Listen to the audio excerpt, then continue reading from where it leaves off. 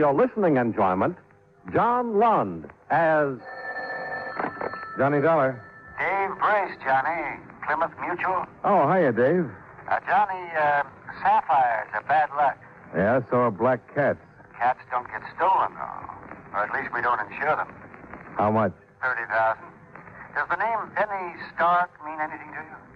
Benny Stark. Yeah, jewel thief. Couple of convictions. I haven't heard of him lately. Well, you're hearing now. He called us from Rockport, outside of Chicago. Wants to talk a deal. He apparently has the sapphire necklace.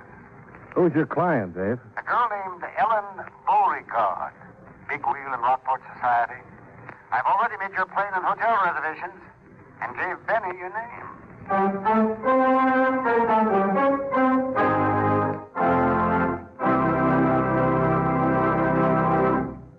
Right here, I have a few words to say, and I'll say them as quickly as possible.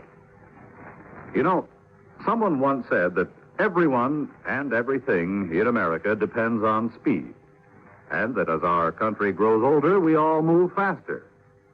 But it wasn't much more than 100 years ago that the fastest anyone could travel was at the speed of a running horse, which wasn't very fast when you compare it to the speed of our latest jet plane, and talk about going to the moon at 25,000 miles an hour. And during that same 100 years or so, we've grown from the first crude telegraph to the perfection of color television.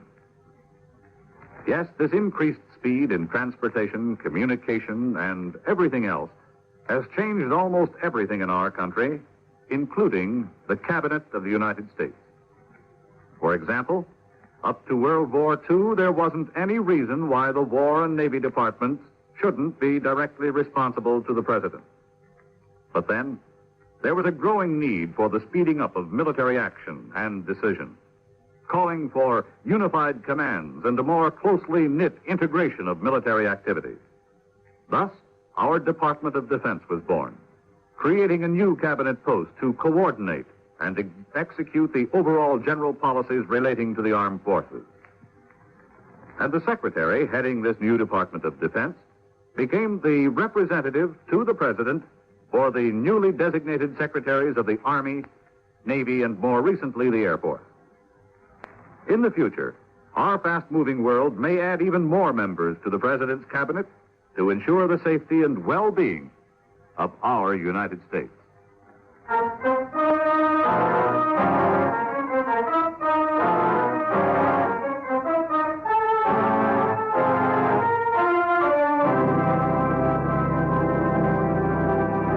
Expense account submitted by Special Investigator Johnny Dollar to Home Office, Plymouth Mutual Insurance Company, Hartford, Connecticut. The following is an accounting of expenditures during my investigation of the Beauregard matter. Expense account item 1, $58.40. Airfare and incidentals to Rockport, Illinois. I checked into the Bleecker Hotel and waited for a contact from one Benny Stark, jewel thief.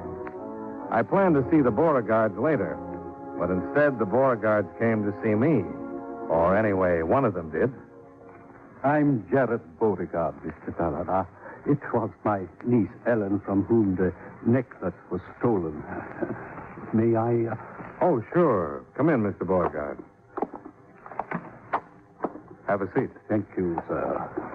This is a little unexpected. I just got in town. Well, Mr. Brace of the insurance company wired us you were coming. I wanted to talk to you before you saw Ellen. Oh, I see. My niece is a remarkable girl, Mr. Dollar. A trifle headstrong at times, though, and not always inclined to use the best judgment. Well, I guess that could apply to most of us. Yes, of course. Tell me, Mr. Dollar, do you have any hope that the necklace may be recovered? I think so. It's fairly certain, in fact. Well, Ellen will be very happy. It was an engagement gift, you understand, from Phil Avery, her fiancé. She was quite broken up when it was stolen. Yes, I imagine. $30,000 is quite a loss. Well, it's more the sentiment attached than the beauty of it. You've seen the necklace, Mr. Dollar? No, but I have photographs of it. Oh, yes, from the insurance company. Well... About your niece, Mr. Beauregard. Just what was it you wanted to tell me? Oh, excuse me. Johnny Dollar. This is Benny, Mr. Dollar. Oh, okay, shoot. You know where the Pink Pigeon is? No, but I'll find it. Well, it's south of town. I'll meet you there at 9 o'clock tonight, backwoods behind the bar. Make it? Yeah, sure. Have you, got the item? I got more than that. I got information that'll blow the lid off. I've been double-crossed, Dollar, and I'm going to get even. What do you mean, double-cross? Uh-huh. First, we make a deal. See you tonight. I've got to run along, Mr. Dollar. I didn't really have anything in particular, just that, Ellen is too impulsive sometimes, but she never means any harm by it. I'm sure you understand.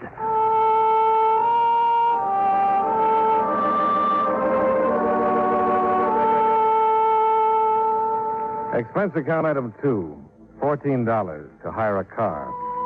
Benny was on ice until 9 o'clock, so I decided to call on Ellen Beauregard, the girl who was too headstrong and impulsive, but didn't mean any harm by it. Uncle Jarrett was wrong, though. I didn't understand. I left the car near the Beauregard coach house and walked down the terrace toward the entrance. Ahead of me, in a glassed-in sunroom, a man and a girl were so busy with each other that they didn't even notice me. A highly romantic scene. The mistress of the house, probably.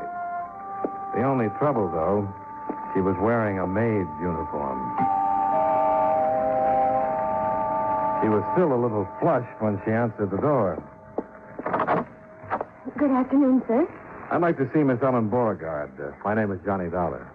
Dollar, you're the investigator on the robbery. Dave must have wired everybody in town. Oh, I'm sorry, sir. Won't you come in? Thanks.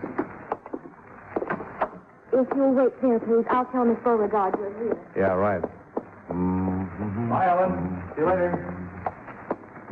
Oh, hello. You must be the insurance fellow? You, too. Ellen said you were due in town today. I'm Phil Avery, Mr. Dollar. How do you do? Ellen and I are engaged. I gave her that necklace that was stolen. Yes, I know. I certainly hope you can get it back. The insurance won't cover the sentimental value. Sentimental value? Yes. Oh, I know. I saw you come up on the terrace, but appearances are deceiving sometimes. I wouldn't want you to misunderstand. Oh, I think I understand perfectly, Mr. Avery. Good. Well, I got to run. My offices are in the Central Bank building. Drop in if there's any information you'd like. Thanks, I will. Bye. I'm awfully sorry to keep you waiting, Mr. Dollar. Quite all right, Miss Beauregard. Gave me a chance to meet your fiancé. Oh, isn't Phil a darling? Headstrong sometimes, impulsive, but he... That never means any harm by it? That is? Exactly. Uh-huh. Well, I suppose you want to know all about the robbery. No, I think I know most of it already. I would like to see the safe, though. Oh, yes, of course. It's over here behind the painting. You've just got to find that necklace, Mr. Dollar. I feel so guilty about it. Guilty? Why? Well, because it was a gift from Phil, and not that I was careless, but... well, I'm sure you understand. Here it is, back of the portrait. An old-fashioned one, huh? Everything in the house is. Our family's been around quite a while. Yes. Wouldn't be much of a job for a professional safecracker. How'd they get into the house, Miss Beauregard? Force a lock somewhere? No, they must have had a key. You see, I'd gone out for the afternoon, and Uncle Jarrett was off somewhere, and the house was empty. Your maid wasn't here? Lois? No, after I left, she decided to go into town to do some shopping or something. Oh, they couldn't have picked a better time. No, they couldn't have.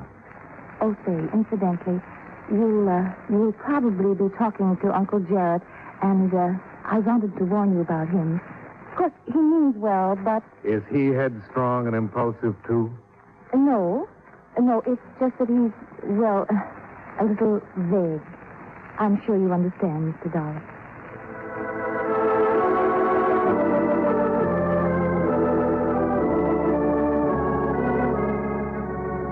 It was nearly dark when I left, filled with understanding and with a lot of questions about the Beauregard establishment that still needed answering. I started to open the door of my car when I caught a flash of white at the corner of the coach house. Somebody had seen me and then tried to duck out of sight. I walked across the drive and moved quietly up to the corner. Evening, Lois.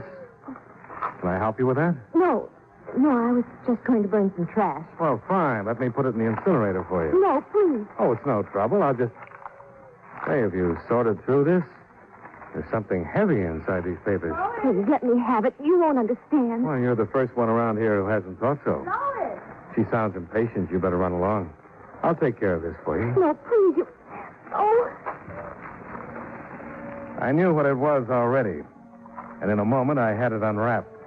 A .32 caliber revolver. And one chamber had been fired. Recently. Mr. Dollar?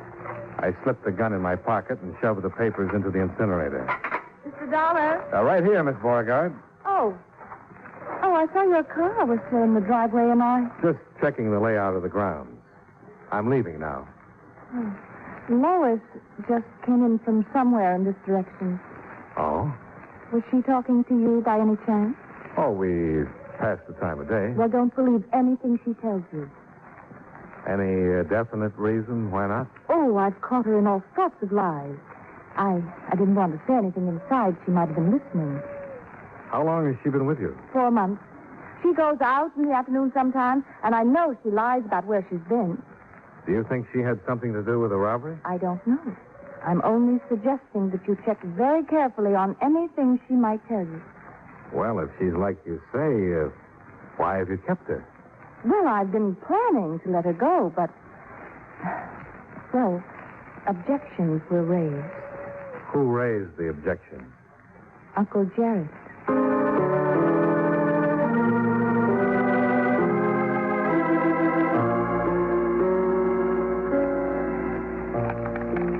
When I got back to the hotel and went to my room, I had another surprise waiting for me. Come right in, son. Have a seat. Oh, thanks. I could be in the wrong room, of course. Not if you're Mr. Dollar. You know a fellow named Benny Stark? Not exactly. I'm looking forward to meeting him, though. I see. You got business with him? I might. Do I have any with you? My name's Cotton, Mr. Dollar. I'm the chief of police here. Oh, I see. How did you get on to me? Found your name where Stark had written it down. Had your room number here at the hotel. He a friend of yours? Well, I guess we might as well work together, Chief. I'm an insurance investigator, checking on that Beauregard robbery. Ah, so that's it. Stark is a jewel thief. He phoned the company and offered to talk a deal. I've got an appointment with him at 9 tonight. Yeah, I don't reckon you're going to be able to keep it. Why not? Because this Stark fella got himself shot a few hours ago. Real shot. Dead, in fact. Murdered? Yep. Found him in a rooming house over across town. You wouldn't know anything about it, would you, Mr. Dollar? I might. What kind of a gun was it? .32 revolver, according to the lab. Well, this might be the gun. Been fired, all right. Where'd you get it? I took it away from Lois, the Beauregard's maid. He was trying to hide it in the incinerator. You might have it checked, but I doubt if it's registered. It's registered. Huh? We don't have many guns around town here. I recognize this one. Belongs to Jared Beauregard. Uncle Jared, huh? What about these Beauregards? Who are they? What are they? Old line family, 4 generations. Just the 2 of them now, Jared and Ellen. Not as wealthy as they once were, maybe. You never know, though. Lately, at least, Jared seems to have plenty of money. Lately? Oh, not just since the robbery, if that's what you think. And I meant the last 4 or 5 months. What about this Phil Avery? Been here a couple of years. Fine young fellow, civic leader. Everybody was pretty tickled when they got engaged last spring. Figured they was meant for each other. Well, he goes in for lavish gifts, at least. Expecting anybody? No. Who is it? Lois, I've got to talk to you, Mr. Dollar. Just a second. You want to dodge into the bathroom and listen in? Good idea.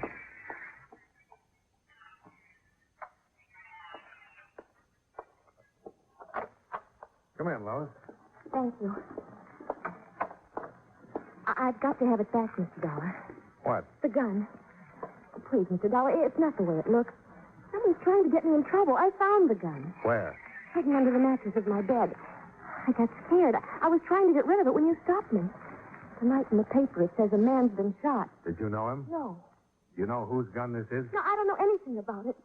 Give it to me, please. I'd like to, Lois, but I'm afraid it's not that simple. All right, Chief.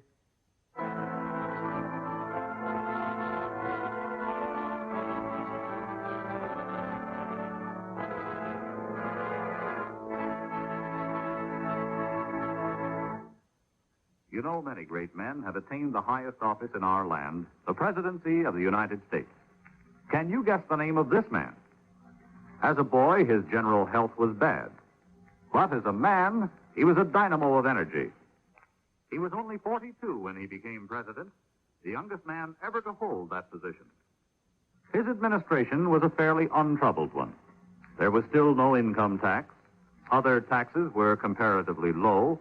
And the United States was in a peaceful era.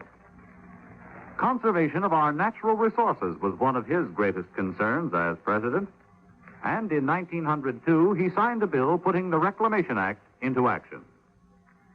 If you don't have his name by now, here's one more important clue. During his administration, work was begun on the Panama Canal. Who was he? Theodore Roosevelt, 26th President of the United States. His life is part of your American heritage.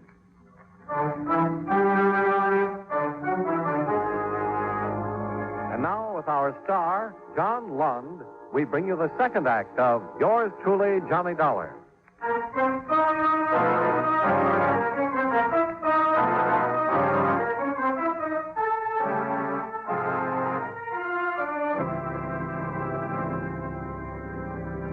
Expense account item 3, $2.90.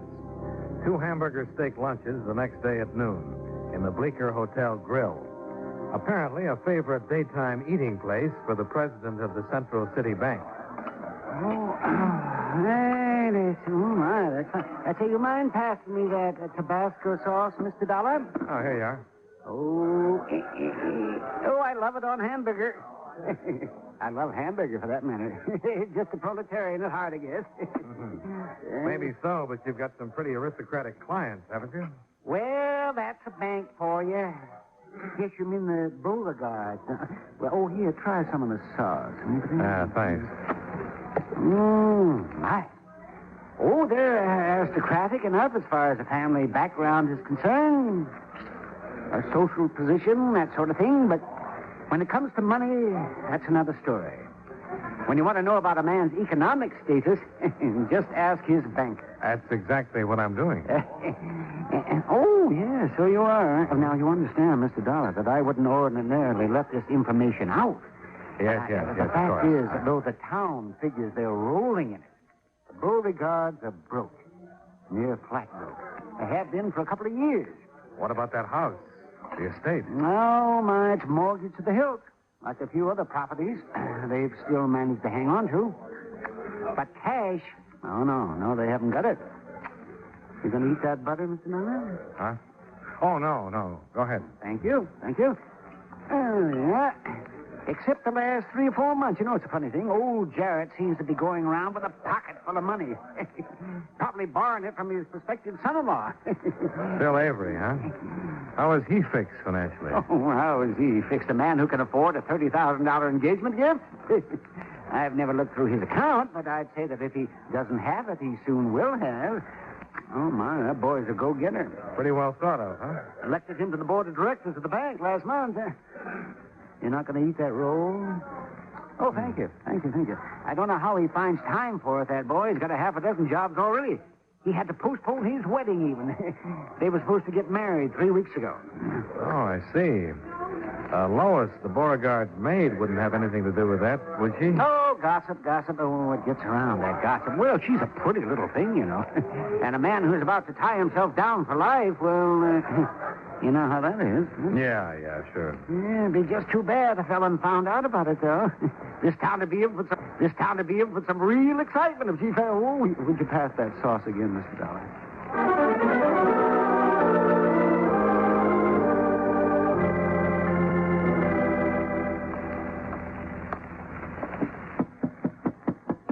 Come in. Afternoon, Chief. I have a couple...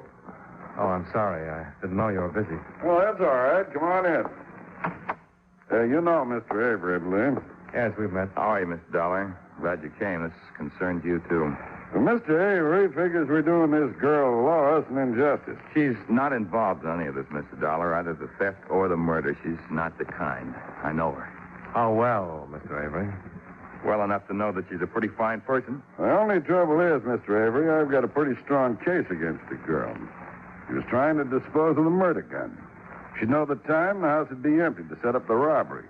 She could have given Benny Stark a key to get in. One thing, though, Chief Cotton. We haven't found the necklace. Unless she can be tied up with that, the case won't stand. We're still looking. What about her room at the Beauregards? Or places around the house that she might have access to? First thing in the morning, we're going to take it to pieces, Mr. Dollar. You won't find a thing. Wait and see. I'm afraid that's what we'll have to do, Mr. Avery. Wait and see. Well, you go on back and talk to her if you want. I told Ed you could have 15 minutes. Thanks, Chief Cotton. I'll see you, Mr. Dollar. Right. Now, what's on your mind, Mr. Dollar? Jewelers. This is a photo of that necklace. Do you know any jeweler here in town who could make a duplicate imitation? No. Have to go to Chicago for that. Well, that's what I want to know. Whether somebody did go into Chicago 4 or 5 months ago. Well, I could get Jim over here from Hawkley's jewelry store. He could give him a technical description over the phone. Chicago police work pretty fast. Might have some information back by this evening. Good. I'll wait to hear from you.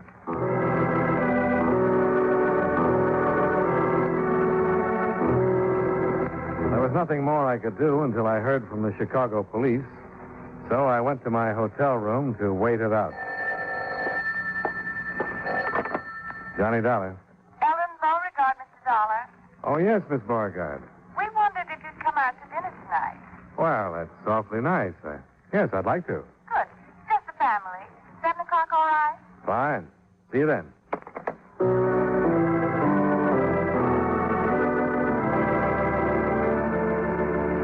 Expense account item 4, $14. Car rental for an additional 24 hours to attend dinner party at home of client. I arrived at 6:45, parked by the coach house, and then at 7 o'clock, I joined Phil Avery in the billiard room. We were about to start a game when the phone call I'd been hoping for came through. I took it on the extension in the entry hall. Johnny Dollar. Chief Cotton, Mr. Dollar, just got word from Chicago. Oh, good. Any luck? Yes, they located the custom jeweler who made a copy of that necklace 5 months ago. He remembered it well. Did he remember the client? Yes. A girl whose description fits Ellen Beauregard to a T. Then it all adds up. Oh, I found the necklace, by the way. Well, maybe I'd better come out there. The sooner the better, Chief. I'll see you. Well, good evening, Mr. Beauregard. You've discovered our little family secret, I take it. I'm afraid so. I knew you would. I want to tell you, I warned Ellen, but she's headstrong. Of course, it was legal in the beginning. But not later. No. You'd better ask Ellen to come down. As you wish, Mr. Dollar.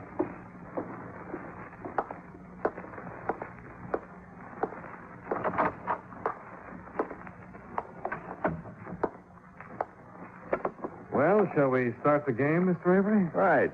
Go ahead and break them. Let's make it straight pool, huh? Okay.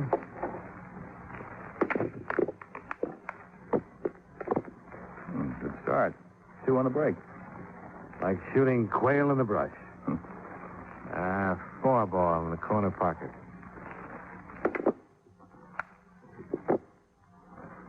By the way, Mr. Avery, you were right about Lois. She isn't guilty. She was being framed. I told you so. She's not involved in any of this except as an innocent bystander. Even though I found the necklace a little while ago hidden in her room. You found it? Oh, good.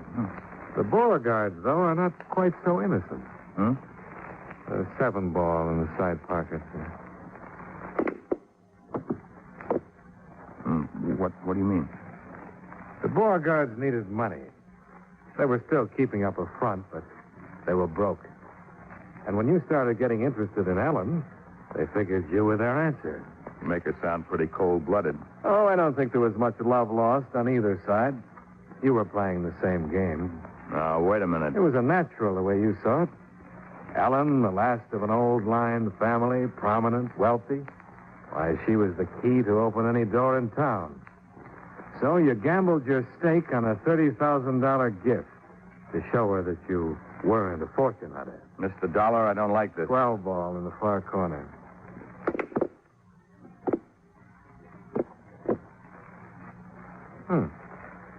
Then, about a month ago, you had a chance to see the Beauregard accounts at the bank. Why, they were broker than you were. I wasn't marrying Ellen for money. Only trouble was you couldn't stand losing that 30-grand necklace. So you brought Benny Stark in, and he stole it for you. But when he gave it to you, he told you it was phony, and you thought he was double-crossing you. He got sore and decided to try for a deal with the insurance company. And that's why you killed him. You're accusing me of murder, Mr. Dollar? Let's see now, the 8 ball in the end pocket.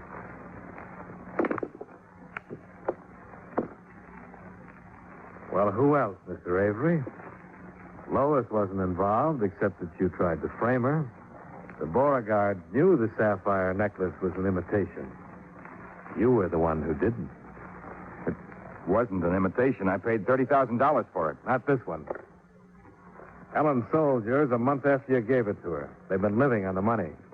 She had this one made in Chicago. That dirty look. Another clincher.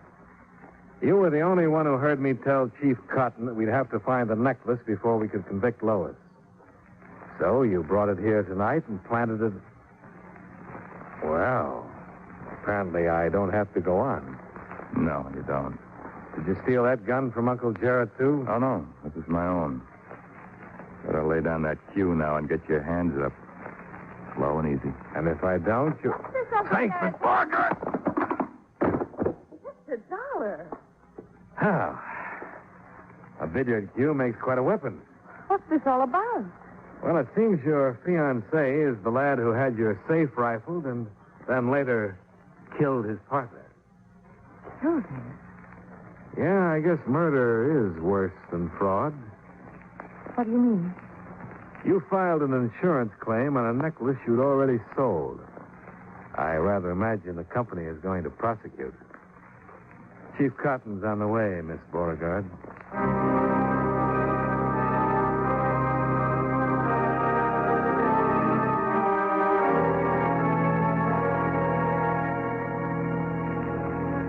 Expense account item 5, $114.10.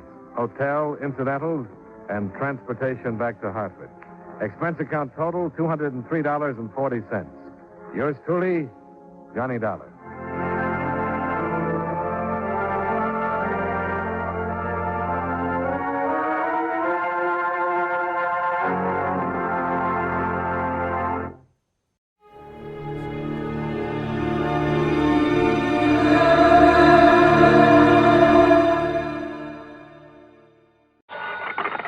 Johnny Dollar. Pat McCracken, Johnny. How's the weather in Palm Springs? A blonde in a bikini just melted past my poolside window. Goodbye now. Oh, don't hang up. Johnny, this job's just a few miles north of where you are. It'll take maybe a day to clear it up. Yeah, you said that last Christmas, Pat, and I got trapped in a blizzard. This season, I soak in the sun. Happy New Year. John, boy, we have a bonus list in this office. Your name could be on it. Near where I am, huh? It's a ghost town named Calico. An old prospector named Kringle is breathing his last up there. I thought all prospectors never died. He wants to change the beneficiary on his $50,000 policy, but a nephew, Ned Kringle, threatened suit if we let him. So you contact our agent, Gene Craig, in Barstow. Who's the new beneficiary? Carmen Kringle. Carmen? A borough. A borough? Yeah. If I don't hear from you, Johnny, Merry Christmas.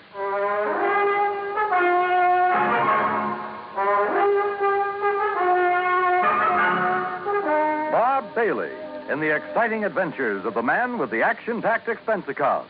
America's fabulous freelance insurance investigator. Yours truly, Johnny Dollar. And now, Act One of yours truly, Johnny Dollar.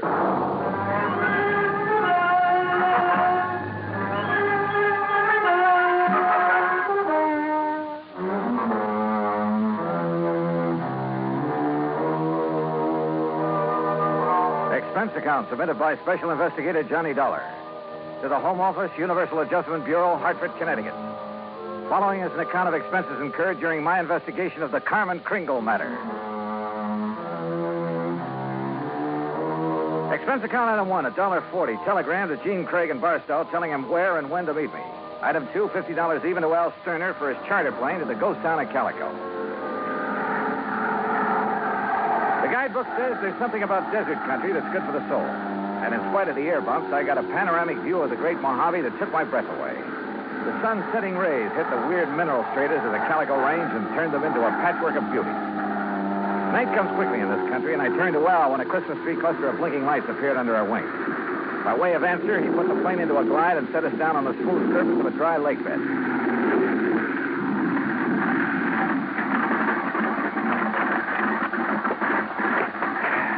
Johnny, you want me to wait around till your friend shows up? No, thanks. Well, there seems to be plenty of company. That's just an old coyote. Don't stand too long or you'll freeze to the spot. Okay. Good luck. Call me when you want to be picked up.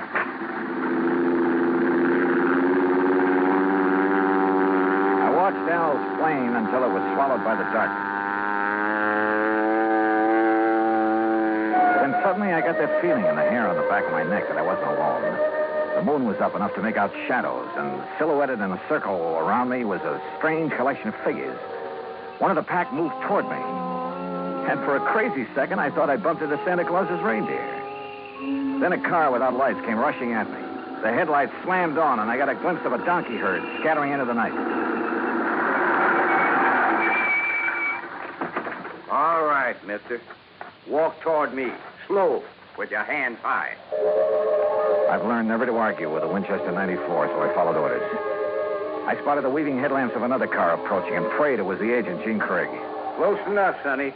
I can pop the rattlers off a sidewind at 60 yards, so don't you make no sudden move. He was maybe 60 with gray sideburns and a frosty goatee. A marshal's badge was pinned to his leather jacket. All right, now, mister. Marshal, that's all right. That's Mr. Dolar. Huh? I was supposed to meet him earlier. I'm awfully sorry, Mr. Dolar. I'm Gene Craig. Huh? I couldn't get here until I drove Doc Spangler up to Chris. He's had another setback, Marshal. Yeah, some darn fool let down a rail on his corral, and Chris Kringle's whole herd got loose. He don't give a chuck for most of them, though, except Carmen. Now he's fretting because she's running wild. Almost had him tracked down when this here fella showed up. If you vouch for him, huh, Gene? You are Johnny Dolar, aren't you? Well, a frozen facsimile. Come on, I'll drive you into Calico. You tell Chris that I'll have his Carmen back in the corral before the moon's full. And, Gene. Yeah, Marshal. Tell the old sourdough to stay alive, will you? We need him around here. Sorry about mistaking you, Mr. Dollar.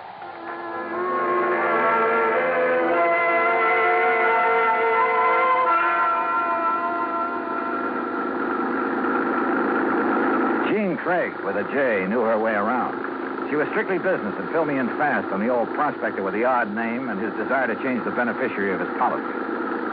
Everybody calls him Chris because every year he loads up his burros with toys and presents for the miners and their families back in the hills. Huh?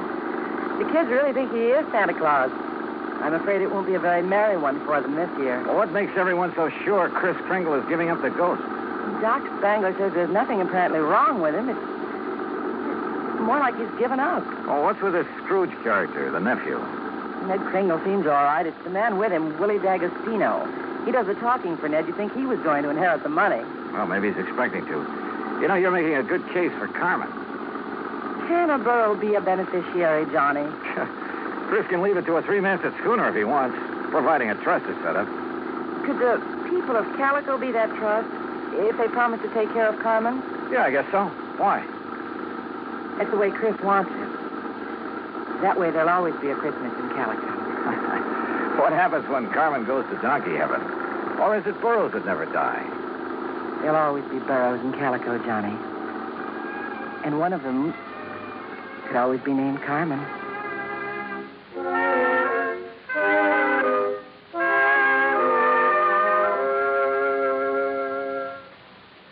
Act two of yours truly, Johnny Dollar, in a moment. Act two of yours truly, Johnny Dollar, and the Carmen Kringle matter.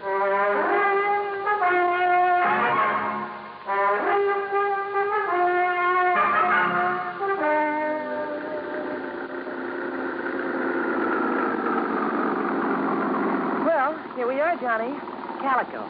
Once the richest silver city in the West. It was unbelievable. Like seeing a page from the past. Walter Nutt, famed creator of Nutt's Berry Farm and Western historian, had bought the old ghost town's battered remnants and restored it to the way it must have appeared in the wild and fevered days of the Silver Lode. I could make out signs nailed to weathered batten boards that told of a flourishing and colorful past. Joe's Saloon, The Last Chance, Hyena House Hotel, Lane's Mercantile, the Calico Prince. High on a hill at the edge of town, people were gathered at the entrance to a cave that was illuminated by hundreds of miners' lamps. And it gets you, huh? Almost like it was planned. They're rehearsing for the Christmas Eve pageant. Maybe you can spend Christmas Eve with us, Johnny. If you don't have other plans. I have a day with a steam-heated swimming pool. What? Come on. Let's meet the old man. Expense account item 3, $100 for a quart of perfume or a mink scarf, anything to wipe the hurt look off of Jean Craig's face. She led me up the steps to the rickety porch of Chris Kringle's wooden shack. A tall figure carrying a black bag stepped toward us out of the shadows. Jeannie, I'm glad to see you. Will you drive me back to town? Why, certainly, Doc. Oh, this is Mr. Dolar. Hi, son. Hi. Chris, is he still all right? I couldn't say. Been sitting out here waiting for you. You haven't seen the patient? The medical man owes a duty and all that, but I'm too old to talk back to a gun. They wouldn't let you in? Tired of it. Well, I'm not a medical man. Well, please be careful, Johnny. I told you, Stallbone, stay away and leave the old man. Well, if it ain't little Jeannie, the policy fixer. And who are you, mister? Willie D'Agostino. This is Johnny Dolar.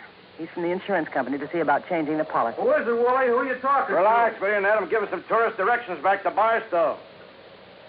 There'll be no policy changing at this late date, mister.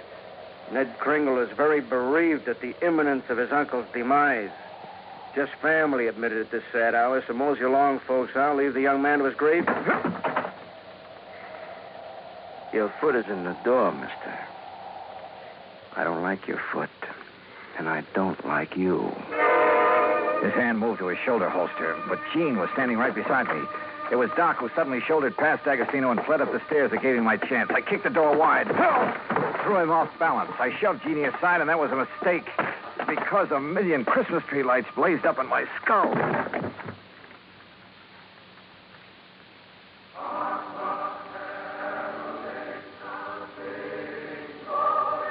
Then slowly the tree lights faded away, and I saw Jeannie fussing over me and looking worried. A young, nice-looking fellow was seated next to a marble-top table. D'Agostino leaned against the stone fireplace and dangled his gun, smiling like he had a stacked deck. He's all right, Doc? A nasty cut, but no fracture. I know how to pull my punches, Doc. The old man. How is he? No better, no worse. Just lying up there staring at the ceiling. I want to see Chris. I have a right to, Ned. I'm an old friend. Wooly, wouldn't it be okay if Jean just went up? No, let him die in peace. He's past carrot hoe season. Wooly, these people have I a right. said no. I'll get a hero boy on his feet and shove off. Go on. Come on, Johnny. Help me, Doc. How's it going to feel, Ned? Sharing blood money with a hoodlum. Your uncle paid for that policy with a pick and a shovel. It took a lot of years, a lot of sweat. And he's had your name on that policy ever since you were born. Old man Kringle never saw pay dirt in his life. Ned here give him money to live on, paid the premiums on his policy. Chris was always tapping the kid, claiming he had a new find. He was going to mine $1 million. Wait, shut up. The old man's dying. Tell him, Ned. Tell him how the old phony was always taking the bows, making like Santa Claus with the money you give him. Willie, haven't you got a... Tell him who owed you the money! I know he's been waiting a long time for this. Me. Willie D'Agostino, that's who. Is that true, Ned? Yeah. I thought my uncle would make a strike someday. I honestly thought he'd strike it rich. I know he tried. He did strike it rich, Ned. When he dies, every man, woman, and child in this town will mourn him. He'll live in their hearts. What will people remember about you, Mr. D'Agostino? All right, get out and stay out before I... Willie, this rifle will make a hole in your belly big enough to pass a borax beam through. So you just drop that gun. know what the shouting's about, but you're guilty of carrying sidearms and you're threatening violence, Mr. D'Agostino. And ain't nobody does that in Calico, long as I'm the marshal. Now, you better get. Ed Dolar, I love you. So let Gladys hear that. Well, I'll see how Chris is. Doc, you tell the old buzzard that I got his Carmen back in the corral. Jingle bells and all. Yeah, nice work, Ed. Now, what's holding you, mister? Okay. All right, let's go, Ned. Let the squares have a round, huh? I'm going to stay here, Willie. I want to be here when Chris... Hey, that's a good idea. That way, no fooling around with the will, huh? Smart kid, that Ned. See you at the funeral, huh? I'll go up now. You were wonderful, Marshal. And you too, Johnny. Oh, yeah, sure. I take a nice sock on the head. Say, you folks better come up, too. Chris wants to say something. Oh, wait a second. I figured on this. The corral. Come on.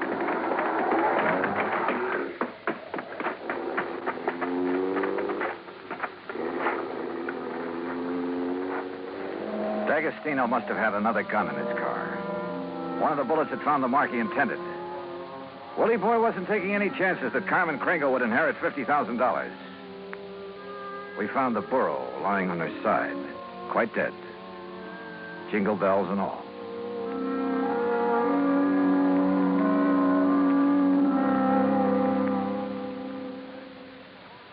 Act 3 of yours truly, Johnny Dollar, in a moment. Oh, Act 3 of yours truly, Johnny Dollar, and the Carmen Kringle matter.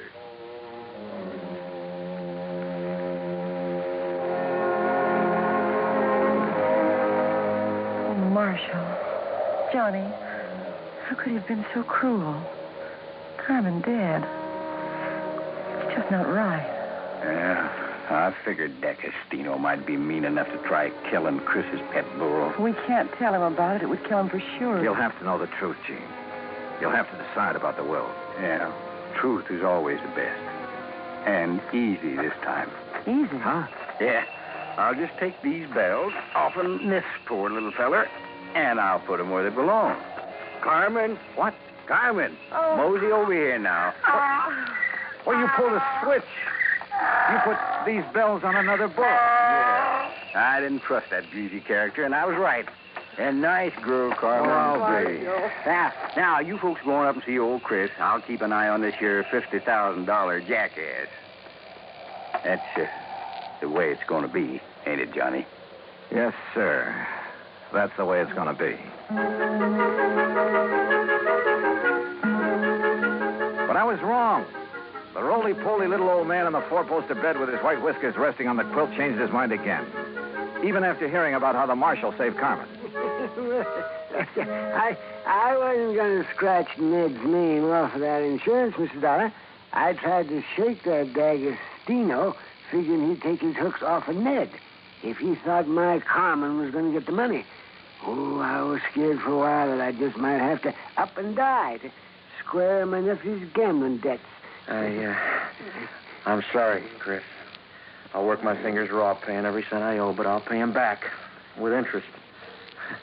I want you around. Yeah. Okay, Mr. Dollar. Yeah, Chris. Lift the lid on that footlocker and fetch me one of them bags in there. They're pretty heavy, but you look strong.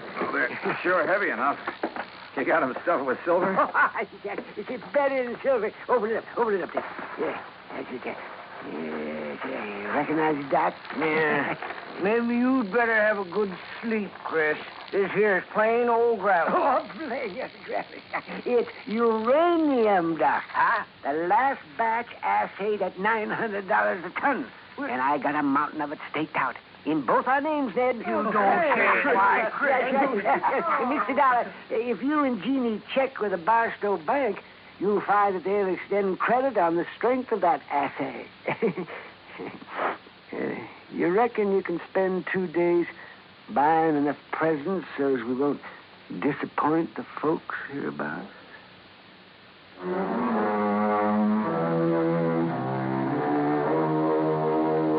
Expense account item 4, $68 even. Telephone calls to 5 principal cities where I thought Willie D'Agostino might be remembered. The police department's had a long list of reasons why they remembered Willie. That was my Christmas present to them.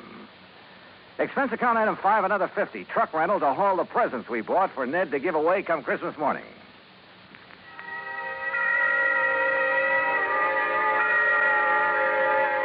And then it was Christmas Eve. We sat on the Kringle's porch and watched the procession up to the Maggie mine. The flickering lights from the miners' lamps reflecting on the faces of the happy children. Old Chris was bundled up in blankets, his little eyes twinkling, chuckling to himself like he knew all the answers to the universe. Jean was there, too. Kind of nice. Isn't it, Johnny? Kind of nice. Marshal Ed Dolar was one of the wise men in the procession. I recognized the sideburns. And Doc Spangler couldn't hide his height. Oh, he wore an awful beard. Ned Kringle led the burro that carried the Blessed Mother. Yeah, you guessed it. The burro was Carmen Kringle. Expense account total, including return to Palm Springs and incidentals, $229.75. But forget it, Pat. This is the best holiday I ever had. And I was only cold at the start. From all of us to all of you, may this be your very merriest Christmas ever. Yours truly, Johnny Dollar.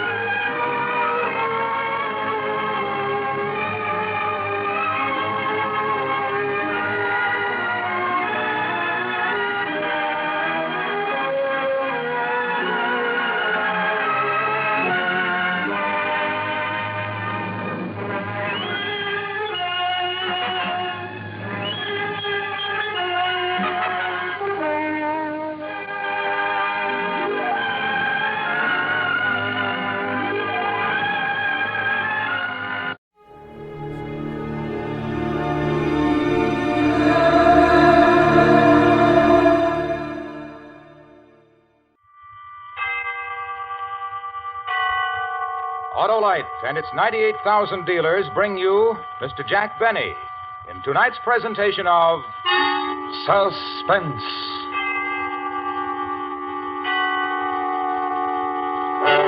Tonight, Autolite presents a story about a man who worked for 30 years to prepare a most unique personal retirement plan.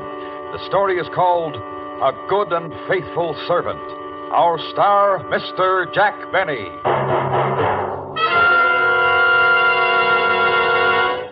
Hello there, Harlow. Well, the legislative luminary. How are you, Senator? My car is giving me trouble, Harlow. Your car? What's wrong with it, Senator? Well, it gets going slower than a loser leaving office. It rides rougher than a tax debate and uses more gas than a 3-day filibuster.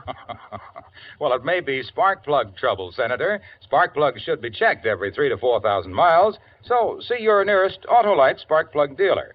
His exclusive Autolite plug check indicator will quickly show the exact condition of your spark plugs. If they're worn out or wrong for your style of driving, he'll recommend resistor or standard type, ignition engineered Autolite spark plugs for smoother performance, quick starts, and gas savings. Sounds like a propitious proposal, Harlow. How do I find this Autolite spark plug dealer? Why, just phone Western Union by number and ask for Operator 25. She'll quickly tell you the name of your nearest Autolite spark plug dealer where you can get the finest spark plug service money can buy. And remember, from bumper to tail light, you're always right with Autolite.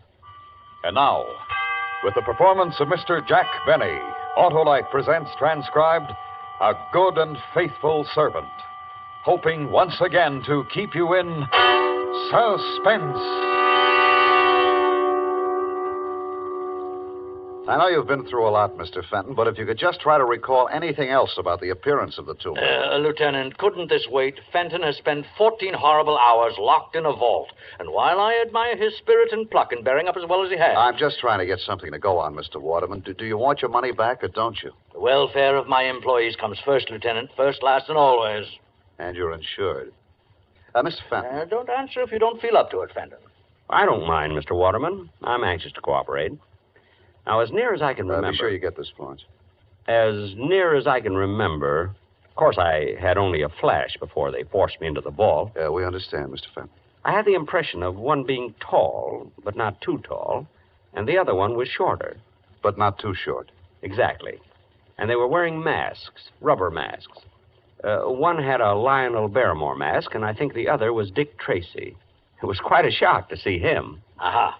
The Brinks gang, Lieutenant. The Brinks gang to a T. Maybe. Mr. Cartwright, would you come over here, please? Mr. Cartwright, is it the practice to keep large sums of cash on hand overnight at the store? Well, yes, the store does a tremendous cash business, Lieutenant. Tremendous. And yesterday was Dollar Day. Thank you. Mr. Cartwright, how did it happen that Fenton was alone in the cash room when the bandits entered? Did he customarily close the vault for the night? Well, not customarily, no. When I'm unavoidably called away from the store... Well, does this happen often? Well, very seldom, Lieutenant. Very seldom. But it happened yesterday. And two men walked in, put you in the vault, and walked out with a big hunk of money. At precisely 5:56. Mr. Cartwright opened the vault this morning at 8:02. Correct, Lieutenant. We won't know how much they got until I can make an audit. And if there's any question, Lieutenant, of corroborating Fenton's story, I need only to say that he's been with Waterman's for 30 years, a good and faithful servant. More exactly, Mr. Waterman, 29 years, 11 months, and 29 days. I was due to retire tomorrow before this unfortunate circumstance arose, Nonsense, Fenton. You'll retire tomorrow. And if there's any question, Lieutenant, of Fenton's character, his honesty, his devotion... Yeah, sure. You can go home, Mr. Fenton. Better get some rest. If you want to duck the reporters, go out this back way. Well, what do you think, Mr. Waterman? Entirely up to you, my boy, entirely. But in these days of doubt, of confusion, and dishonesty in high places, I believe your simple story of courage and devotion to duty will be an inspiration everywhere. Mr. Waterman, I am ready to face the press.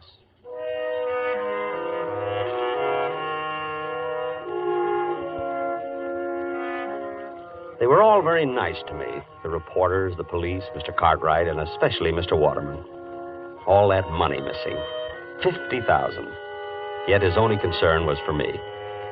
I thought that if I could afford it, I'd like to buy him some little token of gratitude. Then I thought again. In my desk at the office, there was a secret compartment, and in that compartment was $50,000. I guess I could afford it.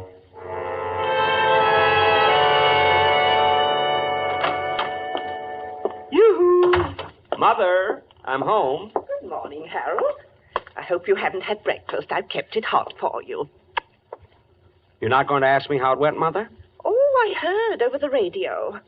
But I wish there'd been some way of doing it that it wouldn't have kept you out all night. Oh, I wasn't out all night, Mother. I was in a vault. I know you were, Harold. And if you keep on, you're going to end up with that same sinus strip your father used to have. Oh, Mother, it was a perfectly dry, warm...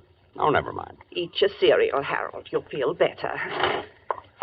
Mr. Waterman told me to take the day off, Mother. I'm not going in until tomorrow. That was certainly big of him, after all you've done for them. How much did you get? $50,000. It's in my desk at the office, in the drawer with the false bottom. In your desk? Will it be safe there, Harold? Well, no one will be looking for it.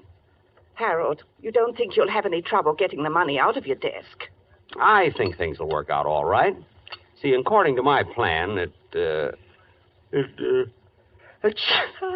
Harold, you see, I told you from the beginning you weren't strong enough for this type of thing.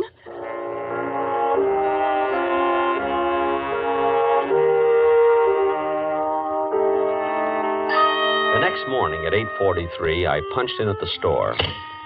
Figuring 308 working days a year, that made 9,240 punches. It was a little strange to think of this being my last. I walked through the store to the elevator, past lingerie, ladies' gloves, and perfume the way I always went. But this morning was different. People looked up when I passed. They spoke to me. They knew who I was. Even the brunette in perfume smiled at me. I almost stopped, but I couldn't think of anything to say. In the elevator, one of the girls asked me how I felt. Still scared, I said, and they laughed. They wouldn't have laughed any harder for Mr. Waterman. I got out at 8, my floor, and as I went into my office, Miss Prentice, Mr. Cartwright's secretary, looked at me.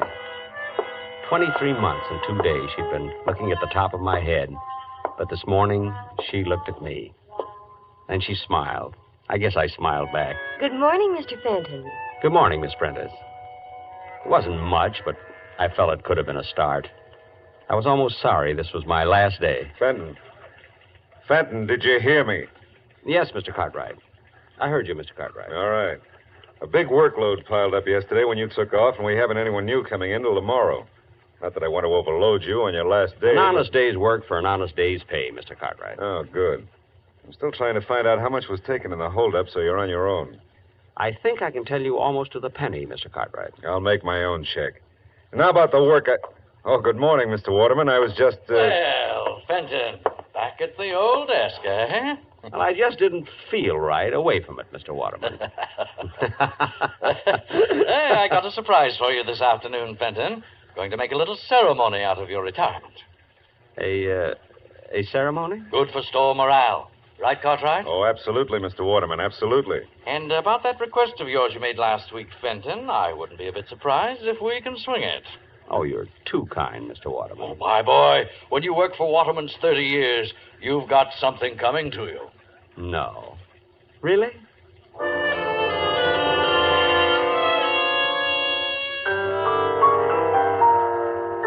I ate my usual lunch that day, the Thursday Blue Plate Special at Elmo's Grotto.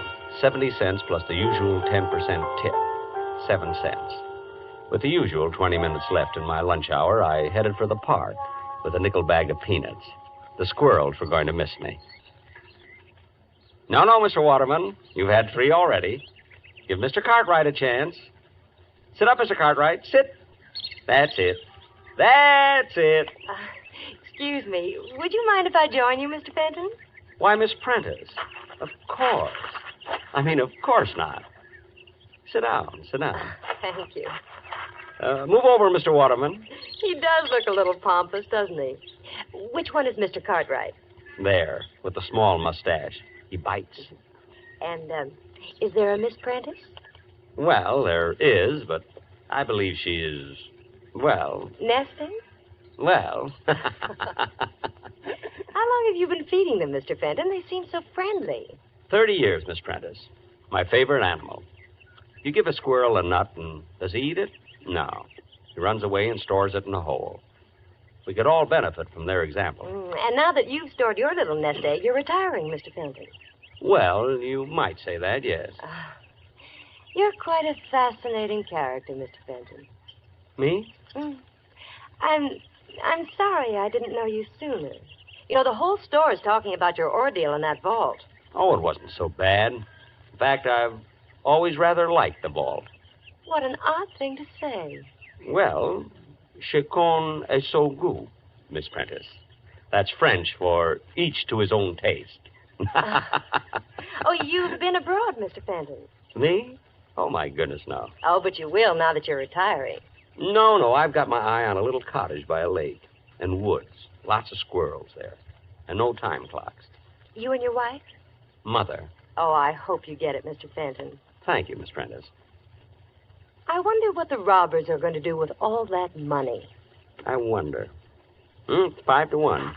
Shall we go back and punch in, Miss Prentice?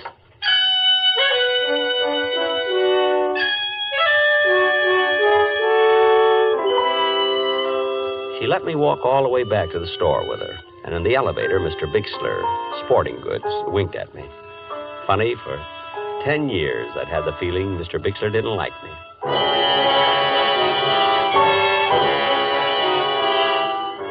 There was quite a gathering in the cashier's office when we arrived. All the executives from Mr. Waterman's down, and the editor of the store paper wandering through Waterman's. I'd sent an item to him last summer. Mr. Fenton of Cashier's Department spending his 2-week vacation at home. But he never printed it. Come in, Fenton. We've been waiting for our, shall we say, a guest of honor. Me, Mr. Waterman? You, Fenton. We have a little ceremony which I'd hope to conclude before the lunch hour was over. Oh, I'm sorry, Mr. Waterman. Think nothing of it. This is your day, Fenton. Your day. Oh, going to get a shot of the two of us, Wolf? Yes, sir, Mr. Waterman. Over by the door? Oh, if you don't mind, I'd like it sitting at my desk. I feel more, secure there. By your desk. How's this? Got it? Good. And now, Fenton, we all say farewell to a good and faithful servant, one who has given 30 years of his life as a contribution, however small, to making Waterman's the great institution it is today. Well done, Harold Fenton. Thank you. A modest man, but conscientious. His regular comings and goings passed almost unknown to many until his ordeal of 2 days ago. Locked all night in the vault by brutal and rapacious thieves. A night in which, in his own words, he relived each and every day of his 30-year service to Waterman's. Oh, greater devotion hath no man. Oh, it was nothing, really. And now, his labor's done, his burden borne, Fenton will live out the rest of his days in ease and comfort, because he has arrived at the retirement age of the Waterman pension plan, by which he will receive... $31.68 a month. $31.68 a month for as long as he lives. Thank you. And now, a little surprise for Harold Fenton. A week ago, in a letter to me, our good and faithful servant asked that on his retirement he be given permission to purchase for his home his old desk. Well, actually, Mr. Waterman, I don't know what I'd do without it. Oh, frankly, I put in a lot of thought on this simple request. I weighed the factors in my mind. On the one hand was Fenton's 30-year service. On the other... Mr. Waterman. On the other, he was already receiving his pension of, his pension. However... Please, Mr. Waterman. However, Fenton, my boy, I decided to go you one better. One better? Not a new desk. Nothing so unsentimental. Fenton, instead of allowing you to purchase the desk, I'm giving it to you. Phew. All right, boys, right in here. Take the desk wherever Fenton here wants it. Now, back to work, everybody. Month-end clearance today. Whoops. Easy, men. Don't drop it. Easy. Fenton, my boy, in the years ahead, when you're seated at your old desk, think of us, won't you? I certainly will, Mr. Waterman. I certainly will.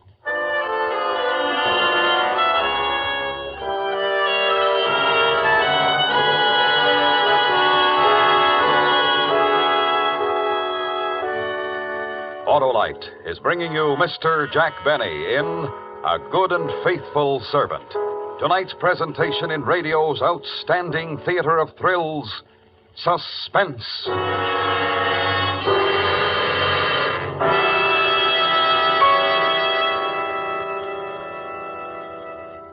Well, Senator, did you take my advice? Why, yes, Harlow. My Autolite spark plug dealer turned my worn spark plugs out of office and elected a set of ignition-engineered Autolite spark plugs. A wise move, Senator. Those Autolite spark plugs are designed by the same Autolite engineers who designed the coil, distributor, generator, and all the other important parts of the complete ignition system used as original equipment on many leading makes of our finest cars, trucks, and tractors. They're world famous for quality and performance. And my Autolite spark plug dealer nominated Autolite resistor spark plugs for my car, Harlow. Ah, you're on top now, Senator, because Autolite resistor spark plugs represent one of the greatest advancements in spark plugs for automotive use in the past 20 years. They offer proven advantages such as double life, gas savings, and smoother performance. And they're specified as original equipment on many leading makes of our finest cars. What's more, the Autolite resistor spark plug is just one of a complete line of ignition-engineered Autolite spark plugs for every use. So, fellow citizens, be sure, vote for Autolite. Right, Senator. Friends, take a tip from me and see your nearest Autolite spark plug dealer this week. And remember, from bumper to tail light, you're always right with Autolite. And now, Autolite brings back to our Hollywood soundstage Mr. Jack Benny in Elliott Lewis's production of A Good and Faithful Servant. A tale well calculated to keep you in suspense.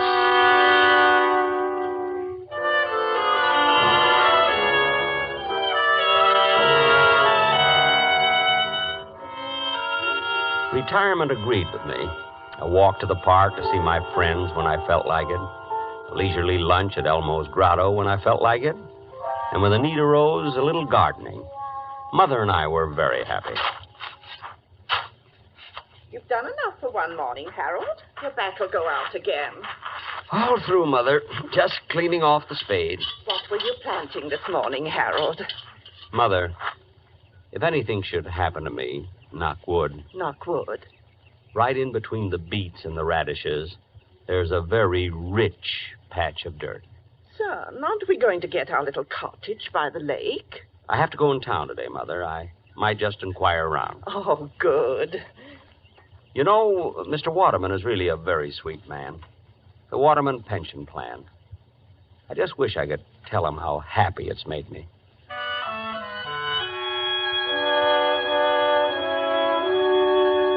I hadn't told Mother, but Miss Prentice had called that morning. Mr. Cartwright wanted to see me that afternoon at the office, she said. And she asked how I was. What would have happened if I'd asked her to lunch? I almost did, too.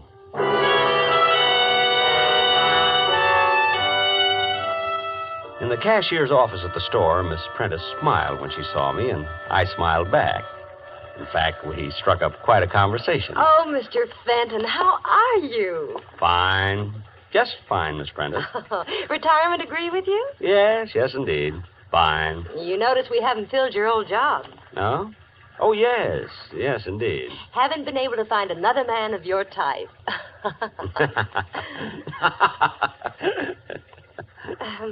Well... Well... Is that you, Fenton? Come on in here. Coming, Mr. Cartwright. Sit down, Fenton, sit down. Thank you. Just trying to clean up accounts on the robbery. Fenton, what was your final tally again? 50,000, almost exactly, Mr. Cartwright. You're way off. That doesn't check with my audit at all. I'm quite sure of my figures. Well, then you're wrong, that's all. My check shows they got away with 82,000. 82,000? Right. Now, if you'll just sign the necessary statements corroborating my audit... I can't do that, Mr. Cartwright. And just why can't you? Don't you take my word for it? Frankly, no. Fenton, look. You're retired. It's nothing to you one way or the other. You just made a little mistake in your figures, that's all. Mr. Cartwright, are you asking me to help cover up a shortage in your accounts? All right, Fenton, I'll lay it on the line. Temporarily, I'm a bit short. Involvement with a woman, and you wouldn't understand. I most certainly wouldn't. Look, I'll make it worth your while. Shortages are found out sooner or later, Mr. Cartwright. All right, if that's your attitude, let me tell you something, Fenton. I don't like the smell of this robbery of yours. I don't like it at all. What do you think of that? You're implying that I made off with $50,000 belonging to Waterman's? I think it's highly possible. And how are you so sure it was 50,000? Supposing me, for one instant, capable of such a thing, Mr. Cartwright, wouldn't I be much too clever to put my head in a noose by covering up for you? Fenton, if I was talking to an honest man, wouldn't he have taken my story right to Mr. Waterman? I'll give you 5 minutes. Either sign my audit or I go to the police and accuse you of stealing $82,000. Think it over, Fenton.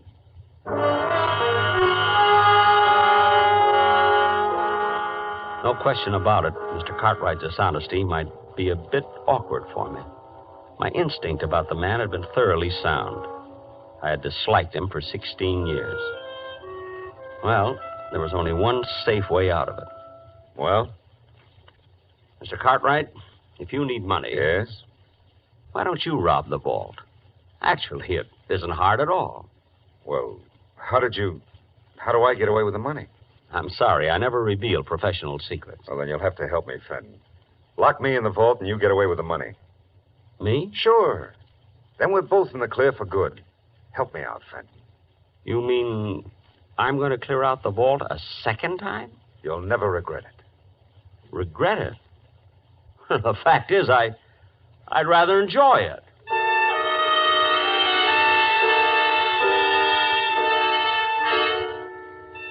We settled on the following Friday. Friday nights, the store stayed open till 9, and they were having a big white sale that day. The money was already stacked on Mr. Cartwright's desk when I got there. It was a juicy haul. I didn't see Mr. Cartwright around, but... Hello, Mr. Fenton. Miss Prentice. But the money. I was listening when you and Mr. Cartwright made your plans, Mr. Fenton, and he caught me and forced me to help him. You understand, Harold. I mean, Mr. Fenton. Harold. Times like these draw people together quickly, don't you think? Oh, I do. I really do. Miss Prentice. Helen. Thank you. Helen. Miss Prentice. Mr. Cartwright mentioned a woman in his life. You're not the one? Harold, of course not. Excuse me. I just thought... You remember the office party last Christmas? Oh, that? Well, that was just because he was under the mistletoe. And if you'd been under it instead of Mr. Cartwright... Really? Well... Oh, Fenton, you're here. Good. Anybody see you come up? It doesn't matter, really, Mr. Cartwright. Might even be better that way. Then you and Miss Prentice can say that I left minutes before the bandits arrived. You're right, of course, Harold.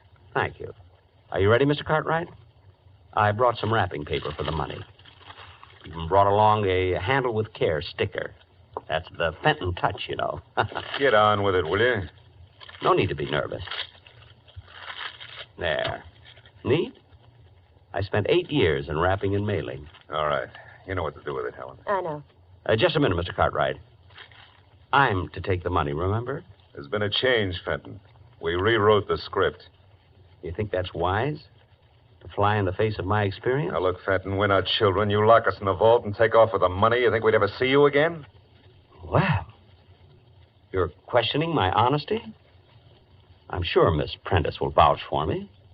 We're rather good friends. Miss Prentice, Helen. Unfortunately for you, Fenton, Helen's on my side. Now, if you wouldn't mind getting into the vault, huh? Me? In the vault? But... This is a loaded gun, Fenton. Get in the vault. But... You came back for a second helping, that's all. The Confederate got away with the money, but I courageously slammed the vault door on you and went for help. But... Will they believe me? I imagine they'll find $50,000 somewhere around your house. They'll believe me. Helen. I see. I'm sorry, Harold. It's a nasty trick, but we're nasty people. You should have stuck to squirrels. Just one thing, Fenton. How did you ever get that $50,000 out of here the first time? How? Well, I didn't, Mr. Cartwright. You didn't? Then where is it? It's still in the vault. I don't believe it. Oh, it's quite cleverly hidden. It took me most of that night. I was locked in. Get in there and show me. I'm sorry, Mr. Cartwright. Get in there. No. I went through a lot for that money, Mr. Cartwright. 30 years. I just as soon you shot me. Helen, hold the gun on him. I'm going in and look. Well, don't be long. What if somebody should walk in? I'll be able to see if he's lying. Just watch him. You see anything? Not yet. I don't think it's possible that... Open the door so I can get some more light. Must be true. Crime changes people.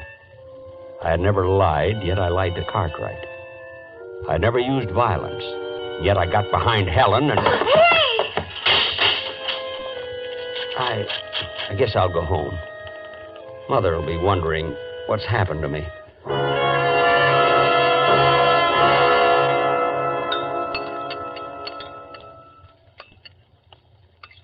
Some more cereal, Harold? I don't think so, Mother, thanks. What time is it? 8:10, son. Well, they would have opened the vault at 8 this morning. The police should be here any minute. Are you sure those two will implicate you, Harold? It seems likely, Mother. The gun would be hard to explain. And I think Miss Prentice will turn on Mr. Cartwright after a night in the vault. Yes, she's just the type. I'm sorry, Mother. I guess I just don't know much about women. It's all right, son. You think they'll be hard on you? Not very. I haven't spent any of the money. The insurance companies always look kindly on such cases. There they are. Harold, how long? 2 years, Mother. Maybe less. Maybe even 1. It's still a long time. A long time? After 30 years in Waterman's? Hardly. I'll get the door.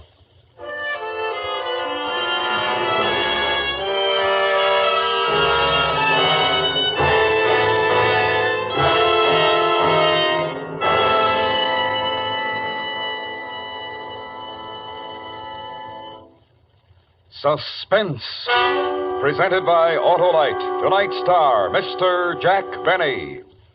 This is Harlow Wilcox speaking for Autolite, world's largest independent manufacturer of automotive electrical equipment. Autolite is proud to serve the greatest names in the industry. They are members of the Autolite family, as are the 98,000 Autolite distributors and dealers in the United States and thousands more in Canada and throughout the world. Our family also includes the nearly 30,000 men and women in 28 great Autolite plants from coast to coast and in still other Autolite plants in many foreign countries, as well as the 18,000 people who have invested a portion of their savings in Autolite. Every Autolite product is backed by constant research and precision built to the highest standards of quality and performance. So remember, from bumper to tail light, you're always right with Autolite.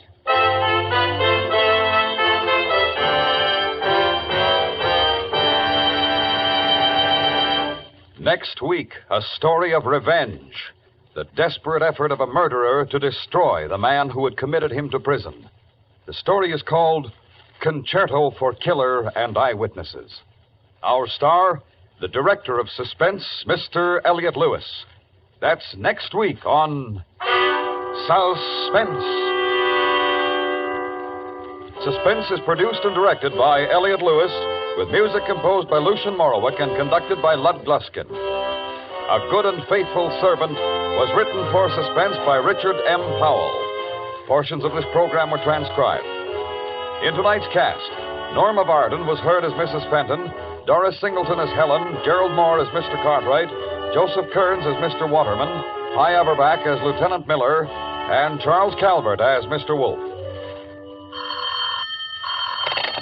For the location of your nearest Autolite spark plug or Autolite battery dealer, or your nearest authorized Autolite service station, phone Western Union by number and ask for operator 25. Switch to Autolite. Good night. This is the CBS Radio Network.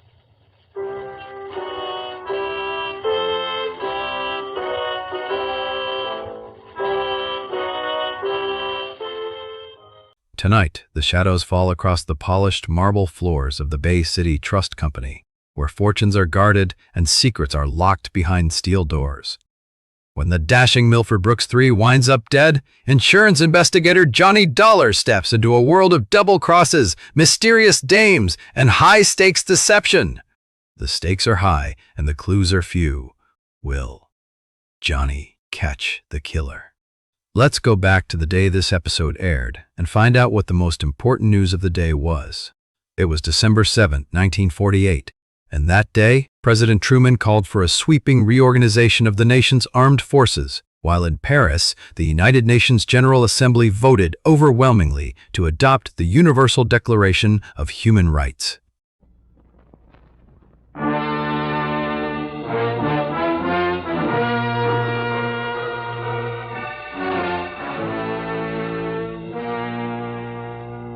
Columbia Broadcasting System presents a thrilling new adventure series starring Dick Powell.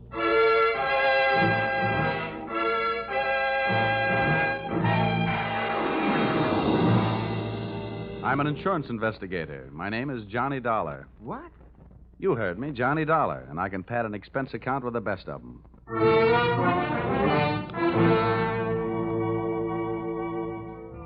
Yep, I'm a freelance insurance investigator, and I live in Hartford, Connecticut.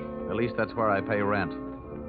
My work sees to it that I really live anywhere, except at home. I'm free, white, 34, and so forth.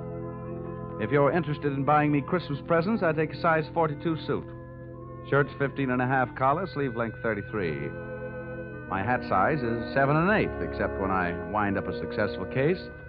Then it runs about 7 3/8. At insurance investigation, I'm just an expert.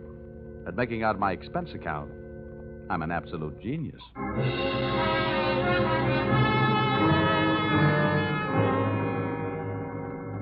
Expense account, submitted by investigator Johnny Dollar to Home Office, East Coast Underwriters, Terminal Building, Hartford, Connecticut. Attention, Austin Farnsworth, General Manager.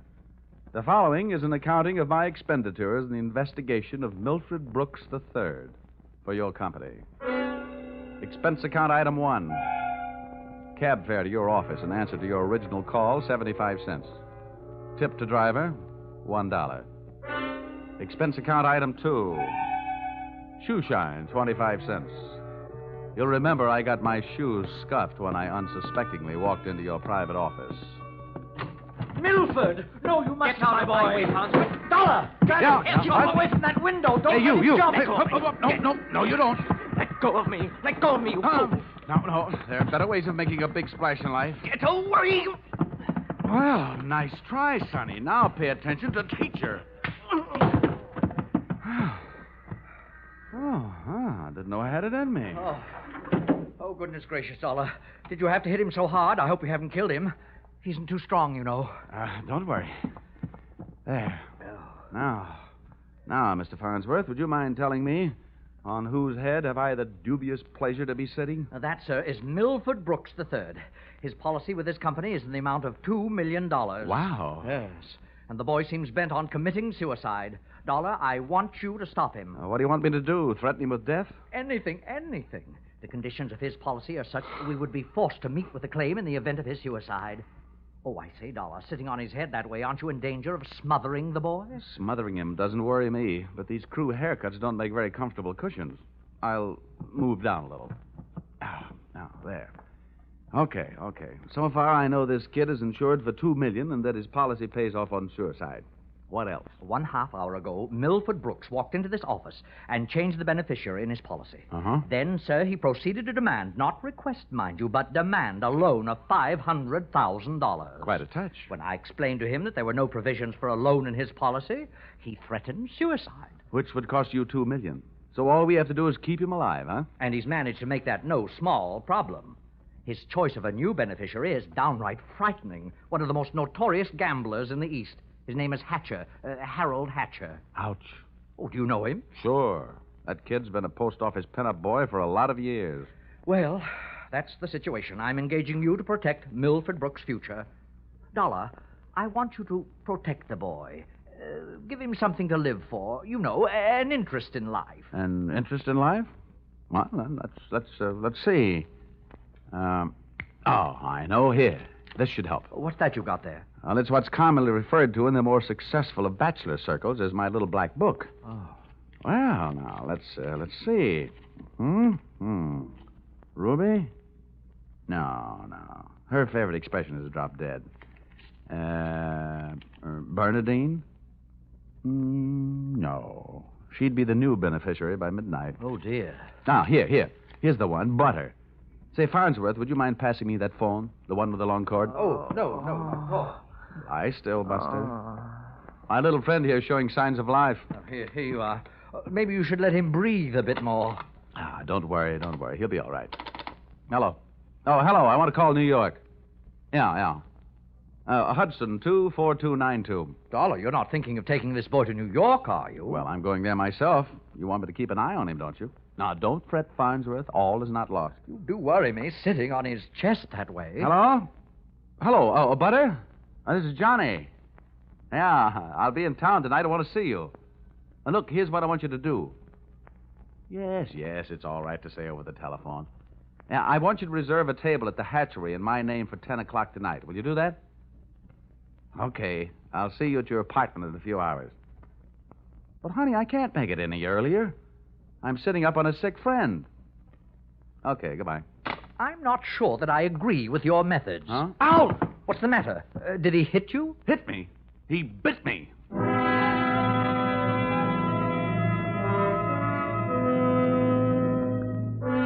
Expense account, item 3. Liquor, $18. Keeping Milford Brooks III peaceful seemed to be the immediate problem, and a bottle of rare old brandy seemed to be the immediate answer. I poured most of it into him, and by the time he started to tick again, he'd gone through the unusual process of going to sleep sober and waking up enchanted. I loaded him into my car, and we headed for New York. As we passed through New Haven, he opened one eye, looked up, saw the Yale Bowl, and gave 3 cheers for old Eli. Ray. Oh, old Yale would sure be proud of you. Why anybody would want to insure you for $2 million is more than I can figure. My daddy loved me very much, and my mother loved me very much. Now, that's nice. And not only that, but I love somebody very much. And not only that, but I hate somebody very much. That's interesting. You know something? Next to one other guy, I hate you more than anybody else. Oh, here, lover boy, it's the cocktail hour again. Time for your bottle.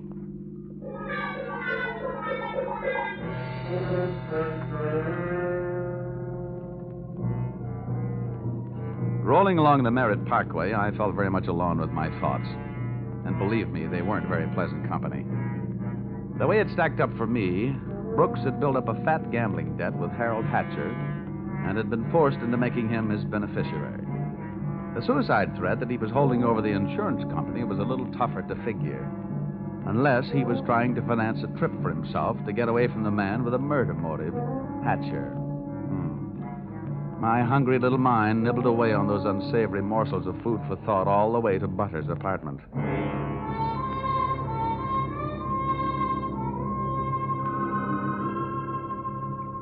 Hey, where are you taking me?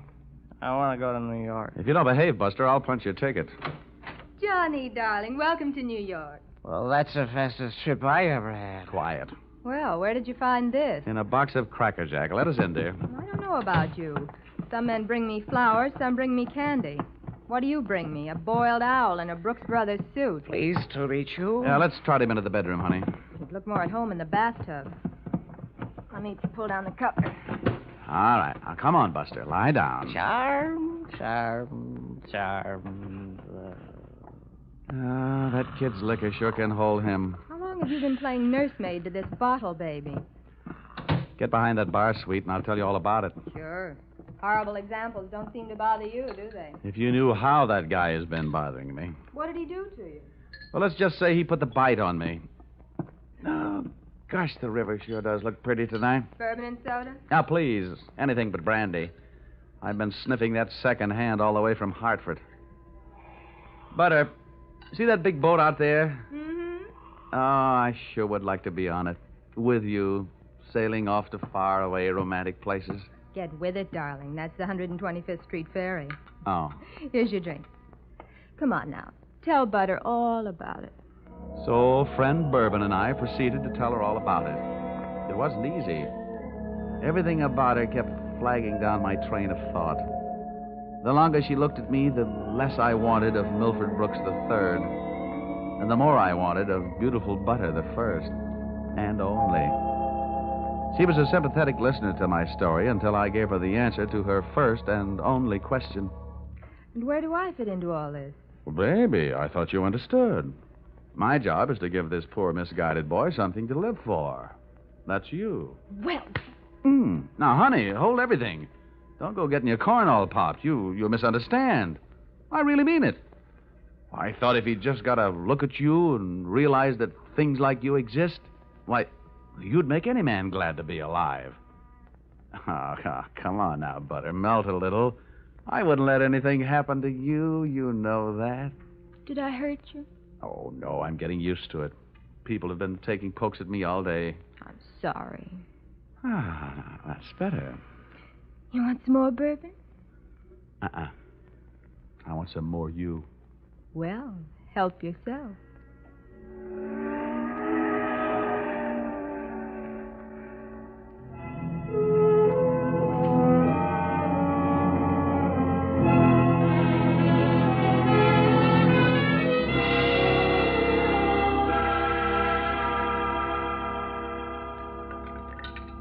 Honey, it's getting late. Let's make this the last drink. What time is it? Oh, it's 20 to 10. Oh. My reservation at the hatchery is for 10. Here. Thanks. Cigarette? Oh, empty. Some more out in the other room. I'll get them. I'd love to get you on a slow boat to China. Johnny! Oh, coming. He's gone. What? Well, he can't be. But he is. The window's wide open. Oh, the fire escape. What a smart guy I am. Trading 3 drinks of bourbon for $2 million on the hoof. Oh, that's the biggest bar check I ever picked up.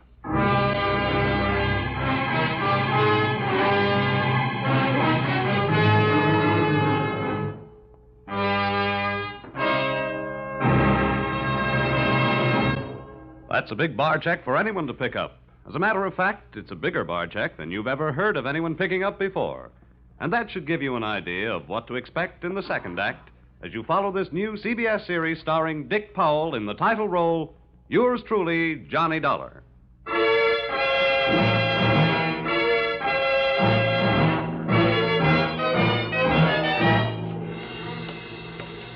Well, nobody could say I wasn't working fast. I'd only been in town for an hour, and I'd already succeeded in losing Milford Brooks III. I spent another hour of his all-too-short life expectancy unsuccessfully shaking down the neighborhood for him. And then, feeling very much like a bloodhound that had flunked his sniffing exam, I went back to Butler's apartment.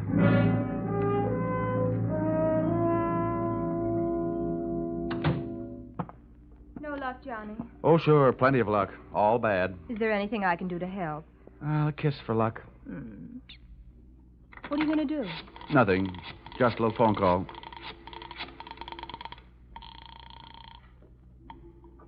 Police headquarters. This is Johnny Dollar. Give me missing persons. Any particular one? Don't be a wise guy. Lieutenant Fisher. Yes, sir. Lieutenant Fisher. Fisher, this is Johnny Dollar. Hello, Dollar. Who'd you lose? One man, my mind, and if I'm not careful, my professional reputation. The guy's name is Brooks, Milford III. Got anything on him? Hold on. All right. Oh, don't look at me like that. It wasn't all my fault. Dollar? Yeah? We haven't found him yet, but we think we know where he is. Huh? The Hudson River.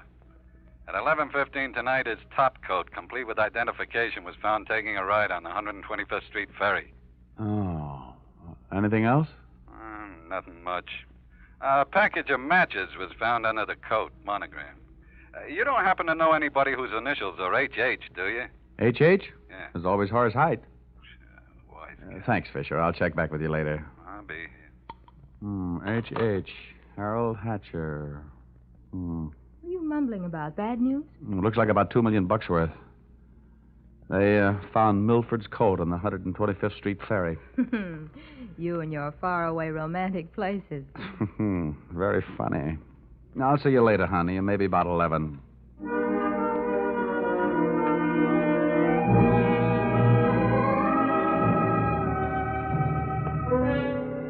Expense account, item 4. Nightclubs. $28. Harold Hatcher's hatchery was in a cellar under a hotel, but the prices were high enough to rate a penthouse. The club was draped in too much satin, its lady customers in too little. The decor was French provincial, the music was Brazilian, and the food was from Dixie. The drinks looked weak and the waiters looked strong. All in all, the joint was a sight for sore eyes, for making them sore. The only pretty thing in the place was a blonde. She came strolling up to my table, her hips unconsciously sending subtle little messages back to the rumba band. She opened her mouth, slid her tongue over her lower lip, and let a few warm, soft words slide out.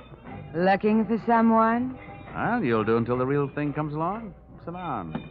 Thanks. I won't have a drink. I didn't ask you.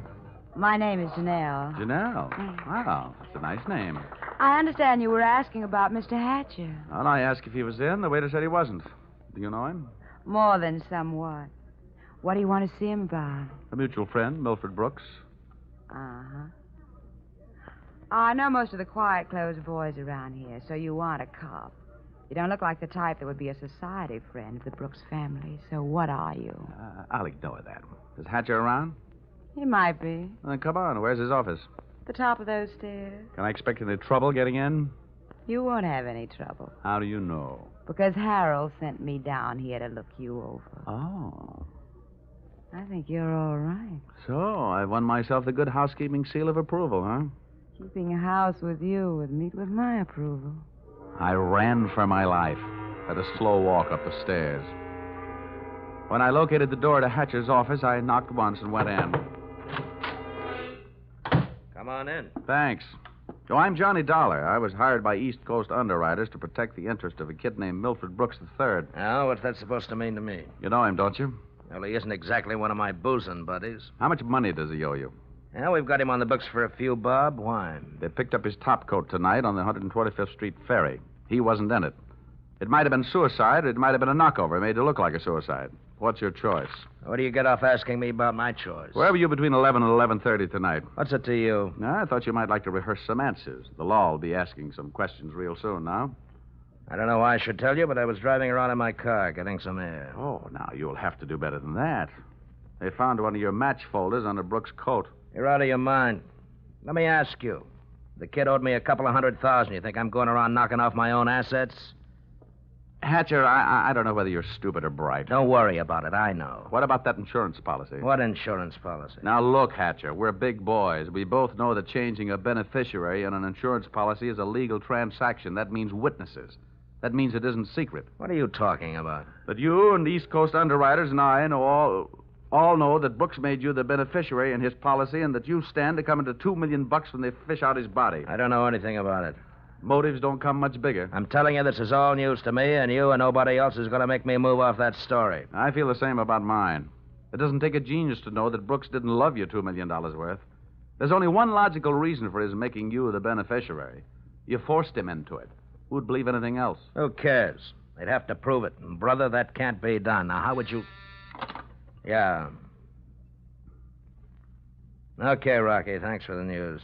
Take the inspector into the bar and buy him a drink. I'll be right down. Dollar, did you turn me in? They're here, huh? Yeah. No, I didn't turn you in. I'm not a cop. Here, have a cigarette. Thanks. Here's a light. Well, come on. Maybe they just want to sell me some tickets to the policeman's ball. For a guy in a hot spot, Hatcher was certainly a cool customer. I followed him out of the office, down the stairs, and back into the club. Janelle was sitting there right where I'd left her. And I thought to myself, now there's a gal who should never sit down. She looks so pretty standing up. Janelle, buy Mr. Dollar a drink. I have to go play 20 questions with some fellas in the bar. Sure, baby. Anything you say. Anything. I'll see you, Dollar. Yeah. How'd you make out? Well, you can never tell about a guy like that. He's a smart boy, strong, silent type. Wouldn't talk, huh? A real close-mouth act. About what?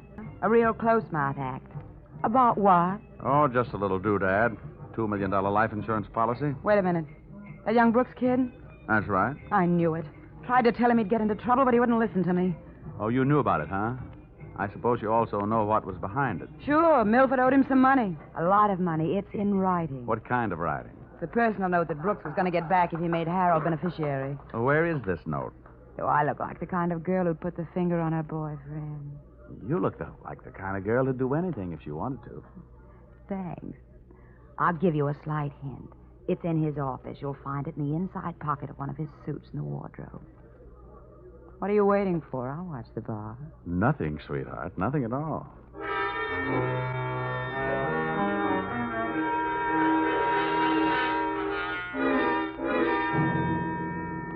Whatever her reasons, Mr. Harold Hatcher's little female playmate was trying awful hard to send him up on a murder rap.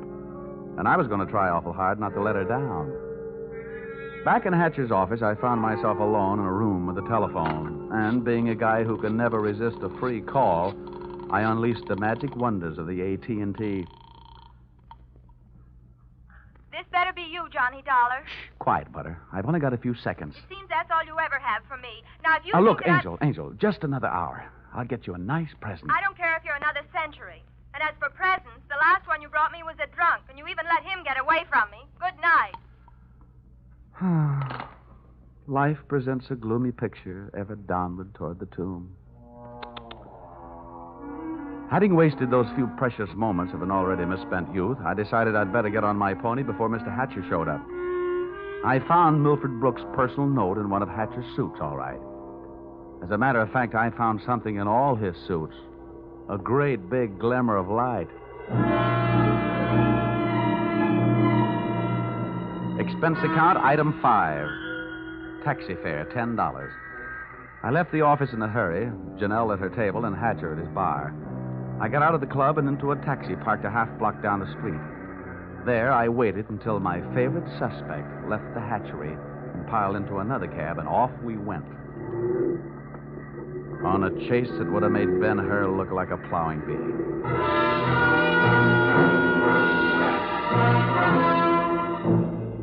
skittered over to Lexington and headed uptown. At 72nd, the cab turned right and pulled to a stop. My driver was on his toes, and his toes were on his brake. We stopped, too, half a block behind. You want I should wait, huh? No, here you are. Keep the change. Hey, thanks.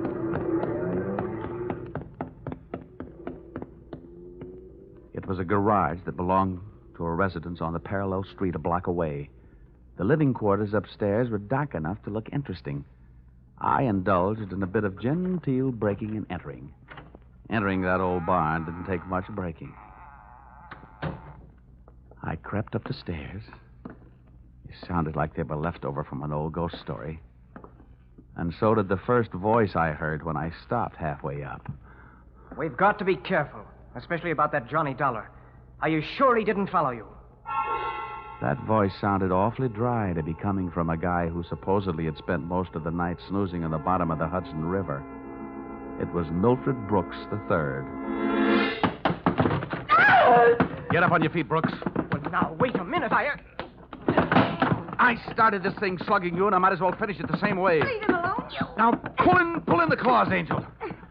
And sit on his lap. You hard-footed. I'll kill you. Get off of me. Huh? I should have known better than to get mixed up with a low-class female like you. Why, you punk. Now, hold it. We've pushed the lady around enough, Brooks. Tell me to be careful, will you? Why didn't you think of that before you led him here? Wipe your nose, little boy. Now, don't you go getting fat-headed, gorgeous. Neither one of you are exactly what I'd call masterminds. When you planted that match folder on a little boy Blue Blood's topcoat on the ferry boat, you both should have been more careful. You think so? You bet I think so. If I were planning a piece of evidence to incriminate Mr. Harold Hatcher, I would have left a cigarette lighter. I found one in the pocket of every suit he owns back there in his closet in the club. It wasn't hard to figure out that guy never carries a book of matches. What do you want? I'm only interested in one thing. Saving the insurance company $2 million. And, Buster, I think you've done it for me. Dollar, This is insurance fraud.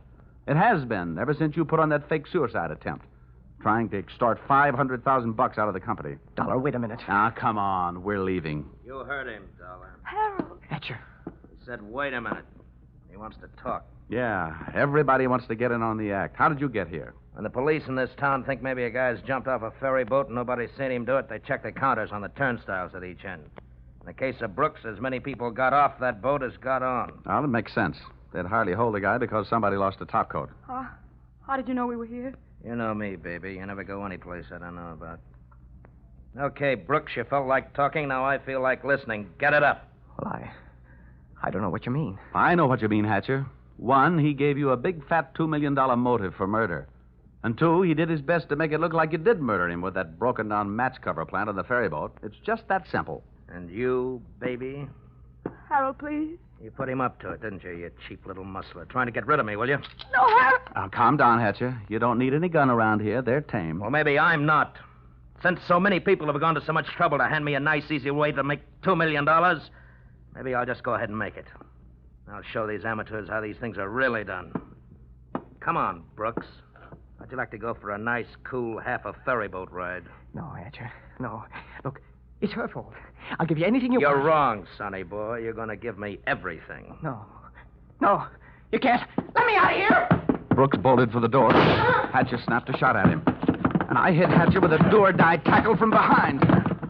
The gun flew out of his hand. No, you don't. I beat him to it and swung it straight into his skull.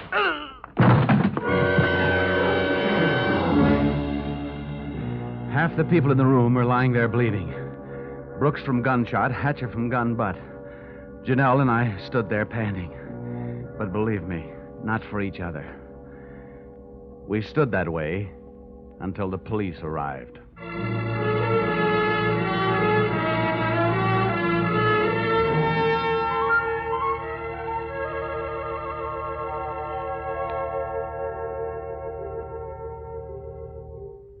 Dollar, it's beyond me. I sent you out to protect the life of a very important policyholder, and now where are we? Standing in a hospital corridor worrying about whether he's going to live or die. As far as I'm concerned, Mr. Farnsworth, you're only half right. I'm just standing in a hospital corridor. Oh, Dollar, you're heartless. Well, if you'd been bitten where he bit me, you wouldn't care if he lived or died either. I'm getting out of here. Well, where are you going? It'll be explained in my expense account under miscellaneous expense. Oh, don't fall over when you come to an item for $318. $318 for what? Not for what, Farnsworth? For whom?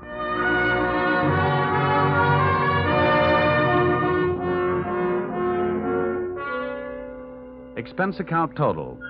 And it all adds up to a little matter of $1,182.23. Which you may say, Mr. Farnsworth, is a lot of money for one man to spend in 2 days. But you must bear in mind that the amount at stake was $2 million.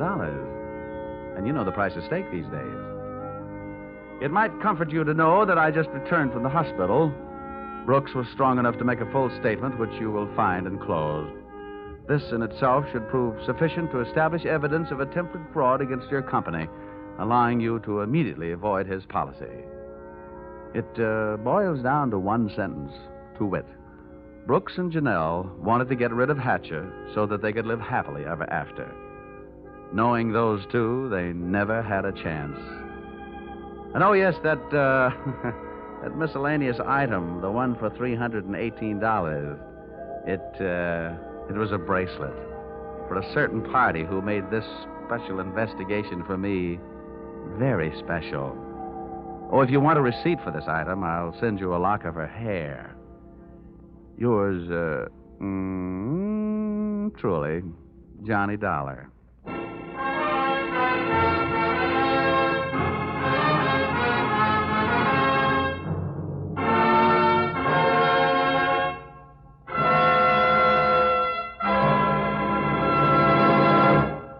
So, with the final signature on his expense account, Dick Powell as Johnny Dollar has just closed the books on his first adventure in this new CBS series. The script for tonight's broadcast was written by Paul Dudley and Gil Dowd, and the music was created and conducted by Dick Arant. The entire production was under the direction of Tony Leader.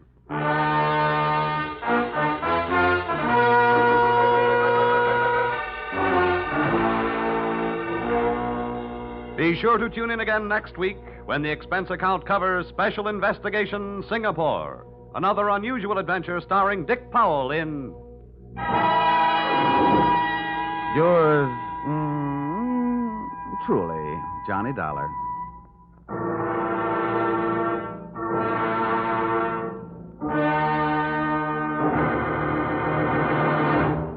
This is CBS, the Columbia Broadcasting System.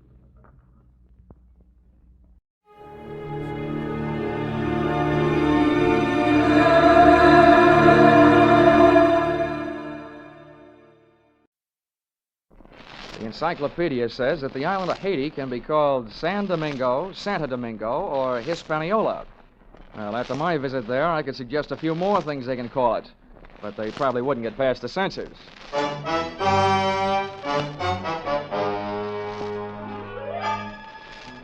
This is another in the adventures of America's fabulous freelance insurance investigator, Johnny Dollar. At insurance investigation, Johnny Dollar is only an expert. At making out his expense account, he's an absolute genius.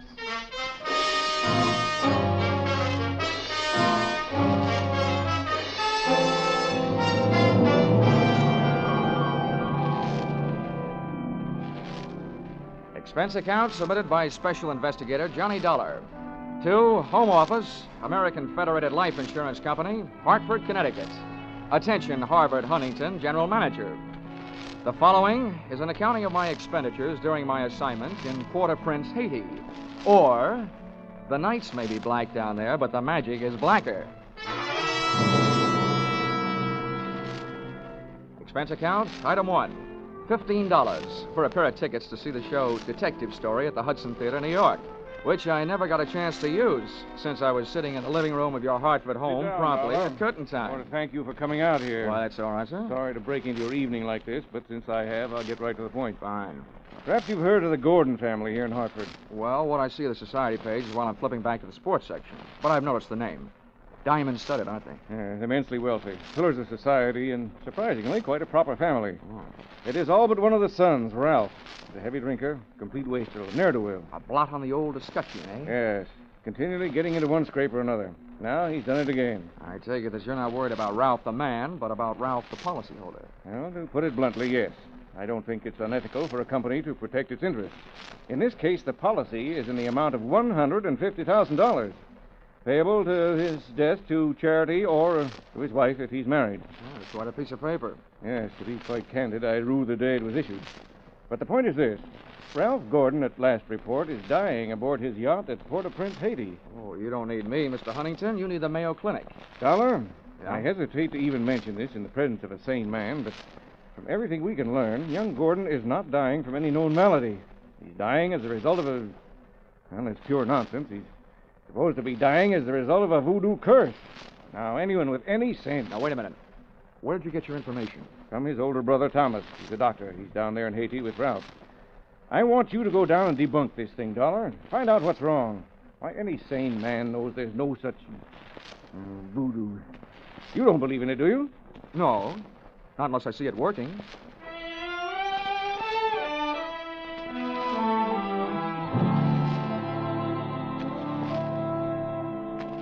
Expense account, item 2. $148.70. Hartford to Port-au-Prince via airplane. Expense account item 3, $32.50. Tropical clothes. They didn't fit me, but they fit the weather. And item 4, $25. Spent while I browsed the waterfront bars in Port-au-Prince looking for somebody who knew where the Gordon yacht was moored. When I found him, he not only knew that, he knew everything. Ask me first. My name's Cap Reagan, and I've been here since before repeal. Give up my citizenship, I did. With the help of a couple of prohibition agents. Oh, you don't say. Uh-huh. And I figure on sailing out my final days right here. What do you want with the Gordon craft? I want to see the owner, Ralph Gordon. How do I get to it? Oh, I reckon you pay me to row you out to her. My dinghy's down at the foot of the pier, just a short hail from where we're at. Oh, well, good. Come on, let's shove off then. Just wait till it down my ration here.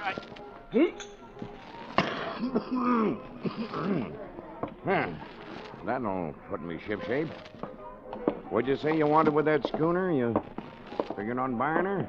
Thanks for the compliment, pal. Listen, if I bought a boat today, it would have to be a surplus life raft. Now, I told you I want to talk to Gordon. Friendly visit or other kind? I'm beginning to see how you know so much about this island. Well, never question, never learn. Remember that, Sonny? Yeah. Yeah, this way. Veer off to starboard.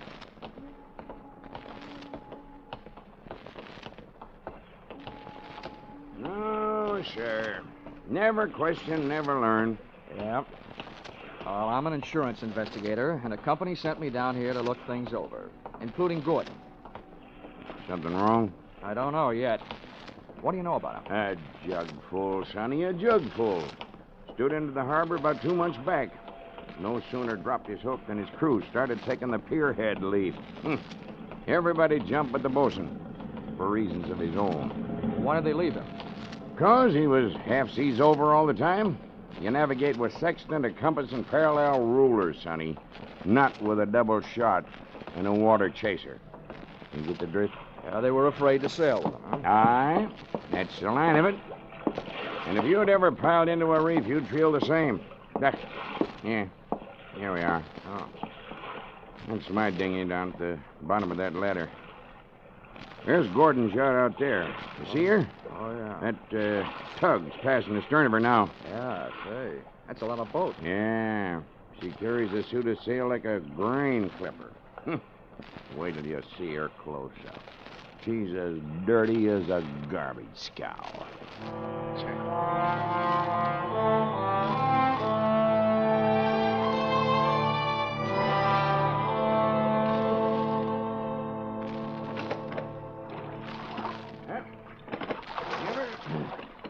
Give her a hail now, Sonny. They're close enough. Hey! Anybody aboard? Hey, aboard the yacht! Anybody home? Yes? What do you want?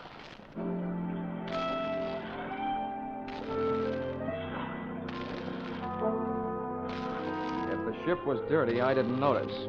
It may have had good lines, too, but it couldn't have touched what stood at the rail wearing clam diggers, an off-the-shoulder T-shirt, and a Caribbean tan.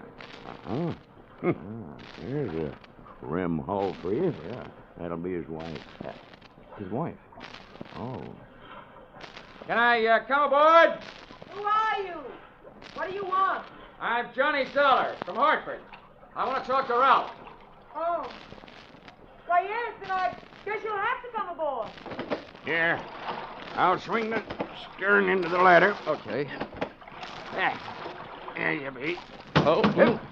Steady now. Steady. Okay, Cap. You wait for me, huh? Yeah.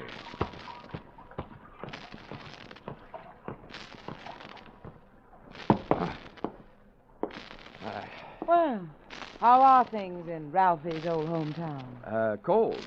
But not as cold as this reception. Don't let it throw you. What is this, a friendly drop-in? Business? Or just plain snooping? It's the last, I'm Edwina. The wife they haven't heard about at home. Congratulations. Now I know why you like to wear your shoulders bare. The better to keep a chip on them. If you're through being sharp, I'll let you hear what's left of my husband. Come on, through here. Okay.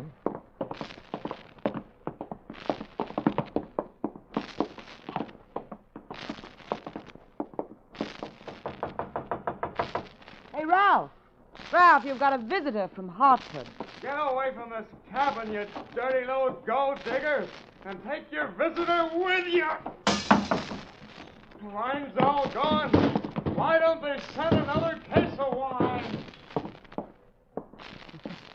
There you are, chum. He's got the door locked. It'll stay that way till he runs out of wine. You heard enough? Yeah. Enough to know how you acquired your charming attitude. Forget it. I walked into it with my eyes wide open. Let's get back out on deck. The light's better for throwing bobs at each other. Yeah, sure. Sounds like fun.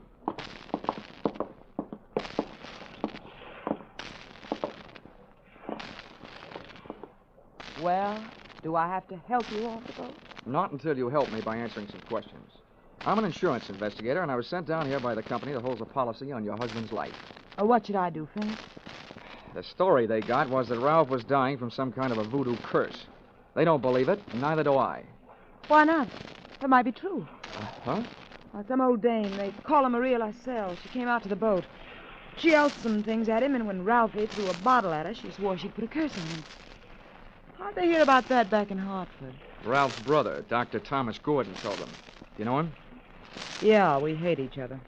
I wonder why he told them. Maybe because he thought somebody, who'd be better off with Ralph dead, was using Maria Lascelles' curse as a cover-up.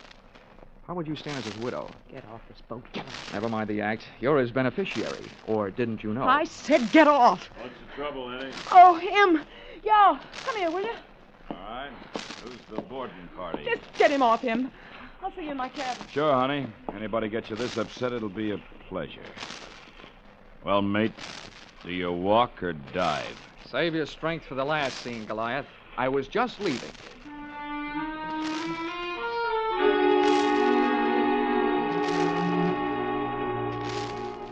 Expense account, item 5, $3. Paid to Cap Reagan as water taxi fare. Item 6, 80 cents. Land taxi fare to Hotel Francois. An up-at-the-heels hangout for not only the best in tourists, but also Brother Thomas Gordon, M.D.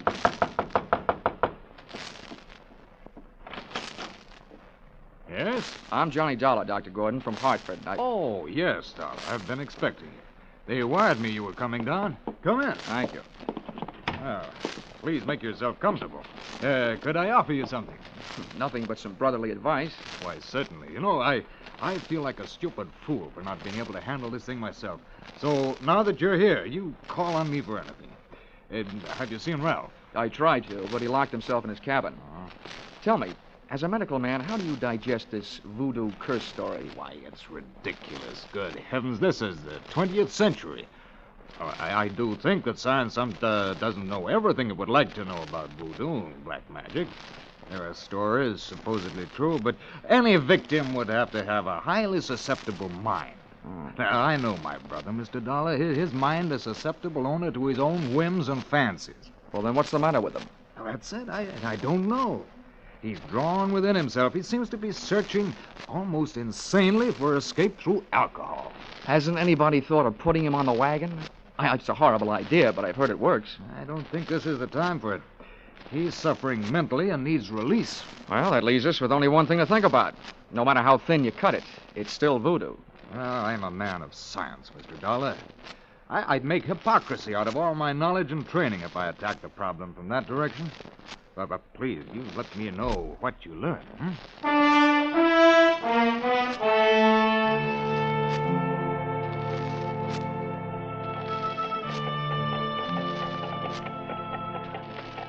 Expense account, item 7. $4. Rental of horse and cart in which my walking tourist guide, Cap Riggin, and I jolted out of town in search of Maria LaSalle. Something made me feel like I was riding my last mile in a tumbril en route to the guillotine. The moonlight was fighting a losing battle against an army of storm clouds that were sweeping in. And then to make it worse, I heard a drum. You there, Sonny? Yeah, sort of a tired Gene Krupa. Means we're getting close to Maria's headquarters. Is she the only one around here? Yep. None of the good hoogans performs in her territory. She's too mean. Oh, great. What's the matter? We're here. And that's the path. Over there by that gnarled old tree. From here on, you plot your own course. This is close enough for me. Oh, me too. Well, how do I know I can't put a curse on her? I've never tried. Smooth sailing, Sonny. The path ran along the edge of a field of sugarcane. On the other side was a solid wall of jungle. First, I smelled some feathers burning. Then I heard the chant. There was an opening in the wall of jungle that led to a small clearing, and just before the moon was smothered by another cloud, I saw a shack. Little clouds of smoke curled out through an open door, and I could see the glow of a fire on the floor inside. Maria, I want to talk to you. Who is it? Comes to the house of Maria. My name wouldn't mean a thing to you, but what I have to say will. Can I come in? Andre, what is this word of so great importance to stop Maria? All I know about voodoo is I don't believe it. Papa Legba. I've come to you because I haven't gotten any answers from anybody else. I want to know what's behind this so-called curse you put on Ralph Gordon. You don't believe? You let me make you believe, eh? Ralph Gordon, he died tonight in the wind and rain. And for you, I have magic now. Look, regard my fire. You will see, you will believe this more. Voila! Billy!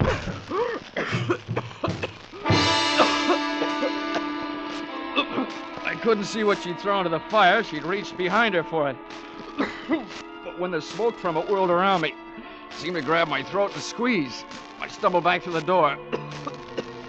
I hadn't believed in voodoo when I'd come in, but going out, I wasn't so sure.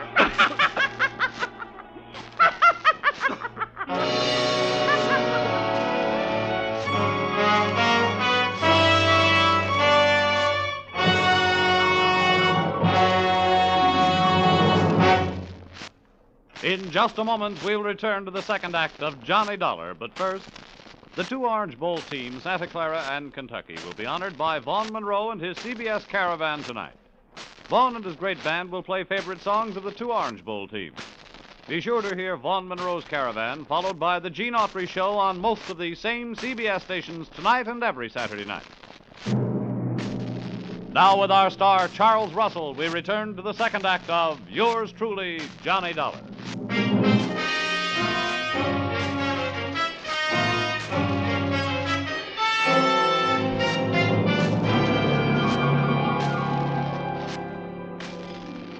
My throat burned. My eyes were looking at each other. My lungs felt like a pair of deflated footballs. And the blood in my head was pounding a better and louder rhythm than that drum. I staggered around the heavy jungle air, and when I could breathe again, I gulped in enough to lift the Graf Zeppelin. By that time, I was cool enough to get hot, in anger.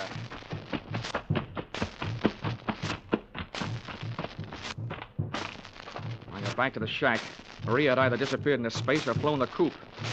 The atmosphere was not quite deadly. I crossed over to where she had been squatting.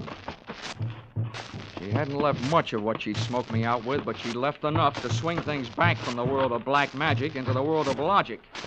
A few shreds of photographic film on the dirt floor. And film, made of cellulose and nitrates, not only takes pictures, it puts out nitric oxide and nitrogen dioxide when it's burned. A combination that would live up to the demands of any gas chamber. The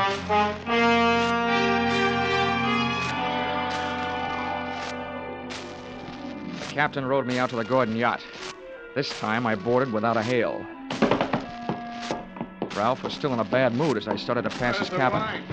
Why don't they send the wine? Empty! Empty! His antics inside the cabin sounded interesting, but not half as interesting as the conversation coming from Edwina's cabin. Dear Edwina, the little wife they didn't know about at home. I'm telling you, we can't go on with this. Well, it's tough. You having a change of heart. Well, that's what happened. Not so sure that makes any difference. Maybe you're in too deep to back out. How would you like it if I spilled the whole thing? Well, what difference does it make? It's better than landing in a Haitian prison with your motives showing. Think it over, Angel. I'll be in my sack when you make up your mind. How wrong can you be? See you later, hon. Since I've been on the receiving end of so many surprise sluggings, this was almost a pleasure. What are you doing on this ship? Get off. Oh, no. Not of that intriguing conversation I just heard. How much did you hear? If I added it to that gas assault Maria LaSalle threw at me, it'd be enough to nail you and Loverboy here for conspiracy to commit murder. Well, I don't know what you're talking about. Well, the point is, I know what you two were talking about. Oh, listen to me. You've got to believe me. I don't have to. Well, try me anyway. Well, I admit that him and I... Well, it was because Ralph turned into a wino after we were married. Well, this probably marks the first time in history that an icicle melted in Port-au-Prince. Please let me finish. When my marriage went to pieces, I had to do something or go crazy. See, Ralph drinking up all the champagne on the island was just more than I could take. I was going to divorce him and leave with him, but we weren't going to murder him. Chapter 1 has so many holes in it, it would have been printed by a punch press. You don't worry about landing in prison with your motive showing when all you're planning is divorce. Oh, yes, you do when people are waiting for your husband to die under mysterious circumstances. That's why I was trying to make him go away. If Ralph died, who'd look any farther than the erring wife? Can you lock this cabin from the outside? Yeah? What are you going to do? You're not going to lock me in? No, just your playmate. You're coming with me. Where? To Maria LaSalle's. I want to catch your reaction when she sees you. You don't believe me. No. With $150,000 at stake, I don't even believe myself.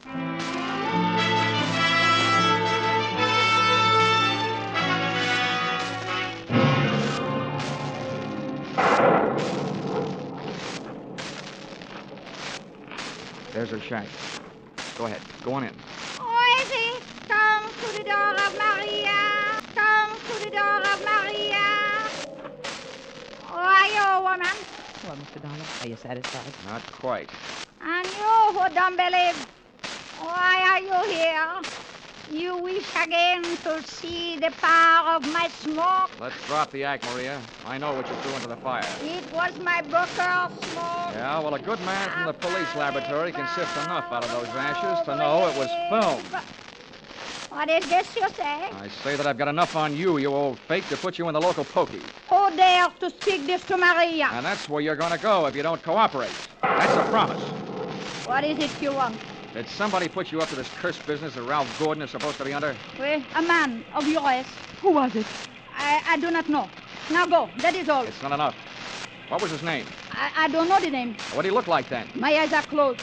Nuts. Come on. No, Taking you into town if I had to drag you by the hair. No, don't touch me. I will tell you how it is. It is true. I do not know the name or the face. He come to me. He asked me when comes the next rain and wind. I tell him last night. But it is tonight. The storm comes with the sea. He tell me he needs storm to close portholes in the ship. Huh? He say, if I bring this curse, I will be the best Hugan on Haiti because it kill white man. That is difficult. That is all. Now you go. How about the film for the fire? Did he give it to you? This is true. Not long before you come. Well, get rid of it, Granny, before you lose your license to operate. Now, you go. Maria will be alone.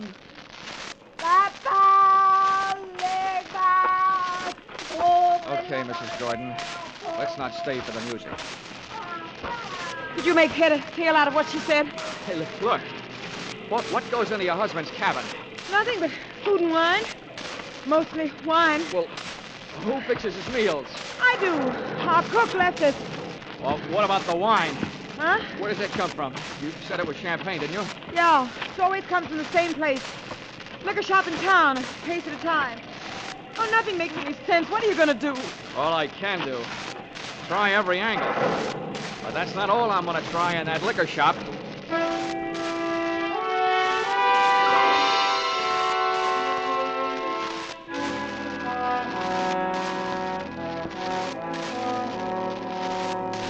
Expense account, item 8, $4.50. 2 quarts of rum, the purchase of which helped loosen the tongue of the proprietor who had been supplying Ralph Gordon's champagne. Much wine. A case at a time, packed in dry ice. There is And no the doubt. words that poured out weren't exactly intoxicating, but they sent me staggering to the nearest phone.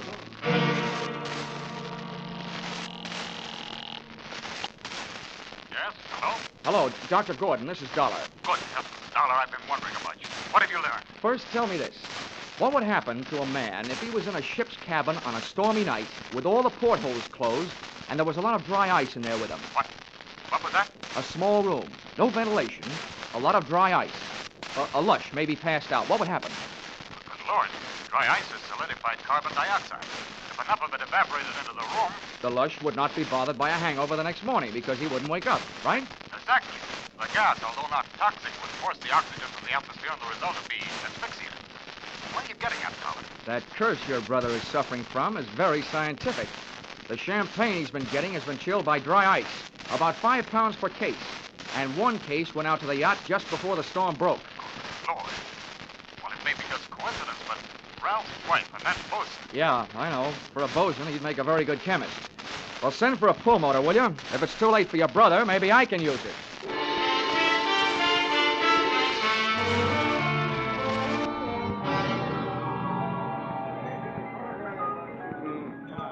I'm a flying fish sailor. I hail from Hong Kong. Hey, Cap. Blow, Cap. blow. Come on, Cap. Ahoy, Sonny.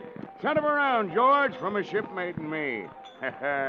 This is rum Never mind weather, the round, Sonny. Cap. You gotta row me out to that yacht again. Huh? What do you take me for, a blasted galley sleeve? Come on, My Cap. back is I'm about in a broke hurry. now from all the rowing in this... 20 bucks. In this... What'd you say?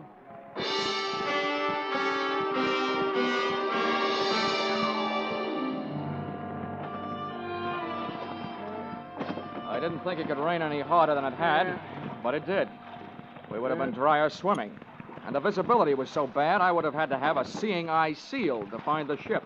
But about 20 minutes out, Cap spotted her riding lights. Here she lies, Sonny. We were on target. But so was somebody else. A searchlight stabbed out at us. Hey. This sounds like Prohibition days. Who's giving us a broadside? Can't tell yet. I'll lay a pelican hood over his head if I get my hands on him. Hey, Cap, what's the matter? Got my left leg. Cap, get down on the bottom. I'm going over the side. To me, swimming is a pastime to be practiced only under ideal circumstances, in a pool, and preferably in the company of a well-filled bikini suit. But there was nothing to do but swim, so I swam. I tried to remember how many shots had been fired, and that's where I made my mistake. There was a lull in the shooting, which I took to mean the gun was empty. I put my head down in the best Weissmuller style and thrashed my way to the ladder. But when I got there, the first thing I saw after I'd shaken the water out of my eyes was the muzzle of a rifle. The face looking down the barrel at me belonged to Brother Thomas Gordon, M.D. Sorry, Dollar.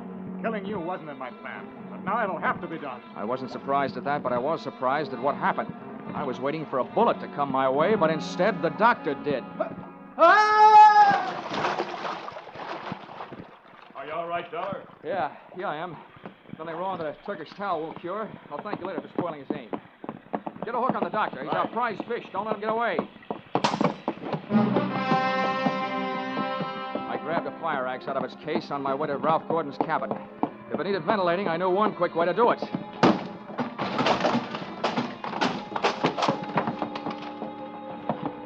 I didn't check for oxygen. I took a deep breath, held it, and went in. The cabin was littered with wine bottles, and in one corner, in an open case, was the dry ice that was in the process of cooling Gordon off for good. He was stretched out in his bunk. I hefted him to my shoulder, used the last of my breath getting him out of there.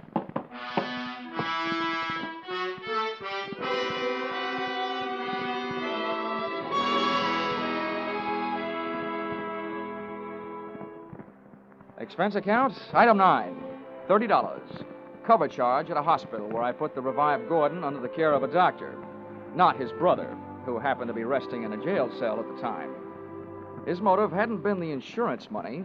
He figured to gain quite a chunk as the only heir to the Gordon fortune, if he could have taken care of Brother Ralph. Item 10, same as item 9. Same hospital where they patched up Cap Regan. Item 11, $148.70. Return trip to Hartford. And expense account item 12, $40. An ounce of voodoo perfume for the lovely but sometimes chilly Edwina. Maybe if she tries that kind of magic on her husband, he'll spend less time with a bottle joy and more with her kind. Expense account total, $424.70. Signed, yours truly, Johnny Dollar.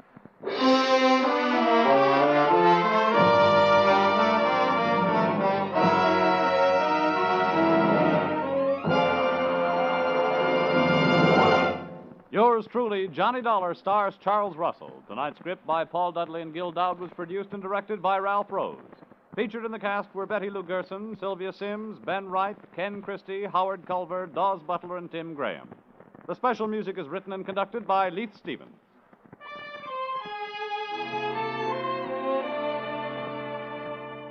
Be sure to be with us at the same time next week when another unusual expense account is handed in by Johnny Dollar.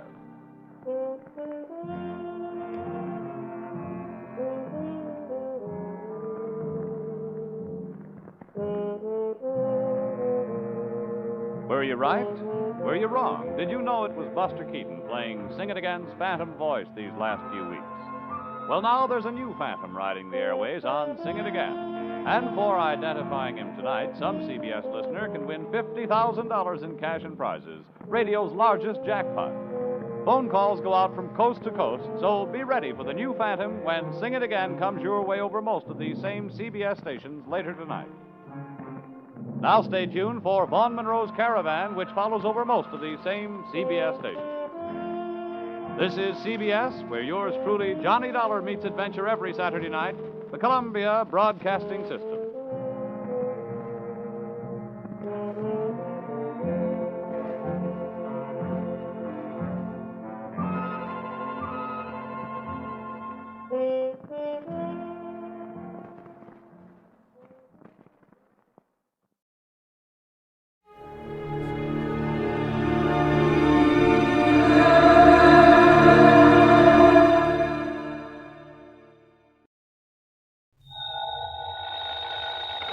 Johnny Dollar. Yeah. What? I said, yeah. Oh, what's that supposed to mean, and who are you? Oh, Johnny, this is Pat McCracken at Universal Adjustment Bureau. Well, hi, Pat, but what's with the crazy dialogue? Oh, that word, that yeah, was most of the conversation I got from some crazy character who just called in. I'm afraid I don't dig you. Oh, he called about 5 minutes ago. Said he'd been trying to reach you, but he got no answer. I was out picking up a morning paper. Who was he, Pat? He wouldn't say. He just gave his phone number. Wait a minute. There's only one man in the world talks like that. Yeah. Yeah. Was the call from San Francisco? No. Oh. Los Angeles. Well, then maybe I was, Well, because the man I was thinking of... Now, wait a minute. Yes, I'm waiting, John. Tell me just one thing, Pat. Well? Have any of your insurance companies been having to pay off on any big fires lately? I mean, out in Los Angeles? On any fires? You'd better start checking with those companies out there. No, wait a minute. Do it, Pat. And I'll lay odds that you get a handful of arson reports. Arson? Yes. Johnny, just because some silly guy calls up and all he says is, yeah. Hey, let me have that phone number he gave you. Now, Johnny. Come on, Pat. What is it? Hollywood 8, 3142. Okay, now you go ahead and check with your West Coast insurance company. And get ready to pay my expense account to Los Angeles. Are you kidding? Are you trying to tell me that the way some jerk says yeah means arson on the West Coast? Now, don't be silly. You, want to bet? Oh, Johnny. Pat, I'll call you back.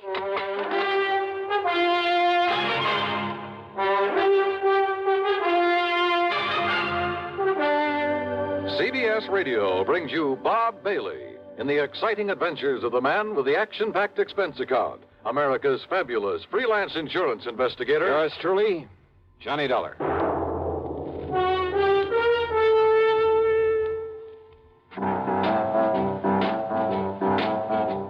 Talk about best-selling records. Here's a familiar tune about America's best-selling filter cigarette, Winston.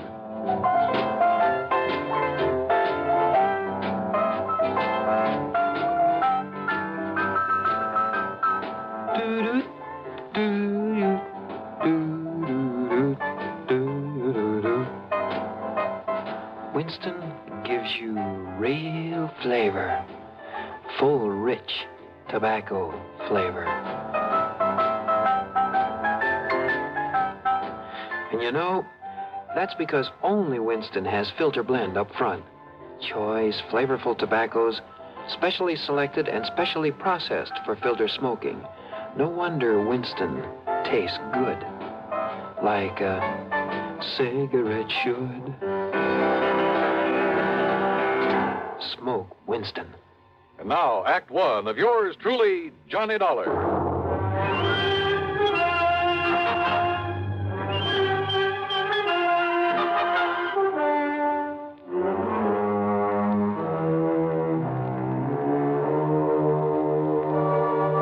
Expense account submitted by Special Investigator Johnny Dollar to the Universal Adjustment Bureau, Home Office, Hartford, Connecticut. Following is an account of expenses incurred during my investigation of the Burning Desire matter.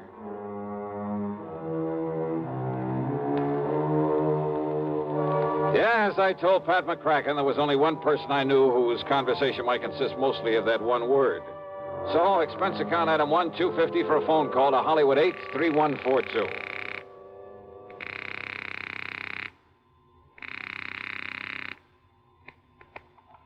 Hello? Hello? Yeah? Yeah, I thought so. Yeah? Smokey Sullivan. Well?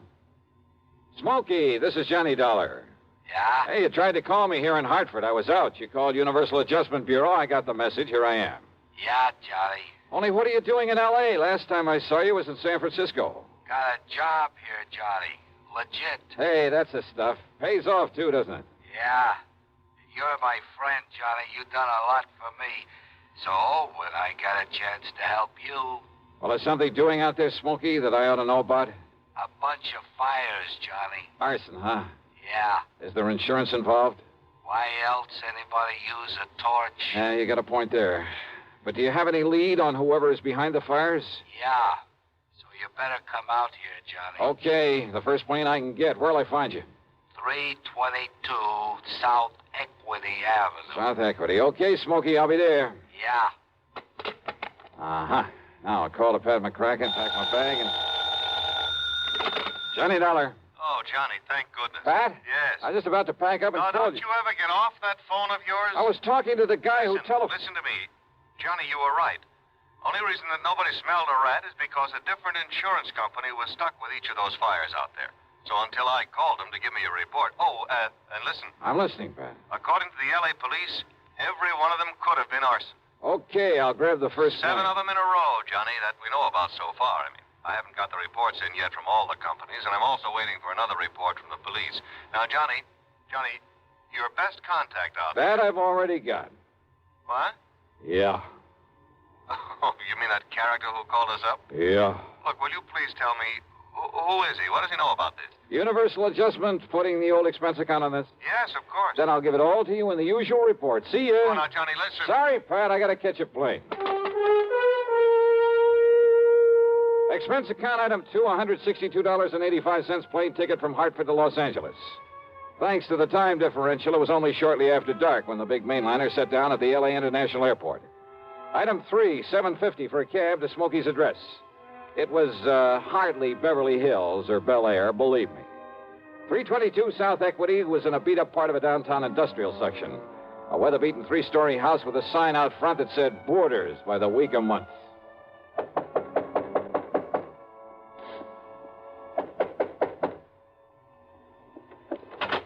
Yeah, who are you? Well, my name is... Just what's a fancy dresser like you want around a place like this, huh? Well... I'm looking for a man by the name of Smokey Sullivan. I understand he lives here. That's right. Are you the man he said he was expecting? That's right. My name is Johnny Dollar. Well, he didn't tell me what the name was, but if you're sure he was expecting... I'm sure. Now, where is his room? Now, I don't know. Where is his room, please? Well, it's up on the second floor. It's just to the right after you get up the stairs. Okay, But now, thank look, you very much. Well, now, maybe you'd better... It's all right, I'll find it. Thanks a lot. No, what I mean is, I thought you'd already come. I mean, what I mean is...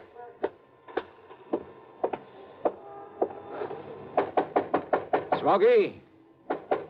Hey, Smokey, it's Johnny Dollar. Ah, what was that? Smokey! Now, what's all the... Oh, no. Hey, Smokey, can you hear me? Who did this? Are you... Good Lord.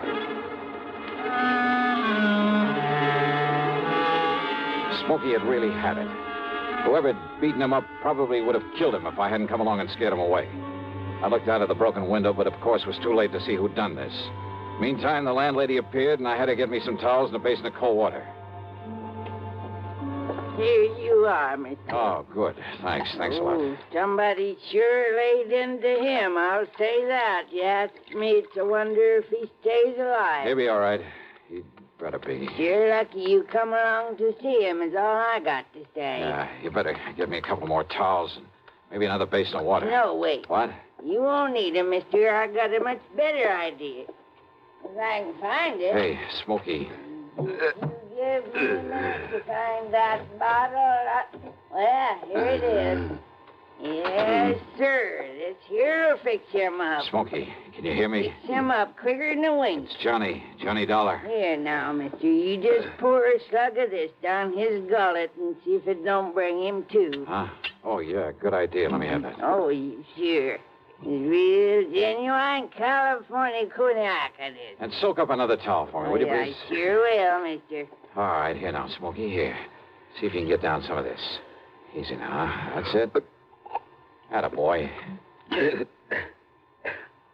Really? Yeah. A little more of this. Here. You know, before you come up here, mister, I tried to tell you. Easy now, Smokey. Yeah, I tried to tell you. I thought that other man that come up here to see him was the one he was expecting. Here, now, here's your fresh towel. Thanks. Did you say other man? That's right. Come in just before you did. You know him, who he was? The chimp. What? What, Smokey? The chimp, Johnny. That's who it was. The chimp? Yeah. Strong arm for Mickey Fortina. Who's Mickey Fortina? He's the one that... Oh, now, look, Smokey, maybe you'd better wait until you feel better. You and I should get a doctor. No. Now, listen, Johnny. Yeah? Unless you stop him, there's going to be a lot more fires around here. Fires?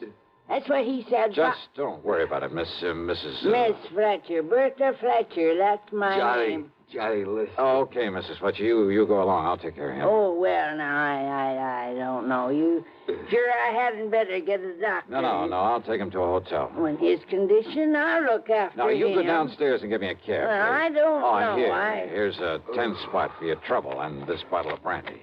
Oh, well, thanks. You're a gent. Go ahead, please. Oh, yes, sir. Anything you say. Johnny. Yeah? You gotta listen to me. Yeah, go ahead. You had come up the stairs, scared him off. The chimp might have killed me. Well, he won't get to you again. I'm going to take you out of this place. Somebody must have tipped off Mickey Fortina.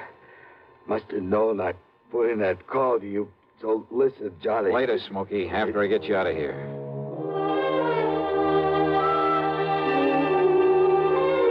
Item 4, the $10 to Miss Fletcher. Item 5, $1.50 for a cab to the Statler Hotel, where I had to show my credentials to the room clerk to get a bed for the somewhat mangled Smokey Sullivan. Item 6, $15 to the doctor who came up to the room, and I must admit got him back in a pretty good shape. Then, when the doctor had left us... Yeah, Johnny, all those fires, big insurance, all of them set. 7 of them in a row. So that means by one firebug, this Mickey Fortina you mentioned, huh? No, Johnny, Mickey's too smart for that. What? All set by different guys. I don't know who they are, but I see no remains. And the police ain't sure, but I know there was arson. Who's Mickey Fortina? He's a go-between. I seen this happen before. Yeah? Frisco, Seattle, and Denver, a lot of places. He brings in a lot of boys of his own. Everyone got a different way of setting the blaze. So the cops can't tie it up with any local boy whose methods they know. Yeah. Fortina's a go-between? He makes the deal with whoever wants a fire. And the police aren't on to him? What for? He never set a fire himself. Well, I know, but he's the guy that... By the time the arson squad is in, the guy who done it is far away. So there's no witness can prove Fortina set up the deal. And the police have never been able to put the squeeze on whoever made the deal for a fire? And get sent up for it? For being accessory or whatever you call it? Oh, yeah, I see what you mean. Yeah.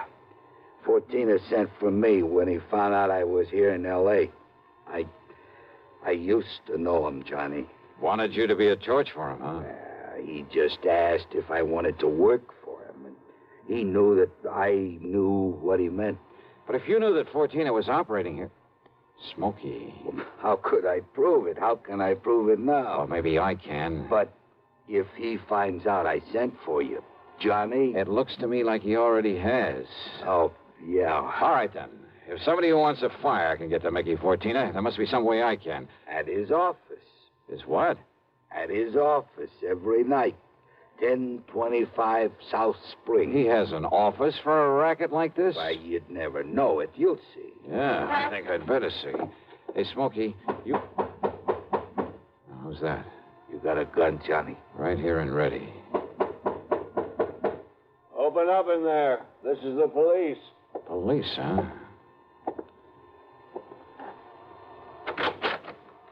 Well, surprise. It is the police. The room clerk reported a man was brought in here who...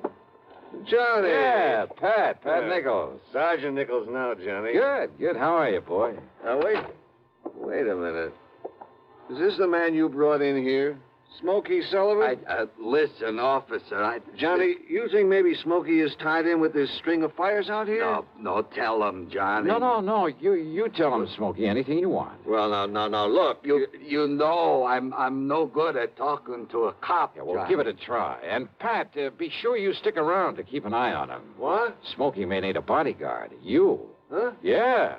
Until after I've made a little business call. Johnny. Now, look, if you're out here because of those fires... Did I say I was? I didn't tell him anything like that, did I, Smokey?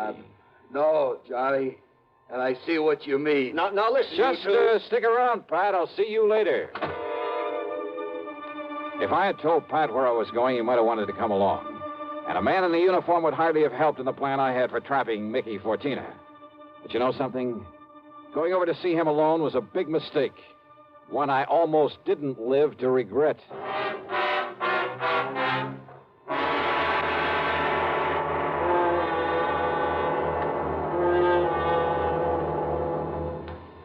We'll bring you Act Two of yours truly, Johnny Dollar, in exactly 1 minute. Here's Hollywood star Mona Freeman. Who feels like acting with a miserable cold? I relieve cold distress the fast way with 4-way cold tablets. Yes, tests of all the leading cold tablets proved 4-way fastest acting.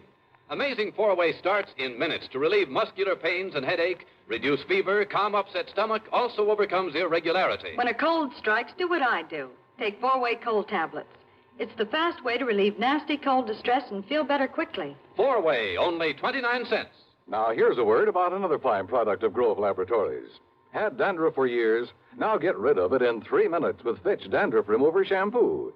3 minutes with Fitch regularly is guaranteed to keep unsightly dandruff away forever. Apply Fitch before wetting hair, rub in 1 minute. Add water, lather 1 minute, then rinse 1 minute. Every trace of dandruff goes down the drain. 3 minutes with Fitch, embarrassing dandruff's gone. Fitch can also leave hair up to 35% brighter. Get Fitch Dandruff Remover Shampoo today. And now, Act Two of yours truly, Johnny Dollar and the Burning Desire Matter.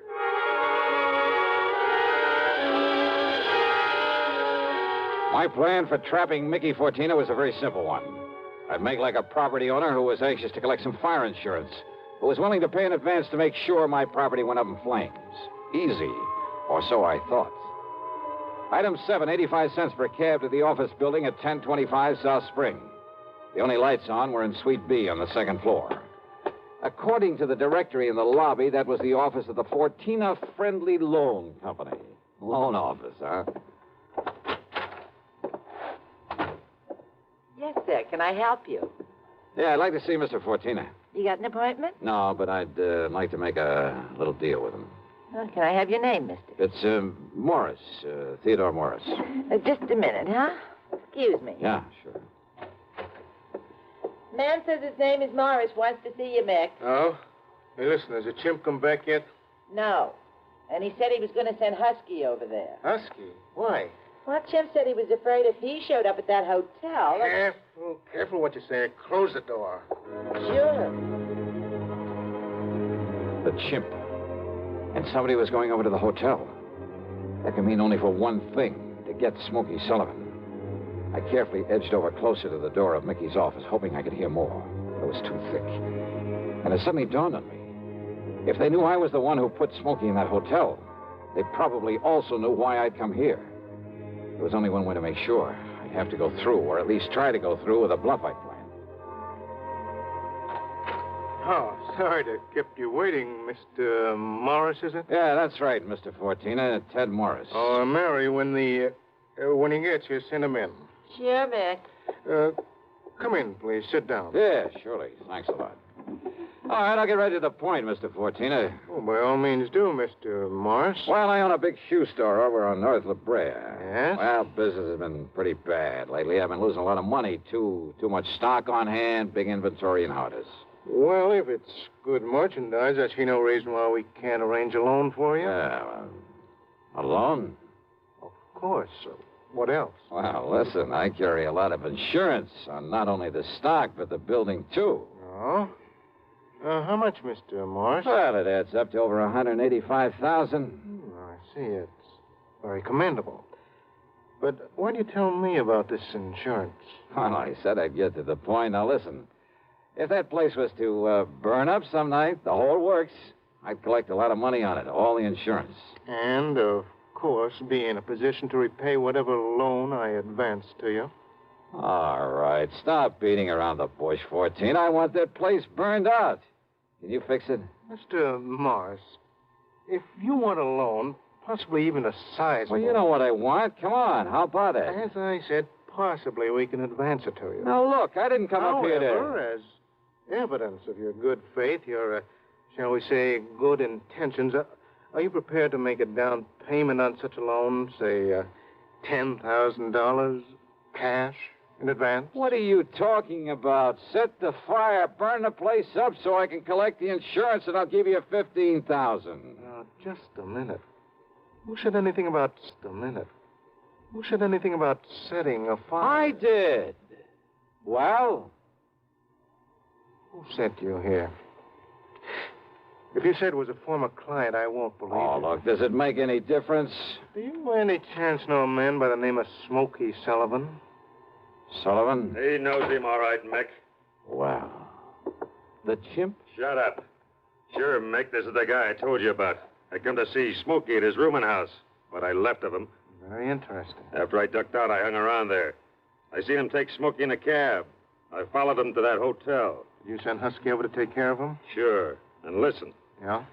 I don't know what name this guy gives you, but when he knocks on Smokey's door, he says it's Johnny Dollar. Dollar? Insurance ticket? Yeah, that's right, Mickey. All right. So maybe I do arrange another fire with you in it, Dollar. Mickey! There's a police car just pulled up in front! Go ahead, Chimp. Yeah, I'll kill this dirty... All right, now, Fortina, your turn. Don't move, Dollar. Reach for a gun and I pull this trigger. I see. Yeah. How are your eyes, Mickey? Can you see in the dark? What? Without this lamp in here? All right, you...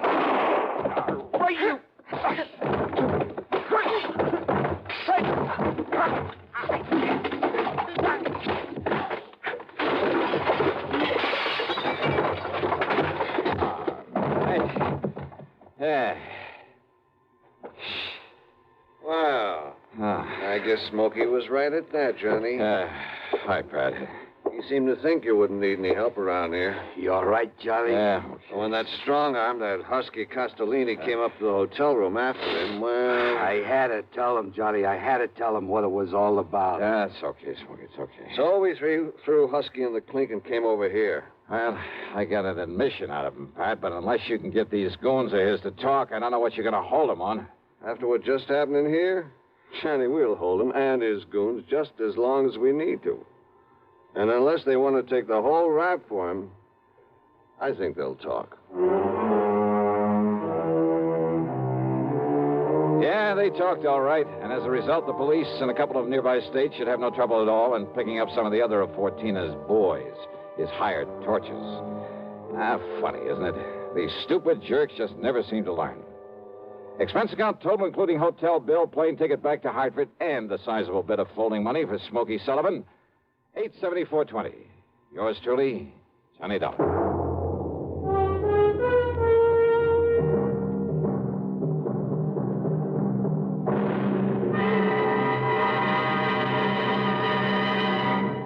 Now, here's a word from our star about the case he handles on next week's program. Thank you, Daniel. It's called the hapless ham matter. And yeah, you guessed it, the ham turns out to be an actor. A really bad one with one of the cleverest methods of committing murder I've ever known. There's a lot of action, suspense in the story, and I think you'll like it. Who knows? Maybe if you listen closely, you'll be able to figure out his method even before I do. So join us, won't you? Yours truly, Johnny Dollar.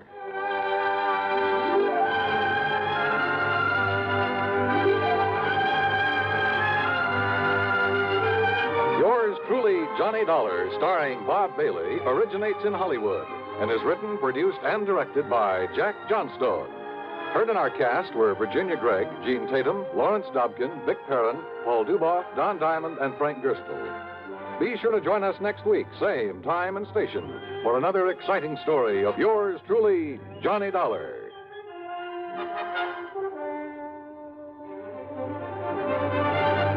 This is Dan Cubberly speaking.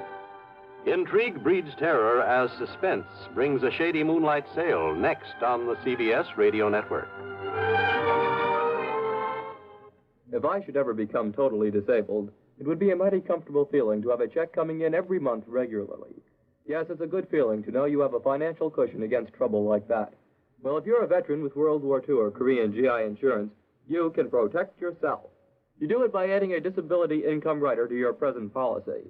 The cost of the extra premium is just a few cents a day. For example, a 40-year-old veteran with a $10,000 term policy would pay only $1.60 a month for the added protection. If you sign up for the disability income provision, it works this way. After you have been totally disabled for 6 consecutive months, VA will pay you every month as long as this condition persists. $10 for each $1,000 of your GI insurance policy. That adds up to $100 a month if you hold a $10,000 policy. Full details about total disability income at any VA office. Radio 59 WROW, first on the dial in Albany, Schenectady, and Troy.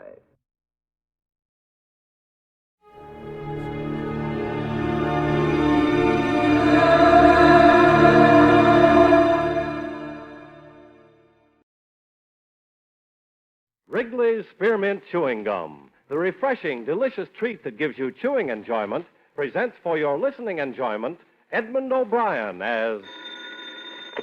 Johnny Dollar. George Parker, Johnny, Corinthian All Risk. Sure, George. How are you? In need of an investigator. Can you take a case for us? I've been sitting here waiting for one. You've got it. Big policyholder on Cape Cod, Mrs. Thomas Harwell. She died from poison. That's rare these days. I'll be over in about 30 minutes. Listen to the rest of it.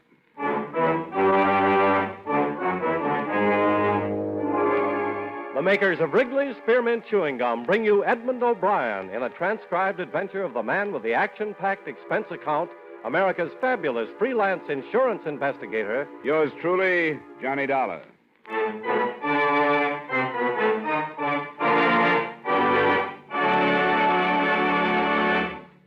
Wrigley's Spearmint Chewing Gum refreshes you. Wrigley's Spearmint Chewing Gum gives you real chewing enjoyment. Yes, for chewing enjoyment plus refreshment, it's Wrigley's Spearmint Chewing Gum. The lively, delicious flavor of Wrigley's Spearmint cools your mouth, helps keep your throat moist, and gives you a nice little lift. The good, smooth chewing of Wrigley's Spearmint helps keep you feeling fresh and alert adds enjoyment to whatever you're doing. So for chewing enjoyment plus refreshment, treat yourself often to Wrigley's Spearmint Chewing Gum. Healthful, refreshing, delicious.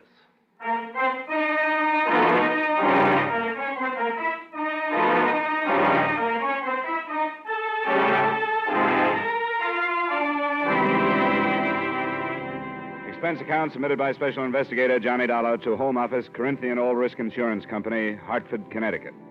The following is an accounting of expenditures during my investigation of the Amelia Harwell matter. Expense account item 1, $250, cab fare from my apartment to the Corinthian building in the office of George Parker. Well, first, do you know the Harwell name? Are they the textile people? That's right. Strange sort of family. Fortune was built by the deceased father. She was his only child. He naturally had wanted a son to carry on the name and the business. So he trained her, Amelia. She took the man's place all her life. How old was she? Something over 70. And did she still head up the business at that age? She took a very active part. What about the poison? I haven't gotten any of the details on that. That'll be up to you. Anything on the surviving family? Yes. I have it here. A husband, Thomas, a daughter, Maxine, and a son, Dexter. Here, you keep it. Got the ages and all. Thanks. From what I can gather, she was an extremely domineering woman. Ran her household like a factory. There must have been very little warmth toward her. Then, when you consider the fortune she's leaving and the insurance... How much did she carry? Too much. $150,000 for the family and over $200,000 with the corporation as beneficiary. That kind of money, you should have hired me earlier as a bodyguard. Expense account item 2, $40, car rental, and $22 fuel and incidentals between Hartford and the Harwell estate on the eastern shore of the Cape near South Wellfleet.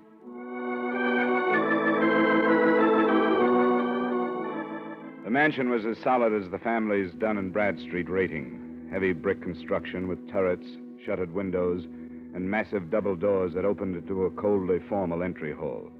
The widower, Thomas, as might have been expected, was the rabbit type. Pinch glasses, high-stuffed collar with string tie and sparse hair. I was announced to him in the library where, from the wall, a life-size portrait of Mrs. Harwell seemed to be keeping an eye on the proceedings.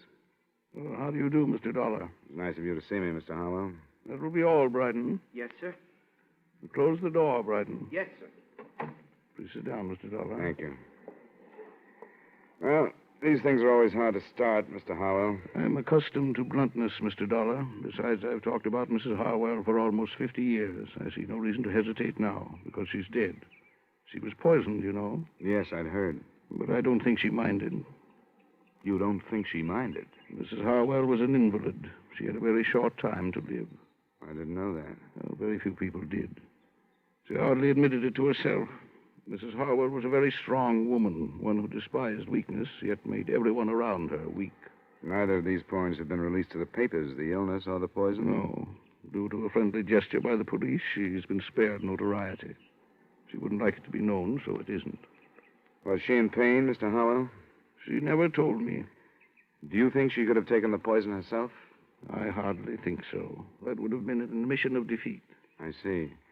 Do you have any idea how she could have gotten the poison, then? You're asking me if I suspect the children, and you're finding it difficult to do so. Is that correct? It's hardly a pleasant thing to bring up. The time for delicacy has passed. I'm afraid I don't approve of my daughter or my son at all. Oh? They're the worst sort of rich men's children, or rich women's, I should say. I was never allowed to be their father. All they've had is a mother. They have no gumption, no ambition. They've been overly educated and have developed nothing but insatiable lusts for their mother's money. And it's too late to change them. Without it, they could not exist. I understand they live here. They do. I shall have Bryden call them to the drawing room if you wish. That won't be necessary right now. What about the servants? Well, there are 8. Mrs. Harwell settled a small amount on each, but unfortunately they are above suspicion. They're common people, and as a result, good. Did Mrs. Harwell have a nurse? She wouldn't hear of it. Well, certainly a doctor, then. Yes, Dr. Stevens in the village. Thanks, Mr. Harwell. I won't take up any more of your time. You're welcome any time, Mr. Dollar. Please give Dr. Stevens my regards.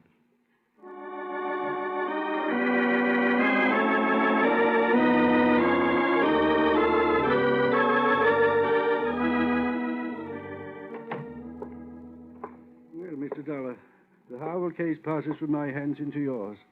I wish you more success than I've had. Thanks, Doctor. Amelia was not only a hopeless cancer victim, but she was a stubborn old fool. I could have saved her life with surgery 3 years ago, but I made the mistake of advising her, and advice was something she could not accept.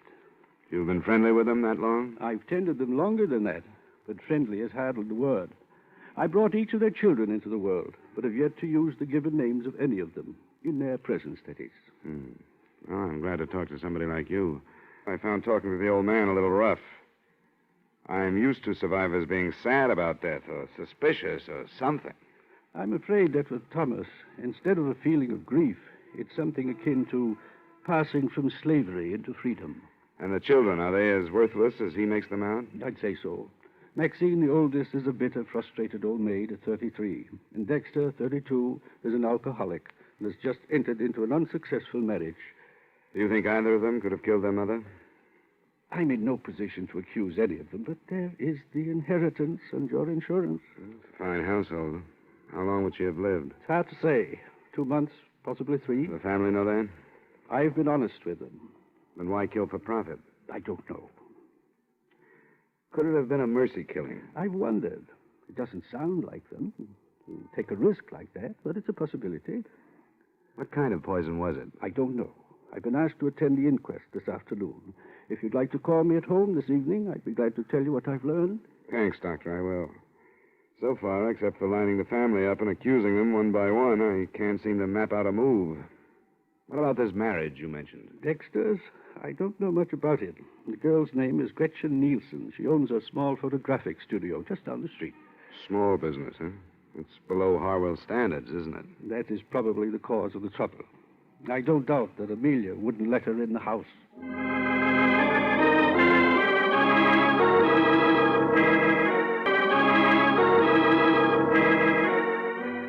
Through the plate glass window of her studio, Gretchen Nielsen looked like a girl anyone would enjoy having around the house. She lived up to her Nordic name, fine straight features, warm blue eyes, and a look of strength about her. I got her home address and knocked at the door of her small house 15 minutes after she arrived home that evening.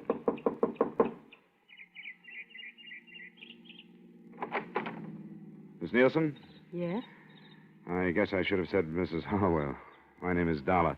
I'm an insurance investigator working on the elder Mrs. Harwell's death. I'd like to talk with you. Well, I don't know anything about it. Why have you come here? Because I haven't found any place else to go. I'd rather not talk to you. Why not? There are things you don't want to say? All right. Come on in. I'm surprised I haven't been questioned before this. The police haven't started yet. It's probably why you haven't.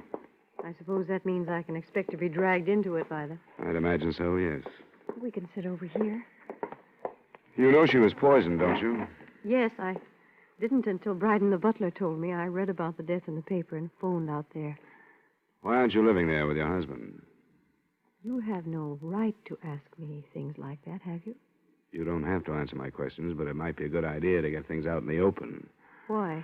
Because there has to be a reason for Mrs. Harwell to die the way she did. Could your marriage to Dexter be behind it in some way? I don't see how. Wouldn't they let you and Dexter live together in the house? I didn't give them a chance to let me. They knew I'd never live there. What did they tell you? What did they say about the fortune hunter who lured and trapped their only son? You weren't mentioned. That's hard to believe. Why isn't Dexter here with you? Because he's a slave. He's too weak to be anything else. I hate myself for saying that, but it's true. Why'd you marry him? Because I love him. I thought we had something that would drag him away from that family that smothers him. But when the time came, he wouldn't leave them. Why not? Because his mother never taught him to do anything but hold out his hand for the money that was always there for the taking. He's due to come into some money of his own now. Quite a chunk. You led the conversation to this point, didn't you? Dexter would never kill for the money. There has to be a reason why she died. I think her husband did it. Why? To stop her suffering. I caught her off guard a few times. I know she was in pain. And I know she was frightened. Probably for the first time in her life. I think he knew that, too, and wanted to help. That could be. First, you sounded like you hated her. Now you don't. I feel sorry for her. Because she made so many mistakes. And now she's dead, and there's nobody to correct them.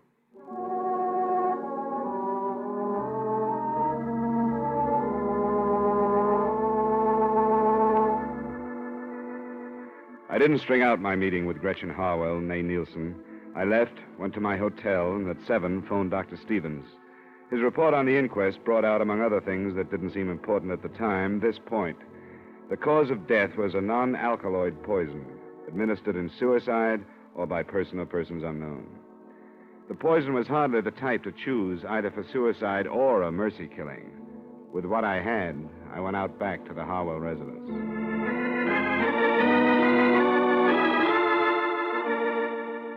I'm sorry, sir. Mr. Harwell has retired. Is the rest of the family up? Yes, sir. I wonder if you'd tell them that I'd like to see them. Very well, sir. If you'll wait in the library, I'll tell them you're here.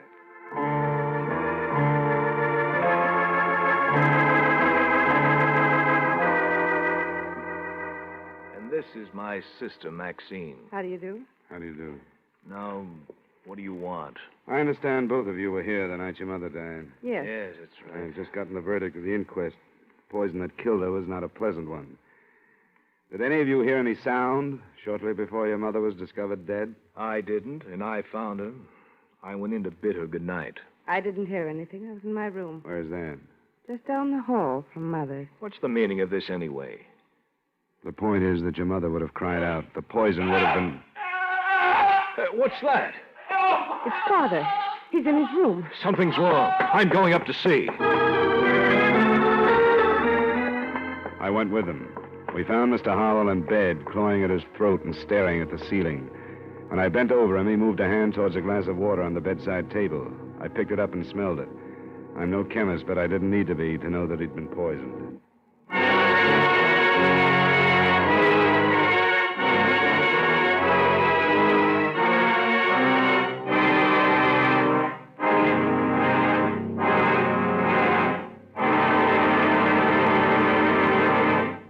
Friends, wherever you are, whatever you're doing, you'll enjoy chewing Wrigley's Spearmint Gum.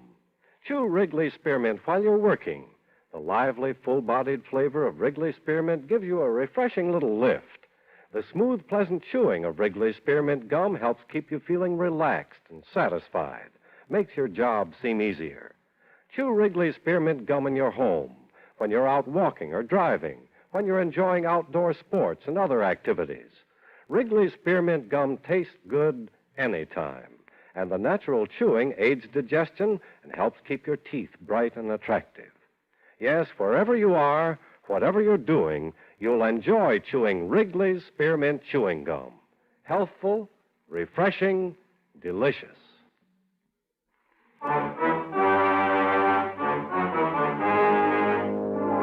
And now, with our star, Edmund O'Brien, we bring you the second act of yours truly, Johnny Dollar.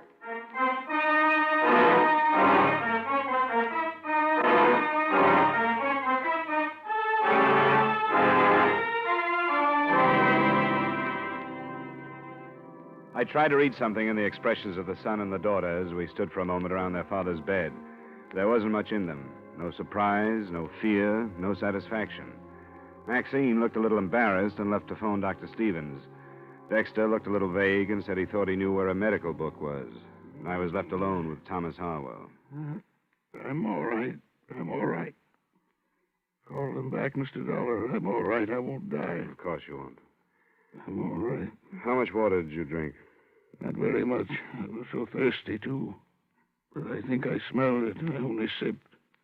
I felt a terrible burning in my throat. I could hardly breathe.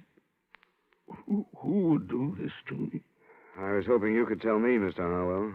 We won't talk about it now. Dr. Stevens is coming out to have a look at you. I'm glad he's been called. He's my friend. Anything I can do for you in the meantime? No, thank you. I'm going to be all right. I'm not ready to follow Amelia. I'm not ready yet.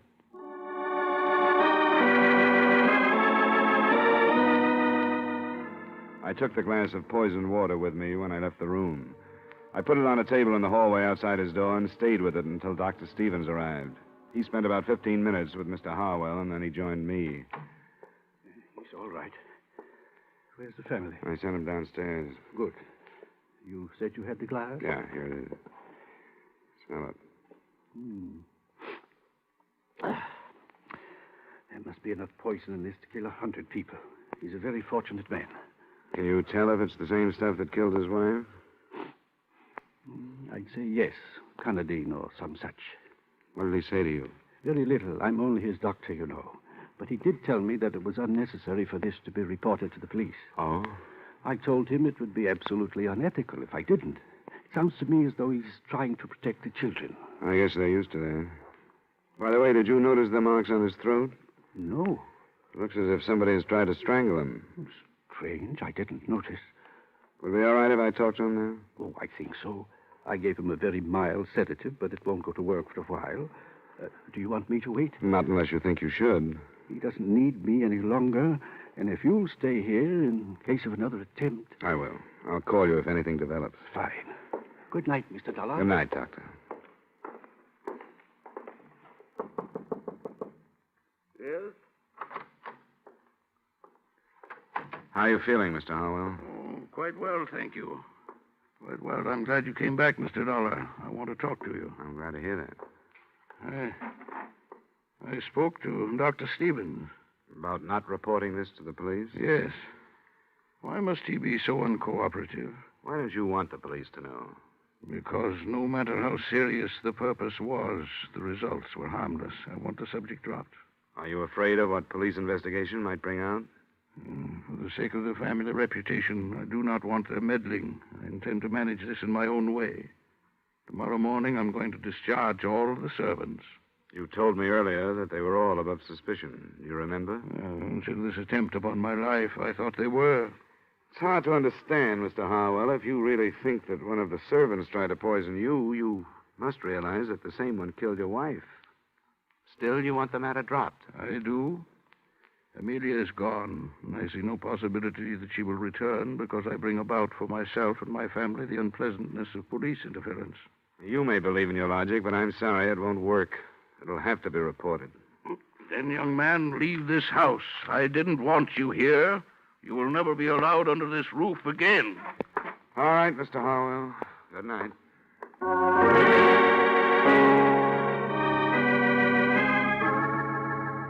I picked up my glass of evidence again and started downstairs. When I got to the entry hall, I heard voices and looked into the library to see the children, Maxine and Dexter. Their conversation had ended by the time I walked in. How is he? He's all right. Back to normal. What are you doing with that glass?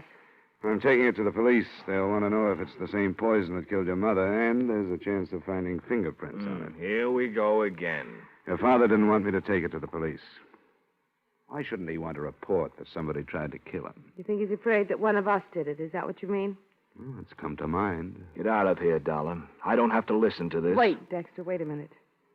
That's what he thinks. The police are going to, too. Then I'll listen to them. It's their business, but not his. I don't have anything to be afraid of. I didn't keep a 3-month-old marriage secret like you wanted me to. Dexter. And I didn't break the news to her by telling her that she was going to be a grandmother like you wanted me to.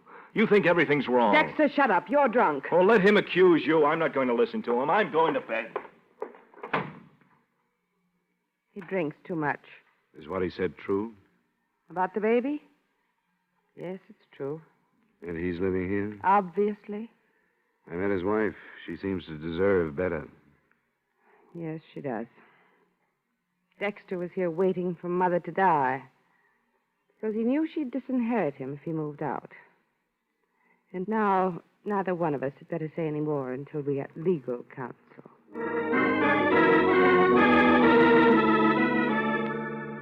I took the poison to the police and made a statement. Then I went back to my hotel. 2 or 3 phone calls to Gretchen Harwell got no answer, so the next morning I found her at a studio before the day's work began. What are you doing here? I tried to reach you last night and couldn't. What do you want? Somebody tried to poison Mr. Harwell. Oh, he's all right. Yes, I phoned you a number of times last night, but there was no answer. I was out. I stayed with a girlfriend. And you left a few things unsaid the last time we talked. Didn't you? You found out about the baby, Yeah. and you've come to congratulate me. How nice. I've been simply swamped with congratulations. Please, this has to be straightened out, and everything that's held back makes it harder. What does the baby have to do with it? Well, it makes a motive stronger than ever for Dexter. He wouldn't kill his mother. I was told he'd be disinherited if he left the family manse because of the marriage you kept secret. Where did you hear that? Came out last night. He didn't kill his mother. How about trying to kill his father? No. He was trying to help us. The father? Doesn't sound quite right. I know it doesn't, but it's true. Dexter didn't even realize it, but I did, and I tried to explain it to him. Mr. Harwell had never done anything in his life, but he tried to help us. Why? Because when he married her, he must have had a personality. His mother didn't approve of Dexter and me, but I think his father did. You didn't keep it a secret from him? For a little while, until I insisted that we tell him. And he kept it from Amelia. Do you know why? Because she was the dictator. When she was sick, she was worse. She'd think Dexter had waited until she was helpless before marrying the girl he wanted to. But she found out and was poisoned before she could do anything like dropping Dexter from her will. I don't care. I don't care. I'll even say that Dexter did have reason to kill his mother. But he never would. And not his father. You aren't trying to protect him, are you? Of course I'm not. I don't care how much I love him. I wouldn't want him if he were a murderer.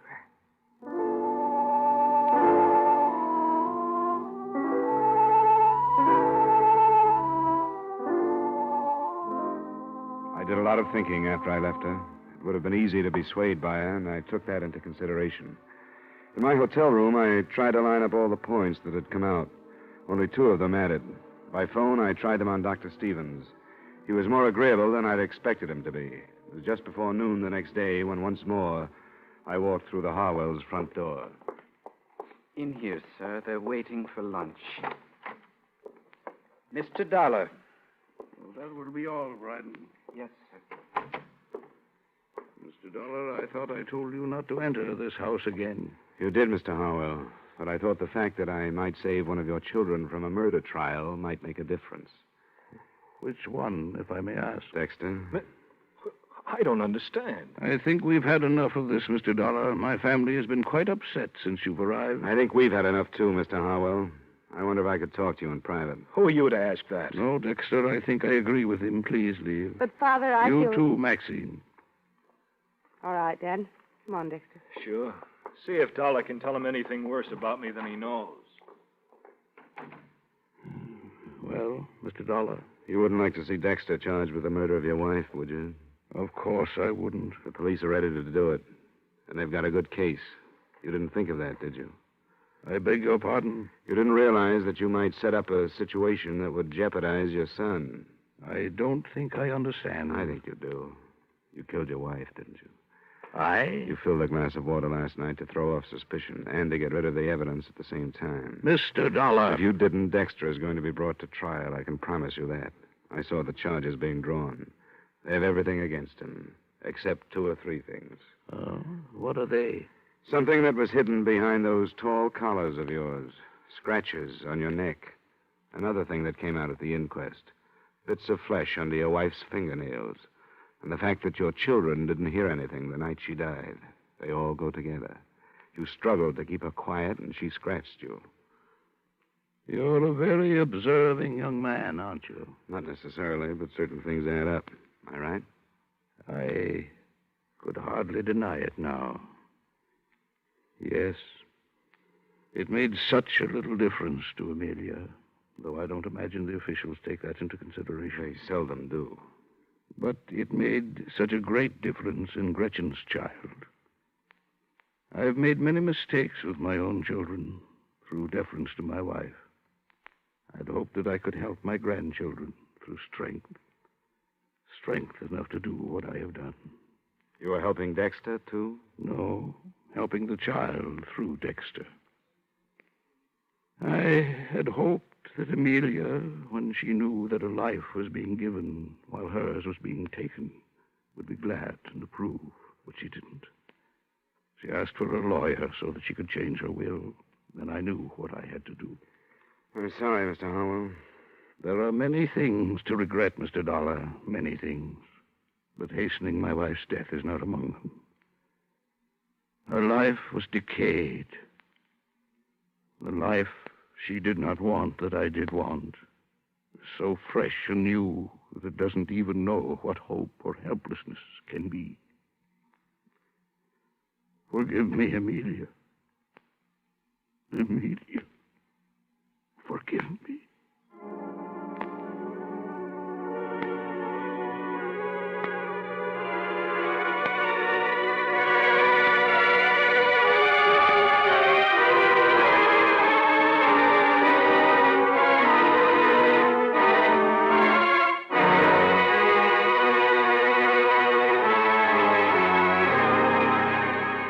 Expense account item 3, miscellaneous, $35.85. Item 4, same as item 2, transportation back to Hartford. Expense account total, $122.35. Yours truly, Johnny Dollar.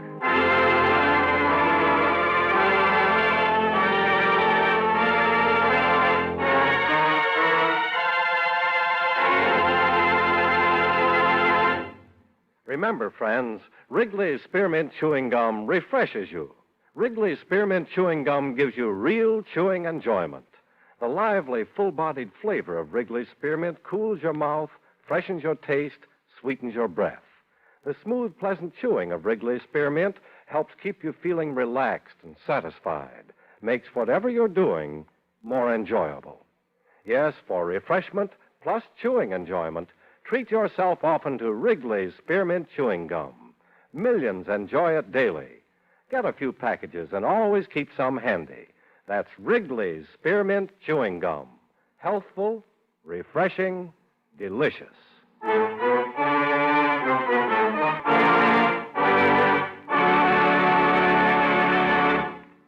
Yours truly, Johnny Dollar, brought to you by Wrigley's Spearmint Chewing Gum, stars Edmund O'Brien in the title role and is written by Gil Dowd with music by Eddie Dunstetter. Edmund O'Brien can soon be seen starring in the Paramount Pictures production, The Turning Point. Featured in tonight's cast were Victor Perrin, John McIntyre, Herb Butterfield, Jeanette Nolan, Virginia Gregg, and Peter Leeds. Yours truly, Johnny Dollar, is transcribed in Hollywood by Jaime Del Valle.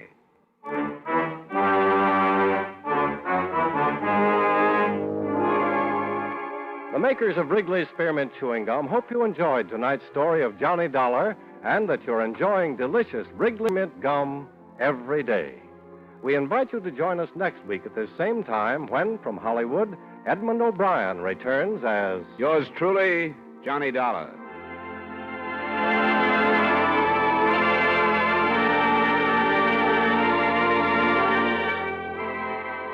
This is the CBS Radio Network.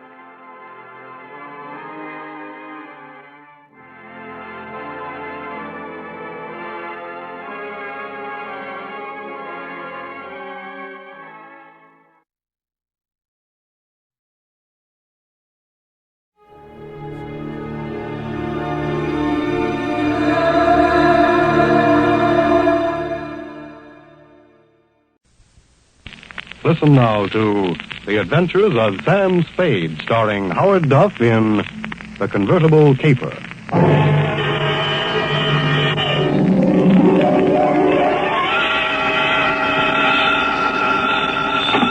Sam Spade Detective Agency. Me, sweetheart. Sam! I knew you'd have the courage to come back and face it.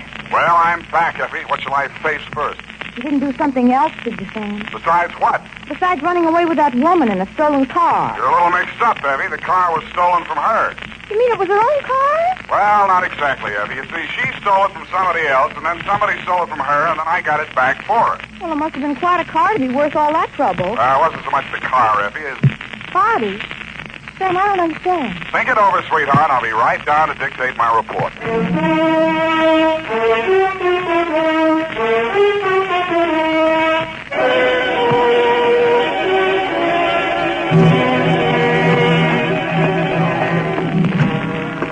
Oh, Sam, look at you.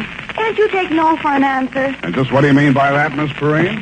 Claw marks on your face. Wrong again, sweetheart. She said yes, I said no, hence the scratches. I knew she was that type the minute she walked into this office. That ankle bracelet and green nail polish. Green nail polish. Well, puce colored. This one goes to homicide, Effie. Oh, not another murder thing. What else? To Detective Lieutenant Dundee from Samuel Spade with license number 127596. Subject, the convertible caper. Dear Dundee, it had been a dull morning, but just before lunchtime, things began to brighten up. Her clothes looked like money, and what they were wrapped around looked even better.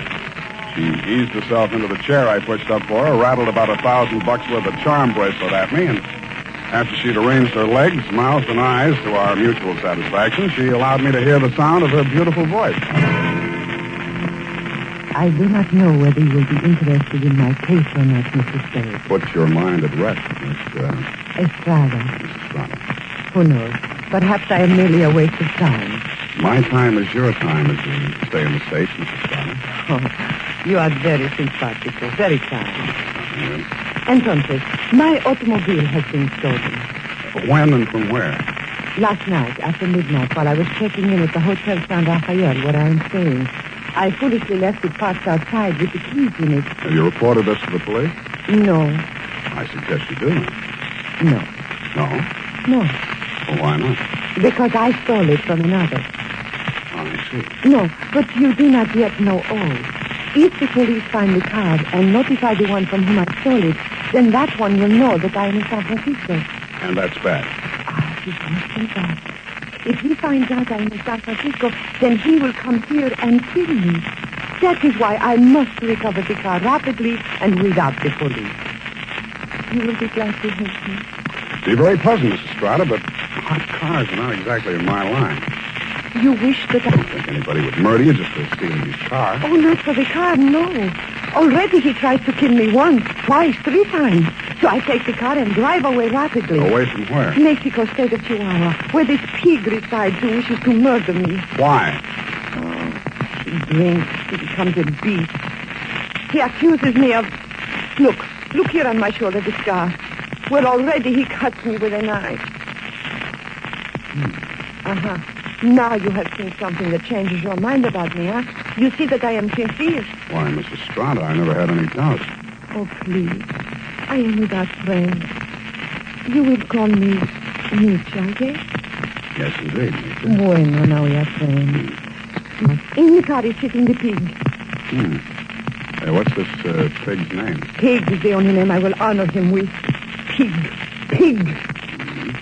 Yeah, what make of car is this? Leonza. You know this kind of car? Yeah, it's a foreign car. I've seen a few around.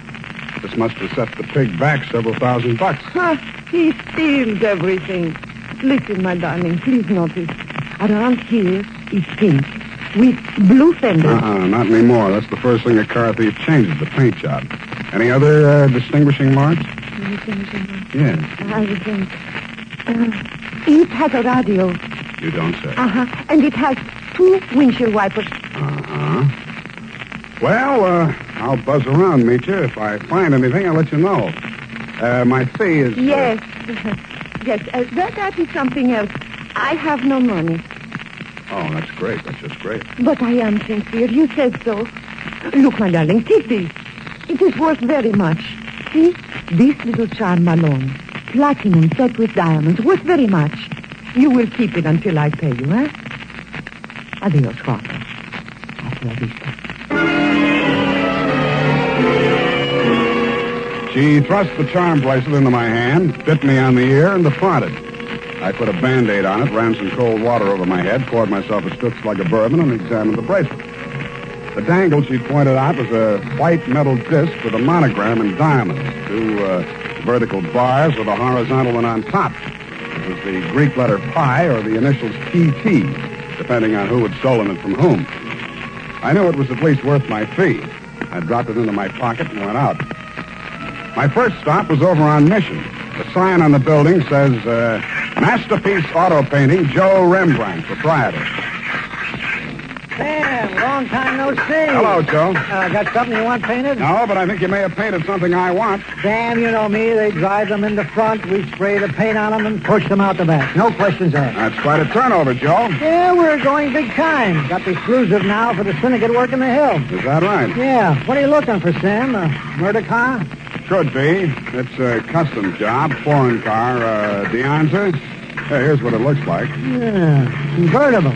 Sure, come in this morning. 2-color job. Which 2 colors? Canary yellow body, baby blue fenders. Yeah, quite a car, Sam. Quite a snazzy heap. Heap, huh? Yeah. Is that what you want to know? It was. Happy Herman Heap was one of the biggest used car thieves in the city. As I got off the streetcar in front of Happy Herman's lot, a flash of canary yellow paint caught my eye. I strolled down between the rows of cars and found it. Yes, sir. Heap's the name. Happy Herman Heap. Every car on this lot is in perfect mechanical condition. Take your choice. Kind of hard to choose, Herman. There's so many here. Yes, sir. It takes a heap of heaps to make a heap a heap. Yeah. That yellow job with the blue fenders there? Oh, yes, sir, but the motor in that car, it does need some work. Now, over here... Does it run? Oh, yes, it'll run, but over here... This is more what I want. Let me try it. Sounds all right to me. Oh, idling, yes, but needs some work in the transmission of the differential. Mind if I drive it around the block? Well, the mechanics are just about to work on it. Besides, I'm afraid this car is more than you care to invest. Well, let me try it out anyway. Here, I'll leave a deposit. I reached in my pocket for Meech's charm bracelet. He took one look at it, and his expression changed. Well, why didn't you say so? No deposit is necessary. The car's yours. Drive it as far as you like. Thank you, Herman Heap.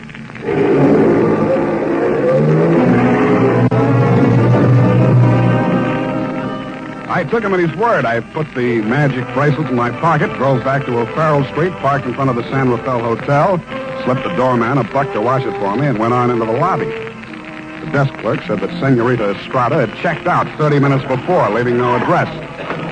I found the house dick in the bar and asked him for a rundown. Yeah, I remember her, Sam. Very nice dish. Any callers, Tiny? Yeah, 2 guys. Yeah? Went out when they came, ain't been back since. Who were they? You won't believe it, Sam. One of them was Tom Carey. What's he doing in San Francisco? He's wanted for murder. And I don't know, but there must be plenty in it if you brought him back across the border. He's staying here? Yeah, room 613. Uh-huh. Do me a favor, will you, Tiny? Anything at all, Sam. There's a car parked outside in the loading zone here. Stow it in the hotel garage for me, will you? Upstairs, as far out of sight as you can get it. I went upstairs and rang the buzzer at room 613. The door was opened by a little dark-complected man with hard eyes and Indian features. There was a mean-looking knife in his hand, but he put it away at a nod from Tom Carey. How'd you find out I was in town? Not from Meecha. I don't know how much she told you, Sam, but if she told you this much, she was 11. It's $1 million caper. And you know some of the things I've done for less. What's in it for me? What'd she pay you? Nothing. She left this charm bracelet in Hock. Now, boss, I caught him now. Shut up, Parker. Give me that bracelet. Mine. Watch it, Tom. Don't crowd me. I got something bigger than this, or you wouldn't be here. All right, Sam, what do you want? I want to hear you talk. I guess you know I've been down Mexico way. I'm listening. I got a little business down here, garage business. Running hot cars across the border from the States? We'd cool them off. Little body work and his serial number, like plastic surgery. Sounds like a good business. You shouldn't be neglecting it. You met the dame. She says you want to kill her. I was off my trout. I scared her. I didn't mean anything. I thought I could scare her into sticking around. I'll let Parko nick her shoulder a little bit. Oh, just a little bit. Yeah. I figured her wrong. I know that now.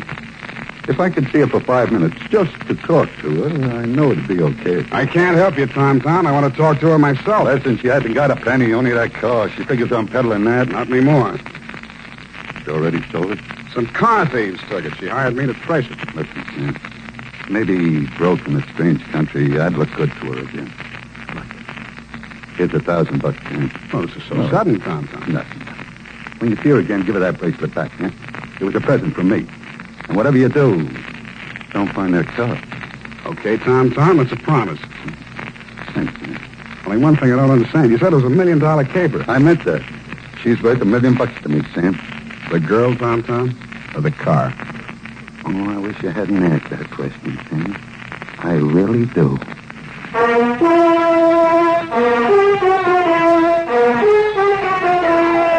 And now, back to the Convertible Caper. Tonight's adventure with Sam Spade.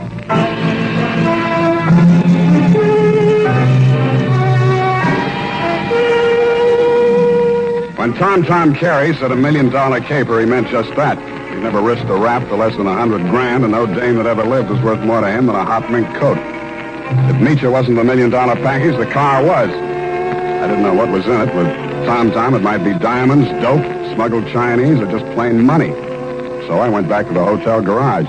Number 1279. I climbed the long, curving ramp to the second floor and found the canary yellow Dianza convertible crowded in behind 4 ranks of cars at the rear of the building. I started to work on it. Nothing in the luggage trunk, nothing under the seats, under the upholstery, and the door panels, nothing anywhere. Then I got Tiny Stover, and the two of us went over the second time. It's a cold lead, Sam. It's not, I know it's not. Now think, Tiny, what's different about this car? Well, solider built than most. Good body work. I don't know. Hey, here's something. What? There's a hole punched out of this fender over here. About the size of a quarter. Let me see that. Yeah, right here. It curves under, see? Yeah. What's that you got? Charm bracelet. Did you say this dangle on here was what was cut out of that fender? Let me see. It fits. Fits even the curve. Yeah. What does it mean, Sam? The dangle on the bracelet is solid platinum. Hey, Sam, are you trying to tell me the fenders on this heap are solid platinum? You got a pocket knife, Tiny? Yeah. Thanks. It shines. Sam, is this a hot car?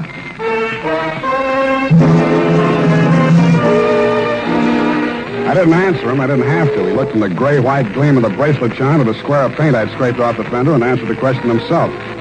Meach's convertible was convertible in more ways than one. It was about the hottest car in San Francisco as of that moment. After I'd left the garage, I tried to phone Tom, but he wasn't in. I had an uncomfortable feeling he was out looking for me. He was. As I stepped out of the phone booth, there was a rush of air past my left ear.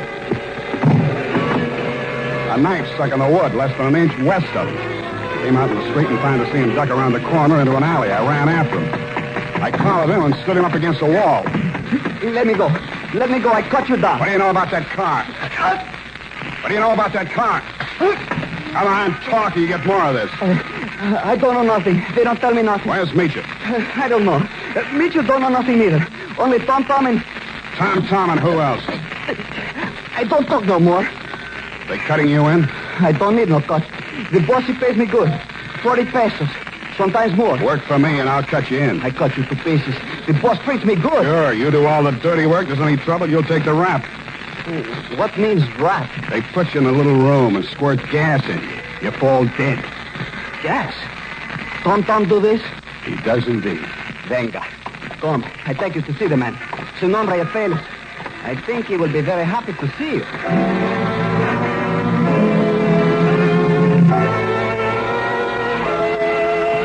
The place Paco took me to was about as high on Russian Hill as you can get. The house was old, faced in brownstone, and had a high iron fence around it. On the gate was a nameplate, H.H. Lovelace. When I opened it to go in, I noticed that Paco was no longer with me.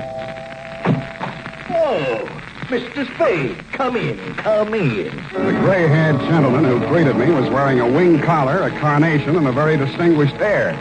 I could hardly believe it, but he was definitely, beyond the shadow of a doubt, none other than the one and only Happy Herman Heap. Well, Mr. Spade, I see that you're surprised. I'm overwhelmed, Mr. Heap. Lovelace, that is the correct name. For my avocation, I selected my first and second names, the H.H., you know. My full name is Herman Heap Lovelace. About that car, Mr. Spade. Yeah, about that. I must own that you outwitted me. I was rather proud of my little device, the disc on the charm bracelet, you know. When you showed it to me at my business establishment, I naturally thought you were authorized to take the car. Yeah, naturally. However, I'm not averse to enterprise in a young man, and I'm prepared to pay for my blunder. You said $1 million I still couldn't accept, Mr. Lovelace. Oh, why not? I was hired to recover that car for my client. It's not mine to sell. Well, it's certainly not hers. I don't care whose it is. All I know is that my client's life is in danger, and it has something to do with that car. Miss Estrada? Yeah. Excuse me one moment. Spade has arrived. Hello, Papa. That's all she said. Then she stood there looking at me in that way that made you not care who she was double-crossing or why. Then she turned to Lovelace, alias Herman Heap. How much does he know? Alas, everything, I fear. He has agreed to our terms? Yes. Good. I must have my bracelet back now, Sam. Sure, it's right here in my... I reached in my coat pocket for the charm bracelet she'd given me to keep for her. It wasn't there. It wasn't in any of my pockets. I guessed that it was in one of Paco's pockets. Mitya watched me fumbling, her eyes blazing with anger. Fool, you have lost it. We are helpless without that. I thought it was the car you wanted. Please, one thing at a time. I suggest that we first gain possession of the car. Yes, Lovelace, you are right. First, the car.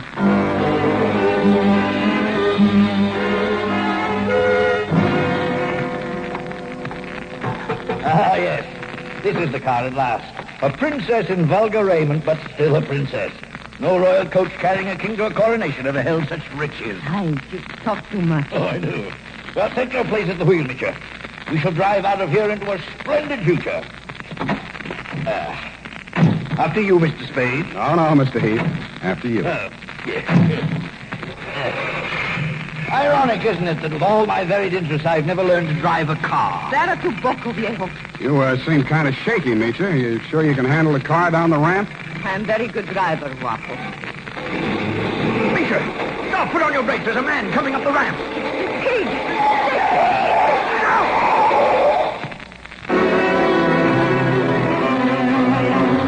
He was dead before I got to him. As I leaned over him, I saw the bracelet lying beside his hand. I picked it up and walked back to the car. Mitya and Herman Heap Lovelace were sitting in stony silence, glaring at each other. Is he dead? Yeah. Was the bracelet on him? I didn't look. Lovelace, go and frisk him. Must I? It's very distasteful to me. Come, Mr. Spade. You fool. We trust this detective. Go on.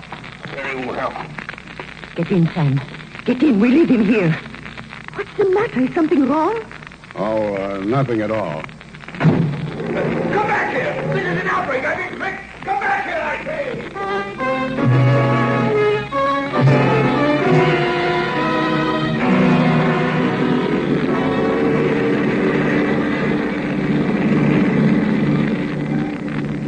Please, Waffle. A cigarette. Sure. Here you are. Gracias. De nada. I saw you pick up the bracelet. I meant that you should share with me. That is why I gave you the bracelet in the first place. I liked you. Couldn't have been because you were safe as long as Tom didn't know where the bracelet was, and if you had to kill somebody for it, it would be me. Please, querida, what does it matter now? We are together, we have the car, we have the bracelet, and the pig is dead. That's what worries me. Oh, surely you do not think I meant to kill him. Of course not. Your foot just slipped. You stepped on the gas by accident. Yes, that was it. It won't stick, sweetheart. Not with me. But with the police? My story won't help you. I don't know enough. Oh? Then I tell you everything. I was with Tom for a year. I hated him 365 days. I tried to run away. Always that Paco came after and brought me back.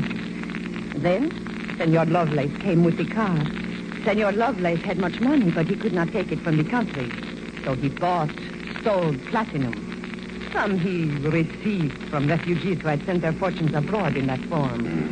But there was no safe way to get it across the border. So for a cut, Tom had the platinum made into fenders and welded onto the car.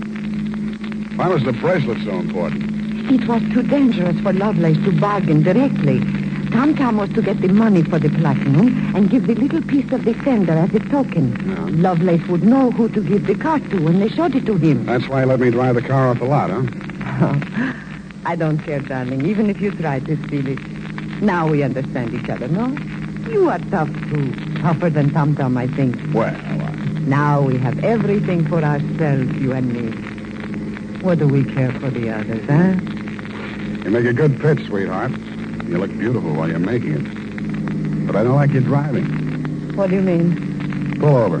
I'm driving this heap back to the city. No. I said pull over. I won't let you do it. I don't care what happens.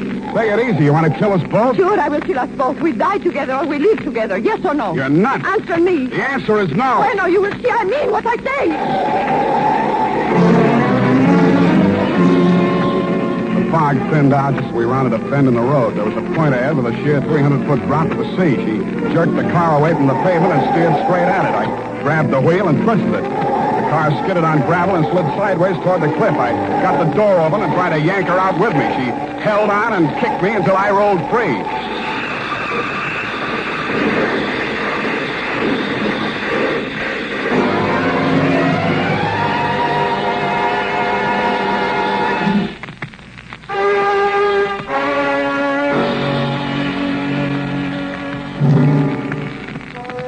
She didn't look very beautiful when I saw her for the last time. And the flashy convertible was a pile of junk. Very expensive junk, but junk all the same. I understand the federal men have confiscated the platinum and are holding Lovelace for questioning. I doubt if he'll crack. Nobody can embarrass a used car salesman. Period. End of report. Sam, do you really like this racket we're in? I hate it. So do I. But don't let's ever go into any other racket. It's a promise, sweetheart. Why, I'll never know. Don't need it. Good night, Sam. Good night, sweetheart.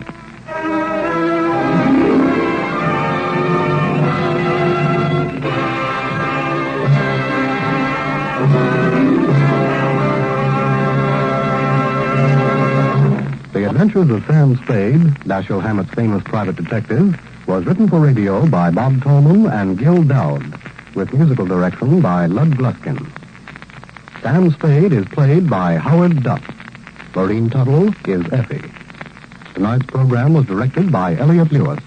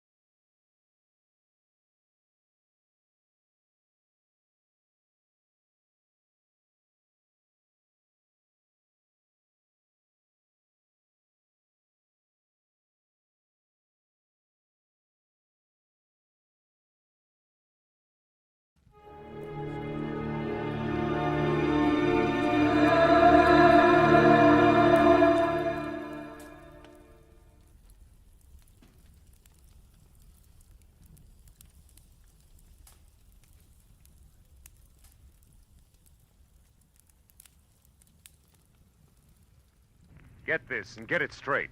Crime is a sucker's road, and those who travel it wind up in the gut of the prison of the grave. There's no other end. But they never learn. Let me give you an example. I was hired to find a thief, and I did, 1,000 miles from home. But first I found a lush with a Luger, a fresh corpse in the closet, and all because the only woman in sight wouldn't play fair. From the pen of Raymond Chandler, outstanding author of mystery, comes his most famous character and crime's most deadly enemy, as we present The Adventures of Philip Marlowe.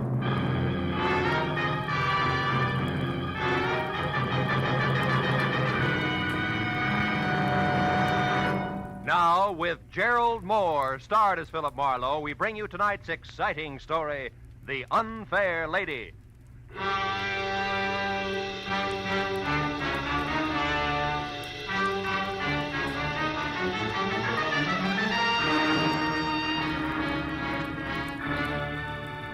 The knock on my office door was soft, almost apologetic. So when I mumbled, "Come in," I was ready for something delicate and about as self-effacing as Uriah Heep. But when the door swung open, I knew exactly how wrong I could be. The gentleman was maybe 40, gray at the temples with shaggy eyebrows and a military mustache, and built like a heavy cruiser with a pair of catcher's mitts for hands. I'm Elliot Flory, Mr. Marlowe. Mr. Ira Bjornson's secretary. Are your services available, sir? That all depends on what you and Mr. Bjornson want me to do, Flory. What's the job? Well, specifically, sir, to catch a thief. May I sit down, please? Oh, of course. Thank you. Mr. Bjornson is being robbed systematically of diamonds. Are they disappearing from a store he owns, or is somebody robbing his wife? No, Mr. Marlowe. You see, sir, Mr. Bjornson owns and operates the Bjornson Mines, the relatively new but important deposit of kimberlite pipe. Kimberlite which? Kimberlite pipe, Mr. Marlowe. Oh. The geological term of the diamantiferous blue ground which yields the minerals. Oh, of course, diamantiferous. Well, last November, sir, the 21st to be precise, you worked for Mr. Craig Norton, a mining engineer who lived here in Los Angeles. He recommended you to my employer. Now, Mr. Marlowe, will you take the job? I don't know. You still haven't said anything about the stealing itself. Is it a Bjornson representative here in Los Angeles who's coming up minus? It's Mr. Bjornson himself who's being robbed, Mr. Marlowe, at the mine proper. Oh, I see. And he wants me to, wait a minute. This diamond mine wouldn't be in South Africa. No, sir, it wouldn't. It's at Rislo. It's a hamlet 100 miles south of Nogales. South of where? Nogales, Mr. Marlowe, is a city in Arizona, a few hours' drive from Tucson at the Mexican border. Oh, now, look, Mr. Flory, I'm a private detective in the city of Los Angeles who's at home in a barn, a back alley, or sometimes with a blonde. Not in rural Mexico. Is that clear? Oh, yes, sir, perfectly. Also, it's something that Mr. Bjornson anticipated. I refer to your reluctance to make the trip, sir. To Mr. Bjornson in Rislo, Los Angeles is the nearest metropolis where a dependable private detective could be found. To you in Los Angeles, Rislo is a new world. Therefore, Mr. Marlowe, these papers. The first is your plane reservation, De Luxe Passage, leaving tonight for Nogales, where you will be met and chauffeured across the border to Rislo. You know, you tossed that off like it was transferring from the red bus to the E-car downtown. It's less complicated, sir, I'm sure. It is? Now, these other papers, Mr. Marlowe, are both checks, each for $500. One is your fee, and the other for expenses, not including your air travel. Your decision, sir. Oh, well, my decision, Mr. Flory, is that for $500 plus, Rislo is plenty cosmopolitan for me. I'll go. You'll go? I'll go.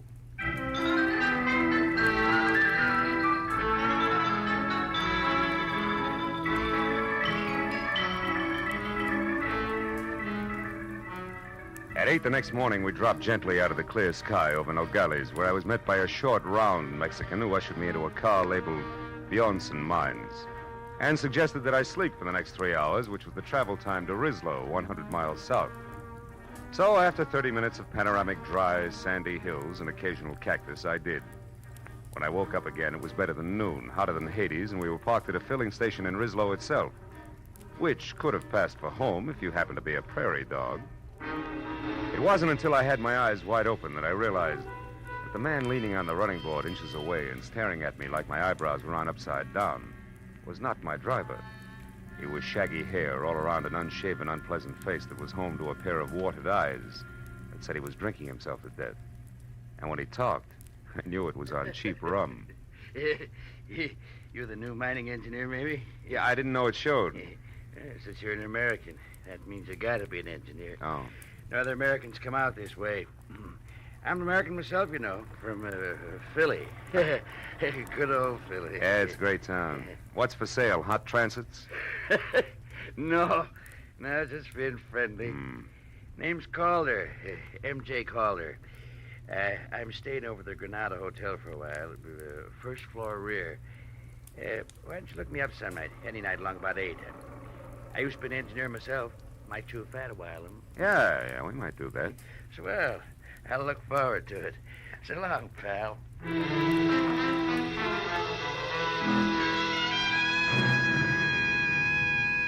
When my driver and I were back on the hot dirt road, I was told the Bjornson mine was the open pit type, a deep hole about a half-mile in diameter in the middle of the Bjornson property, which was clearly circled by 11 miles of 8-strand barbed wire fence, which was guarded by 50 ex-GIM Mexicans who were under the iron fist of one Captain Juan Lufino. 20 minutes later, when we entered the main gate and were slowly driving up a neatly landscaped white pebble road, I got a different picture of life at the Bjornson mines. It was the residential side, plush and strictly Beverly Hills, and the sprawling red brick house past the green and white tile swimming pool to the guest house beyond. Inside, I found the multimillionaire himself. It was a bald 50, perspiring and shaped like a bowling pin. At 10 o'clock last night, Marlowe, it happened again. $5,000 worth of stones. The 7th robbery in as many weeks, excluding, of course, the usual trickle. The usual trickle? $1,000 or maybe $2,000 worth a month. That stealing nobody can stop. The natives, the guards, visitors, everybody. But most of them we catch, Marlowe, because in the first place, our policing is very thorough. And second, to steal a rough diamond is one thing, but to get rid of it is something else again. Well, tell me, Mr. Bjornson, these big thefts you're concerned about, do they all have anything in common? Yes. 2 things, Marlowe. They always occur at night, and they are the work of somebody who knows my habits and has a good knowledge of the inside of my house. The big safe is never bothered. It is always some drawer or cabinet where I am keeping stones temporarily. I see. And, Mr. Bjornson, has anybody ever seen this thief? Last night, Helen Austin saw what could be the man running through the grounds at about 11 o'clock. She said he was tall with a lot of wavy hair. She said that he was not a Mexican. Oh, by the way, Marlowe, Mrs. Austin and her husband are staying in the guest house where you will be put up. He works for you, Mr. Bjornson? No, Kelly Austin has a mine of his own about 5 miles from here. Smaller than ours, but rich, nevertheless. Oh, this will be Captain Lufino. Don't mind if he appears unfriendly, Marlowe. He considers your presence here a personal insult. Come in. You wish to see me, Senor Bjornson? Yes, Lufino. This is Mr. Marlowe, the detective. Ah. When Senor Flore came back this morning, Senor Marlowe, he spoke very highly of your reputation in Los Angeles. Mr. Flore only talked to my friends in Los Angeles, Captain. Now, Mr. Bjornson, you were telling me about the Austins. Yes, they have been with us for 2 or 3 months now, while their new house is being constructed at their own mine. Their last place burned to the ground. I would suggest, Marlowe, that you speak to her as soon as possible. Also, the captain here will tell you of some evidence that he found here on the ground last night. No, Senor. It turned out to be nothing. What kind of nothing, Captain? A fountain pen, yes. It belonged to one of the office workers. Senor Barneson. Yes? Did you tell him about that Nat Campbell? Oh, no. Marlowe, the International Diamond Exchange keeps us advised of the movements of the bigger black marketeers whenever possible. 3 days ago, we were told that a man named Nat Campbell, an American who was at one time an engineer, has been operating in Mexico close to the border. Is there an accurate description of him? No. Anything else you have to know, Captain Lufino will take care of you. Also, I am sure that the captain will be glad to show you to your room at the guest house. Sir, it will be my pleasure to assist Senor Marlowe in any way I can. This way, Senor, please.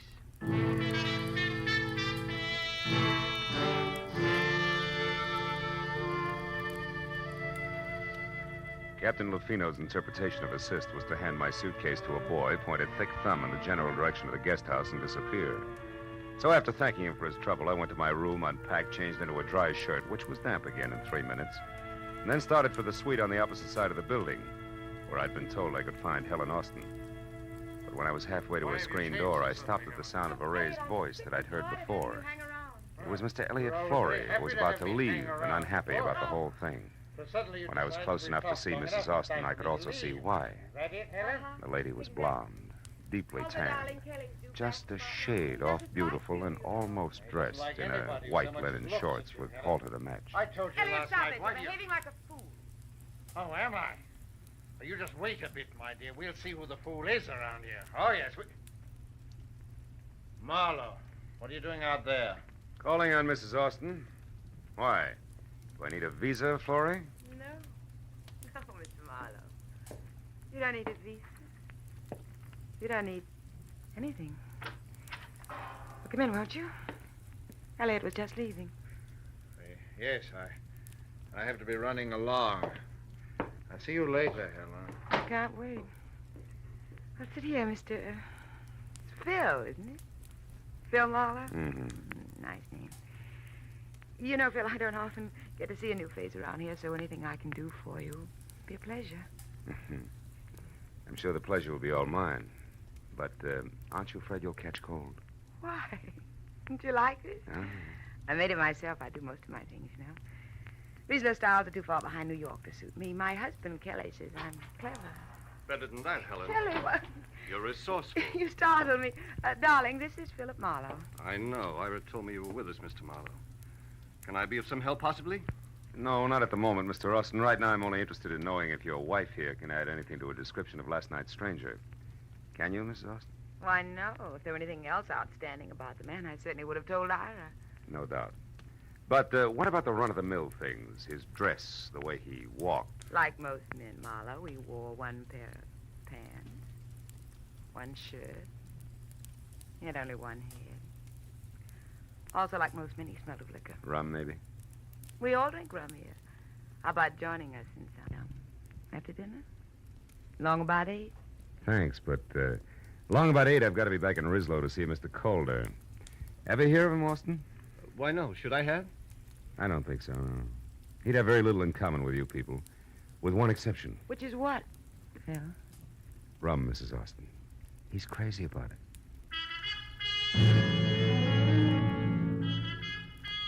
After I left Kelly in what with one healthy cloudburst ad, it would make a great Sadie Thompson, I found Ira Bjornson and told him that I thought last night's stranger, one M.J. Calder and Nat Campbell, could be all one and the same.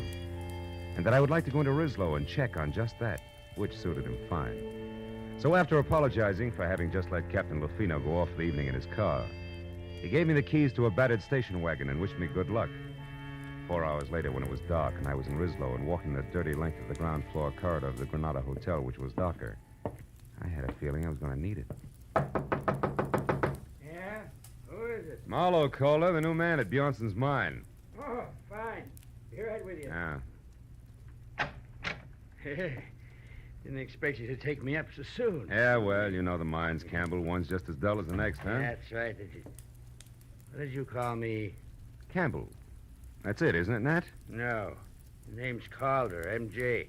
I told you that today. Yeah, and at the time I believed you, good old Philly included. Come on, Rummy, uncover the masquerade's over. Open up while you still can talk. What do you say?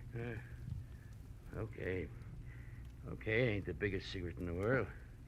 Here, sit down. For keep. Why, you lousy lush! You don't aim any better than you lie! I had enough, I tell you. All right, we'll see. Now, come on, get up. We'll start all over again after we check you once. The kind usually has a nasty Luger tucked away someplace. All right. Now, what do you know about... Hey, Campbell, that stuff over there seeping under the closet door. The color isn't right for rum, brother. It's too red. Well, Captain Lufino. Yeah, he's dead, Marlowe. So don't move. You'll be right with him. Yeah, you see, I was right, Campbell. Your kind always has a nasty Luger someplace. Marlowe, I didn't do that. I didn't kill him. Oh, yeah, sure. He committed suicide in your closet and closed the door as a gag, I suppose. Yeah, that's enough. I don't try to be funny. I didn't even know he was here. I was out. When I come back, I found him. Campbell, that line retired with a flintlock rifle. If you hadn't parboiled your brains in fusel oil, you'd realize it. But it's the truth. I'll tell you what the truth is, cousin. Lufino had a piece of evidence that tabbed you as being out at Bjornson's mine last night at 11 o'clock. But he passed it off as a fountain pen that meant nothing because he resented me horning into his territory. Then he came here alone to put a pinch on you and get the credit. Only you dropped him instead. That's a lie. And I can prove it with the best witness in Mexico, next to Bjornson himself. Who are you talking about? One Mr. Elliot Flory, that's who. I was in the Cafe Calcutta last night at 11, and Flory saw me there. No dice, Campbell. Flory didn't get in from no galleys until this morning. You're pretty seedy for a big city boy. Yeah? You can check the bartender at the cafe and see if I'm not right. But right now, I'm going to put you away so I can get out of here. Now, turn around, walk slow. Out the back way and down the stairs. Go on, move. What are you going to make my murder look like? Robbery? Don't act so brave. You'll live because I figure you'll clear me one way or another, whether you like it or not. Now, hold it. That's far enough. Now open that cellar door. Okay. When you get out, don't waste time looking for me. I won't be around. So long, countryman. Don't hurt yourself. Go down!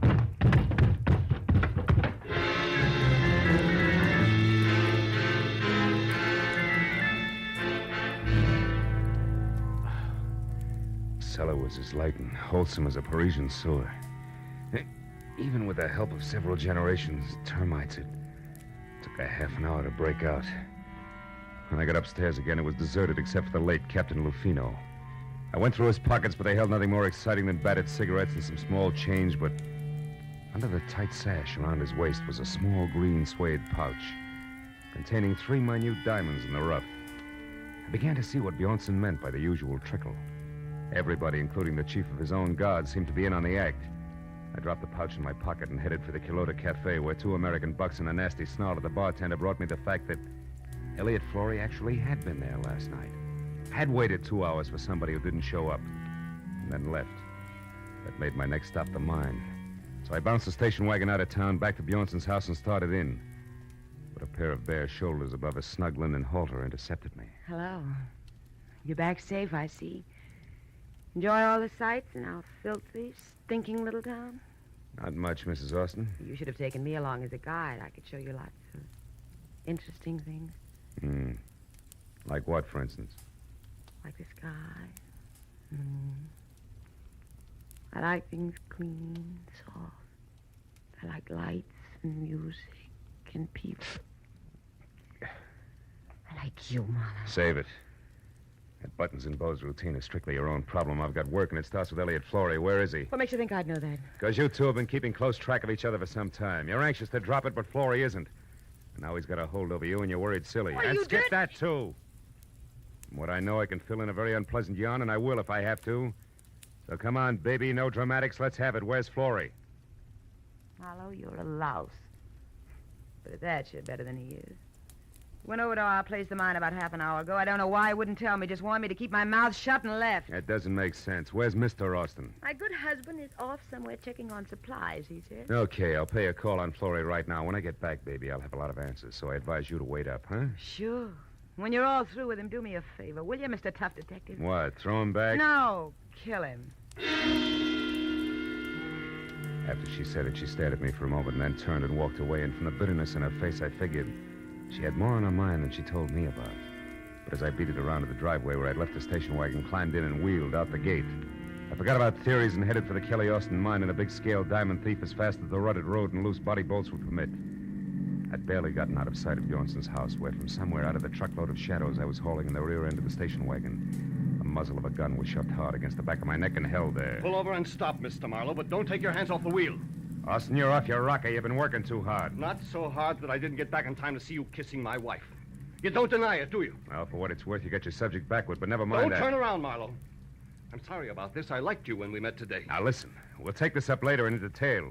Right now, I'm after a guy who's been biting into Bjornson's diamonds, and I'm sure it's his own secretary, Elliot Flory. Flory? Why, that's absurd. Yeah? And what's more, he's currently up to something cute at your mine. He's at my mine, Flory? That's what I said. Now, after I've seen him, Buster, I'll be indignant with you all night if you like. You're a clever liar, Marlowe, but it won't work. You're not getting out of this that easily. I'm getting out of this that easily. I'm going to tell Bjornson what you've done, but first, you cheap masher, I'm going to get some satisfaction out of you personally like this. Oh!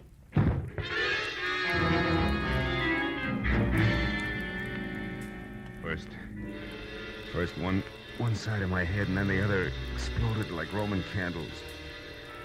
I fell a long way out of the car door to the road. When I finally stopped falling and started back to my feet, I had a double handful of Mexico in my mouth. All the rest of it I could see looked big and black and deserted. The station wagon was gone, and so was my enthusiasm, and the picture of Marlowe on foot in the middle of the Mexican mountain looked pretty stupid. I trudged back toward the house. But I stopped as a pair of headlights swung out the gate and slashed down the road at me. Came to a sandstorm halt. Marlowe, what happened to you? It's a long story, Mrs. Austin. The less you hear about it from me, the better for all of us. What do you mean? That Kelly, your husband, was watching when you wanted to show me the Mexican sky and the moon. Up there at the house. He was just a teensy bit irate about it. Oh, is that all? That's enough. What about Florrie in the mine, Marlowe? How should I know? When I got tangled up as a heavy in this corny gaslight melodrama, Wait a minute. Did you put that jacket on since I saw you last? No, what's the matter? Come over here in the light. Come on! Sure. Now, listen, Helen. You told me once sewing was your hobby. Did you happen to make this item yourself? Yes, Simon. What's so important about A that? hunch, a long shot, but if it pays off, I'll catch both a killer and a diamond thief. I'm going to borrow your car, beautiful. Wait a minute. I'm coming with you. No, you're not. I've got to get Florrie and stop a murder, and that takes a different kind of speed than you've got. So long, baby. With every jolt of the car, another Roman candle went off in my head, but I kept the gas pedal jammed to the floor until I saw the turnoff sign for the Austin mine. Then I cut the lights and pulled over. It was 400 yards up the side road to the gate where a Mexican sentry in a battered sombrero leaned against a post on a barbed wire barricade. I skirted him and followed a path outside the fence until I found the landmark I was looking for. There was another sombrero, and a few feet away, sprawled out, sleeping soundly from a blow on the back of his head, was its owner. 2 strands of the barbed wire had been cut, so I crawled through and up to the edge of the big pit. It looked black and bottomless, until a tiny flicker of light down deep inside winked on for an instant, and then went out again. That was my cue. But I was 15 tooth-and-nail minutes playing mountain goat on tiptoe down 150 vertical feet of ladders and catwalks before I was near the bottom and close enough to hear a pick biting hard clay. When it stopped suddenly, so did I, and listened with my .38 clenched in my hand. But Florrie had been surprised by someone from the bottom of the pit, not by me. Austin, how did you... No, don't shoot, Austin, please. Why not, Mr. Florrie? You found what you were looking for, didn't you? Didn't you? Yes, I did. And what precisely did you find? My mine has run out? That it's worthless? That I've kept it going only with stolen diamonds? That's right. I suspected it. Now I know. You're the one who's been stealing from Bjornson. You bring the diamonds here, you salt your own ground with them, and then remine them as fresh stone. And get the full market price, yes. But what do you hope to achieve with this information now, Mr. Florrie? You realize that I have to kill you? No, wait. I have nothing against you, Kelly. In fact, I have a proposition to offer you. You're in a poor position to bargain, but go ahead. Now, you'll never get away with killing me. Won't I? I got away with one murder. Bruno. He would have found out about me eventually because I made a mistake last night. But that sot Campbell will take the blame for him. And right now, you're just another trespasser, so make your offer. Make it good. Go on, go on. All right. I promise you, no one will ever know about this. If you'll get out of Mexico and leave Helen here with me. You dirt. I'm not going to shoot you, Florrie. I'm going to strangle you with my bare hands. I ought to turn my back and let you. Gas, cool's out. Drop it, Austin. Stand still, both of you. No, it's too late for that. You hit him, Marlowe. You got him. I think he's dead. Yeah. I got something for you, Florrie. I hope I can get the slime off my fist.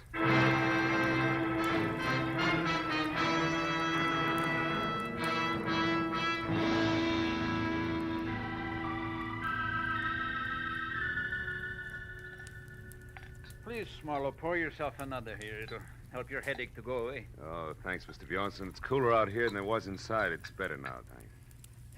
I don't know. I am happy and I am sad both. You found me my thief, all right, but you lost me a friend in the bargain. Mm-hmm. And the way we live out here, our friends are as dear as our diamonds. Well, there's one thing about diamonds, Mr. Bjornson. They won't go bad on you. You're right there, my boy. It's hard to realize that Kelly Austin was our man. Yeah, I imagine it is. You said it was Helen's jacket that gave you the answer. How was that, Marlowe? Well, Lufino was carrying a little green suede pouch. I thought it was his. But actually, that was a piece of evidence that he found last night. It wasn't until I saw Mrs. Austin's jacket of the same green suede that I realized the pouch must have been made from the scraps left over from the jacket. I see. And since the wife sewed the jacket herself, that made the husband the logical owner of the pouch. That's right. You know, in a way, you might say Helen's responsible for the whole mess. How do you mean, Marlowe? Well, it all adds up like this. Helen wanted diamonds bad. Her husband started stealing for her. Things went well until he almost got caught. That was last night, huh? That's right. Running across the lawn, Kelly dropped the little pouch. Lafino, who caught sight of him, followed and found the pouch with the 3 diamonds. But Captain Lafino thought Campbell was the thief and went to Campbell's quarters in Rislo to force a confession out of him. Mm-hmm. Kelly followed him, killed him before he learned too much, knowing that the rum-soaked Campbell would take the rap. That Austin woman, she's got no business here in this desolation. She loves diamonds, but not in the rough. No. She wants them around that beautiful neck of hers, with big city lights bouncing off them in all directions. But the lady wouldn't play fair to get them. She's packing now. And Mr. Flory has already left bag and baggage. Even Lafino is gone now.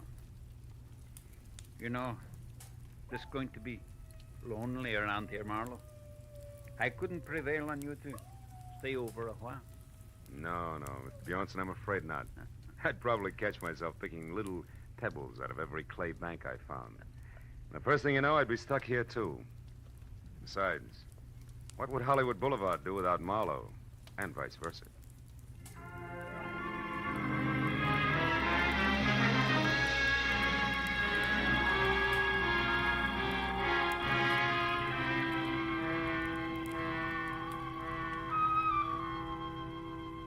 When the driver who was taking me back to Nogales was finally ready, and we started out of the mines, I took a long last look down into the gaping, dirty, lonely pit that was the Bjornson diamond field.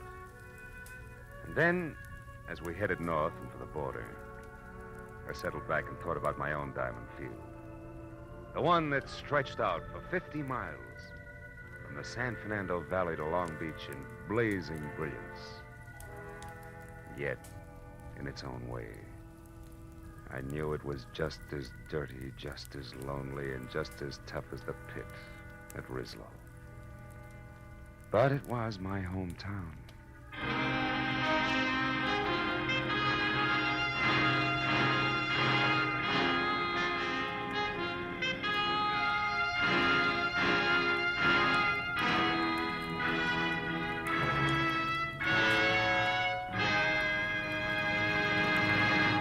The Adventures of Philip Marlowe, created by Raymond Chandler, star Gerald Moore, and are produced and directed by Norman MacDonald. Script is by Mel Donnelly, Robert Mitchell, and Gene Levitt. Featured in the cast were Parley Bear, Betty Lou Gerson, Hans Conried, Paul Dubov, Wilms Herbert, and Nestor Paiva. The special music is by Richard O'Run. Be sure and be with us again next week when Philip Marlowe says... She had soft brown eyes and an accent, and she came to town with a job to do. But before it was done, death had struck 3 times. Then she was gone. And all because of 30 drops of pigeon's blood worth $50,000.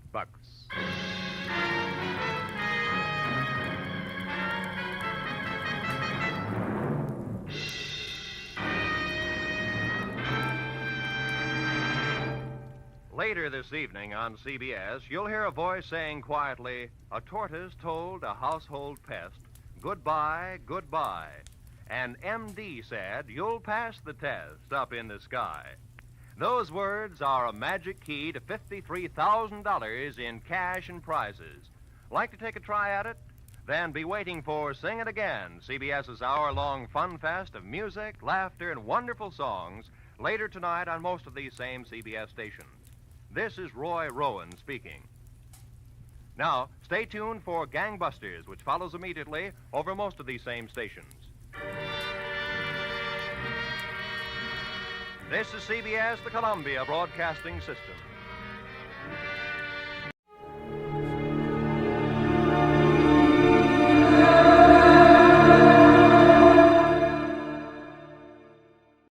Mrs. Perkins won the prize, but I got in the biggest pickle. at the county fair.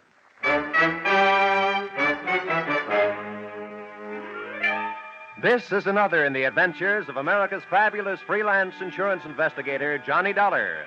At insurance investigation, Johnny Dollar is only an expert. At making out his expense account, he is an absolute genius.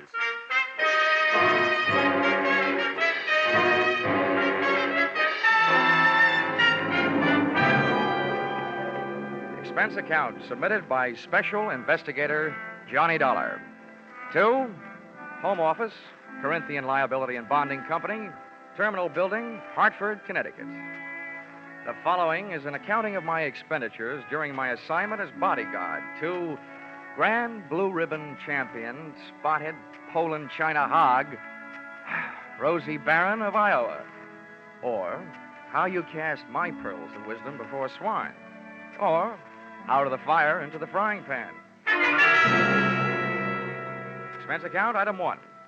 $76.80.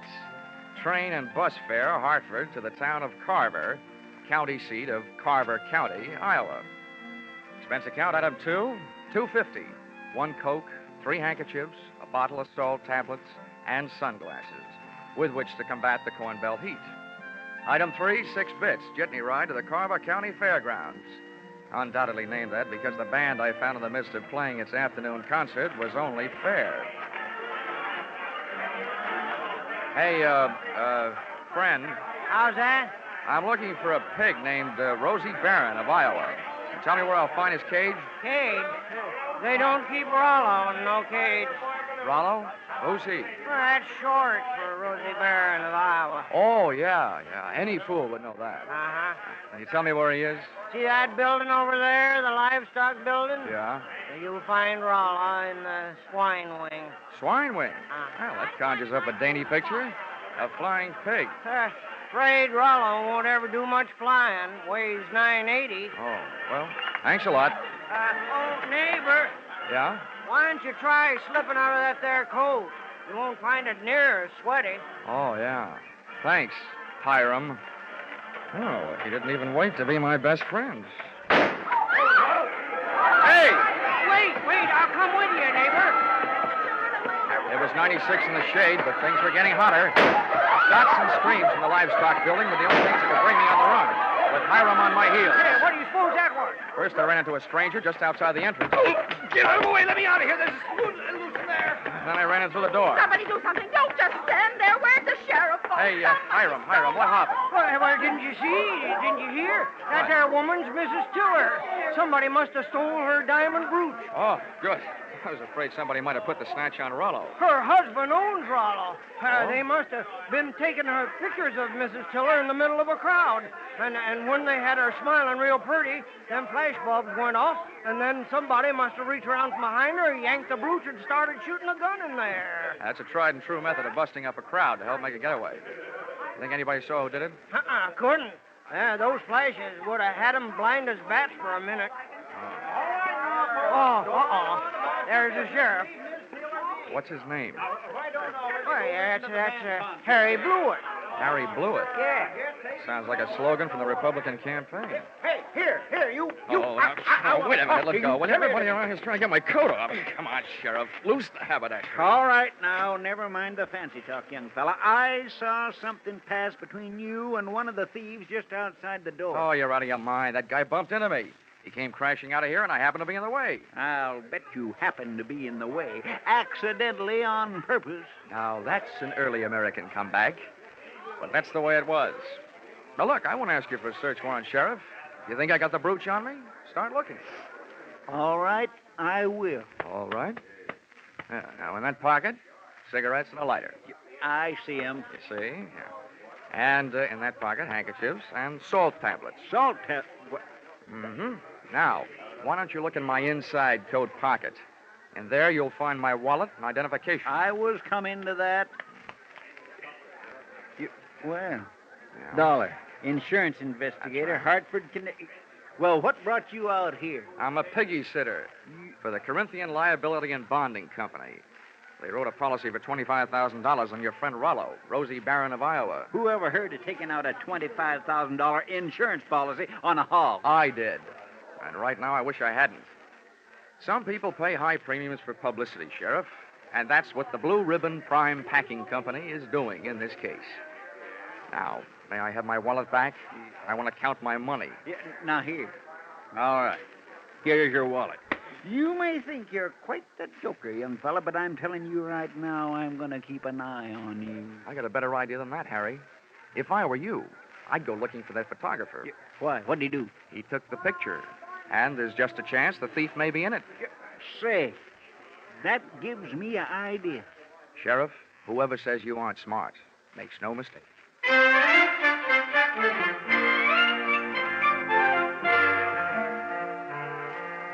Rollo, the prize porker, wasn't hard to find. First, I followed a few signs. Then it was a matter of closing in on a contented series of juicy, slurping grunts that came blurping up out of a succulent mound of Louisiana yams. Rollo was all fat and a yard wide. His table manners weren't much. He didn't look very smart, but he sure looked healthy. 980 pounds on the hoof. A fine figure of a pig. Pardon me, miss. Could you tell me who's in charge around here? Well, just for the moment, I am. Well, I'm trying to find a Mr. Worthington Tiller, who I take it owns this monster. Monster? What? What's the matter? Have I said something wrong? You certainly have. And you've also said it to the wrong person. In case you don't know it, my name is Alva Anderson. Oh, my name is Johnny Dolar. How do you do? What's all this got to do with Rollo? Nothing. I just raised Rosie Barron of Iowa from a suckling, that's all. Kind of got away from you, didn't it? I'm sorry, Miss Anderson. I apologize. To you, too, Rollo. Sorry about the interruption, Miss Anderson. Some fool made off with my wife's diamond brooch. How's this excitement affecting Rollo? I hope he hasn't lost any weight. Well, he took it very well, Mr. Tiller. Oh, good. This gentleman wants to see you, Mr. Dollar. Oh, yes. Oh, from the insurance company. That's Good, right. Good. Well, I'm glad you're here. We'll have your picture taken right away with my wife and Rollo. Oh, it'll make grand publicity for Blue Ribbon Prime Packers. Oh, I don't mind having my picture taken. Just so long as your wife doesn't mind having people pinch her diamond brooches. Oh, well, now, don't worry about that. It was fully insured. Oh, that kind, The thing I want you to worry about is Rollo here. As president of Blue Ribbon, I paid Miss Anderson $10,000 for this magnificent swine, and I don't want anything to happen to it. You bought him for $10,000, insured him for $25,000, and you don't want anything to happen to him? Well, I don't mind paying those exorbitant premiums when I get back the kind of publicity this will bring in. I can see it in the papers now. America's fabulous insurance investigator, Johnny Dollar, sent from Hartford, Connecticut to guard the life of that fabulous prize swine, Rosie Barron of Iowa. Well, Mr. Tiller, I don't mind getting my name in the paper for a pig, just so long as it is not in the obituary column. I just couldn't stand having my tombstone read, Johnny Dollar no longer am. He gave up his life for a great big hand.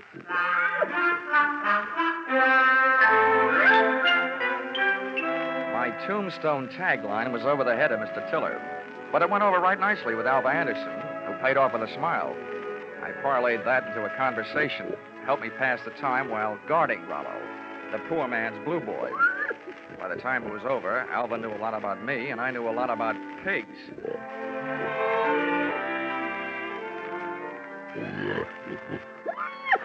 You know, you have beautiful eyes, Alva. Mr. Dollar, do you know what's really interesting about the origin of swine? Why, it's estimated that the Chinese people domesticated swine about 2900 B.C. And not only that, but I'm sure you'd like Hartford. And, Mr. Dollar, you probably don't know this, but a pig is one of the most important food animals. It's an economical converter of grain and other feeds into body tissue, as the products of which furnish meat and fat for human consumption. Alva, darling, I'll only be in town for a little while. And not only that, but people who say that pigs are dirty don't know what they're talking about. Why, sanitation is essential to good health, rapid growth and development, and profitable production. Oh, Rollo, what have you got that I haven't got?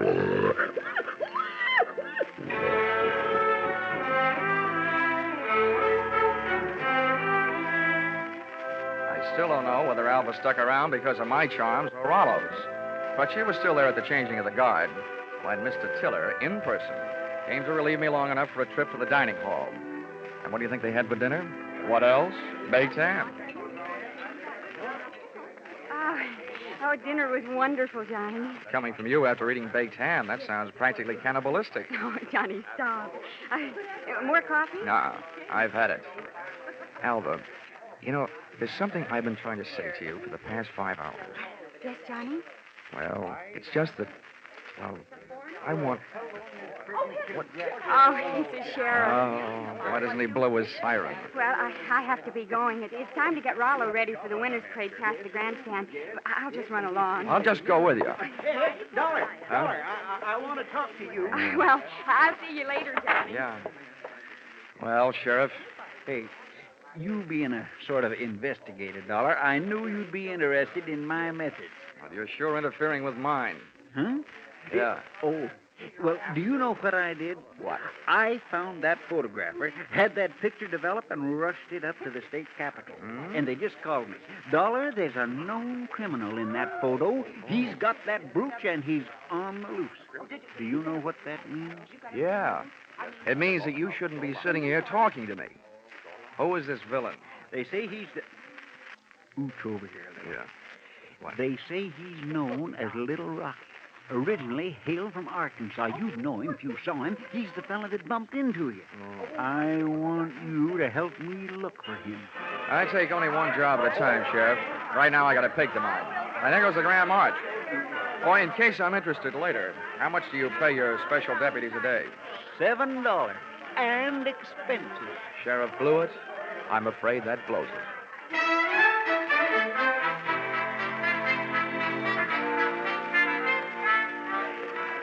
The Carver County Pickle and Pie winners were lining up to lead the Grand March. By the time I got to the grandstand, down at the tag end of the livestock echelon, there was a shiny white cab and trailer, sporting the markings and mottos of the Blue Ribbon Prime Packing Company. And high upon it, perched on a platform and surrounded by a sturdy iron railing, stood that champion, the pride of the pork set, Rollo, Rosie Barron of Iowa. It was lovely. It was divine. I had a feeling that swelled my heart with pride. Here they were, products of the American home and the American soil. A fanfare of foodstuffs flowing from the horn of plenty.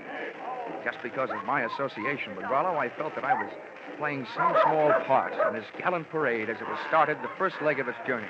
It was inspiring. It was thrilling. It was... Boing! All of a sudden, it was downright frightening. As Rollo's chariot rolled by, I got an eyeful of its driver. It was my comrade in collision, the guy who had put the snatch on Mrs. Tiller's diamonds, Little Rocky from Arkansas. I added to my treasury of thankless tasks by trying to pin a tackle on a 5-ton truck. I got a door handle with one hand, running water with one foot, and a clout in the teeth from an unexpected adversary. Knock him loose, Marlowe. He's on the running board. Hey, what the... I was flat on my back. Everybody was screaming and hollering. The truck went crashing to the fence. And Rollo, Rosie Barron of Iowa, was one little piggy who wasn't staying at home.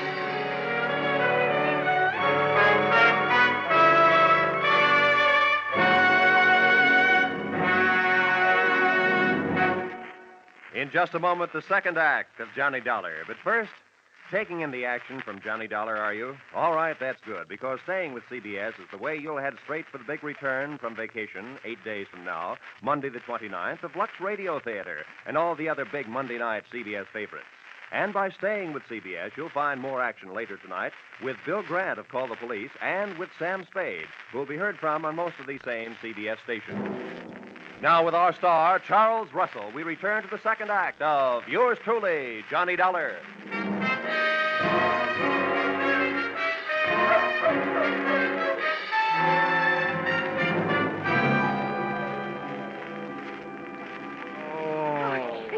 Johnny, are you all right? Can you get up? Oh, the spirit's willing. I'm not sure about my spine. Here, let me help.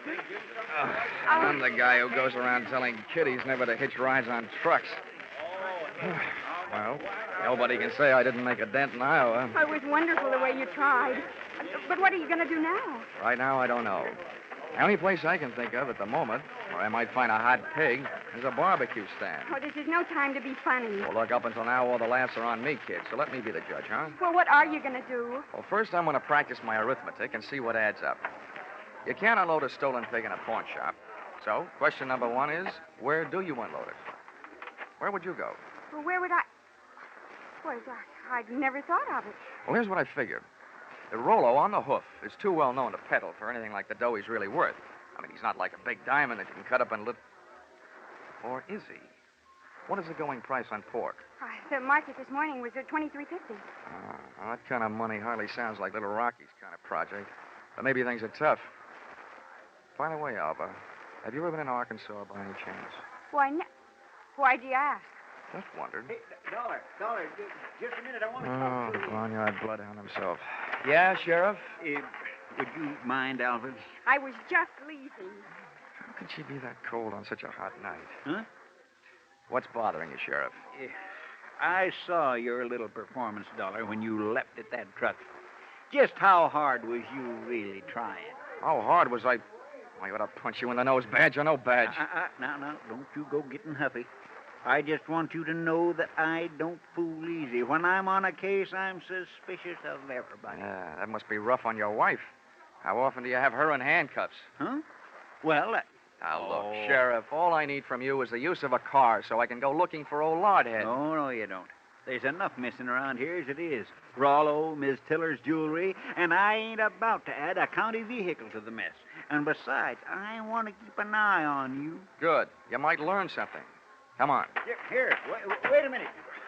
Where are you going? Over to the Ferris wheel. That truck hasn't been off the fairgrounds more than a couple of minutes. I want to get a look at the countryside. Ferris wheel. Say, that gives me an idea. I hoped it would. Come on. Say, you know, Sheriff, I don't know very much about this farm-side ferreting racket. Well, there's more to it than meets the eyes, I can tell you that. Oh, yeah, I bet there is. Tell me, didn't I see a feed trough on Rollo's truck with a lot of mash in it? Well, now, let's see. If he ate yams this afternoon, he'd eat mash tonight, all right. Does mash kick up any kind of a smell? Oh, sour as swill. But the pig seems to like it. Uh-huh. How does this sound to you, Sheriff? Suppose right after you take your ride to the top of the Ferris wheel to case the countryside, we were to get ourselves a nice hungry pig. Say, that gives me an idea. We could take that pig and he could smell that mash in the air and sniff out the trail of that truck. Sheriff, if you aren't a genius, I wouldn't be surprised. Oh, Shaw. It was planting time in Iowa that night, at least for ideas. 2 of which I had planted in the not-too-fertile mind of Sheriff Harry Blewett. And as long as it took us to walk from the trotting track to the Ferris wheel, it came harvest time for notion number 1. Right this way for the big ride on the big wheel. Hurry, hurry, hurry. Okay, mister, okay. I'm the sheriff. I want you to run me up to the top of that wheel and hold me there long enough for me to get a look around.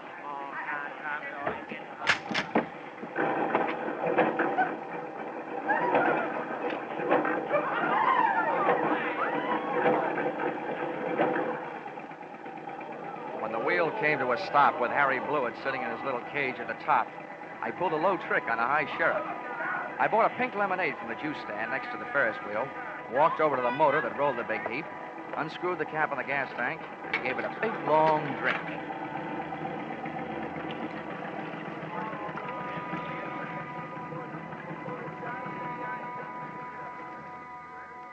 I hope it wasn't doing to people's stomachs what it did to that motor. You might well remember this harmless little deceit the next time you have occasion to get rid of a sheriff.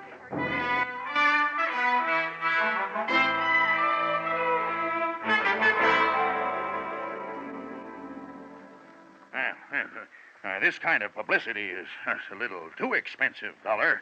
I demand that you do something. Now, don't worry, Mr. Tiller. I am going to do something. Yes, and I'll thank you to remember that the only ones who stand to get hurt right at this point are the insurance companies that wrote the policies on your pig and your wife's diamond brooch. Why, Worthington, I hadn't thought of that. Huh? Why should we worry? My brooch is insured for way over the value, dear. We hadn't...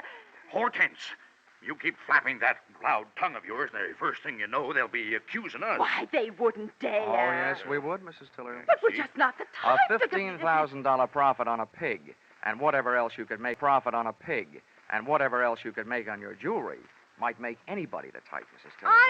Now, see here, Dollar. I've had just about enough of your slanderous implications. I have a few thoughts you might profit by. Go ahead, Worthington. I'm always interested in profit, Tiller. My father had the same thing happen to him back in 1902. That's right. Remember, dear? Yes. In Nebraska. He bought a prize pig at a fancy price. And then the scoundrel that sold it to him turned around and stole it back. There, see? What do you think of that? Would this be a suggestion that we throw the young lady who sold your pig to you in the pokey on the strength of something that happened 37 years ago? Well, That's for you to decide, Dollar. Right. Just don't say I didn't warn you. I see. Yeah. If you don't have an orchid to pin on a young lady, try suspicion.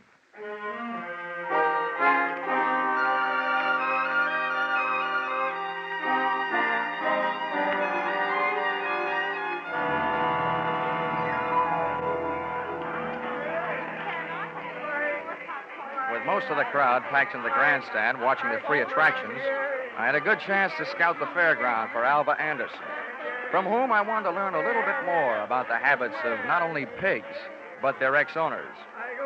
Our trail led me past the home-baked cakes, hybrid corn, the watermelon pickle, tractor and harrow exhibits, and all the way back to where I'd first met her, Rollo's pen in the swine wing of the livestock building. But when I got there, Rollo's cupboard was bare. Alva was leaving for the rear door in the company of a small, tough-looking gent carrying a sack over his shoulder. Name of Little Rocky from Arkansas. I could hardly believe it, but they piled into a car and hauled off up the road. At the risk of adding one last insult to the most recent injury I'd inflicted upon Sheriff Blewett, I stole his car and went dusting up the highway in hot pursuit. There's nothing easier to follow than a red taillight on a clear night.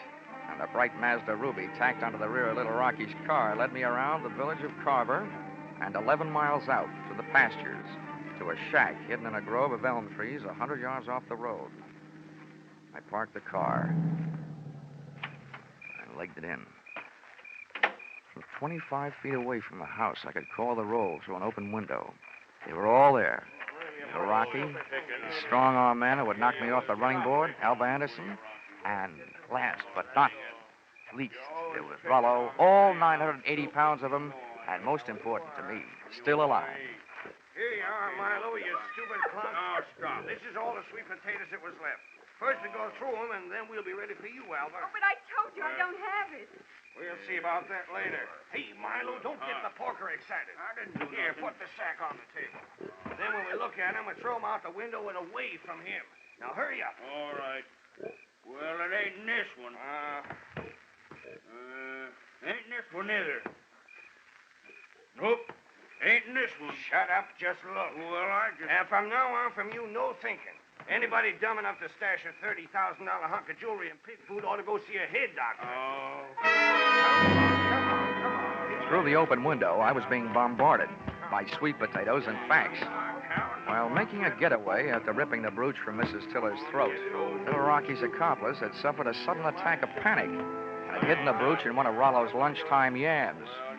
Whether that yam was inside the piggy or out, they and I were apparently just on the verge of learning. That does it, I guess. Ain't here. Then that means... That means your little friend here had a $30,000 snack today, which right now is giving me a great big bellyache. You know all about pigs. What do we do about it? Well, Rocky was yellow. He wouldn't rub him out. Look who's talking. Here, take my 38 if you're so tough. Yeah, I thought so. Now, shut up. Well, I ain't killing no piggy with him just standing there looking at me. If he'd only make a break for it, I'd mow him down. You. Now, look, baby, we'll kill him if we got it. We want that chunk of ice, and we want it fast. Milo, tease him into the corner with a sweet potato. We're throwing them all out the window. Oh, please, Mr. Rocky, You don't. shut up, too, and sit down. Close your eyes if you want to. Oh, please, Mr. Rocky. In the manner of Sheriff Blewett, I had an idea. Given to me, of course, by Rocky. Alva was sitting in the corner, Rollo was scratching his side by rubbing it against the opposite, and Rocky and Milo were standing shoulder to shoulder in the middle of the room, ready to advance on him.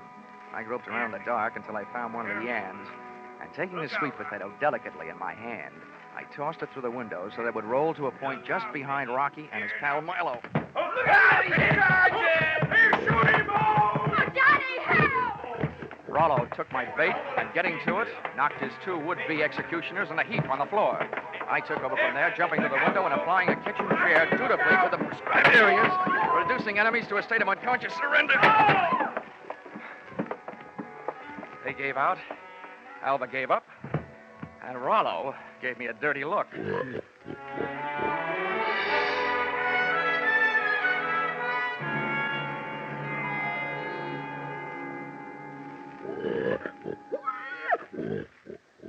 Well, Mr. Tiller, here he is, safe and sound, good as new, fat and sassy. Well, good. Congratulations. And not only that, but in him someplace, he not only has a good fighting heart, but also that diamond brooch of your wife's. Oh, yes, very interesting.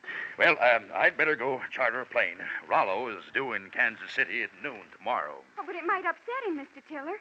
Rosie Barron of Iowa's never flown before. He might lose weight. Yeah, what's the big hurry to get him to Kansas City? Is he booked for a personal appearance? Oh, no, hardly that. He's due to be slaughtered at a special ceremony. All the plans are made. Oh, I wouldn't want to disappoint my boys. They've been looking forward to this. Oh. How do you like that? Why, it's almost murder. Poor Rollo. Oh, Johnny. Come on, let's get out of here, Alva. Gosh, who would have ever thought I, Johnny Dollar, would ever gotten so attached to a pig?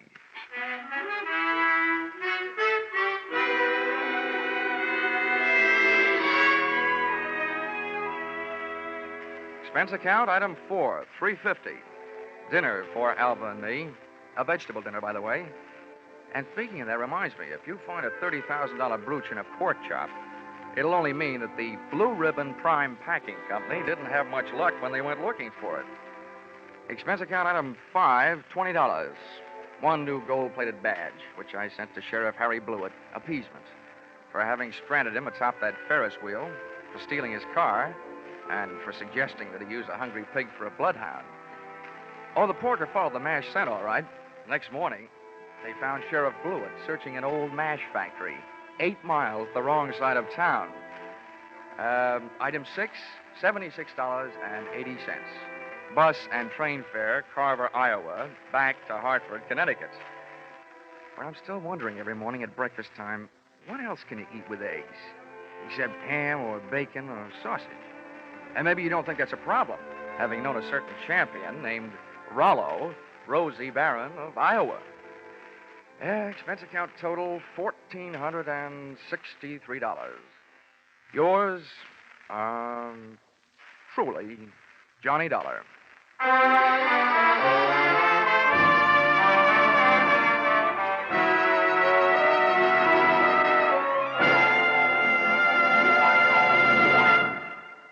Yours truly, Johnny Dollar, is produced and directed by Norman MacDonald and stars Charles Russell with script by Paul Dudley and Gil Dowd.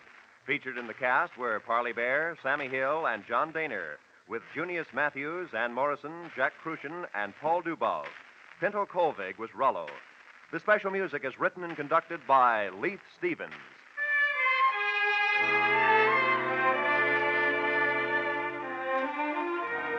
Be sure to be with us at the same time next week when another most unusual expense account is handed in by... Yours truly, Johnny Dollar.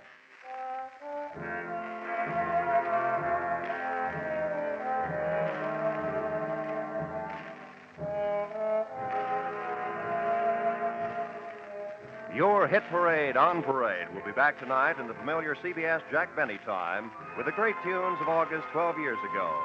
Sweet Leilani and Where or When. Many another still green in your memory will be among the hits you will hear. Speaking of hits, put down August 29th this year in your little book.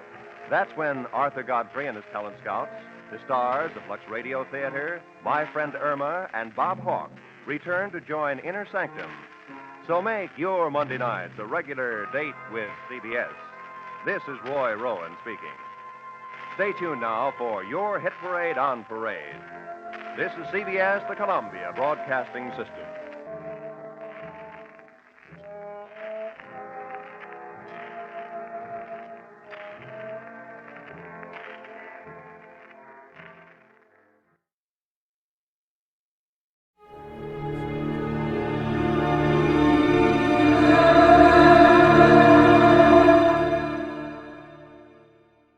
Wrigley's Spearmint Chewing Gum, the refreshing, delicious treat that gives you chewing enjoyment, presents for your listening enjoyment Edmund O'Brien as Johnny Dollar. Are you the insurance detective? That's right. Who's this? Johnny Doe for now. Do you want to crack the Calgary job? What? Calgary Products down in Camden. 300,000 payroll robbery on the first of the month. This isn't my kind of a gag. Try it on somebody else, Wait a minute. This is no gag. Check the Alliance Bonding Company in New York. They've kept it out of the papers. If you're interested, be at the same phone tomorrow night at 10. I'll call you.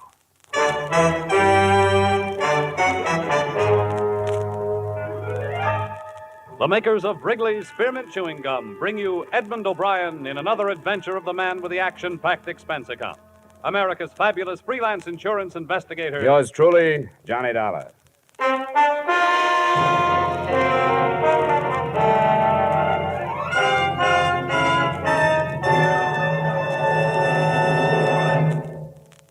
To make every day more enjoyable, treat yourself often to refreshing, delicious Wrigley's Spearmint Chewing Gum.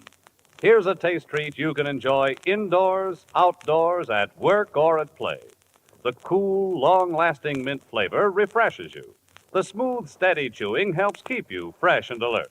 Adds enjoyment to whatever you're doing. Wrigley's Spearmint Chewing Gum.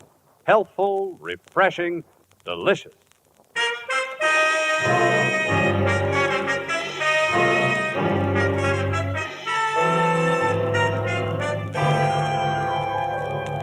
Expense account submitted by Special Investigator Johnny Dollar to Alliance Bonding Company, New York City, New York. The following is an accounting of my expenditures during investigation of the Calgary matter.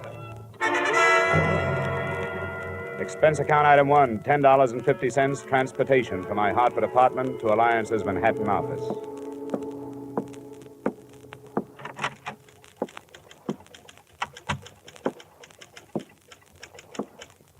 Good afternoon, sir. Hello. I think Mr. Matthews is expecting me. The name is Dollar? Oh, yes, Mr. Dollar.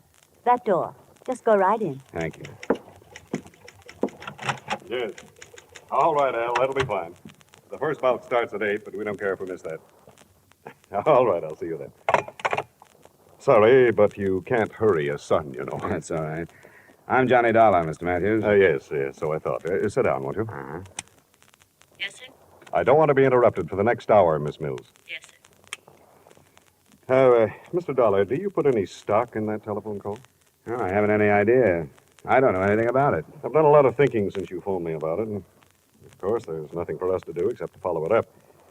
But I can't help wondering if this man isn't a crank of some kind. Well, that's what I thought, too, until you bore him out by telling me there'd been a robbery that had been held from the press. Why has it been kept a secret? Well, all concerned thought it was the best idea, and there's a possibility that the group involved is the same one that carried off the Brink robbery. But any publicity would only give away our hunch that the same gang pulled both jobs. What makes you think the Brink crowd might have pulled this one? Well, because of the way it was executed. Simple perfection. The knowledge the criminals had of our operations. You see, one of our armored cars was to deliver a cash deposit to the Barton Bank in Camden to cover the Calgary Products payroll. The truck simply didn't arrive. It was found later, wrecked and empty. The driver and the guards? They were found 3 miles away, bound and gagged. Their descriptions matched those at Brink's, masks and so on. Yes, it was perfection. They knew exactly when and where. What do you want me to do? I've talked it over with the rest of the Alliance executives. We want you to follow that call through, but we must insist that you make every effort to maintain the security we have established. Here are the details.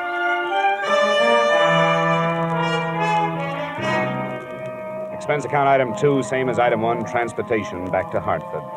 At 9:45 that night, I was in my apartment waiting for the promised call from John Doe. At 10:05, my phone rang. Johnny Dollar. Stanley, 3469. Yes? One moment, please. Philadelphia's calling. Philadelphia. Your call to Hartford is ready. Go ahead, please. Mr. Dollar, Yeah? what did you decide about the Calgary job? Well, what happened to the man I talked with last night? He didn't dare phone you tonight. He was afraid you'd be set up with the police to trace the call. I haven't talked to the police. Don't. If you do, it's all off. He doesn't want to be arrested. He wants to surrender to the New Jersey District Attorney's men. The guy I talked with last night? No, he wasn't involved with Calgary. It was a friend of his. Do you want to talk it over with him? Where? There's a room reserved in the name of Charles Randall at the Brantford Hotel in Bridgeport. Check into it between 7 and 8 tomorrow night. Sign the register, Charles Randall, 7458 Walnut Drive, Boston. Look, why doesn't he just take my address and come over here? He can't. Why not?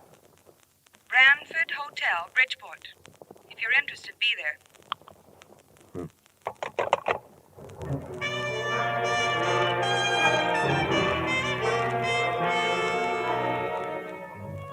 Expense account item 3, $5, mileage to Bridgeport and the Brantford Hotel. It was a weathered frame building in the Harbor District.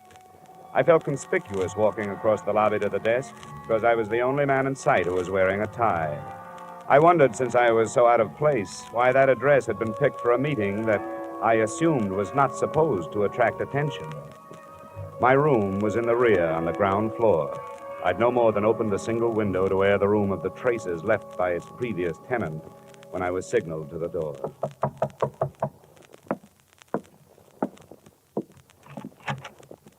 Dolar? Yeah. Let me come in. You got a driver's license or something? Better than that. A private operative's license. Here you are. Thanks. I recognized your voice, but I thought I'd better make sure. Come on, we're going someplace else. Why? Because I'm not sure you weren't followed here. But I'll be sure we aren't going to be followed where we're going. I don't like it. It must be this way. You've got to believe me. He has to be careful. He doesn't want to get killed. What's the matter? The gang busting up? Come on. What started the trouble? Splitting the loot? Dolar. Don't bother with me. I can't tell you anything because I don't know anything. Believe me, I'm only doing this to help him out. You don't have to come if you don't want to. Where do we go? You won't be coming back here. Don't leave anything but the keys to your car. Somebody will drive it out. Do you know where I parked it? It's the green coupe, isn't it? Yeah. He knows. Not through the lobby. There's a rear door. My car is parked just outside.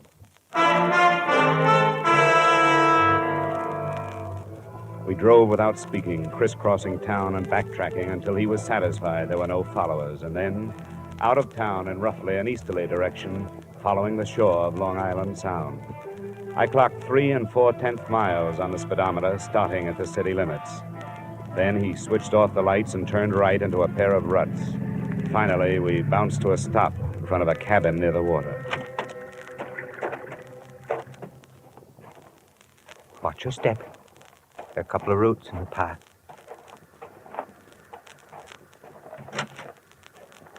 Did he come? He's here.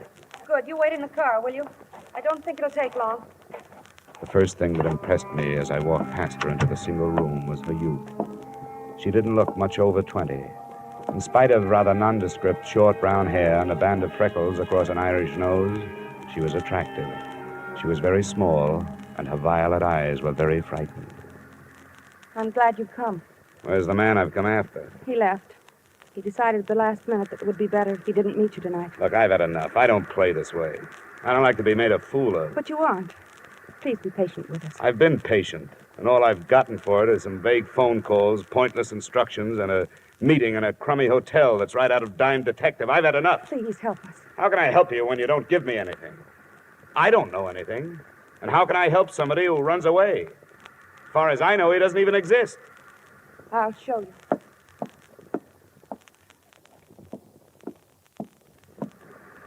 Open it. His share of the Calgary money's in it. If you can take the wrappers off. I can take this with me? Yes. I don't get it. Does it matter? He wants to give himself up. Why this way? I told you on the phone. He doesn't want to be arrested in this state. He wants to go directly to the district attorney's office in New Jersey where the robbery was committed. He'll turn state's witness? Yes, but he has a demand. Promise of immunity. It won't work. Any promise like that destroys the value of testimony. Might even bar it from the trial. It's been done. It's never promised. You'll have to take his chances on that. It doesn't have to be public. You can try, can't you? Sure, I can try it, but I won't get it. Anything else? Yes. He wants to be placed in protective custody until after the trial. How many other men were in on the job? He wouldn't tell me. I can't tell you anymore. Will you go to New Jersey? I'll have to have 2 days. I may not be able to see anybody tomorrow. All right. We'll call your Hartford number both nights at 10. You'll have to go now. Please do your best.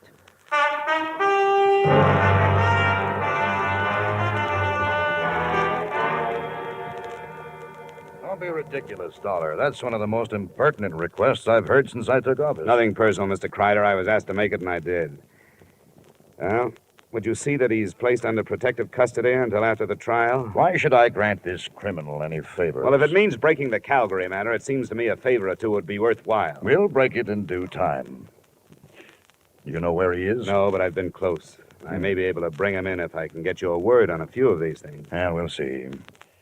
Do you mind telling us where you've been operating? Now, you know I can't tell you that. These people are my clients now, more or less. I have to keep their confidences. Now, what's your answer? Answer? Definitely no immunity. Protective custody? All right. Yes, we'll assign a couple of men to guard him. Okay, Mr. Kreider. I'll see what I can do with that. You'll hear from me in a day or so.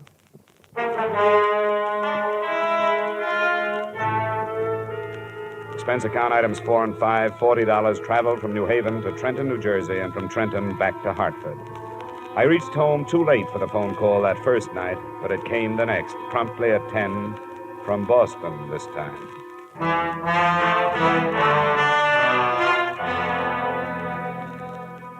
What happened, Dolar? How did you make out? No worse than I expected to. Protection, but no immunity. Oh, that's not so good. They weren't too happy with the situation. I think because they want to make an arrest themselves. Were you followed? Yeah, 2 men. They're watching my building now. But I can lose them if you still want to negotiate. Can you come to Boston? Tonight? Yes, if you're sure you can shake the New Jersey men. Where do we meet? You're sure your line isn't tapped? They haven't had time, but they will if you don't quit stalling. Drive up through Springfield and Worcester. Just outside Boston, you'll pass through Auburndale. On the other side of it, there are 2 bridges. After you've crossed the second one, pull off the road and wait. All right, I'll be there. Well, let me tell you something. This is the last trip. Get your man off the dime. I can't spend the summer touring New England.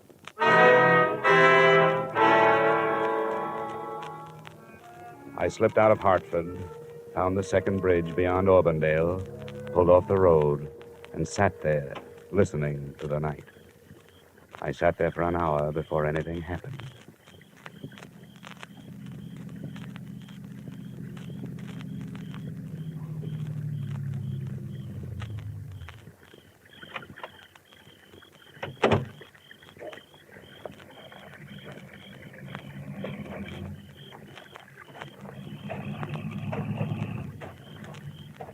My name is Gannett, Mr. Dolar. Oh? Are you the one? Yes, I'm the one. Get in. Thank you. Well, you caused quite a stir, Gannett. Yes, so I understand. I've heard that crime pays only those who write about it and those who investigate. Are you armed? No, but satisfy yourself. The DA in Trenton? Then, by all means, the DA and friends will be at the cottage by the sound. After you have delivered me. It wasn't a silent trip, but the subject of our scattered conversation was always far removed from the Calgary matter. Gannett's only typically criminal attitude was one of fear. He was never satisfied that we weren't being followed. We weren't. I learned that at 9:30 the next morning when we pulled up in front of the State Building in Trenton. We hadn't been followed. They were waiting for him.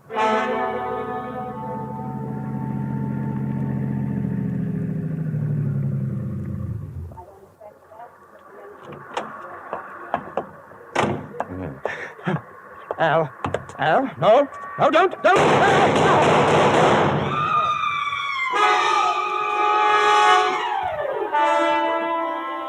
Someone in the crowd, it was impossible to know who, shot Gannett to death and disappeared in the confusion. It was sudden and unexpected. More unexpected, I think, than learning after police identification that Gannett, admitted criminal, was also Arnold Gannett, LL.D., professor of law at Russell University, New Haven, Connecticut.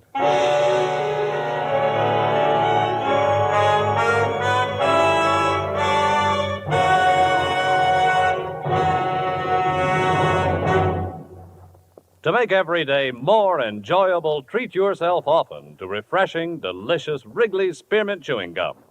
The lively, full-bodied, real mint flavor cools your mouth, moistens your throat, freshens your taste. And the chewing itself gives you a little lift, helps you keep going at your best. So for real chewing enjoyment that's refreshing and long-lasting, always keep Wrigley's Spearmint Chewing Gum handy. Healthful, delicious Wrigley's Spearmint Gum will make every day more enjoyable. And now, with our star, Edmund O'Brien, we return you to the second act of yours truly, Johnny Dollar.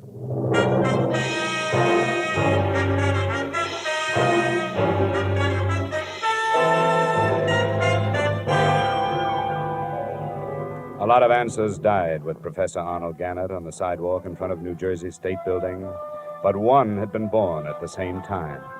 They answered why the police of 6 states had made no progress in the Calgary case.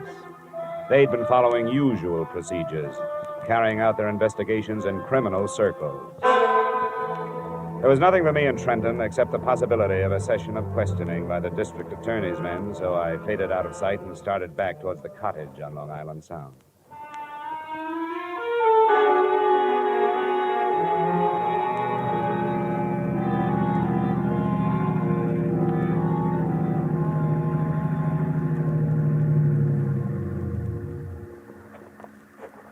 Hello? Hi. Did it go all right? No, it didn't. It blew up. Somebody was waiting for us in Trenton. He killed Gannett as he got out of the car. I thought we were careful enough. You were careful here and in Boston, but nobody was following you. They knew where he was going and waited for him. How did they find out? I don't know. He never told me anything about it. Where's the girl? She's asleep. She stayed awake all night. I don't know what this is going to do to her. She's his wife. She'll have to know. You're right. It'll be in the papers tomorrow, won't it? She was going back to New Haven in the morning. But I can't do it. I don't want to go in. I think you'd better. I don't know who you are, and so I don't want to lose track of you. Come on in with me. Very well.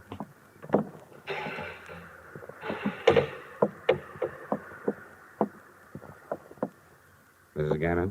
Mm-hmm. Mrs. Gannett? Oh, what is it? There's been trouble. Yes, there has. Where's Arnold? He's dead, Mrs. Gannett. No, He was killed before he could surrender. I want you to tell me who did it. I don't know. I don't know. I don't know.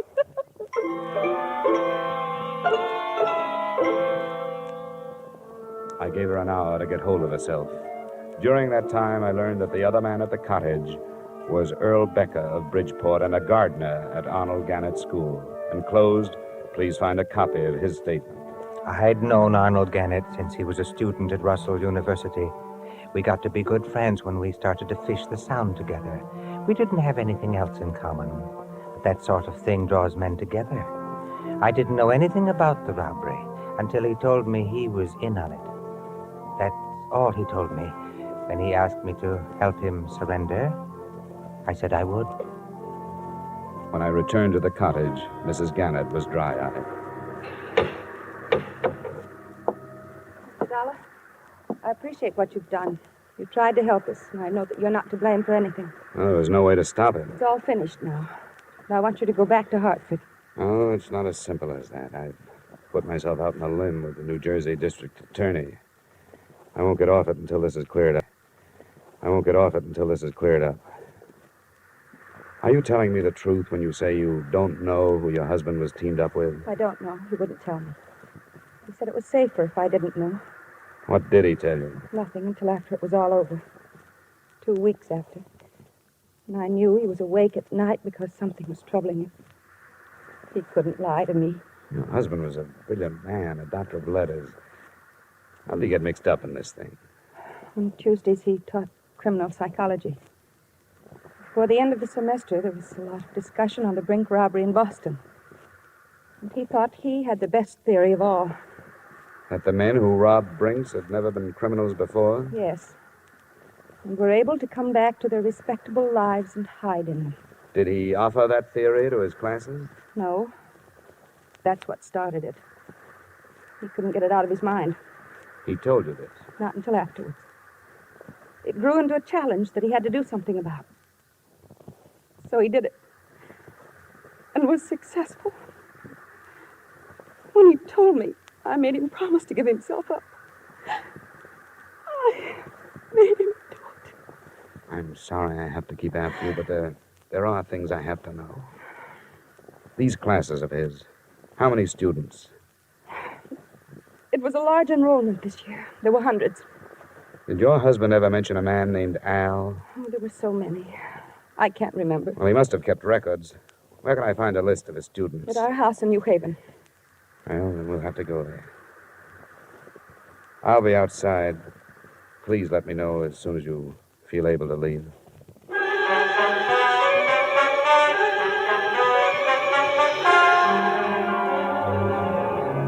By now, the time element had become important. I knew that before long, the police would be swarming into Gannett's house and make my search impossible. I also knew I'd be dragged back to New Jersey for questioning. On the way into town, I tried to get some more information from Mrs. Gannett, but no luck. She apparently knew nothing of her husband's actions. It was 6 p.m. when she opened the door of Professor Gannett's office. Across one wall stretched a row of file cabinets, his records and lists of students.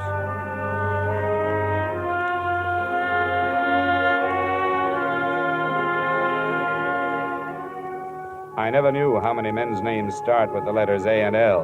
In an hour, Becker and I gathered from the 1949 and 50 enrollments some 100 names from Allen to Alvin. There aren't any more here. What do you do with a list like this? They live all over the country. Here's one from Arizona, Nebraska, Florida. I don't think we'll have to bother with them. You're dropping it? No. I think I found it. Which one? Hey, that car. Check the window, will you? See if it's police. Yes, it is. I can't talk to them now. Show me the back way out of here, will you? This leads to the hall.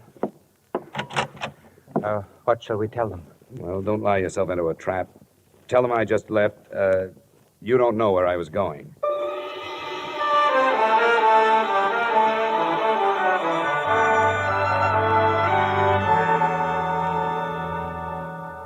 Have you read the papers, Mr. Matthews? Professor Gannett? Yes, it's hard to believe. You knew him? Yes, I'd met him. I'm awfully sorry about this. But now you know how the robbery was carried off with such perfection, don't you? What do you mean? You mentioned it yourself. They knew exactly where the armored truck would be and when. Your son Albert was a student of Professor Gannett's. What are you intimating? Well, there are thousands of students at Russell. I don't know of any other who has connections with the company that was robbed. I won't stand for this. The crime was committed because of a fixation Professor Gannett had about the Brink robbery. He felt he had to prove that respectable people could commit a crime and get away with it. He did it. But he couldn't have without knowing where your truck was going and approximately when it left New York. Where is your son? Strangely enough, this possibility had crossed my mind, too, but I just can't believe Where it. is he? He's in his room, packing for a canoe trip up in Vermont. Which one is his room? I'll show you. Come on, it's upstairs. Your suspicions are very strong, aren't they? Yes, they are, Mr. Matthews. What have you learned about my son? That his name is Albert. Then there is no proof. I don't know. I want to find out. But he would have no reason to do anything like this. I have always given him everything he wanted. But he's a brilliant boy, much too intelligent. Here's his room. Al, Yes, Dad. What is it? may we come in? I was just finishing. Oh, I'm sorry. Al, this is Mr. Dollar. I'm the investigator working on the Calgary matter. Oh? Well, excuse the room. My stuff's all over the place. I'm going up north. Where were you this morning at 9 o'clock? Why, What is this? Where were you? I don't see that it makes any difference. It does. Because I was with Professor Arnold Gannett at 9 o'clock. Before he was killed, he called to somebody named Al. What does he mean, Dad? I don't understand. Mind if I look over your room? For what? For a gun. A .38 from the sound of it. The police will be able to check the slugs that killed Gannett. Dad. Yes, Albert? Dad, I did it. I don't know why. I don't... What'll I do? I don't know. Dad, it wasn't supposed to end like this. Dad. I can't help you now, son. All right. All right, then I'll get away. No, you don't. It's no use. Get away. Get away Al. from me. Oh. I'm sorry, Mr. Matthews. Yes, Mr. Dollar. I'm sorry, too.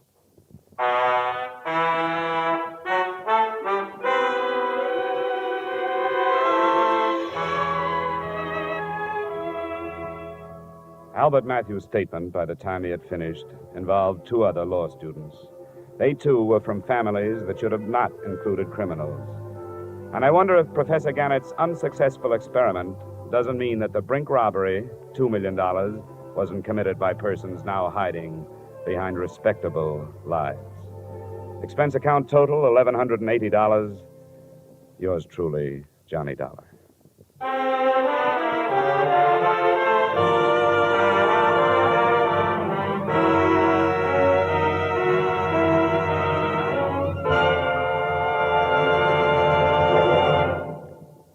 Remember, friends, to make every day more enjoyable, treat yourself often to refreshing, delicious Wrigley's Spearmint Chewing Gum. There's lots of cooling, real mint flavor in every stick. And chewing Wrigley's Spearmint helps keep you feeling fresh and alert. You feel better, work better, get more fun out of doing things. So indoors, outdoors, wherever you go, keep some healthful, refreshing Wrigley's Spearmint Chewing Gum handy. To make every day more enjoyable, treat yourself often to delicious Wrigley's Spearmint Chewing Gum.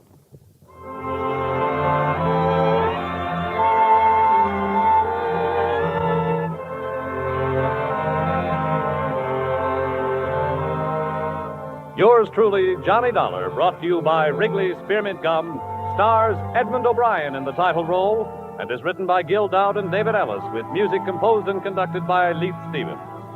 Edmund O'Brien can soon be seen starring in the Columbia Pictures production 711 Ocean Drive. Featured in tonight's cast were Ted Osborne, Florence Lake, Bill Boucher, Virginia Gregg, John Daner, and Terry Kilburn. Yours truly, Johnny Dollar, is produced and directed by Jaime Del Valle.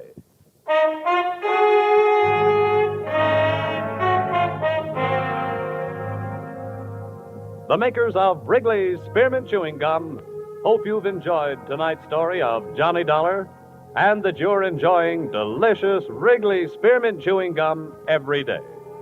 We invite you to join us again next week at the same time when, from Hollywood, Edmund O'Brien returns in another adventure of Yours truly, Johnny Dollar.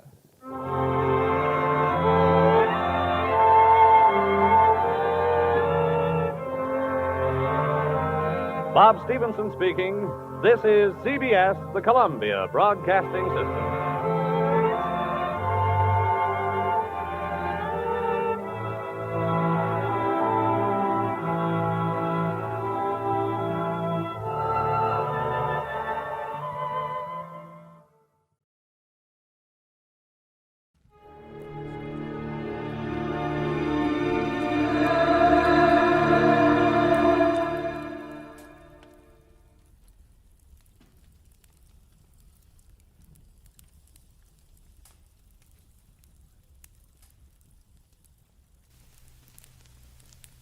Get this and get it straight. Crime is a sucker's road, and those who travel it wind up in the gut of the prison or the grave. There's no other end, but they never learn. From the pen of Raymond Chandler, outstanding author of crime fiction, comes his most famous character in The Adventures of Philip Marlowe.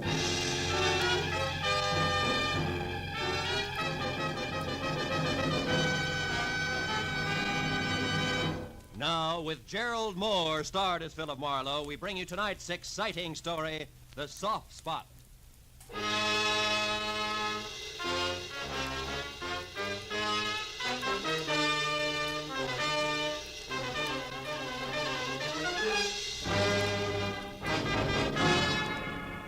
So much for the news from abroad.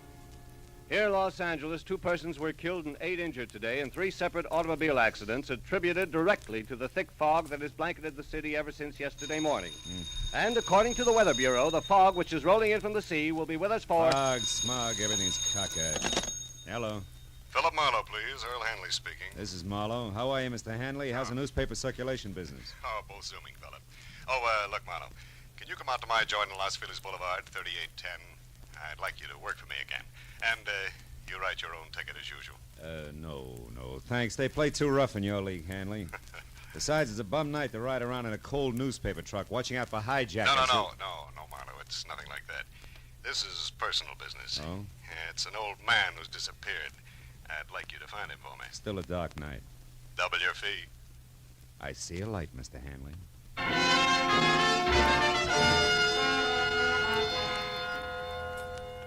Outside, the city was wrapped up tight in the kind of wet ceiling zero fog that leaves you feeling damp and all alone. Hanley's joint on Los Feliz was an old English stone mansion, sprawling, smothered in ivy, and about as cozy and come hither as a scream in the night. Inside, I followed an aging, round-shouldered butler whose footsteps didn't make any noise along the type of high, wide, and ice-cold furnished corridor you find only in museums. When we finally arrived at Hanley's study, however, things changed. It was a small room with bright lights, heat, and a desk cluttered with friendly bric-a-brac. Hanley himself was standing against the far wall, and for a moment, the contrast was jarring because the self-made man in shirt sleeves, built like a boxcar and chewing on a cold cigar, didn't at all match the collection of stiff family photos, 1890 style, that hung on the wall behind him. What is it, Marlowe? Hard to find the family resemblance? From here. Your folks, Mr. Hanley? Yeah. Oh. Left to right. My mother, she passed on a year ago, and me as a kid. My father, a lush, and my grandfather. He claimed to have killed more Indians than ever existed. All born and raised in a lot of nothing named Walker Falls. Couldn't hold you, huh? Couldn't bring me back either, even when Ma died. I was only a little tyke when I ran away, Marlowe. Couldn't stand my grandfather even then. Nothing but a rod and a bottle. Bad combo. How about your father? Oh, I wrote a few nice words to him when Sister wrote me that Ma died. And I sent a fat check for flowers and a tombstone, but he never answered. Probably drank the dough up. He never could save a buck on his own, they tell me. Anyhow, enough of letting our hair down now, Marlowe. Let's get on to business. Sit down. Oh, thanks, sure. You said someone disappeared, Mr. Hanley, an old man? Yeah. It was a gardener here, Marlowe. Name's Cooper, John Cooper. He's 60, 65 maybe, tall and skinny. Yeah, he got a fringe of curly hair around his ears. The rest is strictly cue ball. Yeah, he shoved off yesterday. With what, Hanley? You catch on fast, Phil. You know, it's my trade. Yeah. Well, the stuff don't amount to too much. Half a dozen fancy silver drinking glasses, those... Goblets? No, goblets, yeah goblets. Worth about 100 apiece, nothing that'll dent me. Also, I'm insured, of course. Well, then the goblets mean something else. They do. Let's call them a present from a lady. All right, let's. I want them back, Marlowe. Why me? Why not the insurance company or the law? No. No, that I don't want. And if you laugh when I tell you the reason, I'm going to punch you right square in the nose. Have some scotch. No, thanks. Go ahead. Well, drink alone, then, if you don't mind. I don't mind. Yeah, it's this old Duck Cooper, you know. I feel sorry for him. Yeah, he came in here one day last week, hat in hand, looking beat as an alley cat. So I gave him a job helping one of the gardeners, but I was on to him right from the start. What does that mean? He was a gardener like I'm a ballet dancer. Oh. Yeah, I could tell. And from there on, it got worse. First couple of days, he watched me and everybody else around here pop-eyed as a shoplifter loose in Tiffany's. But you didn't fire him? No. Well, I figured a few square meals, some sleep, a little dough in his pocket, it'd calm him down. So I just put a new master padlock in my trophy room and let it go with it. That was your mistake, huh? Yeah. But just so you don't think I'm losing my marbles, Phil, I better tell you about another mistake. But gonna have to make this short, dinner guest shut out. Another mistake? Mm-hmm. Yeah, 15 years ago, Phil, I was in a spot just like this Cooper. Yeah, I was broke, hungry, mad at the world, and in a position to do the wrong thing. I did, and I got caught. But the boss understood, read me the riot act, and let me go. And today it's my turn. Want to laugh? Not very much. Tell me, what have you got for me to go on? Well, thin air. But you're good, Marlowe. You'll make out. The Thanks. name and description I already gave you that. All right, here's the rest of it, according to the servants. One, he lived somewheres around Skid Row. Two, he never touched anything that kicked harder than ginger ale. And that he went for in a big way. Three, he had a buddy in his neighborhood who was teaching him how to whittle. Make stuff, carving wood. Yeah, I know. And that's it, huh? Well, that plus the fact that he smoked these pint-sized cigars. We found a pack of them in the overalls he wore. Here they are. They're called Aces Up, made in a downtown L.A. shop, also on Skid Row. Oh, the address is in the box there. Could help? Could. Well, see what I can do, Mr. Hanley. Okay, Marlowe. Call me as soon as you get close, will you? Sure. Oh, and Marlowe. Yeah? I want those goblets pretty bad, but take care of the old man, will you? I know what you mean. Yeah. Also, Hanley, I think it's a pretty decent thing that Yeah, you'll have to excuse me, Marlowe. I got to change for my guess. I'll talk to you, huh?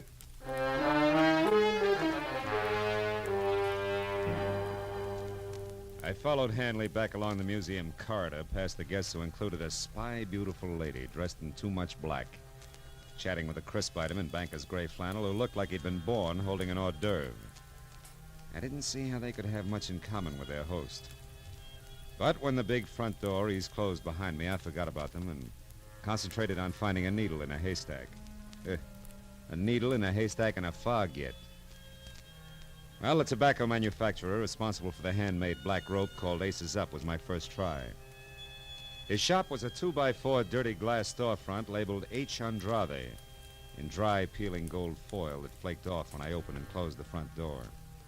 And what had to be the proprietor was alone, rolling cigars on a rickety table that was stacked high with damp, dark tobacco leaves. He didn't look up when I described the man I was after. Asked if he'd seen him.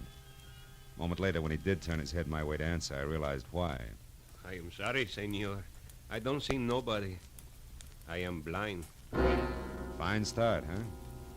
And for some cockeyed reason, like the fog or the kind of man I was after or the neighborhood of derelicts I moved through, which could have used a few sprays of sweet air, didn't get any better. Not at least for the next hour, during which I stuck to the wood carving angle and covered every possible tie-in I could think of, including a visit to a nearby home for retired men of the sea. Looking for someone who's teaching a man to whittle. That's right. He's teaching an old man named John Cooper. Ever hear of him? No, can't say I have. But lots of lads here whittle. Why don't you have a chat with them? Okay, I In will. the morning. They're all bedded down now, mate. Wouldn't want to pipe 'em out over a silly question like yours, would you? No, Skipper. Let him sleep.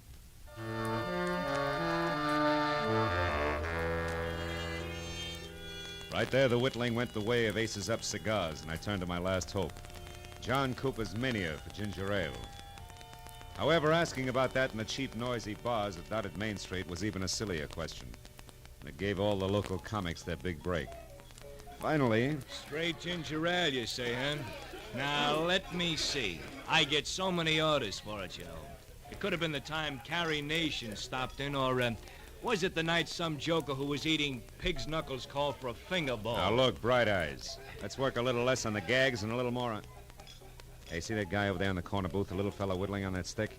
You know him? Come on. Here's 5 for your trouble. Who is he?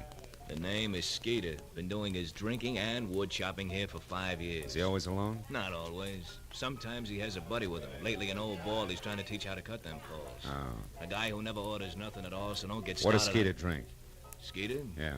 Why, he always has bourbon Yeah, bourbon and ginger ale. Uh-huh. The guy you want must drink Skeeter's Chasers, huh? That figures, thanks. Well, don't mention it, Screwball. A profitable pleasure. With thine eyes. Making me nervous.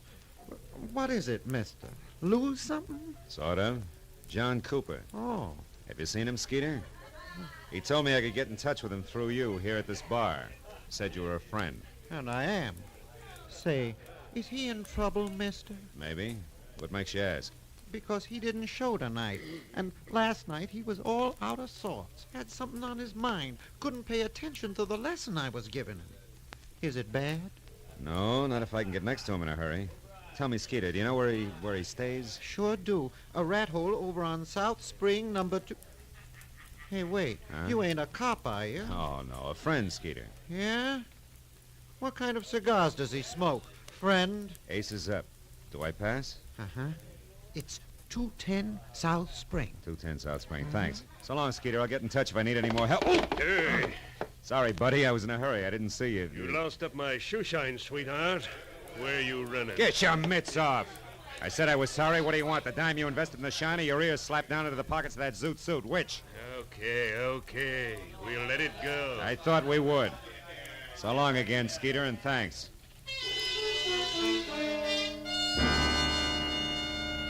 After I made my call to my client and told him how we stood, I drove the half a dozen blocks to 210 South Spring Street. The place was the kind of stale-smelling, beer can-littered, dingy, two-story affair that made you wonder if the garbage collector got around anymore.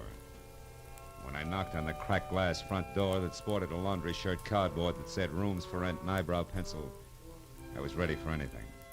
And that's what I got. Puffy red eyes, bad teeth, smell of cheap gin, all in a cold cream, shiny face that was half hidden by enough bleached blonde hair to stuff an ottoman. Hey, handsome, I can catch my death of cold here. What's up? You the landlady?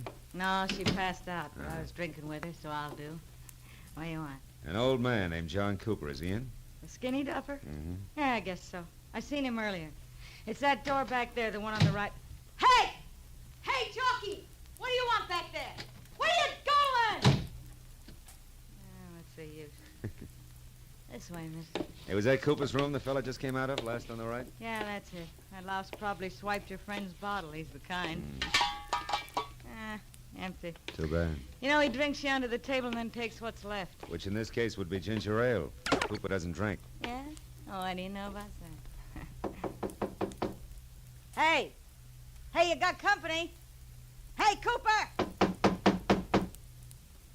Lights on. Try the knob, huh? Yeah, you're kind of anxious. Yeah. It's your game, mister. He doesn't drink, huh? What do you call that spread eagle position on the floor? Napping? No. Not with that knife in his chest. Huh?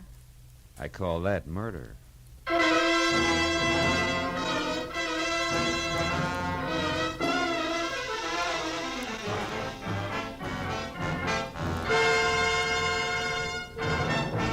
In just a moment, we will return to the second act of Philip Marlowe. But first, one of your favorite laugh shows and stars, My Favorite Husband, starring Lucille Ball, will return to CBS this Saturday night. Formerly heard on Sunday nights, Lucille Ball and Her Favorite Husband will now be heard on most of these same CBS stations every Saturday night. Be listening this Saturday when Lucille plunges that favorite husband into a mad and merry mix-up over who is the town's best or worst-dressed man. Now with our star, Gerald Moore, the second act of Philip Marlowe, and tonight's story, The Soft Spot.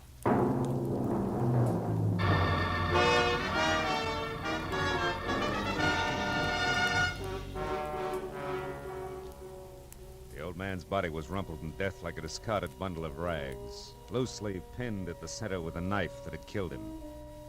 And as the frowsy blonde gradually realized he was dead, the look on her face was dumb, slack-mouthed revulsion.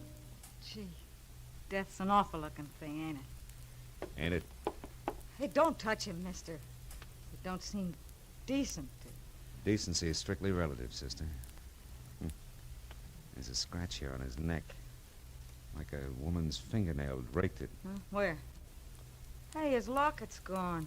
Locket? Yeah. This old guy wore a locket? Yeah, I seen it on him yesterday when the cops hauled off that redhead from upstairs. This old guy was shaving, and he came out in the hall without his shirt on to watch, and I seen the locket around his neck. What did it look like? It was a little square one on a gold chain. Now it ain't there. Ripped off and in a hurry. That much old gold's not worth murder, even in this backwash. Baby, what do you use for closets? Closets? Are you kidding? In this dump, you hang your stuff on the plumbing and like it. Why? Well, then there's no place here that 6 big silver goblets could be hiding, I guess. You couldn't hide a shot glass in this joint. Not for long, anyway. Well, the old boy traveled light. There's nothing here but... What? Hey, what'd you find? Hmm? What'd you find? Oh, this newspaper story on the table. Torn out of the day before yesterday's paper, it says. Nelson Root, wealthy Beverly Hills broker, dies in a freak car smash-up.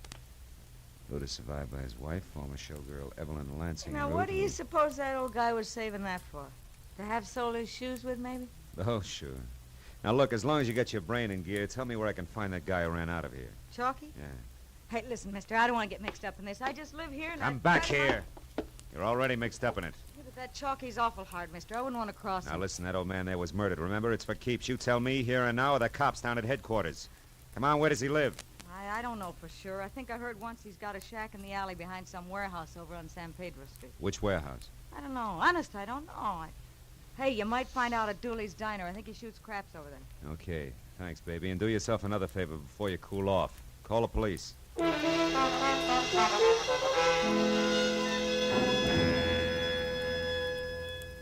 It took a solid hour of devious back alley trails before I finally broke down the intimidated loyalty of the Skid Row Brotherhood with a well-placed $10 bill and got a bona fide lead.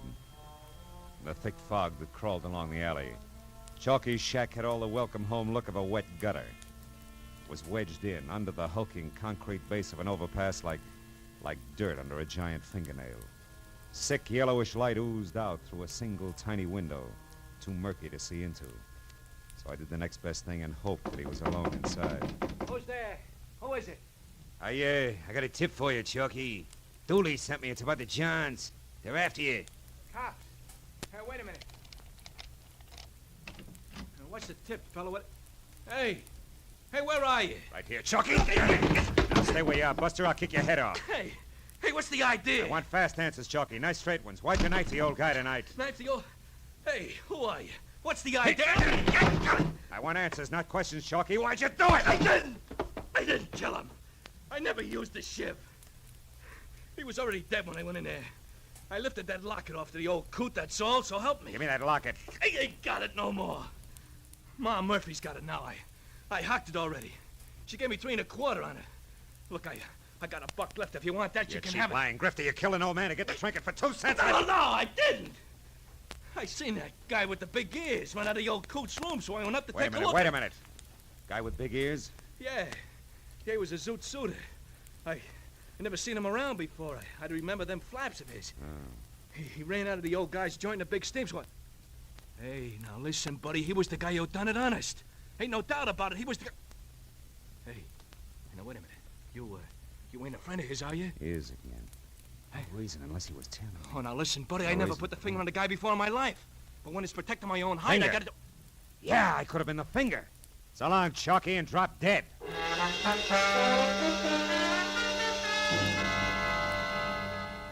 It was still foggy outside, but my own personal fog began to lift. Big Ears must have been tailing me, overheard me on the phone, and got to the old man first. But why? Why the clipping that old man Cooper had about Nelson Root's accident? Nelson Root survived by a widow. A widow? Holy smoke!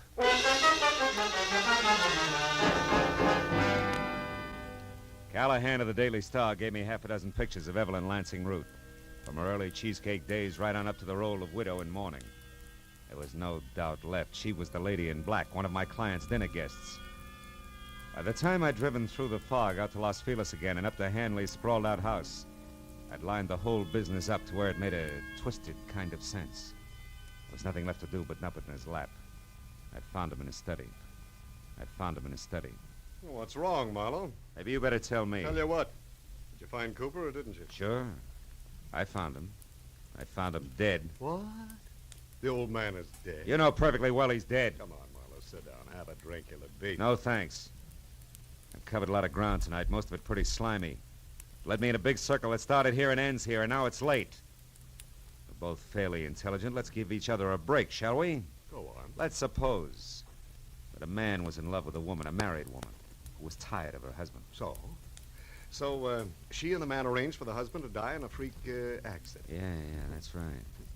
And let's suppose a strange old geezer overheard them plan it and then disappeared. Oh, that's rough. I imagine they'd have to find him and shut him up, wouldn't they? Or he'd blackmail him to death. Possibly. And how do you suppose they go about that, Hanley? Hire a private detective, maybe? Give him a song and a dance about a theft, a trumped-up story about some missing silver goblets, maybe? Maybe. Only, he'd be much too reputable to do their killing. Yeah, so they'd hire a professional killer, one with big ears, to follow the detective.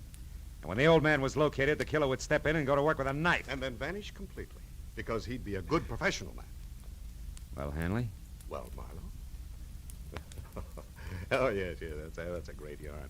Yeah, but a little fantastic, isn't it? Yeah, utterly. Oh, good boy. That's the way I figured. Too weird to take seriously. Only I'm going to make it stick. Marlowe, you try to embarrass me with a crackpot theory like that, and I'll make you the laughing stock of this state, do you hear? I'll have you hooted right out of the business. Because you don't have one shred of proof, Marlowe, and you'll never be able to get one. And what's more, you know it, don't you? Don't Get your hands off me, Hanley. Oh, come on, Phil. Come on. Let's have that drink now, and then you go on home and forget all about this, huh? Sure? Oh, after all, the old jerk was just a Skid Row drifter. He didn't belong any place. Who'll ever miss him? He was nobody, Phil. Get it? Mr. Nobody. He's no loss, so let's just forget it. Marlowe, wait a minute. Marlowe, come back here. I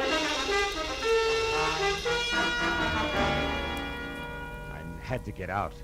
What made it even worse to us that I knew he had me. I couldn't even begin to prove the first word of what I knew was the truth. I couldn't sleep with it either. That was why an hour later I leaned against the lamppost back on Skid Row again and looked across a lifeless intersection through the eddying fog at the gaunt flophouse where the old man had died. Well.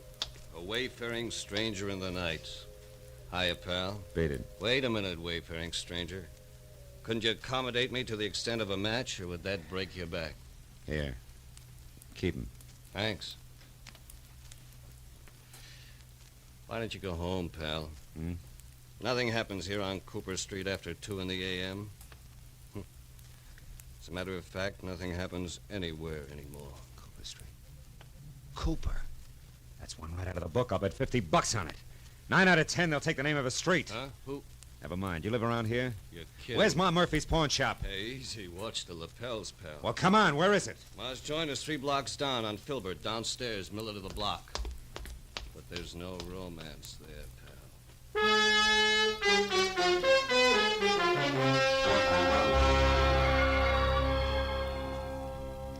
I still got the good notion to call the cops. The idea. Getting me out of a warm bed in the middle of the night to give you a look at a cheap little locket. And all on a dizzy hunch, you said. Yeah, a wild one. You know the locket I mean, Ma. Come on, trot it out. That'll do you no good anyway, sonny. Can't sell it to you for 30 days yet. The law, you know. Yeah, sure, but you've been winking at the law so long, you're blind in one eye, Ma. Is that so? Well, here you are.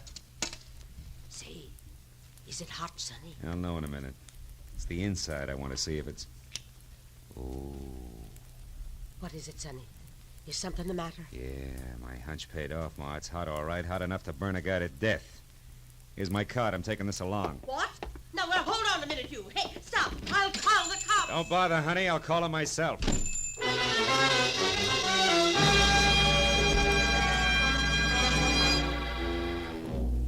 The lights were still on in Earl Hanley's study, so I pulled over and parked on the street and went up the walk on foot. And as I moved to the door, the fog slid around me in thick swirls. When Hanley answered, his face was hard and ugly. He had a gun in his hand. Our business is over with, Marlowe. Not quite, Hanley. What do you want? I got a tag for our fantastic little Just Suppose story. You're either drunk or stupid, Marlowe. I warned you once, now beat it. Not till you've heard my punchline, Hanley. It goes like this. Suppose a wife died after 40 years of marriage and left her husband alone.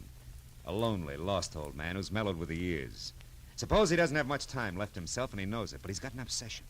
An old unhappiness he wants to set straight. He wants to see a fella, not cause any trouble. Just be around where he can look at him now and then. Come on, get to the point. Sure, this is the point, Hanley. Huh? Here, take it. Where did you get this locket, Marlowe? Where? Just suppose it has your picture on one side and your mother's on the other. What then? I gave this locket to my mother when I was a kid. Where did you get it? Come on, tell me.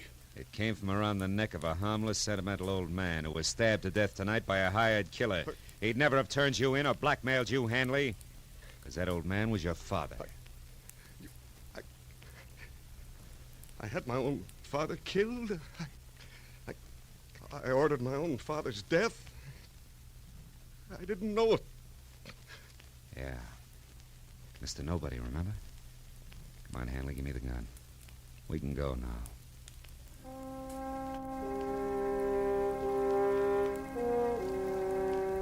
Hanley went quietly.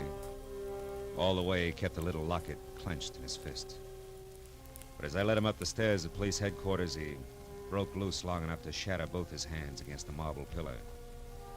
He wound up in a straitjacket. But it didn't matter much because when they picked up Evelyn Root, the lady in Too Much Black, she filled in the rest of the story, including a lead to Big Ears. When it was over and I was sitting outside in my car alone in the fog that pressed close against the windows, I could see nothing of the city. Nothing but the soft, swimming white mist which hid the black outlines of Skid Row. Funny thing, you know. Some people can get out of Skid Row, but Skid Row will never get out of some people.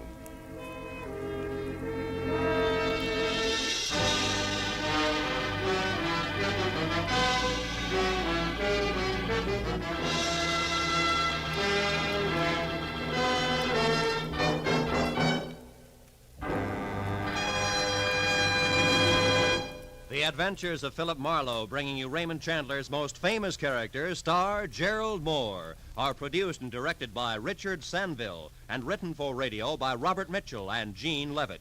Featured in the cast were Bill Boucher, Vivi Janis, Verna Felton, Edgar Berrier, Peter Leeds, Nestor Paiva, and Paul Dubov. The special music is composed and conducted by Richard Arant. Be sure and be with us again next week when Philip Marlowe says... This time there were 5 masks. One for greed, one for cowardice, one for cruelty, and one for deceit. And they all covered a murder. But it was the 5th mask that really counted, because it uncovered the killer.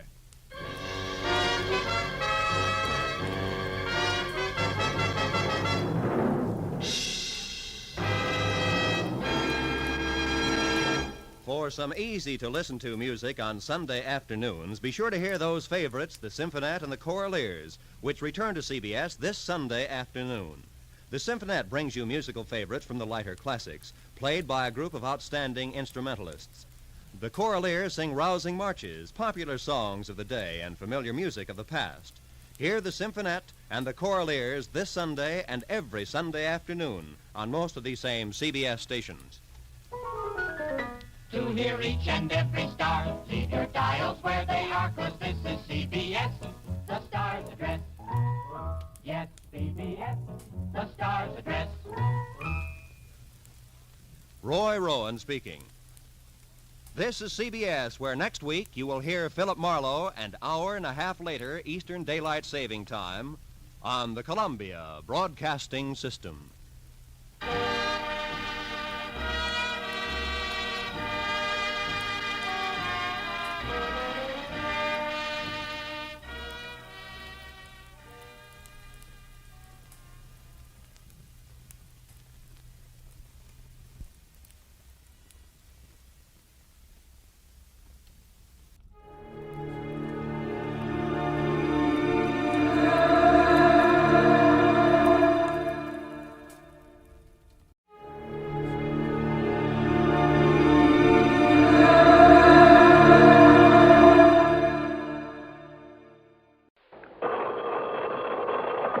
Johnny Dollar. Johnny, this is Don Regal at Worldwide Mutual. Oh, sure, Don. Out in Chicago. No, guess again.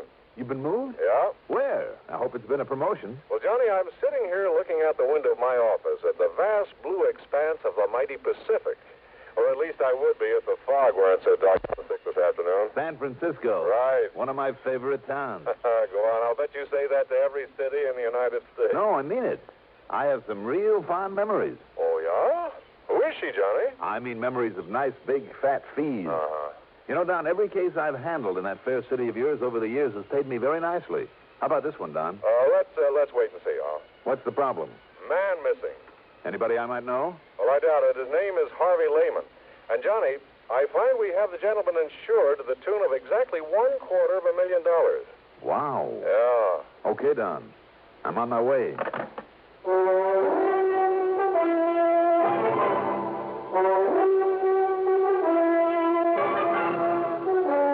The CBS Radio Network brings you Mandel Kramer in the exciting adventures of the man with the action-packed expense account. America's fabulous freelance insurance investigator, yours truly, Johnny Dollar.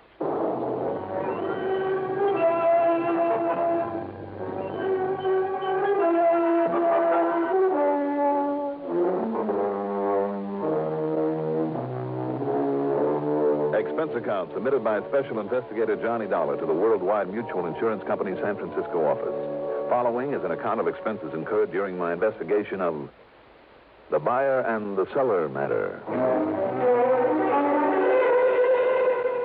Item 1, after a quick early dinner, is $6 for a cab out to Bradley Field, and item 2, $175.70 plane fare.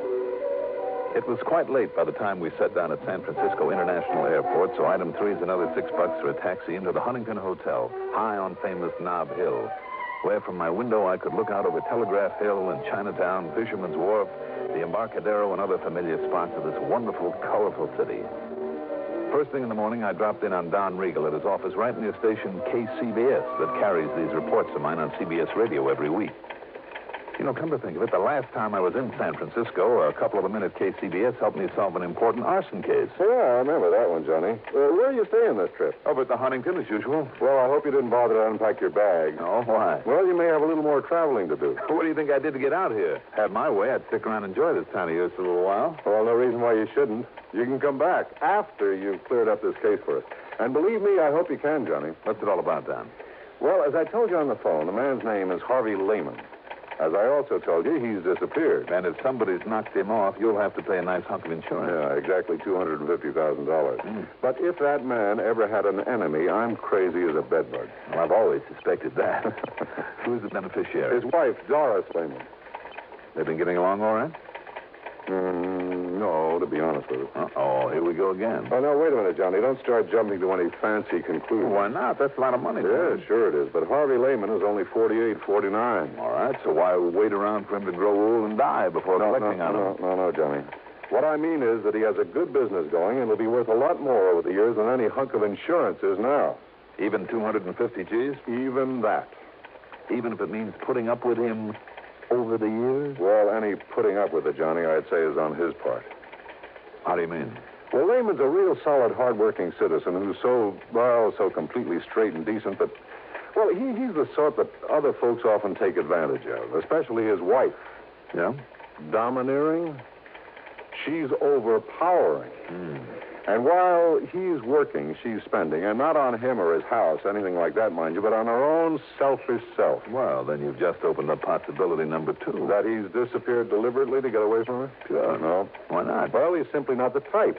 And there's a stubborn streak in him, Johnny, and I'm sure he'd keep trying to make a go of it in the hope that she'd get over this extravagance and nagging one day, and... Well, I just don't think he'd give up. I know he wouldn't run away. Maybe. Maybe not. I'm sure of it.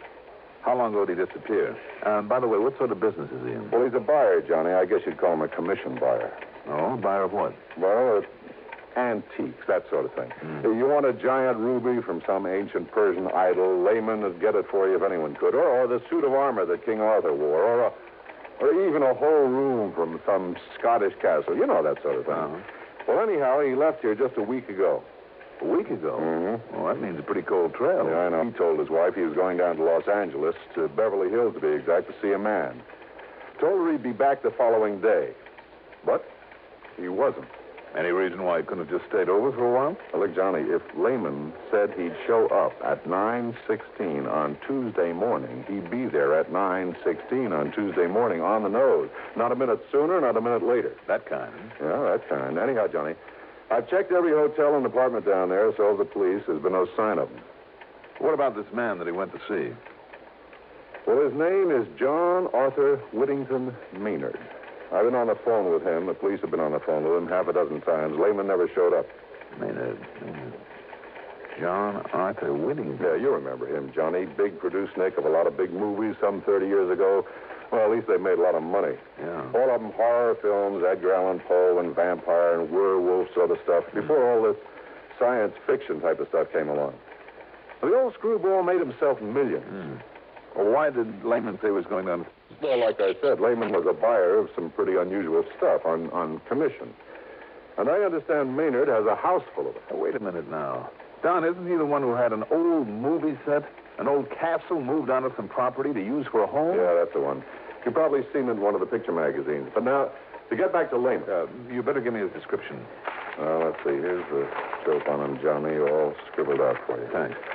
And if you want a picture without having to go to the police, his wife has promised to have one for you. Good, because she's the one person that I want to talk to about this. Now, have you got a car I can use? No, sure, you can have mine. But listen, Johnny, so far as Mrs. Lehman is concerned, I thought I made it clear a couple of minutes ago Okay, Don, okay. Let's just wait and see. The Lehman house was up in Marin County over the Golden Gate Bridge, and it was quite a mansion. From the minute I stepped inside, it was plain who dominated this household. The rugs, every piece of furniture, every bit of decoration, everything was in the unmistakable taste of a woman. Even Lehman's so-called study would have done much better as a sewing room. There was certainly no place where a man could open his collar, take off his shoes, put up his feet, and relax. And the more I talked with Doris Lehman, the more I became convinced that one of two things had happened. Either he, in spite of what Don had told me, either he'd skipped out simply to get away from her, or she had done him in for that insurance.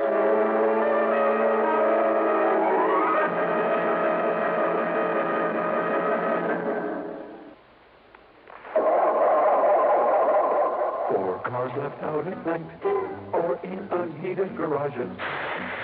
Don't ask for trouble, ask for DuPont Xerox antifreeze. Wintertime is trouble time for many of us who leave our cars out at night or in unheated garages.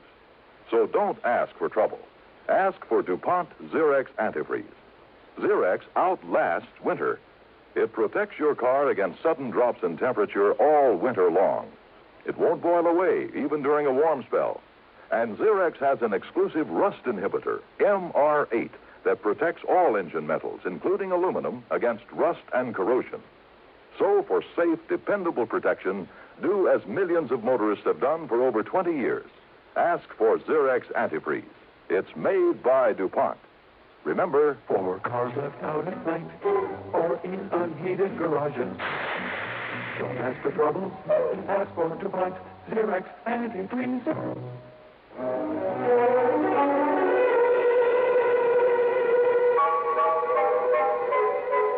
Now, just a minute, young man. If you came out here to insult me... I'm sorry, Mrs. Lehman. You very well should be. But in my job, we have to consider all the possibilities. Ridiculous. Do you think for 1 minute I'd dirty my hands with such a low act as murder? It's ridiculous. Even for $250,000? Make no mistake about it, Mr. Dolar. Harvey is worth a great deal more to me alive than he might ever be dead. He's done very well for me, and will continue to. If you can find him and bring him back to me... I'm sure he will. Of course he will. Have you considered that he might have just wanted to get away from you for a while? I beg your pardon. Harvey just run off and leave me? Well? He wouldn't dare. I wondered. Well, you can stop wondering right here and now. Harvey would no more... He would no more... Yes? Go on, Mrs. Lehman, or if I hit a sore spot. Mr. Dolar, if I thought for 1 minute, if it were possible that you were right... No, I refuse to believe it. And if you have no better theory, I suggest you get out of here and forget the whole thing. If he's to be found, the police can do it. Have they accomplished anything as yet? No. Big, talking, do-nothing men. They haven't accomplished a thing. And those bumbling, movie-struck police down there in Beverly Hills are just as bad. Now, just a minute. It just happens that Beverly Hills is a mighty fine police department. I know. I've worked with them. Then why haven't they found him? That's where Harvey went. Well, how do you know? How do you know that he ever got there? Because he telephoned me from Mr. Maynard's home. If you can call that atrocity a home. He said that's where he was calling from? The night of the morning he left here. Harvey always calls me when he gets to a destination, wherever it is. I insist on it. And naturally, Harvey obeys. I'm sure he does. Did you tell that to the police? Of course I... Yeah? No. No, I guess... I was so confused. These stupid police annoy me so with their endless questions and insinuations. They're even worse than you are. Thank you very much. What? Don't you realize they're only trying to do a job for you? Well, then why don't they? Why don't they know that Harvey got there? Because you didn't tell them. Why did he go to see Mr. Maynard? To collect the money due for a lot of junk he bought for him. $10,000. Junk? Oh, chunks from some ancient Roman ruin. Artifacts out of the temple of some old pagan god. And a lot of other nonsense that castle is stuffed with. Maynard simply refused to pay. He told Harvey he should feel honored for having been able to contribute to the decoration of that silly place. And that if he didn't stop dunning him, he'd what, Mrs. Lehman? Oh, I don't know. All I know is that he threatened Harvey, and more than once. For simply trying to collect a bill? Well, you don't know that crazy old Maynard. Oh, I guess I don't. Anyhow, I got fed up with it. I told Harvey to go down there and collect that money or else. Why should I tell you this? I don't like you. It's none of your business. So just leave and forget about it. Goodbye, Mr. Dolar.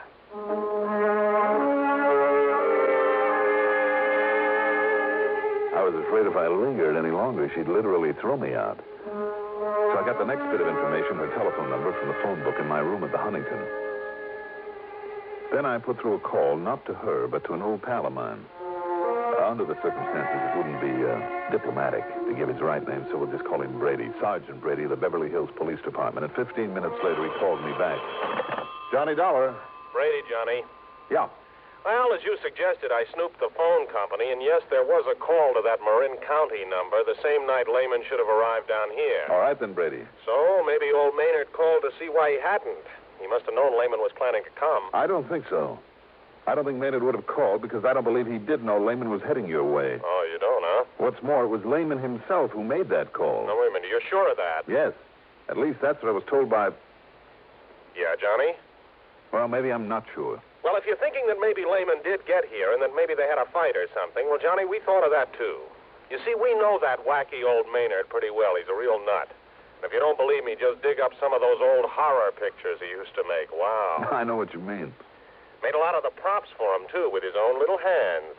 Anyhow, just in case, some of the boys and I went through that joint of his from stem to stern. And? Nothing. Zero. No sign of Lehman or anybody else.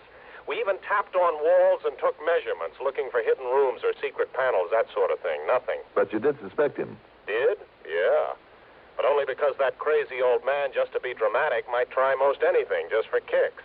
Even murder? Murder. So what's a murder to him? I mean, after all those he put on film? But you know something? No?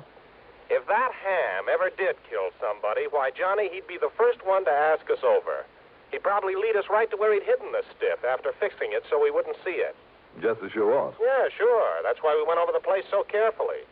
Even poked around in all the old suits of armor that he kept pointing out to us. Brady, how long are you going to be on duty? Well, I'm off in half an hour, but now listen, Johnny, if you think you have some Well, idea... I'm not sure, but maybe I'll run on down there. If so, I'll holler. Yeah, you do that.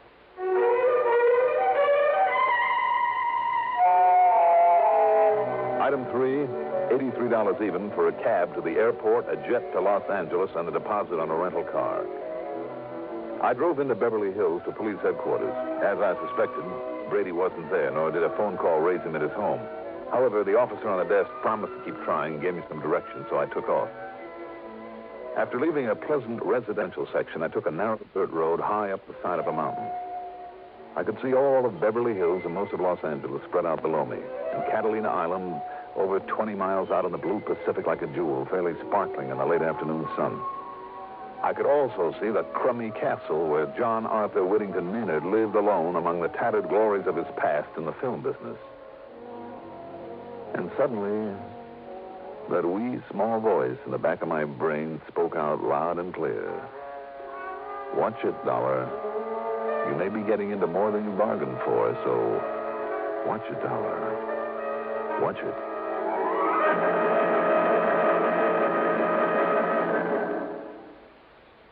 In thousands of communities throughout the nation, this is the time of year when we strive to help our less fortunate neighbors. Not that we don't try to help all year round. It's just that now many health, recreation, and welfare agencies band together in a common fundraising campaign.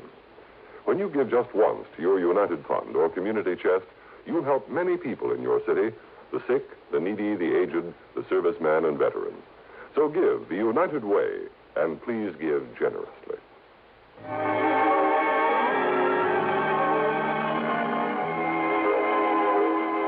Picture it for yourself. This castle, once a movie set, built up among the rocks and boulders at the top of a mountain. Complete with gray stone walls, battlements, a gallery between the towers, and believe it or not, even a moat with a heavy wooden drawbridge. I almost expected to see the bridge thumped down and a half a dozen fully armored knights come galloping out to challenge me with lances at the ready. Instead, as I drew up in front of it, the bridge was lowered slowly. There was something almost ominous about the creaking and clanking of its iron chains. And then standing there, the man, or rather the caricature of a man.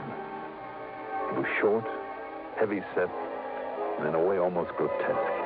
The ugly face, the eyes of a pig, the long, black, straggly hair and 3 or 4 day growth of beard, the heavy, beefy shoulders hunched forward. I thought of Quasimodo, the horrible hunchback at Notre Dame. Welcome, sir. Welcome to my castle. Oh, how do you do, Mr. Maynard, is it? That's right. Surely you heard of me. As a matter of fact... Come in. It's not often I have visitors.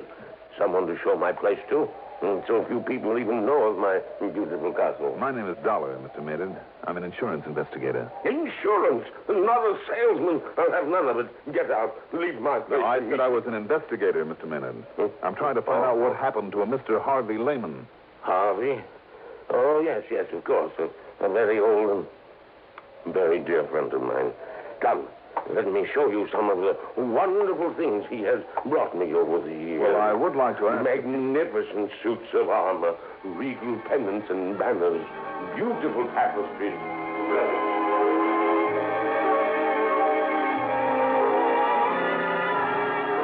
Pinning him down to talk about Harvey Lehman was almost impossible. But I must confess that the trip around that phony castle was interesting, to say the least. Much of what he showed me deserved a place in a museum. Real collector's items. And some of the props from old horror pictures that he's made were just fascinating. Especially down in one of the dank, dark, dirty dungeons. Ancient instruments of torture, the rack, the wheel, the Iron Maiden, a metal boot to be filled with boiling oil. From my pictures, Dollar. From my pictures. Realism, that's what I had in all of them. Because I was the greatest plotter of them all. When it came to mystery and torture and murder. Get back to Mr. Lehman. And can you think of a better place to keep them than down here in this dusty old dungeon, eh? Yes, very fitting. Now, in here, I must show you my wine cellar. There are still a couple of questions, though, that 29 years ago, I laid down the wines in here. That's all that time they've been aging in here. Cases and cases of them, rack after rack. Do you see them under the dust and cobwebs? Finest vintages of all. Yes, sure. Now, Mr. Maynard... Yes, 29 years ago, when I retired and moved into this place, I put these wines down here. So you said. You can tell how long by the dust and the cobwebs. Yes, I know. Cobwebs. Yes, I know. Spiders. Here undisturbed for 29 years.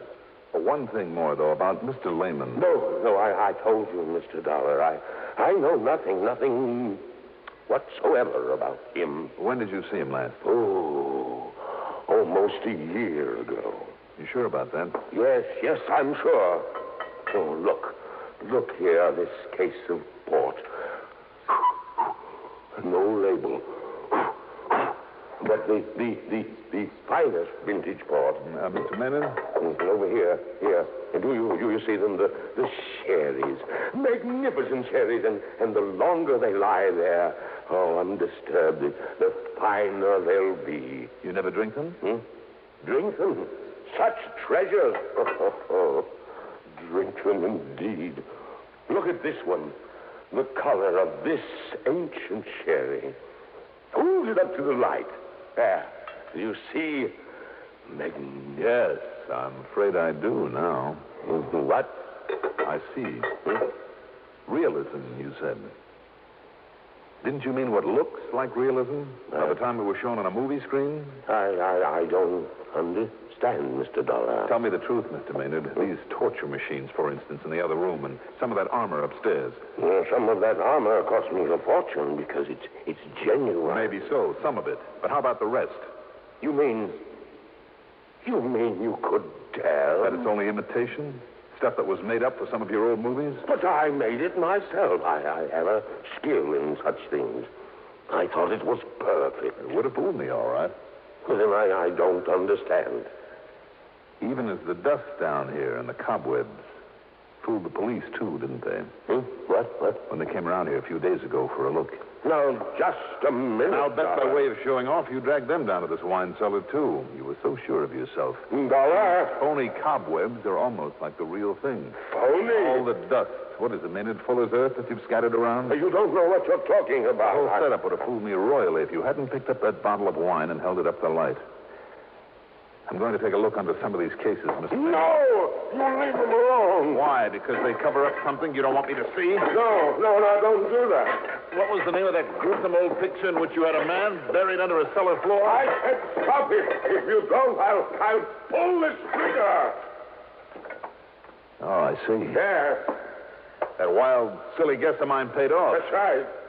Harvey Lehman is buried under your feet, and you will join him there. Now, put down that gun, Mr. Maynard. Stand back, Dolar. You heard him, Maynard. What? Put it down. The police. I'll kill you. Watch him, Brady.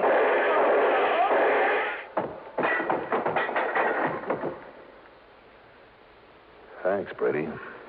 Well, it was a pleasure, Johnny. I'm sure glad you left word for me at headquarters. Oh, believe me, so am I. And he certainly fooled us when the boys and I went through here a couple of days ago. But how did you ever guess? A bottle of wine when he held it up to the light. Well? He said it was fine old sherry, lying around down here for 29 years. So? Sherry? There should have been a sediment in that bottle this thick. Uh-huh. So the age and dust and cobwebs were a fake, huh? And he must have moved the bottles over this spot only recently. That's right. I just took a wild guess. You know the rest. Pretty smart, Johnny. Pretty smart. Needless to say, wild as the whole thing may seem, they found Lehman's body buried there in the cellar. Expense account total, including the trip back to Hartford by way of San Francisco to pick up my clothes, $477.30. Yours truly, Johnny Dolar.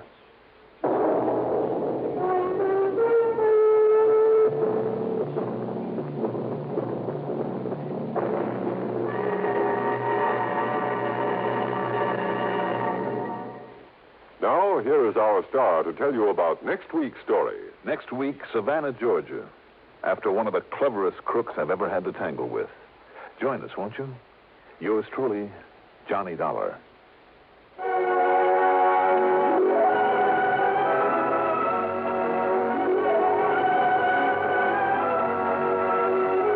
Yours truly, Johnny Dolar, is written by Jack Johnstone, produced and directed by Bruno Zerato Jr., music supervision by Ethel Huber. Johnny Dolar is played by Mandel Kramer. Also featured in our cast were Leon Janney as Maynard, Gertrude Warner as Doris Lehman, William Redfield as Brady, and Carl Frank as Don Riegel. Be sure to join us next week, same time, same station, for another exciting story of yours truly, Johnny Dollar. This is Art Hanna speaking. Don't just stand there. Enjoy the Gary Moore Show weekdays on the CBS Radio Network.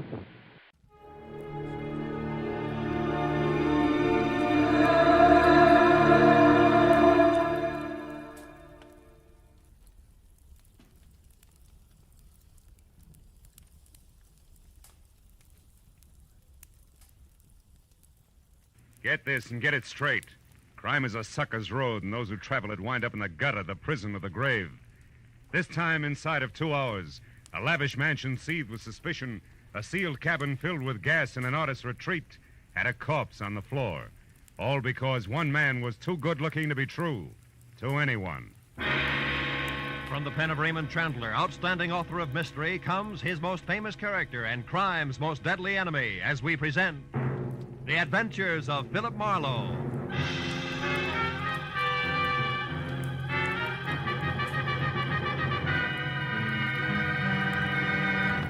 Now, with Gerald Moore, starred as Philip Marlowe, we bring you tonight's exciting story, The Lady Killer.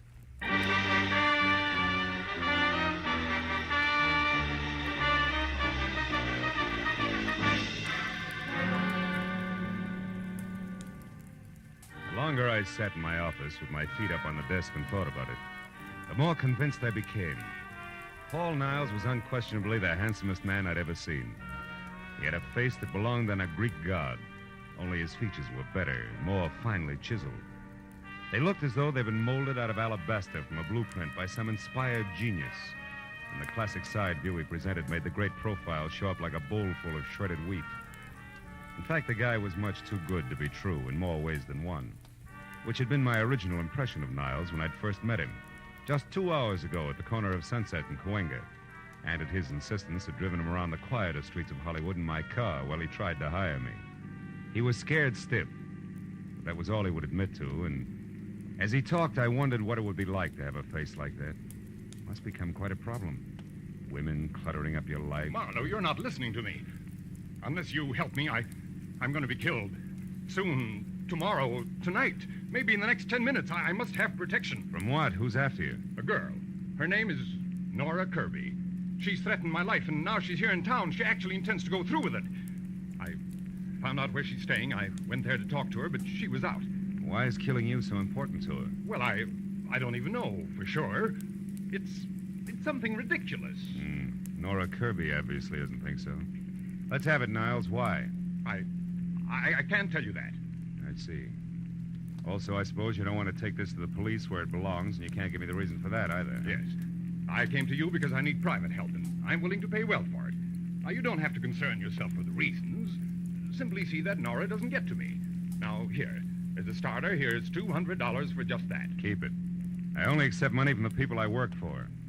You mean you won't help me? I just want to know where I'm going before I start. Now, wait. You can get off here. Don't you understand? My life's in danger. I'm scared. Not enough to loosen your tongue any. Here, this is as far as I go. But tell me one thing first, just for laughs. What business are you in? Why, I'm a composer. I write music. Mm-hmm. The way you said it, it's either a front or a hobby. How do you get your dough? I have friends, wealthy ones, who have faith in me. And that's more than I can say for Marlowe. So long, Mr. Niles. Go on. Out. All right. But here, at least take my card, and please call if you change your mind. I'm desperate, Marlowe. I'll pay you even more if you'll only... Goodbye, Mr. Niles.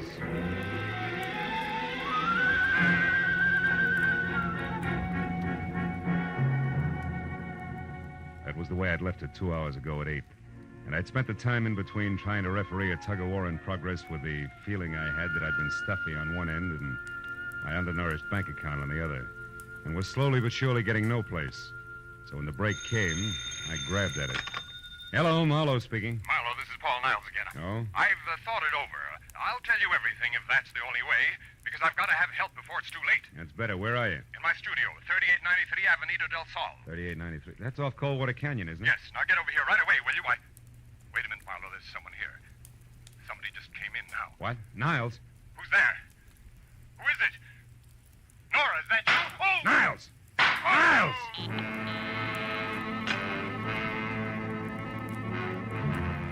When Niles Niles' phone went dead, I hung up, ran to my car, and was headed for Coldwater Canyon before I stopped to think of what I'd heard on the telephone could very easily have been bait for a patsy routine.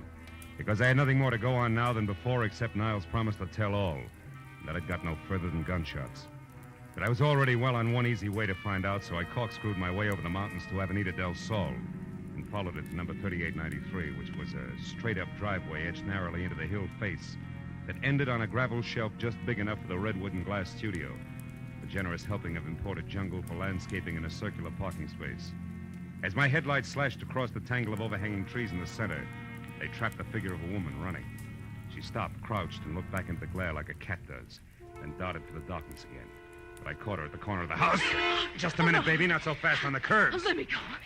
Let me go. Not until we've been properly introduced and had a chance to talk a lot of things over, Nora. Nora. Yeah, Nora Kirby, girl with murder on her mind. Oh, no, you got the wrong person. My name's not Nora, it's Lynn. I don't know anyone like that. Lynn what? Lynn Horton. Lynn Horton. Mm-hmm. Okay, Lynn Horton. What's inside that got you so panicky you can hardly stand up? Is it Paul Niles? Yes. I gotta get away from here. And it actually happened, huh? He was shot. Is he dead? I don't know. I think so. How did you know about it? Who are you? Name's Marlowe. Come on, Lynn Horton. Let's take another look. No, I couldn't bear it. Can't see him through the window. Means you must have been inside. Inside? No, I wasn't. Now, look, baby, you're too jittery to try to lie. Let's have the key. Come on, give. That's better. After you. Go on inside. Now, where is it?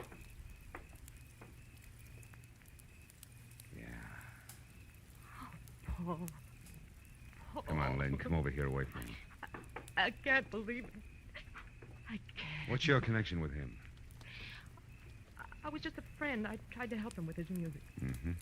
The price on the merchandise you're wearing, you must be one of those mentioned. What do you mean? But you got dough and it shows. Well, we'll skip that. Assuming you didn't kill him, you must have had some reason for showing up here tonight. What was it? Well, I only wanted to... Did you hear that? Someone's outside. Yeah, get the light. There. On the terrace. Something moved down there. I'm going out to see who it is. And listen, there's no such thing as welcome visitor just now, baby, so you stay here, understand? And don't budge.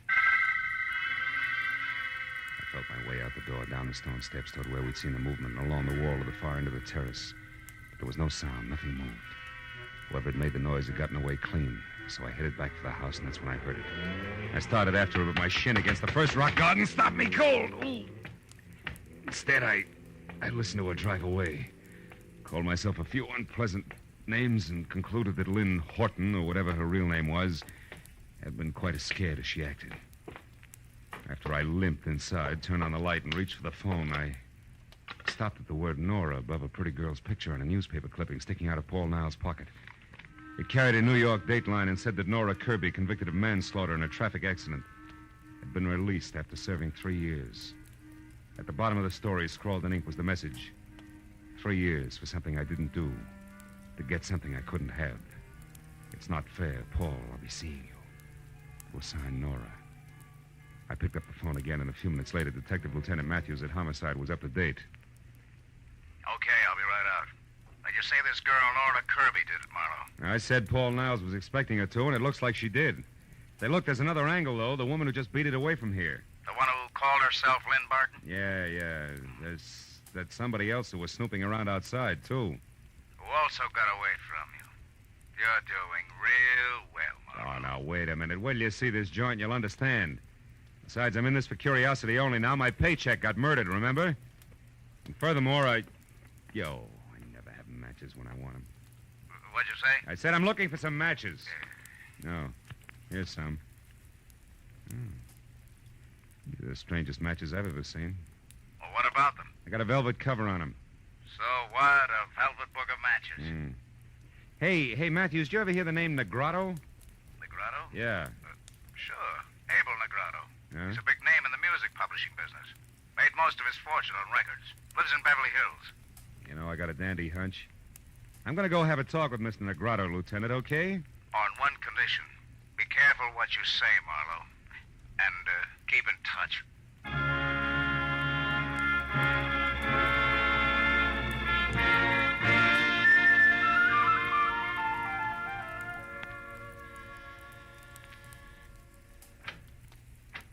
Good evening. You aren't Mr. Negrado, are you? No, I'm not. I'm Garrett Horton. Mr. Negrado is busy. Horton? Yes. Something wrong with that? No. No, it's a more common name than I suspected, that's all. Will you tell Mr. Negrado I'd like to see him for a few minutes on an urgent matter named Marlowe? Perhaps you didn't understand me. Mr. Negrado and I are in the middle of a business conference. We can't be disturbed. No, you can't be disturbed. Well, No. look, Mr. Horton, a man was murdered tonight, and one trail leads from the co-op straight to this front door. Either Negrado talks to me here now or later at police headquarters. You decide. Well, if that's where you feel, come in. You an officer? Not exactly. I'm a private detective. I see. Well, follow me.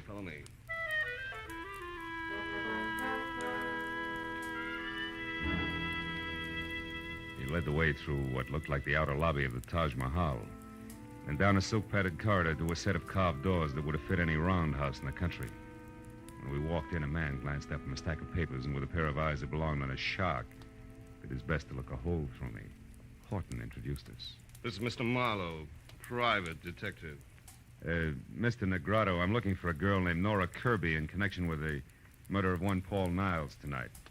She either committed the murder or knows who did because she was there and saw it. And what exactly brings you to my house? Well, I found this book of matches near the door of the dead man's studio. I think it's yours. It is. Go on.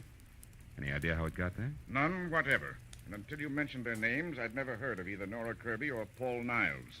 How about you, Mr. Horton? No, I'm afraid not. Oh, there's my wife. Oh? I'm sure you'll want to give her the third degree, too. Just a moment. Lynn, darling. Come in here, please. Lynn, this is Mr. Marlowe. How do you do, Mr. Marlowe? I'm glad to know you, I'm sure. Thanks. I'm pleased to meet you, Mrs. Negrado. Your brother and I have been trying to convince Marlowe here that we didn't commit murder tonight, but he thinks we did because he found this book of our matches near the corpse. Can you explain it, my dear? Why, no. I can't imagine. The man's name was Niles, Lynn. Paul Niles. Mean anything? No, nothing. How about Nora Kirby? I don't think I've ever heard the name before. Well, Marlowe, that would seem to take care of the book of matches. Not completely. It was found at the house of the dead man, remember? We've had hundreds of these made up. Passed them out freely. I think you've taken up quite enough of our time with this absurd business, Marlowe. So now I'll ask you to leave. I'll show you out. Don't bother. Now listen, Negrado, and listen closely. I've been taking it easy so far, but somebody in this room is absolutely certain how those matches got out there. I know that for a fact. And I'm a private detective, don't forget. So if you suddenly remember something that needs talking over, I'll be in my office for 1 hour, but not one single minute longer. Good night, all.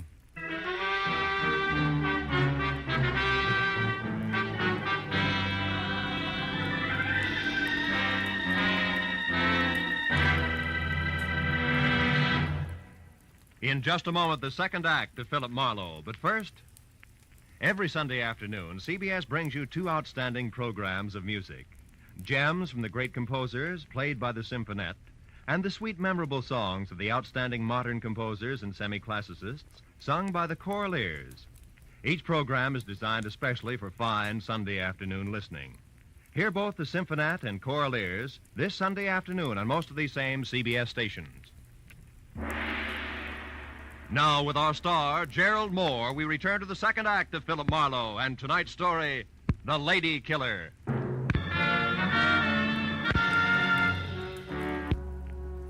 When I started back from my office on Cahuenga, I figured that there was an even chance that the double talk I'd left in my wake might stack up in the center of the Negrado living room floor like so much dynamite, which, if touched off by the book of matches, could cause an explosion that would jar loose a few facts about the lives and loves of the late Paul Niles.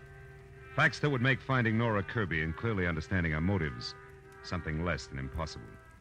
And 20 minutes later, when I was slouched behind my desk and listening to the staccato report of a pair of high heels clicking sharply toward my door, I had a hunch that my theory of violent detonation was not just wishful thinking. When the door opened without the formality of the knock, that hunch turned a sure thing because the visitor was the not-quite lady called Lynn. Mr. Marlowe, And before she could speak her piece, the phone rang and sure thing graduated to cinch. It was another Negrado, the one named Abel.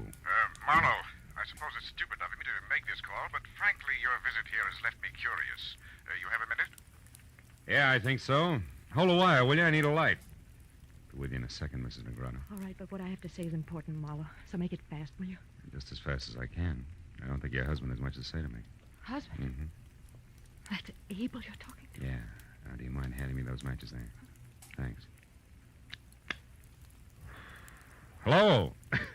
Sorry to have kept you waiting, Mr. Negrado. I never seem to be able to hang on to matches. That's odd. You apparently did all right on that score tonight, Marlowe. Is that the reason for the call? More or less. Marlowe, you know as well as I do that servants, Getter, anyone who's ever been in my home could have left those matches near the body of that Paul Niles. That's right, Mr. Negrado. Anybody.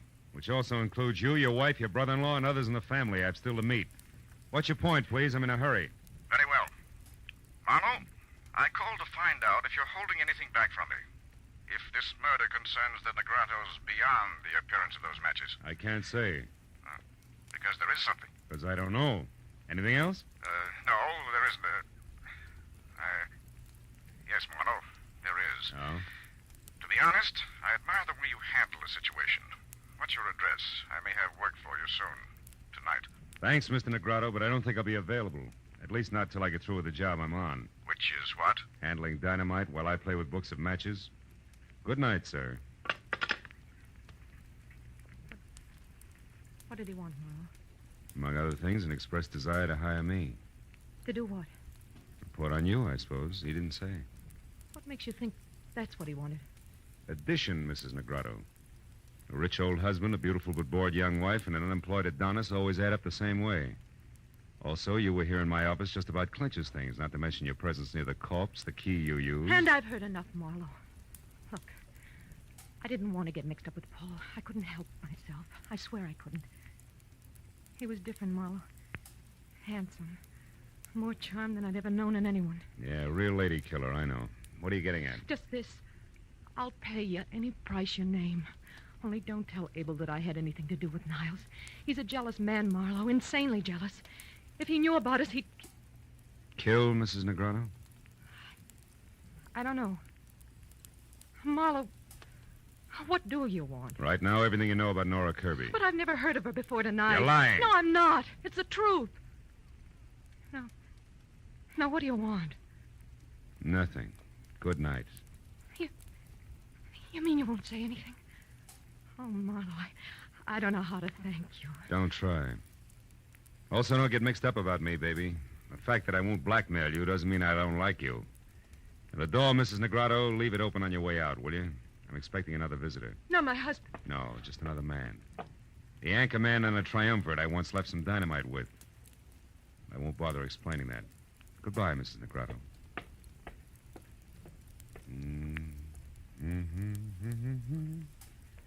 You great, big, beautiful doll. Oh. Come on in, Mr. Horton. I've been waiting for you. Why, Mr. Marlowe? Something I said or didn't say at the house? Not exactly. It's more a matter of intuition, high explosives, and the fact that both your brother-in-law and sister have already paid their respects. Now, what can I do for you? I'm not at all sure. It's the first time. I'm only here because I noticed something very strange about the way my sister looked at you when you spoke of the murder of this Paul Niles. When she left the house shortly after you did, I followed her here. All of which makes the next question, why, Mr. Horton? Because I don't trust her. And more important, every penny I own is tied up in a business venture of mine that her husband is backing. She originally met Abel through me, and if she should in some way be in trouble, the kind of trouble that her husband wouldn't put up with, I might suffer for it in the long run right along with her. Uh-huh. And by the trouble, Mr. Horton, you're referring to something specific, I think. I am. Lynn has had a very mixed-up background, Marlowe, so it's entirely feasible that in some way she's connected with this Nora you spoke of who killed Paul Niles. You mean as an accomplice or even as accessory before or after the fact? Pretty thoughts about your own sister. Which I can't help. I doubt that you have anything to worry about, Mr. Horton. However, I will say this, that if Nora Kirby hadn't gotten to Paul Niles, sooner or later you would have had plenty to worry about. You mean that... I mean that now is a great time for you to go home and sit on your investment. All is well, Mr. Horton, for the time being.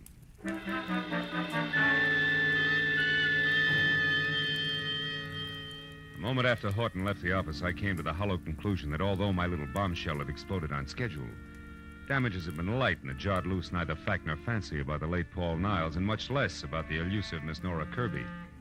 So my next move had to be a second trip to Avenida del Sol and a report to Detective Lieutenant Matthews, which is what I was about to do when it came from someplace outside, long and loud.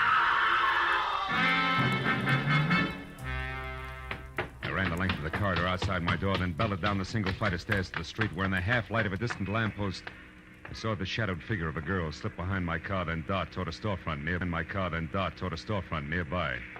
I started after her and stopped at a noise behind me, which was a old mistake.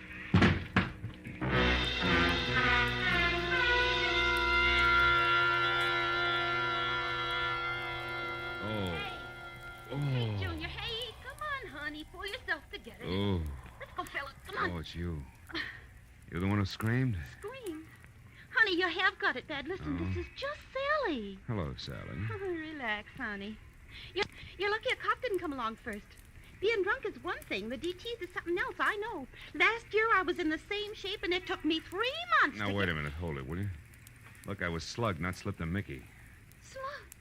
Honest? Slugged, honest. If you don't mind giving me a hand, I'll get up. Ooh! Easy, honey. Oh, here, let me help you. Oh, I'm sorry. Oh. I figured you all wrong. Never thought you was slugged. Any idea who done it? No. Look, tell me, didn't you see anything? Before you found me, I mean? Didn't hear a girl scream, see her run away? Nothing at all. Oh. Honey, you must have been out longer than you thought. Maybe... Hmm? Hey, look, this card here on the ground. Yeah?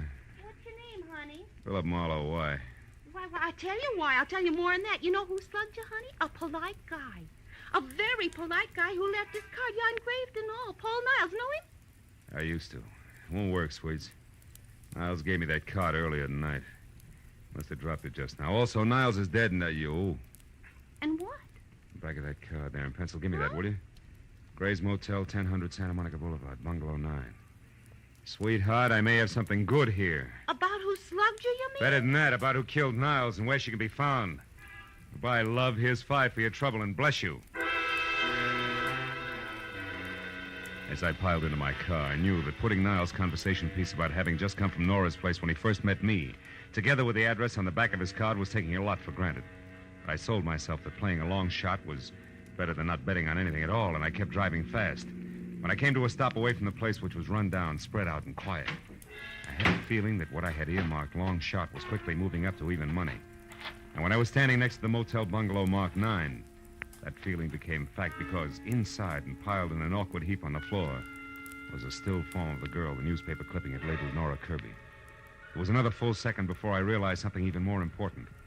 On a hot night in August, there wasn't a single window open. And Nora Kirby was huddled close to a gas heater that was on but showed no flame. I picked up a stone at my feet, took one deep breath, and then crashed the pane of glass, unlocked the window, and got inside and over to the girl, who I figured was taking the hasty way out of a murder that she no doubt had a very personal reason to commit. I stopped figuring when I was nearly next to her. I knew that she was still alive, and that a man gripping a .45 in his hand had just opened the front door. Don't make another move, Marlowe, or I'll kill you. Well, comes the switch. Brother-in-law Garrett Horton. I never would have guessed. You wouldn't have had to try if you'd kept your nose clean. Now, get away from her. Why? So she can die as a suicide, which the police will chalk off as logical, since she's already wanted for murder that you no doubt committed? Exactly. Murder I committed because there isn't anything worse one can do to a blackmailer. So that's it, Niles. The lady killer was blackmailing your sister. You found out and killed him before he could cause too much trouble. Family trouble that would end up hurting the good thing you've got with husband Abel, huh? Yes. Now, shut up and get away from her. We're going outside. You're kidding. Marlowe, I'll shoot you if you don't start walking. You're still kidding. Horton, you can't kill me without killing yourself. This room is jammed tight with the gas you turned on after you brought her in here unconscious. After you sapped her outside of my place because she was on her way to see me and tell me that you had murdered Niles. The flash from that gun in your hand, Horton will blow us all to bits. Face it, brother. For you, it's all or nothing at all. Go on, shoot. Go on, try it. Try it. I can't.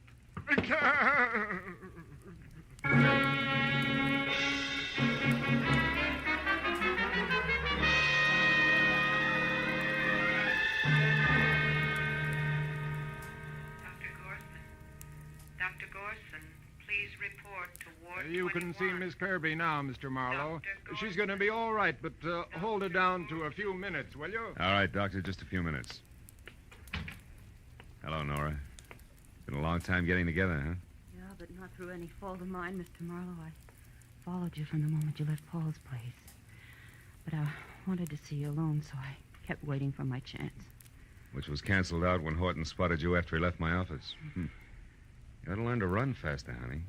You had to take time to knock me out, and still he caught up with you. So did you. I'm very glad to say.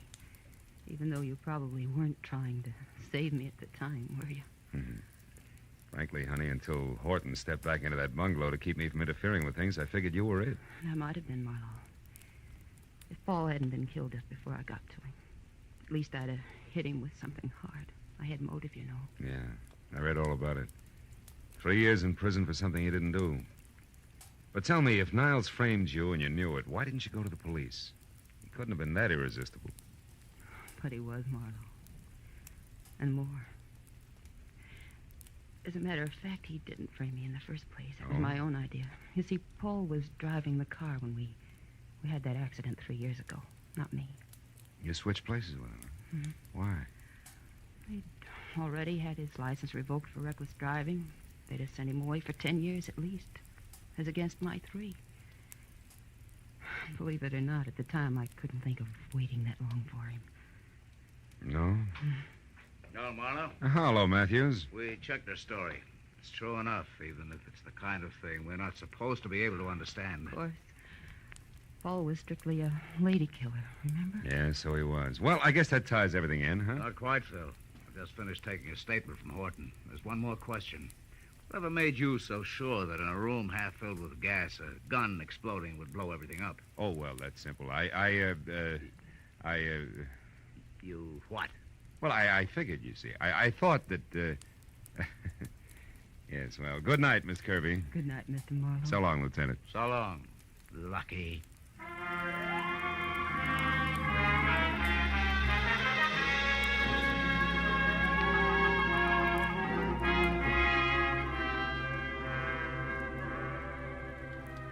By the time I got back to the quiet of my apartment on Franklin, it was a little better than 2 in the a.m. As I sank into an easy chair without bothering to turn on the lights, I realized that for the moment I was tired. Tired of people. Their troubles, their petty little jealousies. Lady killer. What makes one man a lady killer and another... Oh, well. I lit a last cigarette, and I thought about the mountain of trouble a classic Grecian profile had built for Paul Niles. I stopped thinking when the flare of the match in my hand showed in a mirror opposite me. The mirror that also reflected the face of the guy holding the match. He was a long way from being an Adonis. In fact, he was slightly on the mud fence side. And at the moment, glad of it.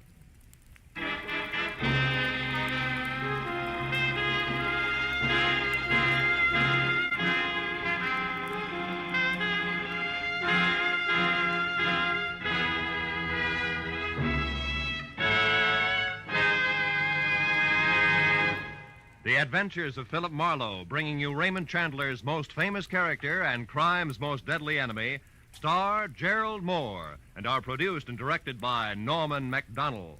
Script is by Mel Donnelly, Robert Mitchell, and Gene Levitt. Featured in the cast were Gene Bates, Paul Dubov, Ted Von Eltz, Ann Morrison, Don Randolph, and Edmund MacDonald. The special music is by Richard Orant. Be sure and be with us again next week when Philip Marlowe says... It started with a man on trial for his life, and an A1 citizen eager to testify. But there it was interrupted. And it wasn't until I found a corpse in a bubbling bath, gunplay in the woods, and lots of blackmail that the real eager witness had a chance to talk.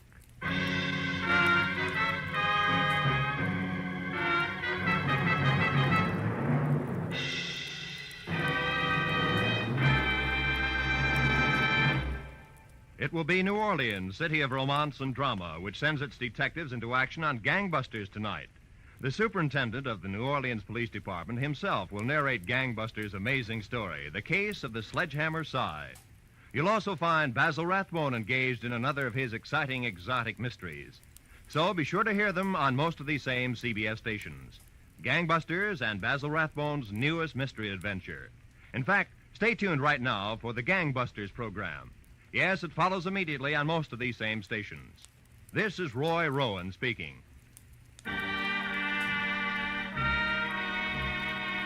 This is CBS, the Columbia Broadcasting System.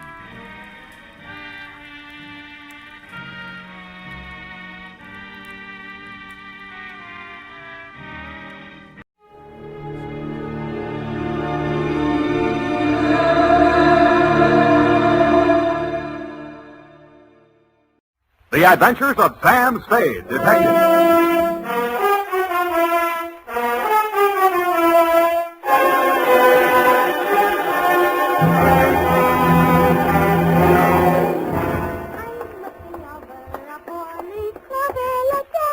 Very funny. Certainly took you long enough. Oh, thank you, Sam. Well, do you like them? My curls? Yeah, I guess so. It's your own hair, I trust. Oh, yes, Sam. When it's brushed out, you'll never know anything happened. Whenever you're ready, curly. Oh, gee, you like it that well? Yeah, very cute. Well. It's a business. To Detective Lieutenant Dundee, Homicide Detail, San Francisco Police, from Samuel Spade, license number 137596, subject, a bouncing Betty caper. Dear Dundee. It all began on a Wednesday. My secretary, Miss Effie Perrine, tiptoed into my office and laid an engraved calling card on the desk in front of me. The name on it was Randall Carruthers. She said he looked like money, so I said, show her in. Or him in. She did. Good morning, sir. Do you wish the morning paper? Thanks, I've read it. Dear me. What's the matter? This ashtray, sir. Have you a silent butler? I don't even have a noisy one. Oh. In all my years of service, it has been my constant endeavor to keep things neat and tidy, down to the smallest details. I see. Well, if it bothers you, just dump those butts into the wastebasket. Very well, sir.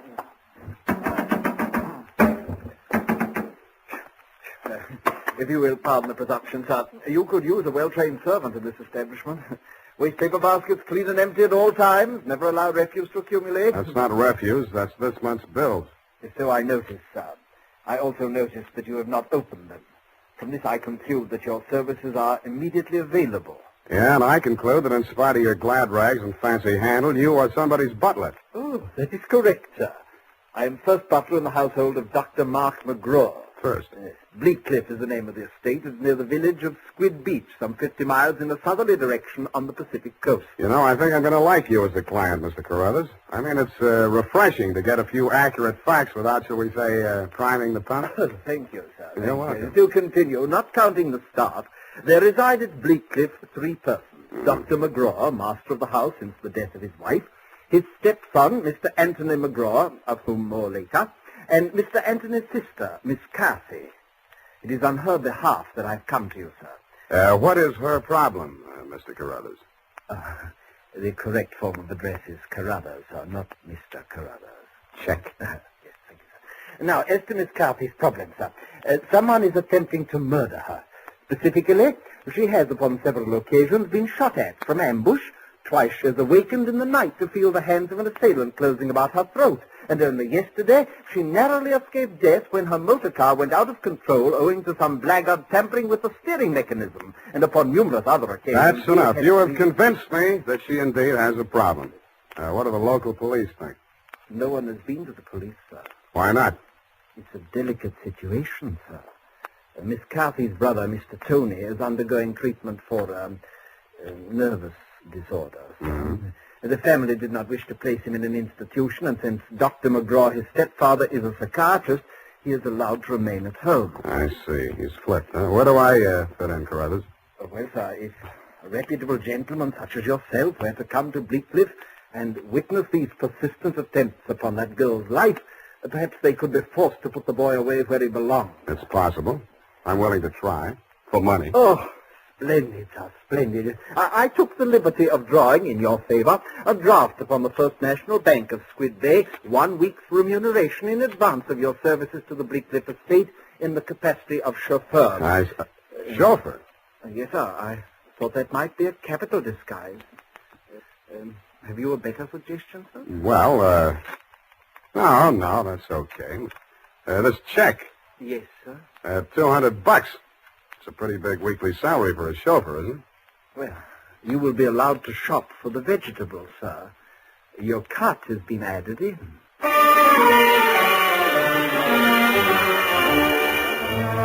I told them I didn't know one vegetable from another, that I was a lousy driver, and in more time than it takes to tell, I was installed at Bleakcliff, in a room above the garage, and told to wait there until summoned. I put on my pearl gray uniform with the brass buttons and leather puttees, looked in the mirror, and decided I had missed my calling, but not by much. Nothing happened for nearly an hour, and then I got my first buzz. Yeah, I mean, garage. Lift the car quickly. The main entrance. Keep your motor running. I want him locked in the living room and he's breaking up. Okay. Yes, miss.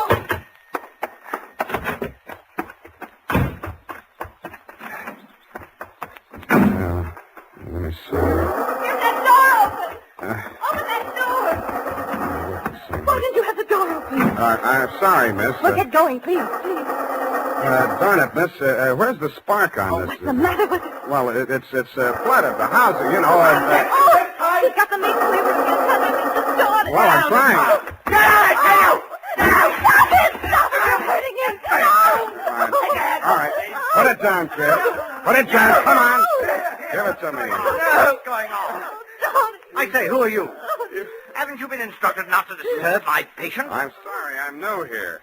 When I saw him coming at Miss McGraw with that meat cleaver, I naturally thought... Oh, well, no harm done. Come along, Tony. Come along now. Come along, boy. We'll have a nice long talk. What shall I do with it now? We'll put it back. You all right? Oh, sure. I should be used to it by now. By the way, you're new here, aren't you? What's your name? Sam.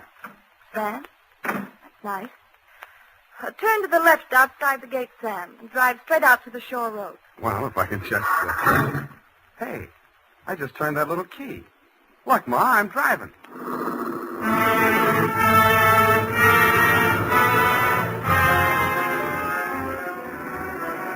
I adjusted the rear view mirror so that it showed more of her and less of the rear view. A mile from the house, she ordered me to stop, moved up to the front seat with me, and asked me to drive on. By the time we got to the shore road, she was driving, and I was resting my head on her shoulder. Where are we going? I've got a little hideaway down the coast, right on the beach, at the foot of a tall cliff. There's a fireplace, a little bar, some records. Got some bop? It's wonderful there with the surf pounding outside, hidden away from the world. You feel so safe. Don't stop. You'll like it there. You feel as if there's no one else on earth. Time standing still. If I could just be sure that Mother wouldn't worry about me. You're impossible. Okay, Kathy, I'll be serious. What's with that brother of yours? Tony? I'd rather not talk about that if you don't mind. Well, maybe I can talk about your stepfather. I really should know what kind of a man my boss is. I go for these drives to forget all that. Please don't spoil it for me. Okay, Kathy, okay. Oh, please. The sharp turn into this driveway. Now, we get out here. Yes, ma'am. Down this path. Uh-oh. What's the matter? You afraid of high places? Yeah, you just pushed me off of one. Oh, Sam, don't be like that. You're pouting like a little boy. Come on, I want to show you my little house. What's so special about your little house? Oh, Sam, if you only knew what my life is like. You only know what mine is like. I need someone so much to talk to, Sam. As long as you can steer the conversation, you mean. Come on, Sam. I'll show you the house. The path led to a flight of wooden steps that clung to the face of a sheer cliff. There was something like the stairs you find yourself falling down in nightmares. They dropped maybe 200 feet to a crescent of white sand. Watch out for that one step that's broken. Yeah. You have to make your dream house this hard to get to? Because of Tony. He has vertigo. What? When we were kids, he used to chase me, and I'd run down here, and he was scared to follow me. Afraid of heights. He still is. Well, you light us a fire, Sam. The wood's there in the box. I'll go make us a drink. Fire? Who needs a fire? I'm hot. What'd you do before you took up driving? Oh, I was a private eye for a while. Oh, how exciting. Nah, it's a sour racket. Tell me about it. Nah. Let's talk about you. Here's your drink. Thanks. Well, what do you want to know about me? Oh, me? Come here.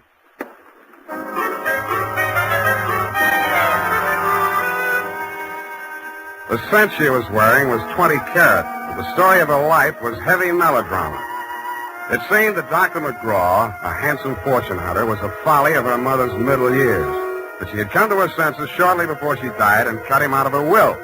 But that was not the end of it. When Kathy's brother had been faced with the alternative of entering an institution or remaining at home under his stepfather's care, she had begged the doctor to remain in spite of his warnings that her brother might take a notion to kill her. But, get this, Dundee, it's real deep. In spite of visible evidence to the contrary, she was convinced that her brother was not out to kill her, but that the doctor was. I couldn't sell myself on that part of the yarn, but she looked so awfully pretty while she was telling it. And suddenly, she didn't look so pretty. An expression of terror was on her face. Get down! I rolled her onto the floor and kicked the lamp out. By the glow of the embers in the fireplace, I could still see the gleam of the gun barrel shoved in through the broken window. I hoped he couldn't see so much. I knocked over a chair to give him something to shoot at. He was already halfway up the face of the cliff on those rickety wooden stairs. At the top, he turned and looked back. Who was it? It was Mark, wasn't it? The doctor? You know better than that. It was Tony. Doctor told me he was afraid of heights, couldn't come down those stairs. He never did before. Don't you believe me? Yeah, Kathy. I may wind up believing the rest of your story.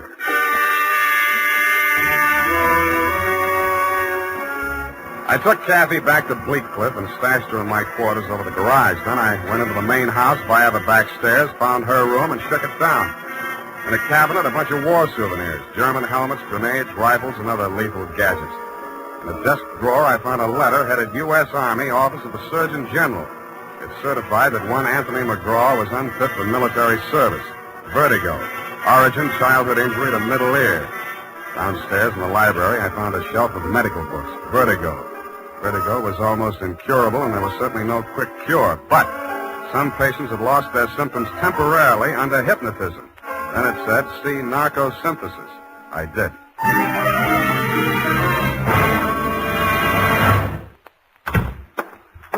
Spade. I beg pardon, sir. Mr. Spade. Whatever are you doing in the butler's pantry, sir? Looking for a butler. Namely you, Carruthers. May I serve you, sir? Yeah. How do I get an interview with Dr. McGraw? Well, sir, I should... Oh. Strange, after all my years of service, I still start as a master summons. You did it again. Well, I'm sorry, sir. I'd better see what Dr. McGraw wants. Forget it. I'm answering this one. You're not going to drop your disguise, sir. Why not? Who am I kidding, anyway?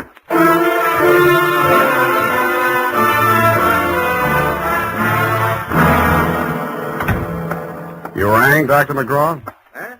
Oh, I didn't ring for you. I rang for Carruthers. I ordered him to tidy up my office while I was at dinner. And look at it. Looks neat as a pin to me, Doctor. Oh, yeah, sure new here. Chauffeur, eh? I'm only wearing his uniform. Here's my card. Oh, detective, eh? That's right, Doctor, and this one's just about ready to wrap up. Well, you interest me. Go on. I will. I think you've been trying to use that boy as a murder weapon against his sister. Oh, and you call yourself a detective? If you can call yourself a doctor, I guess I can. You've been treating him with narcosynthesis, haven't you? That's right. Hypnotic drug. While he's under it, you brief him on his activities for the day, and he follows through, including assaults with deadly weapons. That would be possible with certain very suggestible patients, but I'm afraid impossible to prove. I think I can prove it, Doctor. You shouldn't leave your textbooks lying around loose. I found out the only way Tony could have walked down that stairway to Kathy's beach house without falling would be temporary relief of his symptoms due to hypnotic suggestion. Unquote. I see. What do you intend to do about this theory of yours? What do you suggest? You see this row of buzzers here on my desk? Mm-hmm. This one is for my secretary. This is to summon Carruthers, and when I press this buzzer, two of the most hideous plug uglies you've ever seen will rush into this office, beat you to a pulp, and dump you outside the front gate. That's what I think of your theory. Buzz away, Doctor. I think I like them better than I do you. As you wish.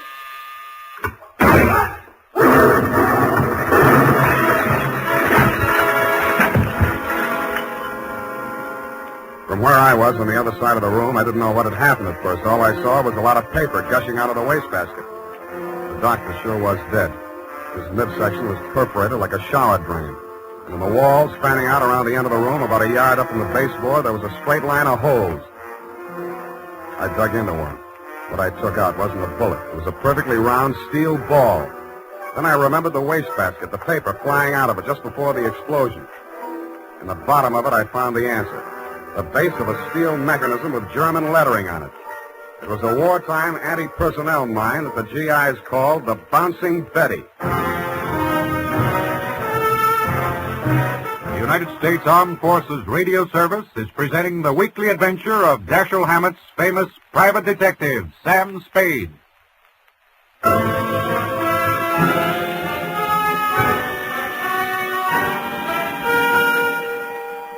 I didn't wait for the Squid Beach law to arrive. Who could? I went straight back to San Francisco. You, Lieutenant Dundee, were waiting at my office. Morning, Sam. Hello, Dundee. About that McGraw killing, Sam. The chief down at Skid Beach has asked us to cooperate with the department down there at Skid Beach. Squid Beach, Dundee. That's right.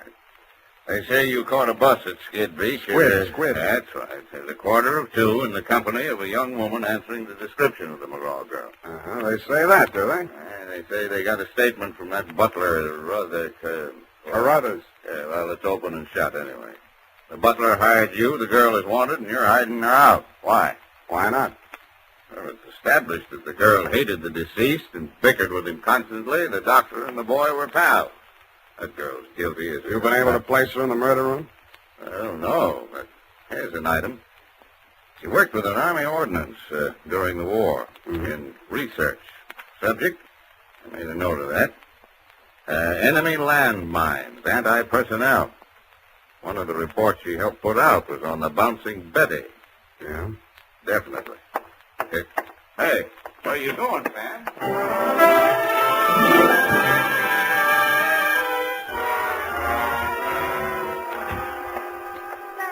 Oh, Sam, it's been so lonesome cooped up here all day. Why didn't you tell me you were with Army Ordnance during the war? I don't know. I suppose it thought it was unfeminine or something. Try again.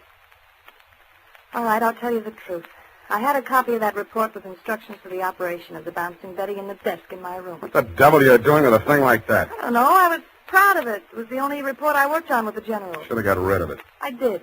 I burned it in the fireplace as soon as I learned what had killed him. You didn't burn it good enough. Sam, they found it. Yeah. Have they arrested Tony? Not yet, but he's definitely sane. He'll have to take a rap for anything he's done. I see. Well, I guess there's no other way. Tony didn't do it, Sam. I did. I want to make a confession. Not to me, please. Not to me. After what happened down at the beach when I knew I was no longer safe anywhere, I realized I had to do it. For Tony's sake as well as mine. When we arrived back at the house, I looked into the dining room and I saw Dr. McGraw eating dinner. I knew it was my chance to get into his office. Yeah? Then what? Well, the Bouncing Betty was in my room. There was some wire in the tool chest, and I knew that Carruthers always went to tidy up while the doctor was at dinner. So I waited until I saw him come out, and then I went in, and I looked around for a place to plant it, out of sight. Then I saw the wastebasket full of papers. It was the perfect hiding place. The whole thing didn't take more than 5 minutes. Well, say something. I guess I don't know what to say. Go on, say you hate me. Say it. I don't. Wish I did. Oh, Sam. Help me. Help me. I'm sorry, baby. I am sorry.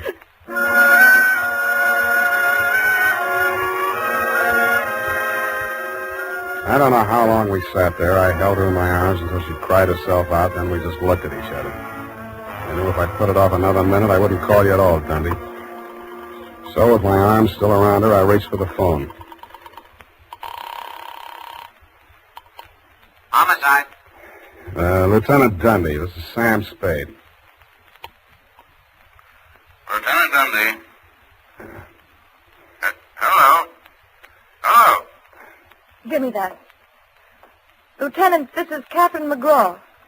I wish to make a full confession in the murder of my stepmother. I walked out while she was still talking to you, Dundee. I knew she'd wait for you, and I didn't want to be there when you took her away. As I walked over to my office, everything she'd said kept coming back to me. I could see her sneaking into her brother's room and getting her contraption out of the cabinet. I could see her hiding behind the door until Carruthers came out after tidying up McGraw's office, dumping ashtrays, emptying wastebaskets. And that's as far as I got. I went back to my office to wait. And sure enough, 20 minutes after the papers hit the streets with Kathy's confession, the door opened and he came in. Well, sir, I believe it's turning a bit raw out of doors. The gardener was saying only this morning that we should order out some shrouds for the Saphiglosa sinuata. Am I discommoding you, sir?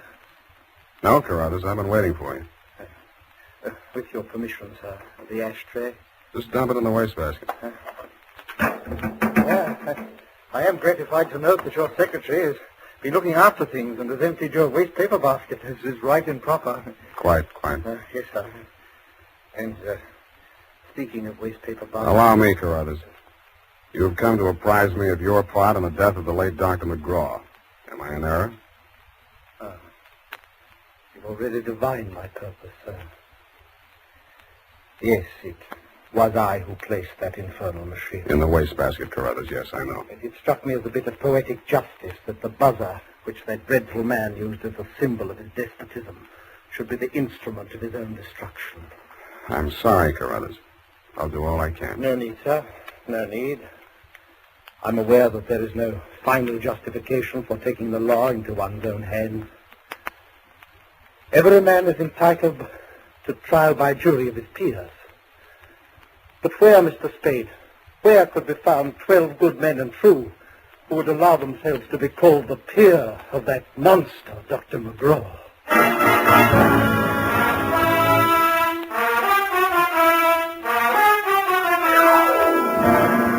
Period. End of report. Sam! There must be some mistake. Mistake, Effie? Mistake? No? What was it? The butler can't be guilty. That's old-fashioned. He was an old-fashioned butler, sweetheart. Where today can you get help like that? Somebody who empties the ashtrays, keeps the waste paper baskets clean, tidies up around the place. Well, I'd be only too happy to do the same for you, Sam. I know you would, doll. But considering what happened to Mr. Carruthers' employer, Effie, you mustn't allow your mind to dwell on such matters. It's wicked. Sam! Who emptied an ashtray in that wastebasket that I just finished cleaning out? Pay it no heed, sweetheart. I'll buy you a silent butler. I'll go type that up. Here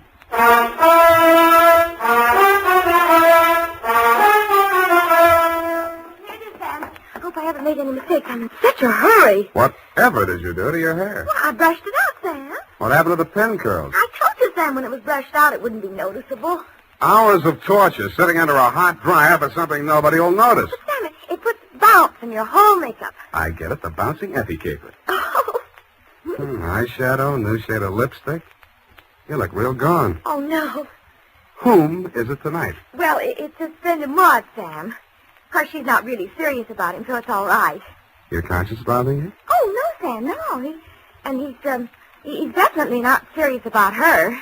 I mean, Well, have fun, sweetheart, while Maud burns. Oh, well, she won't. I suppose you'll be seeing that girl, what was her name? Oh, yes, Kathy. Well, at least if I'm not playing in someone else's garden. No. Well, have fun anyway. Good night, Sam. Good night, sweetheart.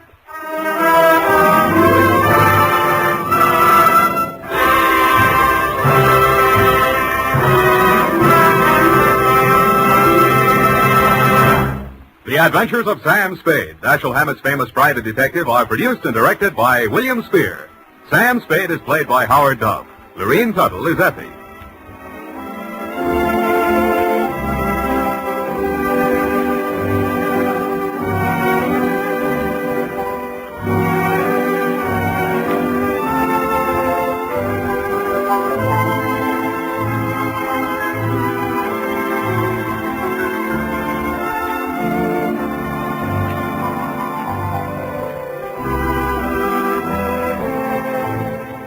The Adventures of Sam Spade, Private Detective, is a presentation of the United States Armed Forces Radio Service, the voice of information and education.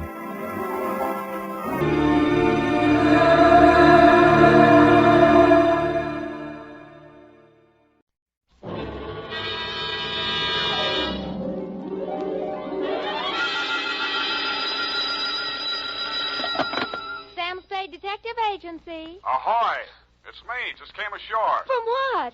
A boat? A ship, Effie, a ship. Anything over 400 gross tons is a ship. Anybody knows that. May I inquire what was your port of call? Calcutta. My, that was a quick trip. Well, Effie, I'll tell you, I got so homesick for you I couldn't stand it, so I assembled my gear and jumped ship. Why, Sam, how sweet. Fast there, gal. I'll be right down to dictate my report.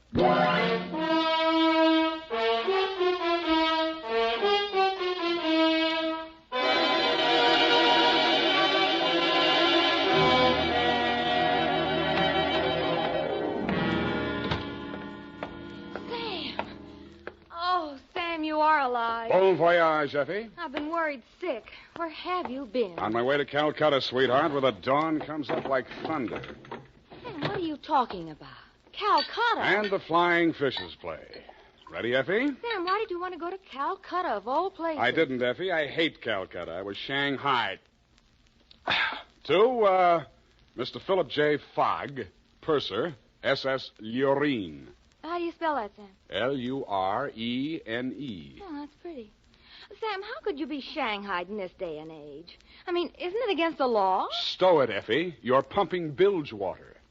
Sam, I am not. From Samuel Spade, license number 137596, when you have the time, regarding the Calcutta trunk caper.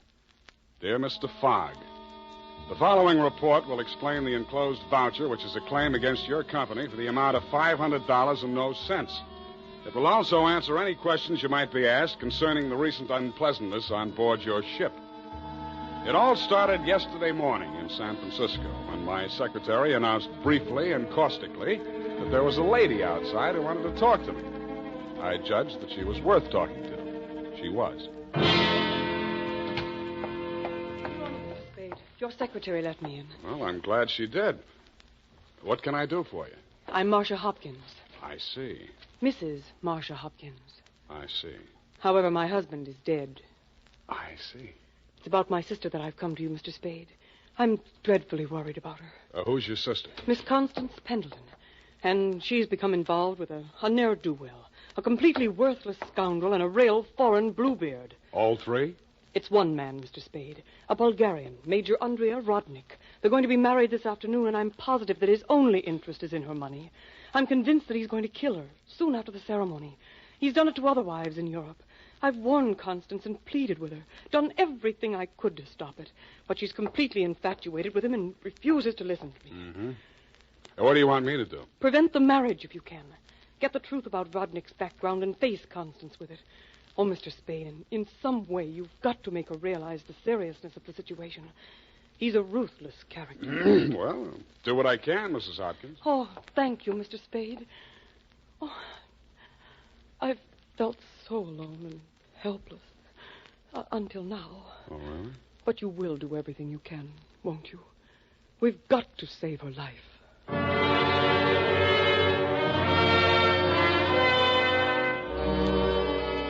She daubed at her eyes with a stamp-sized handkerchief, patted the red gold hair of the temples nervously, smiled at me bravely, and swayed out. By telephone, I learned that the Vrodnik-Pendleton marriage license had been issued 4 days before, and that on the same day, Constance Pendleton had withdrawn a savings account to the tune of $45,000. I'd always wanted to, so I did it. I called at the Bulgarian consulate. What can I do on you? What do you know about Major Andrea Vrodnik? Ha! Andrea Vrodnik! On him we have hate, great sadness, with shame for the ground that walked under him. Oh? Ha! Andrea Vrodnik! Why is he so popular? On the devil he is driven without horns. 6 women he has killed. 6 times he has insulted the police of Europe by refusing to confess. We have proof of the murders, but never can we prove the proof on him. Yeah, sometimes it goes that way. Never do we find the bodies of the 6 women. Only their money in the name of Andrea Vrodnik. My pardon. Well, think nothing of it. You're just upset on you. You're interested on him. Why? You go to Europe? No, Vrodnik comes here. Here on San Francisco. He marries again. So I'm told. Oh, by all the means, you must prevent it. Go to him, brave man. You do the world a service. Make violence on him. Even do you hang for it. Your name will live.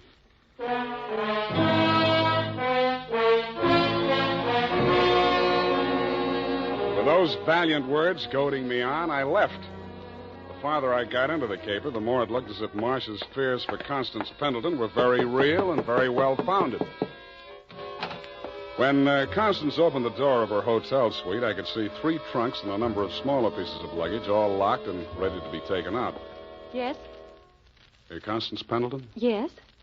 I'm a detective. My name is Spade. Detective? What do you want?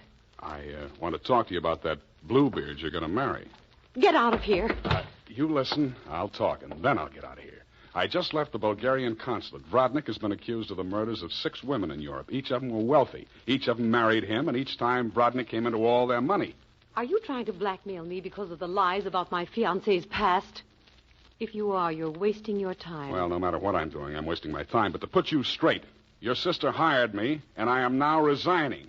She's worried about you, not me. Then you should spend more time investigating your clients, Mr. Spade. You could have saved both of us some time. I have no sister. This is my wedding day. Goodbye, Mr. Spade.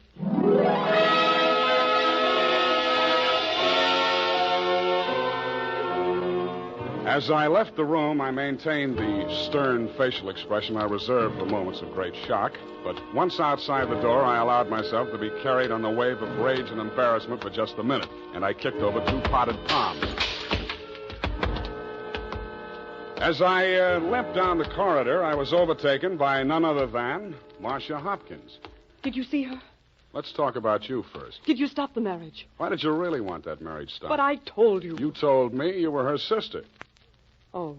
She said she didn't have any sister. All right, Sam, I did lie to you about that. But I'll tell you who I really am. I don't want to know who you are. I don't ever want to know. All I want from you is my honestly earned fee and a brief but permanent goodbye. Oh, no, Sam, please, listen to me. We've got to save that girl. I have $500. That's all I have. Would it be enough? What's your real name? Marshal Brodnick. Yes, he's my husband. I've been married to him for 10 years. We've traveled all over Europe, and I never knew where the money was coming from. He left me at times for 2 weeks or a month, and then when he'd come back, there'd be more money. I just realized that that's when he must have been killing those poor women. And I know that's what he's going to do this time. I just can't stand it. You've got to protect her. That should be easy. We'll let him get married and meet him at the door with a bigamy warrant. Then you will see me through this. I might. Oh. In my bag, there's $500. Take it. If we can't stop the marriage, then don't let him out of your sight. Not even for a minute. He's a beast, Sam. A beast.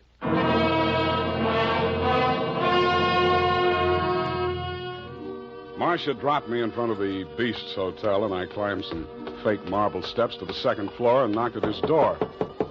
The man who opened it was heavy, handsome in a swarthy, coarse sort of a way, and glowing conceit through 2 eyes, one monocled, one not. You are facing Major Andrei Vrodnik, 1st Bulgarian Horse. What want you? You were facing Saul Fox of the law firm of Fox, Smedley, Van Dusen, and Grip. You overwhelmed yourself. I came here to warn you. If you go through with the marriage to Constance Pendleton, you're going to find yourself tangled with civil law. Warn Andrei Vrodnik, who has personally led more saber charges than you have teeth in your skull. Yes. Who has personally split, slashed, and impaled on his own blade more men than you have fingers and toes. You warn me? What is this talk? You're going to have a bigamy charge slapped on you 5 minutes after you slip her the ring. The warrant signed by Mrs. Marcia Vrodnik. Bigamy? Ha! I laugh. This is not bigamy. Marcia's your wife, isn't she? That bigamy was committed when I married her. I had another wife then. You call yourself a lawyer, then you know that only the 2nd marriage is bigamy. The ones following that are nothing but interludes. Okay, Major, go ahead and have your interlude. I'm just warning you. Oh, speaks. We are being married on Redwood City from a justice of the peace 1 hour previous. Then we are sailing through the SS Lurin at midnight with our honeymoon. Already a droshky waits for the baggage and luggage. Go now before I'm losing my temper. If you're ever in Calcutta, look me up. Da!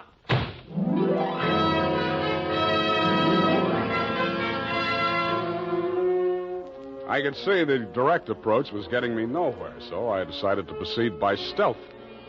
I waited outside the building, and when he left, I tailed him. He made 4 stops. At a second-hand store, a hardware store, a surgical supply house, and an undertaker supply house.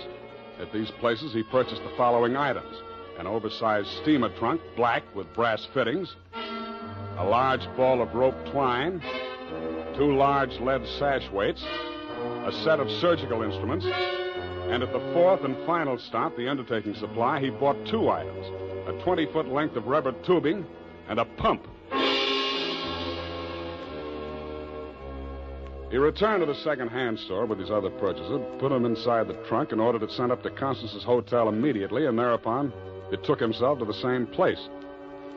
Marcia was waiting in the empty lobby when he went in.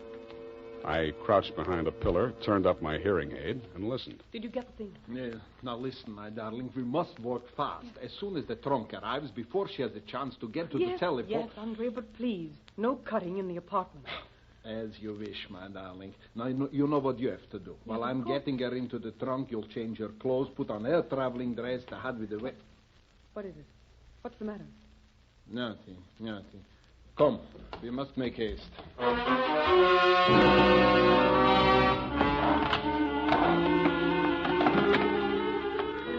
They made haste to the elevators, and I made haste to the row of house telephone booths around the corner and called Constance's room.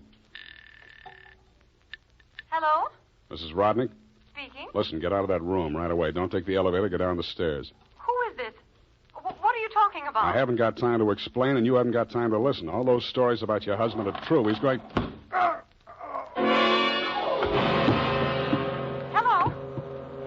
Hello? Are you still on the line? My hand clawed out to the door handle, but I couldn't reach it. I felt as if the walls were closing in around me, and just before it got dark, I had the crazy notion that I was inside Brodnick's big black trunk with the brass fittings. I could still hear Constance's voice way off in the distance, somewhere in the direction of Calcutta.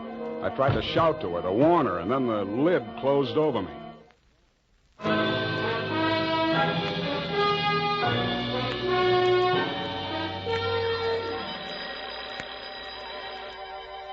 I shook my head, trying to get the bells out of it. Then I remembered where I was and what had happened. I was still wedged into the bottom of a phone booth where I'd slumped when Brodnick sapped me. I got out of there somehow and grabbed a taxi for the Embarcadero. The time was 11:55. The SS Lorraine was scheduled to sail at midnight.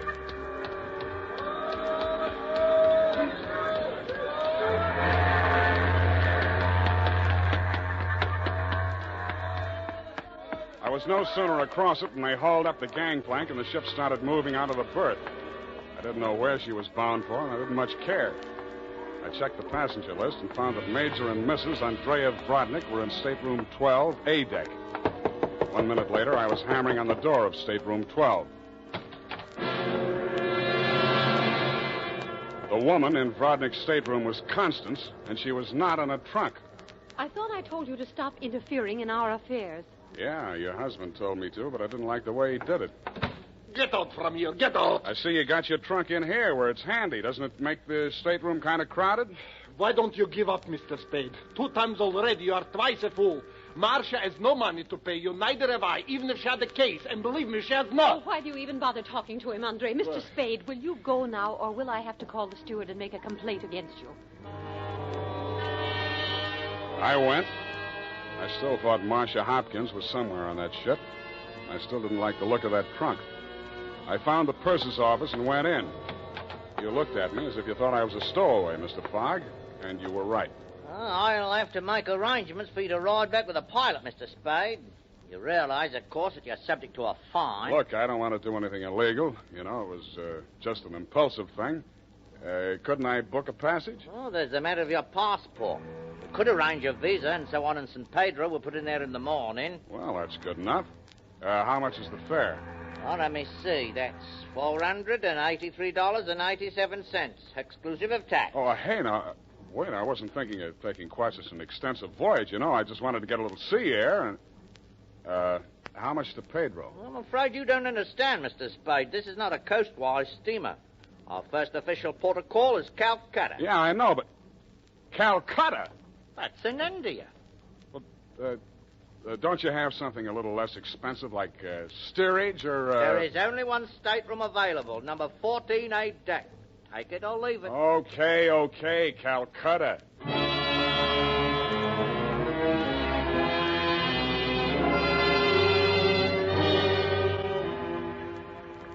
After buying my passage to Calcutta, I had exactly 12 cents left. This I gave to the steward who showed me to my stateroom. He thanked me, kicked me in the shins, and left. Out on deck, a tall, red-nosed old gentleman in knickerbockers and a yachting cap was taking a turn around the deck. With him was a face I'd seen in the morning lineup down at the Hall of Justice a dozen times. He was a hotel thief by profession, name of Norman Gorman. He knew me, too, but he didn't give me a tumble.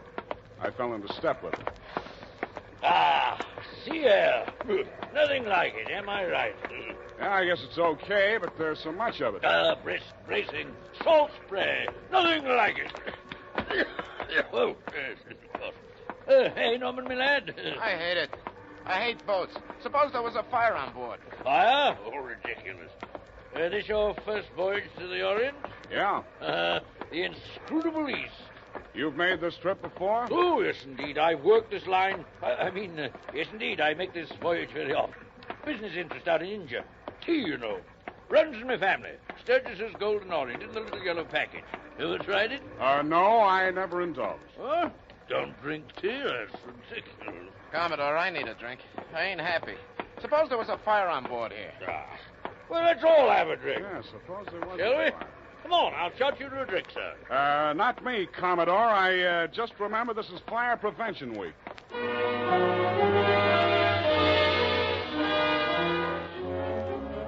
The nearest fire alarm to Brodnick's stateroom was on the companionway leading to the A-deck corridor. It was a glass-enclosed box with a small hammer hanging on a chain. I broke the glass and turned the key. In 3 seconds flat, the entire population of A-deck was shoving each other up the companionway, grabbing for life preservers as they went. The steward hammered on the door of stateroom 12, opened it, shouted inside, and Brodnick and Constance reluctantly came out. I ducked inside, grabbed the handle of the trunk, and started dragging it. When I got it into my stateroom, I broke the lock and lifted the lid.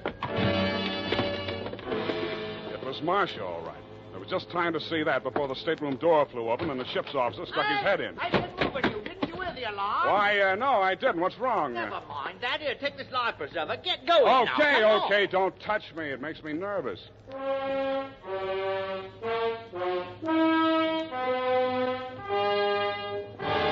20 minutes later, the captain announced to the mob up on the deck that it was a false alarm, and the passengers drifted back to their cabins. I tried to look casual as I unlocked my stateroom door and walked in.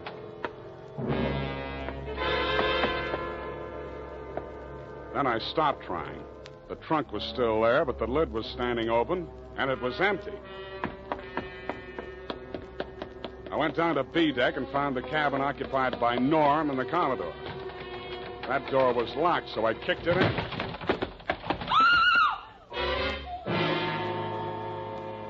You could still see the marks on her wrists and ankles where the cord had been. It was the girl I had seen in the trunk. It was Marcia Hopkins, and she was very much alive. Oh, I'm sorry. I thought it was... Oh, what am I going to do? What am I going to do? You've got to help me, Sam. Why should I help you? He's crazy. They're both crazy. It all depends on who's in the trunk, doesn't it, Marcia? When it was Constance, you didn't think he was so crazy. Oh, don't you understand? I had to pretend that I'd help him. He was going to kill her right there in the hotel room. I told him it was too dangerous. If anybody looked in the trunk, it would be safer if she was in there alive. So he finally agreed and said he'd wait until we got out to sea to kill her. And then he was Yeah, going I know to... about that. Oh, the idea was so awful. I couldn't stand it. I started to scream, and then he stuffed the gag in my mouth and tied me up. He must have used chloroform or something, because the next thing I knew, I was in the trunk. And that little dark man was leaning over me. He and that old man with the knickers. They brought me here. So they pulled a switch on you. You were the fall gal all along. Oh, you've got to believe me. It was the only way I could save her life. You're the only one I can turn to, Sam. That little thief and the old man, they'd deliver me dead if there was an extra $25 in it. Oh, say you'll help me, Sam. Please say it. When you ask me like that, what else can I say? Oh, you do believe me, darling. You do believe me. Come on, let's get out of here. I'm sorry, Mr. Spade. Please step back inside. I promised my associate, Mr. Gorman, that I would not allow this young lady to risk her life by leaving this cabin. You're getting into this caper at the wrong end, Commodore. It's wound up. They've bungled it. It's no good anymore. You may be right. But you understand my position, sir. I can't take any chances. You've talked to Mr. Gorman? Norm? Yeah, I talked to him. He took you into his confidence? Stop making with the pistol, Commodore. You don't know how to use it anyway. Well, heavens, Norm. You're as white as a sheet. What is it? Oh, he's sick. Go get a doctor. Yes, indeed. Right away. Listen, Spade. Take her with you. Get out of here. I don't want no part of this. You got it bad, Norm. I'm sick, I tell you. The way I had it sized, this was a clean caper, a snatch. I figured the dame here's an heiress or something. Maybe they drop her off in L.A., connect some ransom, and go on. I figured there was enough for all of us. Oh, but that creep, that Rodnick, he's crazy. He's a regular Jack the Ripper. Stop babbling, Norm. Tell me what happened, exactly what happened. I get a sinking feeling in my stomach every time I think about it. Well, I go in, see? He's very smooth, very businesslike. He offers me a drink. I accept it. He mixes a couple of highballs for me and the dame, then he starts talking. I guess she don't know all about it before this, because she gets just sick as I do. First, I think he's kidding. Then he drags out this set of cutlery like a doctor uses to operate on people. Only he's got something else in mind. The porthole, you understand? Oh, please. I don't want to hear anymore. Being as it's you he has in mind, I don't blame you. My stomach. Hey, Norm. Norm. Here he is, the ship's surgeon. Oh, dear me. What? Stand away from him, please. Help me get him into the bunk. Sure, Doctor. Take the shade off that light, please. Yes. He's dead, isn't he? Oh, yes, he's dead, of course. Who poisoned him?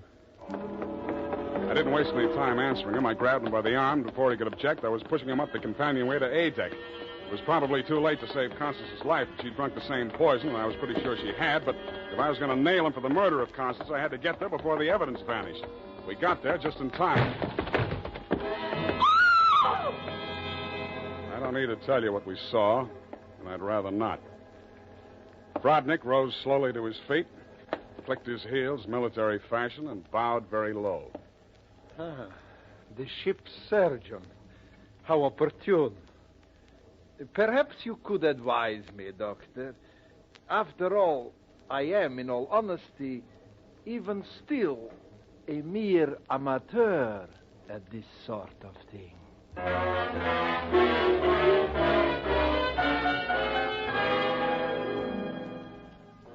After Rodnick had been taken into custody, we took another turn around the deck. It was daylight, and the ship was lying to off San Pedro. This time, the fresh air really felt good, and so did Marcia. It's all over, Sam. Yes, sweetheart, it's all over. But not between us. Say it, Sam.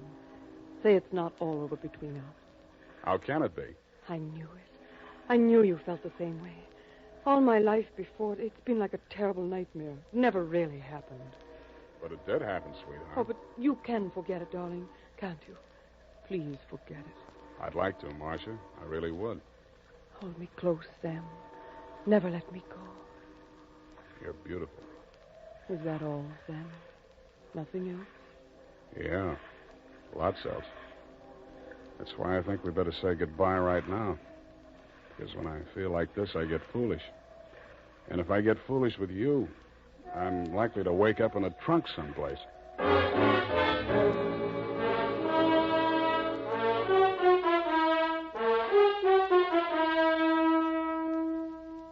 And that, Mr. Fogg, is the true account of the Calcutta trunk caper. As my voyage was interrupted through no fault of my own, I trust you will advise your company to refund my passage minus the one-way trip to San Pedro. Period, and a report.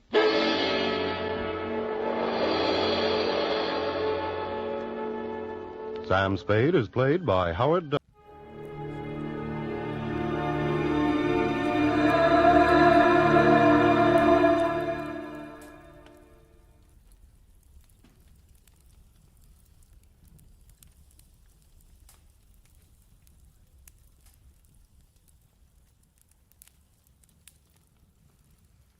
Get this and get it straight. Crime is a sucker's road, and those who travel it wind up in the gut of the prison of the grave. There's no other end, but they never learn. This time it started as a routine search for a rich girl's fiancé, and the trail led to a silent house haunted by a face at the window and blood in an open cedar chest. But before it was over, it became a search for a corpse that wouldn't sit still. From the pen of Raymond Chandler, outstanding author of mystery, comes his most famous character and crime's most deadly enemy, as we present The Adventures of Philip Marlowe.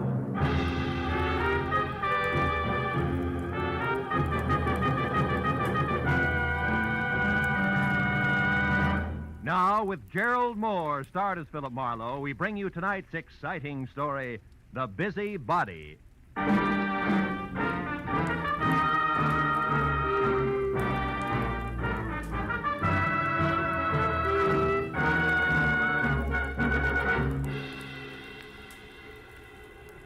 Phone jerked me up off my back and out of the sports page at 9:30 in the evening of an already too long day. On the other end was a warm, feminine voice, edged with the kind of self-assurance that means money, and lots of it. But the words were both hurried and panicky, so after I hung up, I reluctantly waded through the sports section with my feet instead of my eyes and headed for the coffee shop at Franklin and Bronson, where my new client, who had identified herself as Liz Stewart, said she'd be waiting. A pair of blue eyes at a table in the corner measured me from haircut to shoelaces, so I took the cue and walked over. After we introduced ourselves, I was waved into the chair opposite her.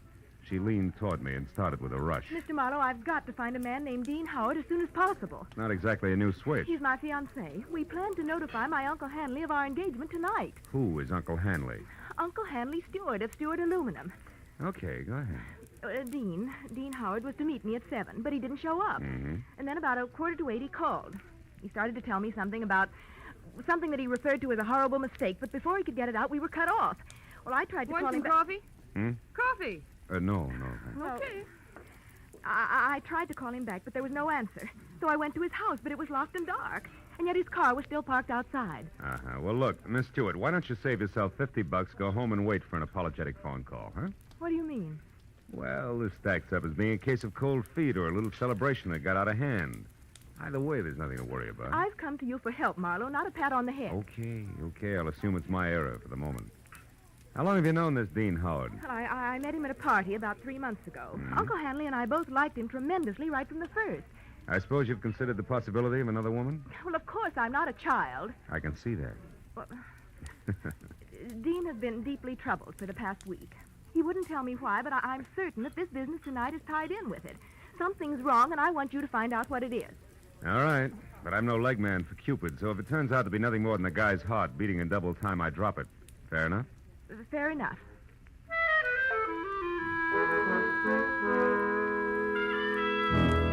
She gave me a short list of posh joints she and Dean Howard sometimes visited, and his address, which was 312 Normandy. She said I could reach her at home, which was 28 Roxbury Drive in Beverly Hills. Well, $50 is $50, so after she left, I spent a handful of nickels checking the list by phone and drew a complete blank. So I drove out Los Feliz to Normandy and found the number, 312. As I walked up to the door and leaned on the bell, I got the feeling that I was being watched. There was no answer, so I tried the door. It was locked. I threw a look over my shoulder as I walked around the side of the house and caught a glimpse of a face in a window next door, just before the curtain was dropped back into place. The back door of 312 was locked, too, I found out, as did the face next door, which was watching me again from one of the rear windows. There was one answer to that, so I went out in the street and up the steps of the house next door and knocked, good and loud. What do you want? My name's Marlowe, lady. I'm a detective. You may be able to help me. A detective? Mm-hmm. Well, come right in, Mr. Marlowe. It's about time's all I have to say. I'm Agatha Lambrigger. What's he been up to? Who? Well, you're investigating that bachelor next door, aren't you? Yes. Oh, how'd you know? Stands to reason. I've known all along he's a suspicious character. Yes? Lived there a year now. Comes and goes at all hours. Drives that fancy car out there. Wears fine clothes, but nobody seems to know what he does or where he gets all his money. Well, look, Mrs. And girls. Oh. Well, believe you me, they don't come to clean his house. Never gets cleaned. But they come just the same. Why, only tonight there was one. Some blonde in a white dress. I tell you, I've never Mrs. seen Lambrigger, did the girl go inside? Well, no. But she tried to. The door was locked. And it's Miss Lambrigger. Oh, how stupid of me. Yes. Well, tell me, did you notice Mr. Howard come home tonight? Well, I didn't exactly see him come home. But he was over there all right. And not alone either. Is that so? Another girl? No, it was only some man. Oh. But it still bears out what I've been saying, because I just happened to glance out of my window at this one here across from that one of his, you see. Yes.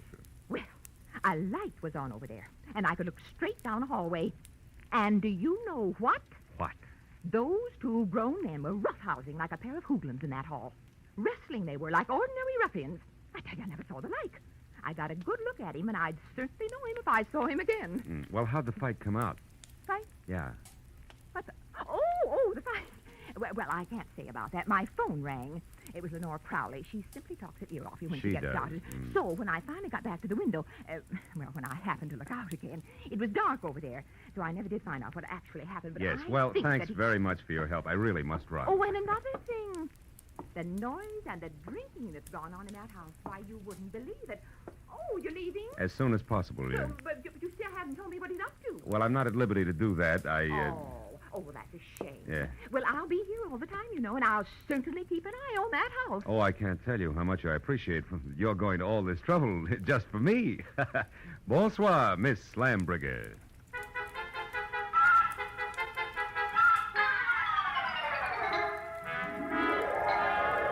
I backed out of that wind tunnel, got in my car, and drove noisily around the corner.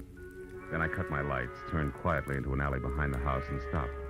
Slipped through Howard's back gate and up the side of the house, found a window that could be persuaded, and went in. Yeah, Howard was a lousy housekeeper, and everything that didn't get brushed off in normal traffic was covered with dust. I found my way to the room opposite Agatha Lambrigger's observation window and ran smack into her first lie. Where she said there was a hallway, there was a solid wall, papered with purple roses and hung with 4 dingy pictures in bronze frames, 2 on each side of a big, ugly mirror. There were 2 hallways, but no angle at which either could be seen from her window. Furthermore, there was no sign of a struggle. One hall led to the study, the other to the bedroom, and I checked both. But still, there was no indication of a fight. On my way out, I barked my shin on the nose of a lion carved on the corner of an oversized cedar chest, just as the abrupt sound of someone at the door brought me to a rigid halt. Whoever it was had the patience of an 8-year-old on circus day. So I set myself up as the type who might live in a joint like this and answered. What's the matter with the lights, Howard? Blow a fuse? Or could this be some new economy measure? I like it this way. I don't think I know you. You should, Howard, you should. I called you yesterday about a certain money matter. The name is Leo. Don't go for your gun, Howard. Well, since yours is pointed at my third rib, why should I? Well, like I told you on the phone, my boss is anxious. You're way overdue, Howard. I want that $50,000 the boss loaned you 3 months ago. Have it for me the day after tomorrow. All of it. Without fail. He knows I'm good for my debts. Why all the pressure? Well, maybe he figures your investments aren't so smart. Like maybe you've been blowing too much on that second-rate canary, Carol. Oh, yeah, Carol. I remember. She's your girl. Well, that's none of my business. See you day after tomorrow about the same time. And if you get a headache from worrying about paying off, just think of the one you'll have if you don't pay. It'll be like 10 times this. Oh! Good night.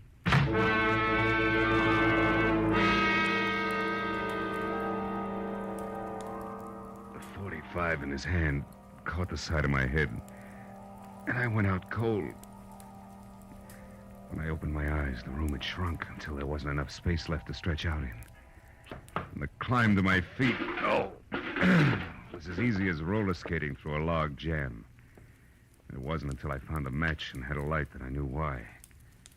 Somebody had moved me from the front door and crammed me into a broom closet like a bag of wet wash. When I got out, I saw that my cubbyhole was off the hall to the bedroom. I listened, but there was no sound in the house, so I started moving. But stopped when I noticed something else. The big cedar chest with carved lions on the corners that had been closed before now was standing open. I struck another match. Inside on the bottom was a thick red puddle of blood. Blew out the match and was in the middle of a mental apology to Liz Stewart when it came. I ran for the front door in time to see Agatha charge out of the driveway and down the street. Stark terror twisting her face. Help! Help! Hey, Miss Lambrigger, hold it! Oh, Mr. Marlowe! Mr. Marlowe! What is it? What happened? I saw him, Mr. Marlowe. I saw him. Up by the alley near the hedge. He's dead, Mr. Marlowe. Dead in my backyard. All right. Now take it easy, Agatha. Who was it? He's there now, lying on his back close to the hedge, and he's dead. What'll we do? Come on, we'll have a look. You can show me where he is. Well, all right. back here. I happened to look out my rear window, and I saw something move. The dogs had been getting in my panties lately, and I thought this was another. So I came out to chase him away. That's when I saw the body. It's right back here. Well, it's gone. Mm-hmm. Now, look, Miss Lambrigger, I've got a headache. I'm getting a little tired of this. You saw a body here just like you saw a fight in a hallway from your window. You're so anxious to be in the middle of things, you'd make up any kind of a story. No, I'm not. No, I'm not. I saw that fight, and I saw Dean Howard's body, too. It was here, I tell you. Where? Show me exactly. Well, right about there, I'd Oh, say. sure. And I suppose it... Hey, wait a minute. Yeah. My apologies, baby. There is something here. Could be blood. Here's 2 dimes and a bar receipt from the tulip room on the strip. Oh, good heavens. What'll you do now? Raid the place? You can use my phone. Thanks, but until we know where the body is, we better play it cagey. Now, let's keep this a secret between us. That'll take a lot of courage, I know, but I can trust you, can't I? I won't open my mouth to a soul, Mr. Well, that's Marlowe. great. That's splendid. Now, you better go inside and stay there until you hear from me. Who knows? You may yet be a heroine, Miss Lambrigger.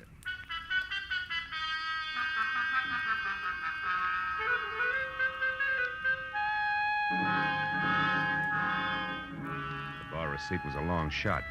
When I was still 2 blocks away from the tulip room, I knew it had paid off because a fluorescent banner, 4x12, draped over the front of the squat square building, extolled the vocal virtues of one Carol Cody. I parked across the street, went in, and found a dressing room door and knocked. She distinctly said, "Come in," but when I did, I thought the room was empty, until a small handful of spangled satin costume hopped up from behind a screen in the corner. I made a sight-unseen introduction. It was only a moment later that a tall brunette, filling a white silk blouse and snug, dark slacks, stepped out, tossed a few pounds of glossy black hair away from her face, and gestured me into a chair. Which paper did you say you were from, Marlowe? I didn't, honey. I'm a private detective. I can't use it. Don't give odds on it, baby. Not yet, anyway, huh? Let's talk first. For instance, what's with you and Dean Howard? Dean Howard is a low-crawling thing. That's strange. Had it you loved him? I did until tonight when I found out that he has 2 heads. That's so he can lie and keep a straight face with one while he laughs up his sleeve with the other. Nuts to him. Nuts to Liz Stewart and her money, and nuts to you. I hate Dean Howard enough to kill him, and I might just do that. I don't think you will, no, because somebody beat you to it. You mean Howard's dead? Looks that way, yeah. I'm not sure because he won't stay in one place long enough. Well, if you're trying to shock me, you're wasting your time. I'm not sorry. I think we've got company. Keep talking, I'll get him. As you say, my friend, the music business is just as lousy as any other dodge, and I can prove it. Come here. You're a good listener, Bud, so join the party. Who are you? Why are you listening out there? Come on. No. Just a minute. I wasn't listening. I was looking for you, Marlowe. I'm Ward Odom, Mr. Hanley Stewart's assistant. You're doing fine. Don't stop now. Well, ever since I learned that Miss Stewart hired you, Marlowe, I've been trying to talk to you. I followed you here from that place on Normandy because I must know what you found out so far. Why? What business is it of yours? Because, Mr. Marlowe, I doubt very much that you even know of the robbery. Robbery? What robbery? More than $40,000 worth of negotiable securities was stolen from Mr. Stewart's safe this evening. You get all your information at keyholes? And I have reason to believe that the man you're looking for took them. Of course, I don't dare accuse him without proof of his relationship with Liz, Mr. Stewart's niece. If I were wrong, it would cost me my job. Odom, did Liz know about the robbery when she hired me? Why, of course. Oh, brother. Look, see this? Her name is Carol. She's involved right up to her mascara in the whole mess. Don't let her out of your sight till I get back. Me? Why, you cheap shot. Shut up. And as for being cheap, I'll take care of you when I get back.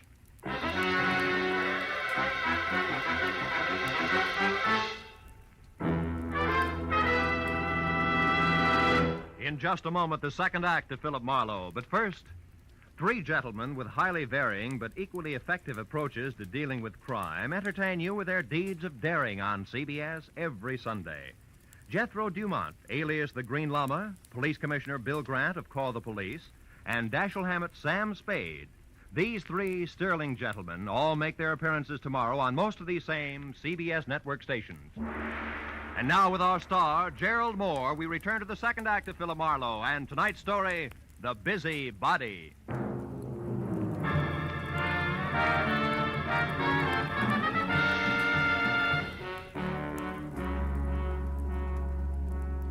After convincing Ward Odom that his greatest contribution to the cause would be staying close, but not too close to the violent lady in slacks, I piled into my car and started for Beverly Hills in a beautiful liar named Liz.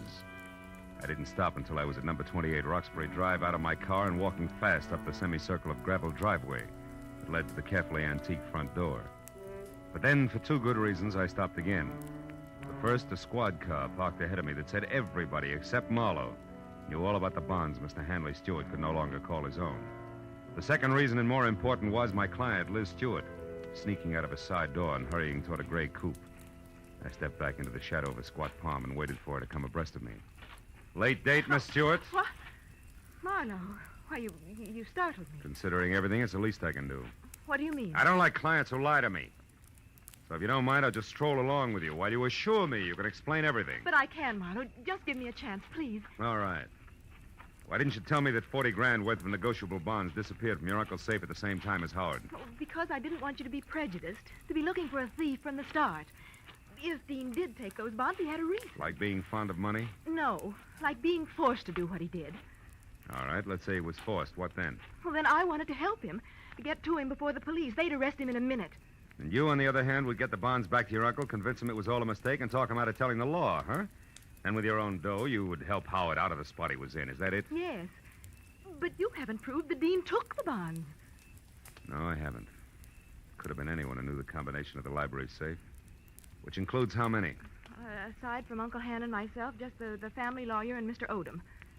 Yeah, what about Odom? Could he have done it, Liz? No, I don't think so, as much as I dislike him. You see, Marlowe, for years, Odom's been very close to Uncle Han. He's had 1,000 opportunities to steal if he wanted to. Well, like this afternoon, for instance. He had $10,000 worth of the bonds with him today. What was he doing with all that dough? Paying gas bills? He was going to sell them for my uncle. But the transaction fell through, so he brought them back to the house and put them back in the safe. Anyway, Marlowe, I don't think he'd have the courage to steal. I know what you mean. I've already met Mr. Odom. When? Oh, about a half hour ago. In a nightclub called the Tulip Room. Odom thinks Dean is guilty, Liz, but he's afraid to mention it publicly till he knows a little more. What's a nightclub got to do with Dean? Carol Cody. Who? She's Dean's girlfriend. Marlowe, you're crazy. I talked to her, honey. She's a singer there. Told me that she and Howard were more than chummy, but that she gave him the air tonight when she found out about you. And you believe that? Mm-hmm. Now that I've had a little time, I believe even more. Details that she never bothered to mention. Details like Dean Howard and Carol Cody playing you for a sucker. He gains your confidence, then the combination of the safe, and then goodbye. But you see, the end was a switch, Liz. Dean didn't... Dean didn't what? Hmm? What is it, Marlowe? What are you staring at? Back of my car there. That's not gas dripping on the driveway. The color's too red. Liz, stay back. No, Marlowe. I don't want to. I want to... Marlowe! It's Dean. He's dead, Marlowe! Yeah. That, Liz, is the switch I was talking about. I think Dean Howard not only crossed you, but Carol Cody as well. She did it! She killed him! She killed him because she All right, found all out. right. Now, listen. Get inside. Tell the police about this. Do you hear me? But first, give me a 5-minute lead. I'll take your car. I want to get to Carol Cody before the law does. Without saying another word, Liz Stewart, her face drawn and streaked with tears, handed me the keys to her car and turned and walked slowly back to the house. I took one long look at the blood-soaked shirt front on the body I'd had been a step behind all night, then got into Liz's car and pointed it back toward the Tulip Room. 20 minutes later, when my knock on the locked dressing room door brought no answer, I had kicked my way in. Alone and half-conscious in the middle of the floor was Ward Odom, the man I'd assigned to stand sentry over the brunette. Oh, Marlowe. Marlowe, she tricked me. Asked for a cigarette, and I went to light it. She swung. It adds, Odom, and you're lucky she let it go at that. It was more permanent in Howard's case. Oh, well, then you found his body, Marlowe. Yeah, in the trunk of my car. Oh, how awful. And she did all that, this Carol Cody? Yes and no. She must have had help, Odom, because, first of all, it takes something stronger than the chanteurs to keep shifting a corpse from cedar chest to garden to car, at the rate that Howard was being moved. And second, an old crow named Agatha Lambriger saw a man roughhousing with Howard over at his own place, not a woman. You mean there was a witness to the murder, Marlowe? Well, more or less. And you have no idea who the murderer is? No. And that, Odom, is all the more reason why I want to catch up with Carol Cody. Happen to know where she lives? Well, yes, just at the Grayfield Apartment Hotel on North Havenhurst Drive. North Havenhurst. It's a room 118. 118. And I think that it's... Marlowe, wait, my top coat is gone. What? Yes, and she was wearing slacks, remember? Marlowe, maybe she's leaving town disguised as a man. It's a point, Odom. I still think I'll try the apartment hotel first. Come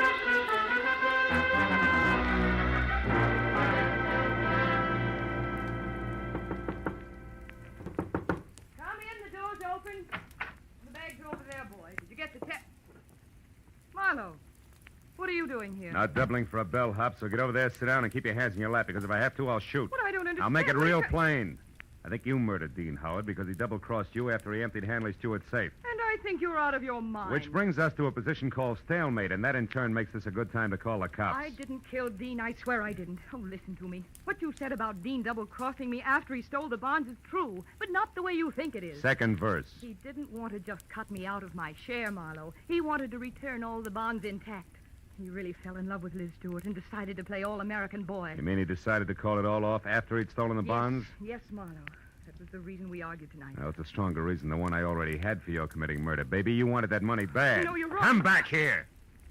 Why did you belt Odom and run? And don't bother denying that you did, because I just left him.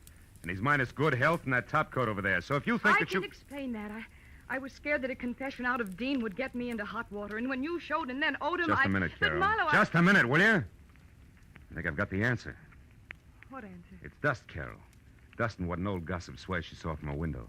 Right now, I've got to get over to her place before she ends up looking like the late Mr. Howard. Well, then you believe me, Marlowe, about not killing Dean. I don't know. But since you've been in this cheap swindle from the start, we'll just tuck you into an old-fashioned wardrobe. Just for safekeeping, baby.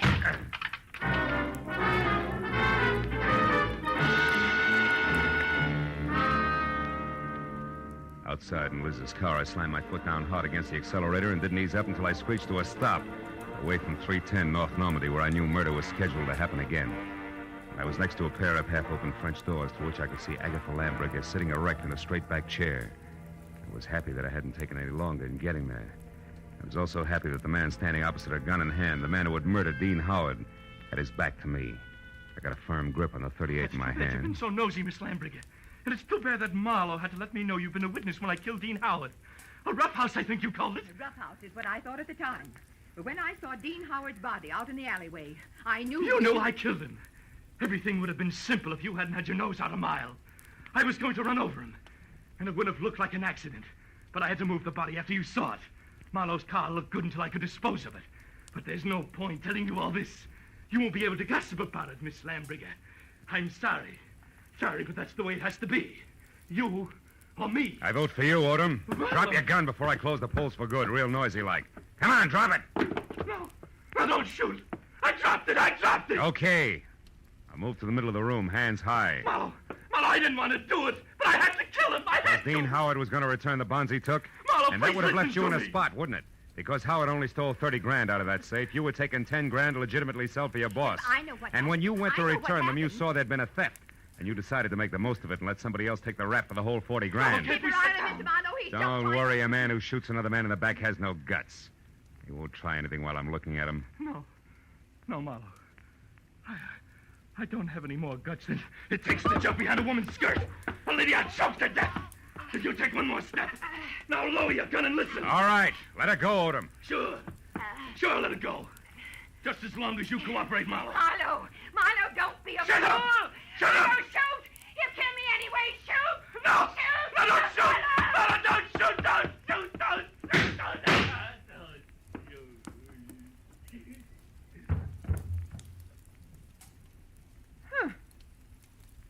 You were right, Marlowe.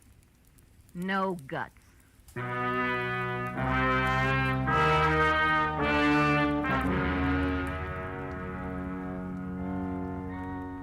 It was an ambulance, a half a dozen squad cars, and a police captain included, and 3 long hours of questions and answers in triplicate later, before 310 North Normandy and environs settled back to being just another quiet house on just another quiet street. With, of course, the exception of Miss Agatha Lambricker, who now would never return to normalcy. And as we sipped hot tea together and a clock someplace deep in another room struck twice... Now, Philip, so I'm sure I had this She was right. still going strong. Dean Howard owed money, so he and that worthless singer decided that he should get friendly with your wealthy client and then at the propitious moment rob her uncle, correct? Correct, yeah. But what I don't understand is how you knew it was that awful man Odom. Well, there were two things, honey. His anxiety to get me to Carol, together with a streak of dust the length of Odom's topcoat sleeve, all added up to a hunch. That, Philip, I don't understand. Well, you got to take them in reverse order. I saw dust on Odom's topcoat sleeve when I was in Carol Cody's apartment. That reminded me of the dust all over Howard's place. Oh, a mess, that house. Yeah, luckily. And the dust was the length of the sleeve, as though somebody had brushed against the wall, coated thick with it. As one would in searching for something, hmm? That's right. Now, there's another thing. You saw Howard and another man roughhousing in a hall by looking out of that window there. Mm-hmm. Where, Miss Lambriger, no hall is visible, but where there is a mirror. Oh, then you mean I actually saw a reflection. Yes, darling, you did. Dean Howard hid the bonds behind the mirror. Which tilted so that I saw the reflection of a side hall. That's right. Well, now, Philip, one last question. Why did Odom move the body? Well, if it's the last, I'll answer it. Because he didn't want Howard's death to appear a murder on the night the bonds were stolen.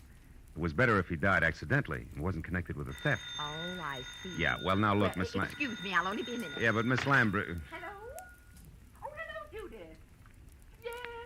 Yes, wasn't it thrilling? Miss Lambriger, really, Darling, it all started so innocently. My part, I mean. Well, it was about 7 Miss Lambriger, I have... Philip, I'll be with you in a minute. Oh, Philip, who? Why, the detective, the one I mentioned earlier. a long minute, I'm sure.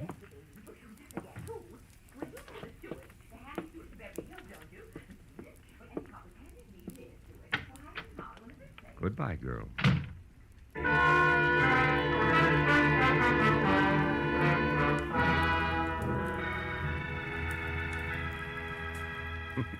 When I got outside, the silence was deafening.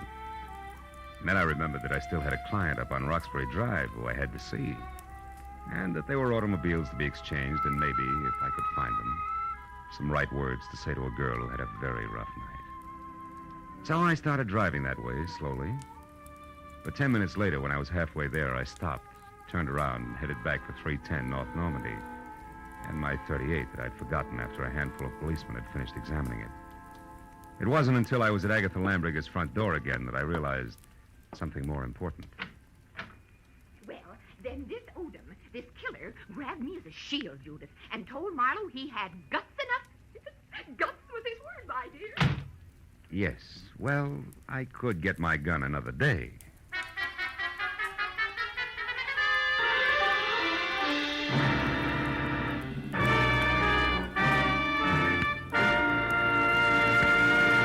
The Adventures of Philip Marlowe, bringing you Raymond Chandler's most famous character and star, Gerald Moore, and are produced and directed by Norman MacDonald. Script is by Mel Donnelly, Robert Mitchell, and Gene Levitt.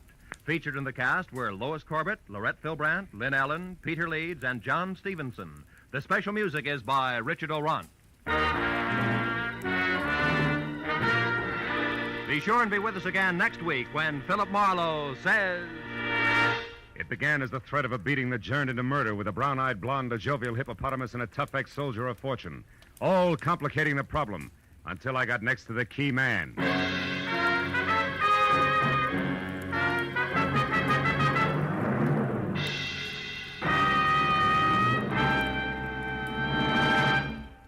Will you be listening when $51,000 go on the block during Sing It Again tonight? $26,000 in fabulous prizes for solving the mystery of the Phantom Voice, and additional $25,000 in cold, hard cash for answering only one more question about the Phantom. There's many another prize, too, for unriddling the smart, tuneful little riddle songs that keep Sing It Again moving at a terrific clip for the hour that it's on the air.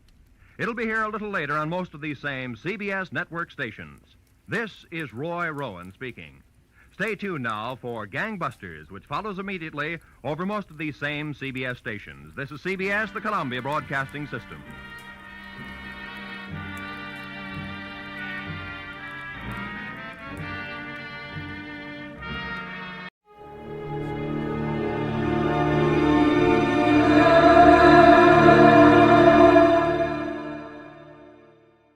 From Hollywood, it's time now for...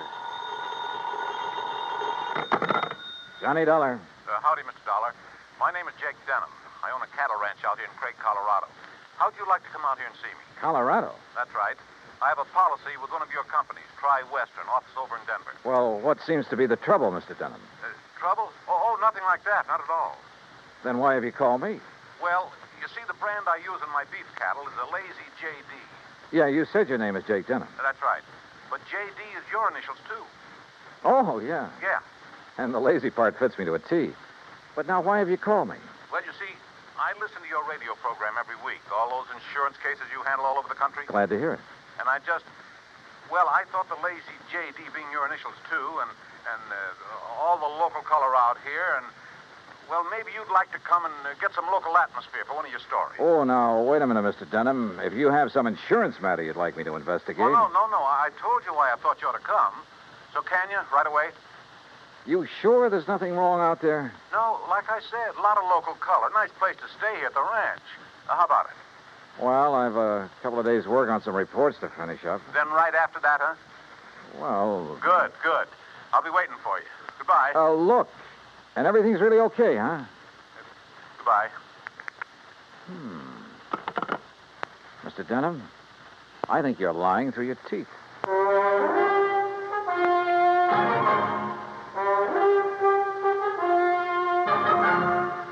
Bob Bailey in the exciting adventures of the man with the action-packed expense account. America's fabulous freelance insurance investigator. Yours truly, Johnny Dollar.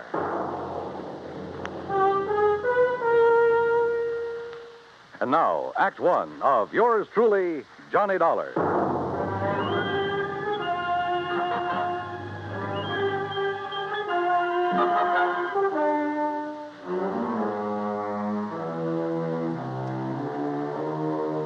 Expense account submitted by Special Investigator Johnny Dollar to the Tri-Western Life and Casualty Insurance Company, Home Office, Denver, Colorado. Following is an account of expenses incurred during my investigation of the bum steer matter.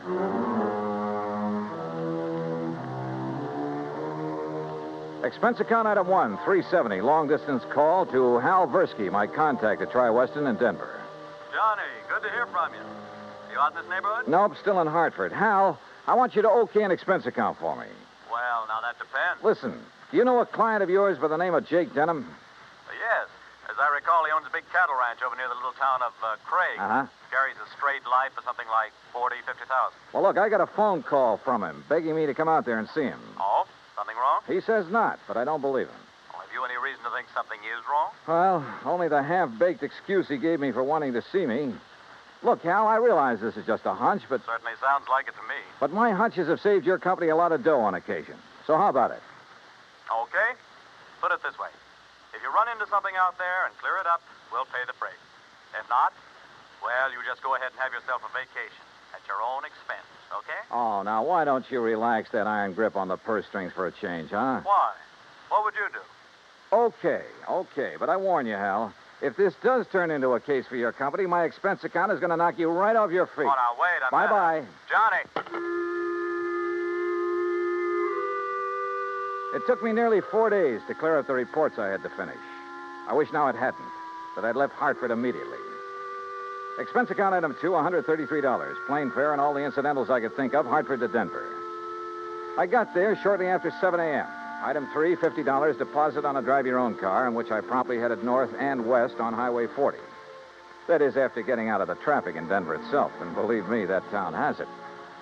The 200-mile drive to Craig was routine, except for the lush green hills, the snow-topped mountains, the vast meadows and forests. Colorful Colorado, they call it, and it sure is. Finally, about noon, I pulled into Craig and stopped at the Cosgrove Hotel for lunch. That's item 4, $350. From the waitress, I got directions to the Lazy J.D. Ranch. About 8 miles south on the Yampa River, just off Route 789. You want some dessert? Oh, no, thanks. This is fine. Hey, you one of the relatives? Relatives? Oh, of course not. You're too late. Too late for what? It was real beautiful, though. Half the town turned out for it, and most of the big ranchers. What are you talking about? Oh, my gosh, it's after 1:30. Look, I'm not supposed to be on duty now, and I got a date with my boyfriend. Hey, well, now... Excuse me, now, wait a second. Just pay the cashier in the lobby. Well, but look, Okay.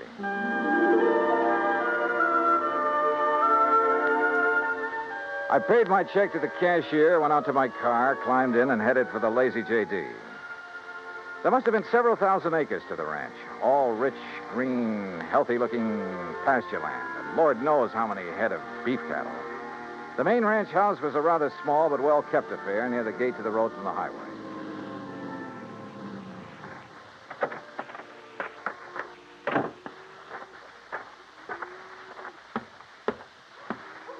And then I saw it. A long piece of black crepe hanging on the doorframe.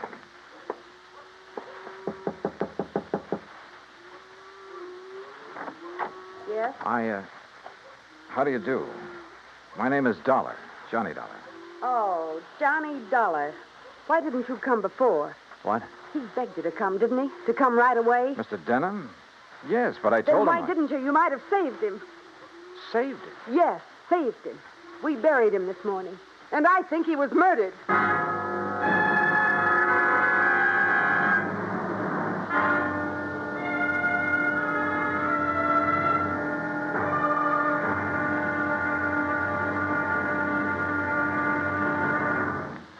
Act two of yours truly, Johnny Dollar, in a moment. The American writer Christopher Morley once wrote, "When you sell a man a book, you don't sell him just 12 ounces of paper, ink, and glue. You sell him a whole new way of life," unquote. Now, that goes double when you give, not sell, a book. But the gift of 550 books to little children increases the legacy tenfold. Near the end of 1960, the employees of the Chase Manhattan Bank started a people-to-people program with such a gift to school children of a town in Tanganyika. That's on the southeast coast of Africa. And to give you an idea how the books were received by the children, let me first quote from Francis Bacon. He's an English writer of a few centuries back. He said, "Some books are to be tasted, others to be swallowed, and some few to be chewed and digested." In the past, children in Tanganyika may have done a little tasting and chewing and a little swallowing and digesting. But there's one certain thing. They wound up devouring the books they received from the United States. And they did so much of it that they, the ones in high school anyway, were able to reach the level of English children their age and pass the exams at the same time. That takes a lot of book learning, as they say. Now, the gift of these books from the United States of America may have seemed a small thing to the senders, but the boys in Tanganyika who received them know that they've opened a whole new way of life. They've greatly increased understanding in the classroom of freedom, the right of all men everywhere. And now, Act two of yours truly, Johnny Dollar and the Bum Steer Matter. The tall, beautiful girl standing in the doorway of the ranch house at the Lazy J.D. outside of Craig, Colorado, was dressed in black. The red about her eyes showed that she'd been crying. But there were no tears in them now. Jake Denham was my father, Mr. Dollar. I'm Virginia. And you think he was murdered? Why do you think he called and begged you to come out here? Any idea who might have done it? Yes, Big Mike Craven. Who's he? He owns the Sea Lucky Star and wants to own every other ranch around here, and he will unless somebody stops him. How did your father die? Anthrax. That's what they said it was. I thought that was a disease of cattle. People, too, if they get infected from the cattle. And that's what happened to your father? That's what they say, but there's no anthrax around here. Our ranch is clean. Look, let's go inside and sit down and talk about this. Sure, I'll talk about it. If only somebody will listen. In here, John. Oh, thanks. Are you, all alone? Now that Dad's gone, he and I ran the ranch. Now it's up to me. Sit down. Thank you. Virginia, were you trying to tell me out there that you think somebody tried to infect your herd with anthrax? What would you think? Who was your father's doctor? Dr. Regis Ross from in town. Who are you? Well, my name is Dollar, insurance investigator. Say, you fellas act pretty fast, don't you? Sometimes. Feeling all right now, honey? I guess so. I told the hands that you're in full charge now. They'll take their orders from you. Or from me. Or from... Sure. Sure, I guess that's best. Thank you, Pete. They might as well get used to it, because after we're married, Look, honey, why wait any longer? I know this is a bad time to talk about Yes, it, but I Pete. also know, and you know, that this is no time for you to try to go it alone. But what about your medical school? I'll give it up. This is a lot more important than... Well, you're a lot more important. Oh, look, Jenny, you've stalled me for a long, long time. I know, Pete, because Don't you see I can run this ranch alone? No. You need me, honey, and I'm here to help you. Do you know how Dad felt? Sure. That all I wanted was this ranch. The same as he felt about anybody else who ever came here. Just who are you, Pete? This is Pete Kermer, Johnny, my fiancé, I guess. That's right. Didn't I see a Kermer ranch on the way out here, a small one? That's right, my pa's. He's Carl Kermer. Well, what do you think caused the death of Virginia's dad? Just what everybody says, Mr. Dollar. Galloping anthrax from that Hereford. Then why did he send for Mr. Dollar to come? I'm afraid we'll never know, honey. Well, I do. It's because he knew something was going to happen to him. Where is that steer now? Buried. On orders from the vet and the state inspector. Mr. Dollar. Yeah?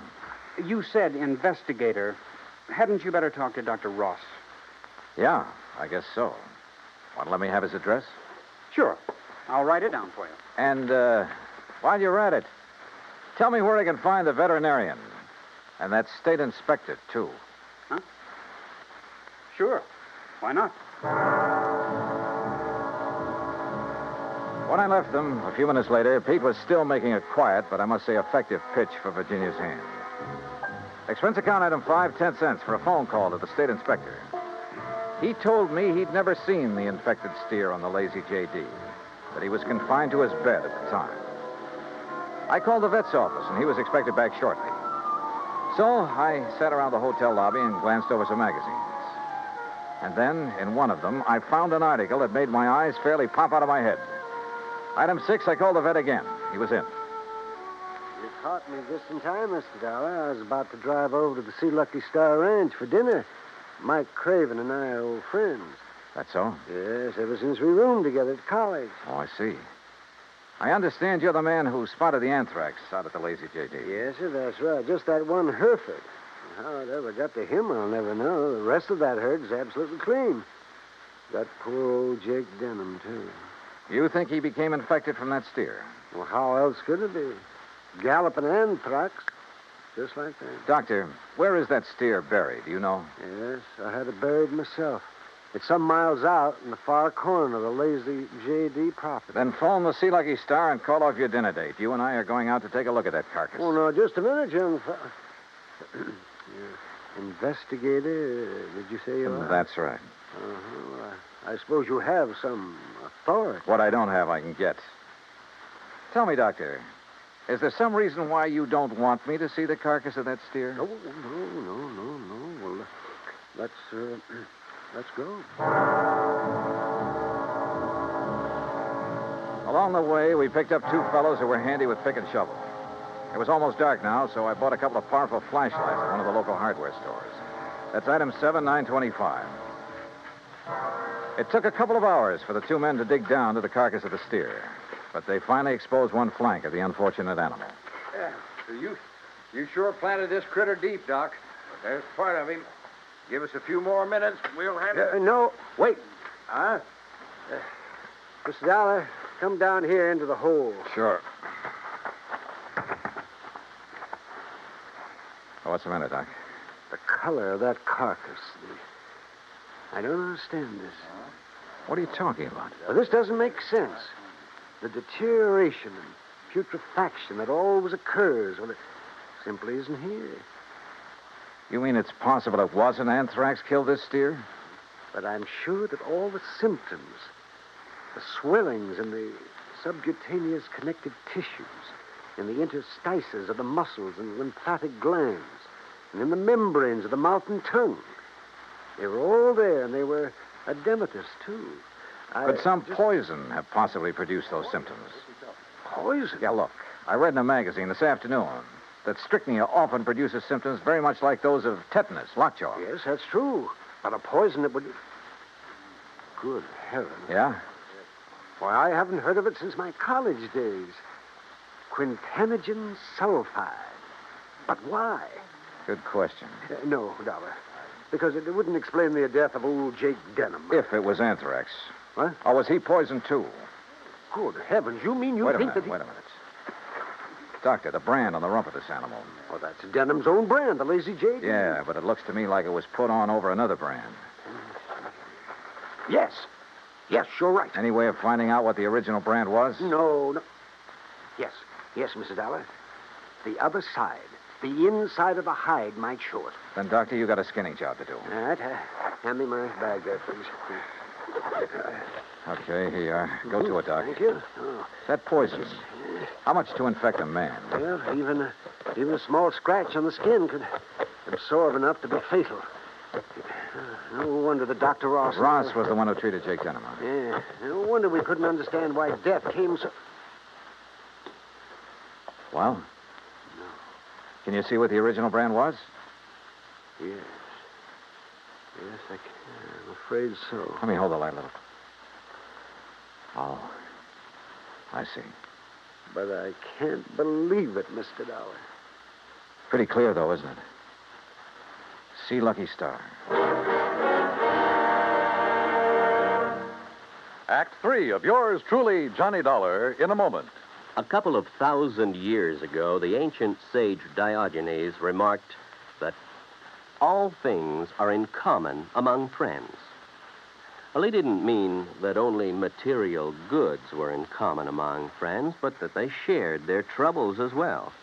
For a long time, the United States Armed Forces have been a friend in time of need, during fires, floods, and pestilence all over the world. Many peoples of the earth have come to believe in the friendship which the U.S. military personnel have spread for so many years, and the calls for help they answer in time of personal emergency, a response which has always been immediate. Not long ago, a Korean Buddhist nun was suffering from beriberi, an advanced form of acute malnutrition. But she was living in an isolated monastery deep in the Korean hills and valleys. Her sister nuns contacted the nearest Army Signal Corps relay station, and wheels began turning. In no time, an Army helicopter landed at the station's helipad. American soldiers carried the stricken nun to the copter. She was flown to a waiting ambulance and whisked away to the hospital. Her recovery was rapid, thanks to the United States Army, her newfound friends. Army helicopter men helped in many other ways. Over the 108 islands of the Ryukyus that spread from southern Japan to northern Formosa, Army helicopters are constantly whirling their blades as they hop from one island to another on missions of mercy. They bring food donated by American women on Okinawa, or they bring vital medicine to save a life. They also bring friendship and understanding and freedom, the right of all men everywhere. And now, Act 3 of yours truly, Johnny Dollar and the Bum Steer Matter.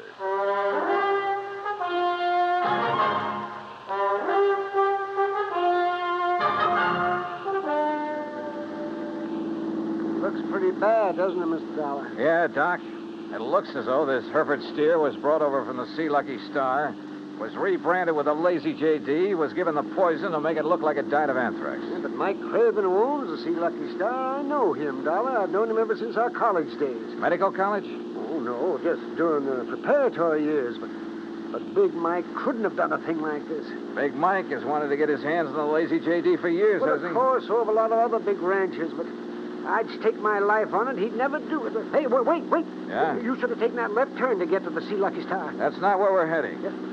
Well, then where? If I remember correctly, it's this road to the right, here. Well, you mean the K-Bar K? Got any better ideas? Well, I'll be... Here.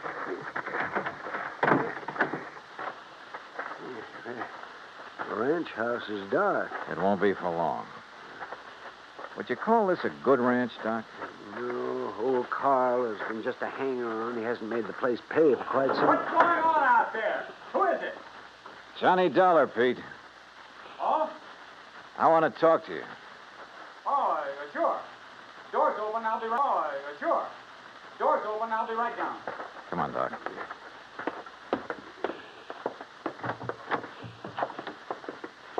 Let's see if I can find the light switch. This flashlight will do.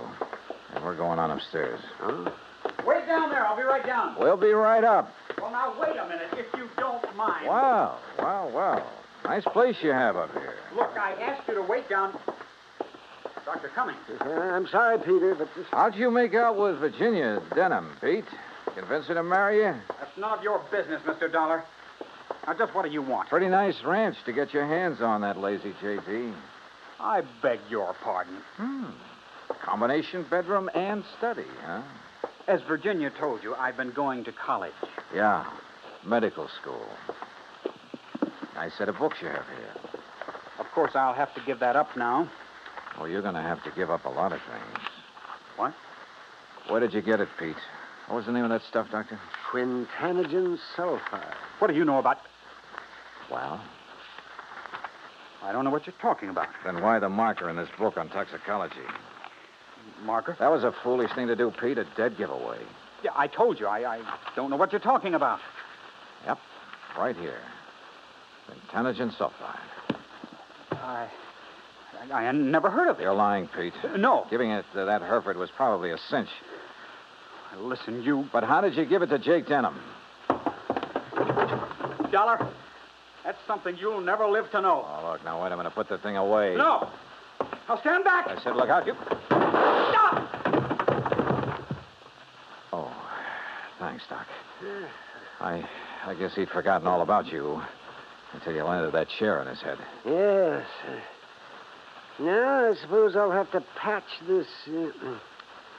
patch him up a bit. Oh, absolutely. He'll have to look nice for the trial, won't he, Doc?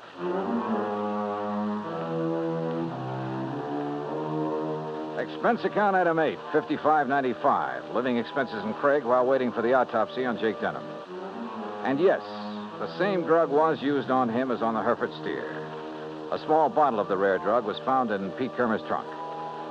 So Pete's not only lost a chance for a nice ranch, but for living very long. Expense account total, including incidentals and fare back to Hartford, $618.50.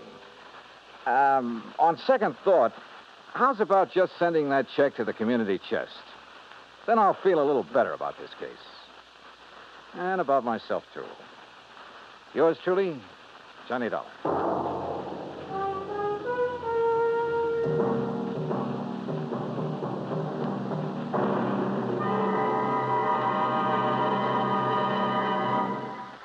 And now, here is our star to tell you about next week's story. Next week, an old ghost town out in Montana. But one of the ghosts carries a .38 Colt. Join us, won't you? Yours truly, Johnny Dollar.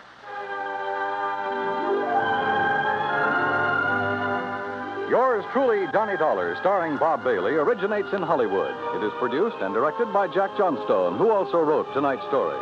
Heard in our cast were Virginia Gregg, Gene Tatum, Will Wright, Jack Edwards, Howard McNear, Sam Edwards, and Forrest Lewis.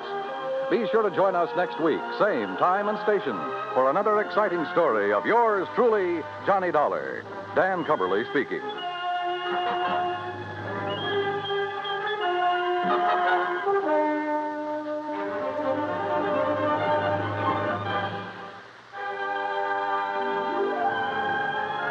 This is the United States Armed Forces Radio and Television Service.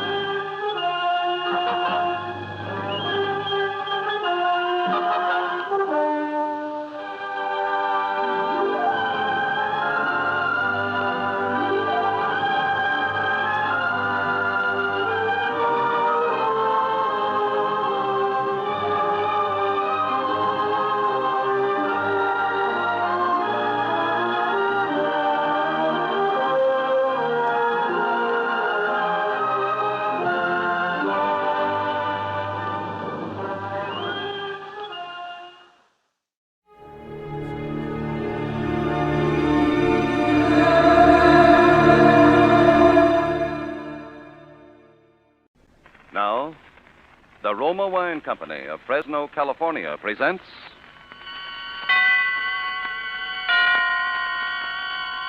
Suspense.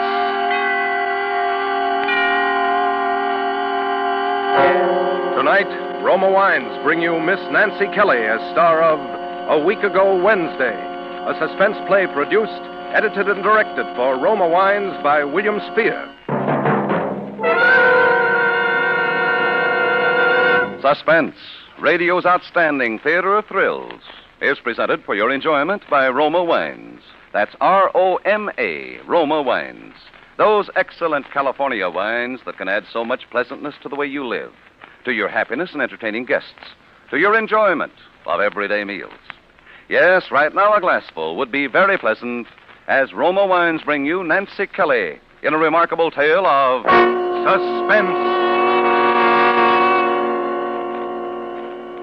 I was married in a blue suit that wrinkled too easily and shoes that were too tight when I walked. Just another girl. I got hungry when I didn't eat and tired when I didn't sleep. When I got pushed around in the 8th Avenue subway and I waited in line at the movies, I was hot in summer and cold in the winter. Other people were killed and robbed and disgraced and in trouble, so I could read about it in the morning paper. That sort of thing happened to other people, not to me, not to Maud Haskin. But suddenly I've become other people, and a million someone else's read about me. I'd like to tell you how it was.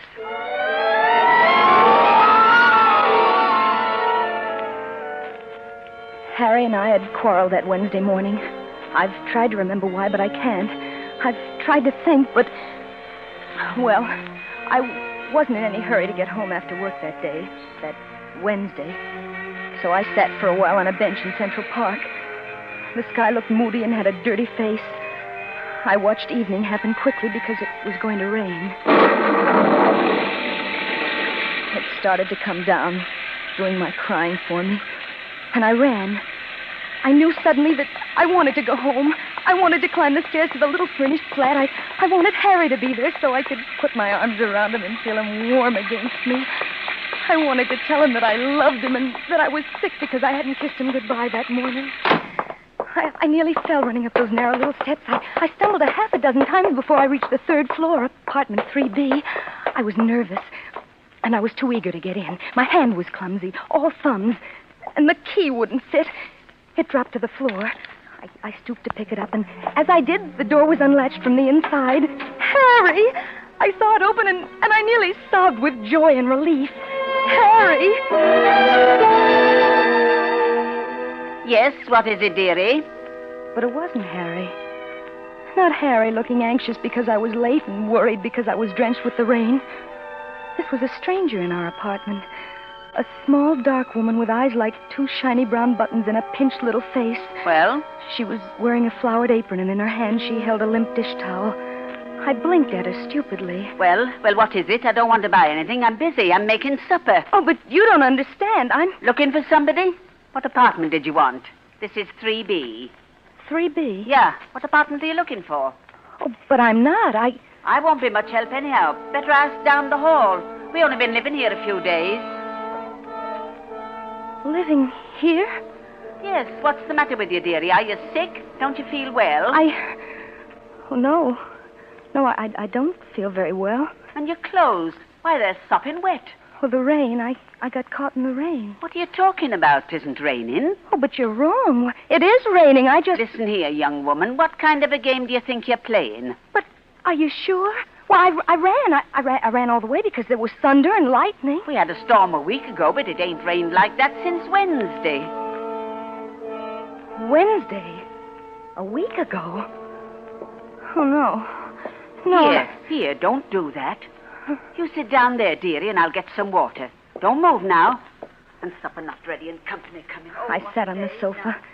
Harry and I had talked just last night about having the spring in the middle cushion fixed. Or had we? I ran my hand over the top, cautiously, afraid.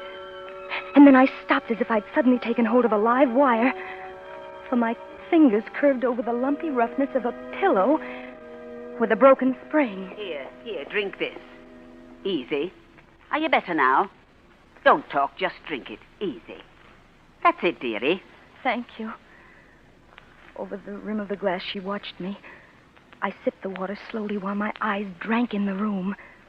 Well, there was that crack at the base of the lamp from the day Harry got his raise.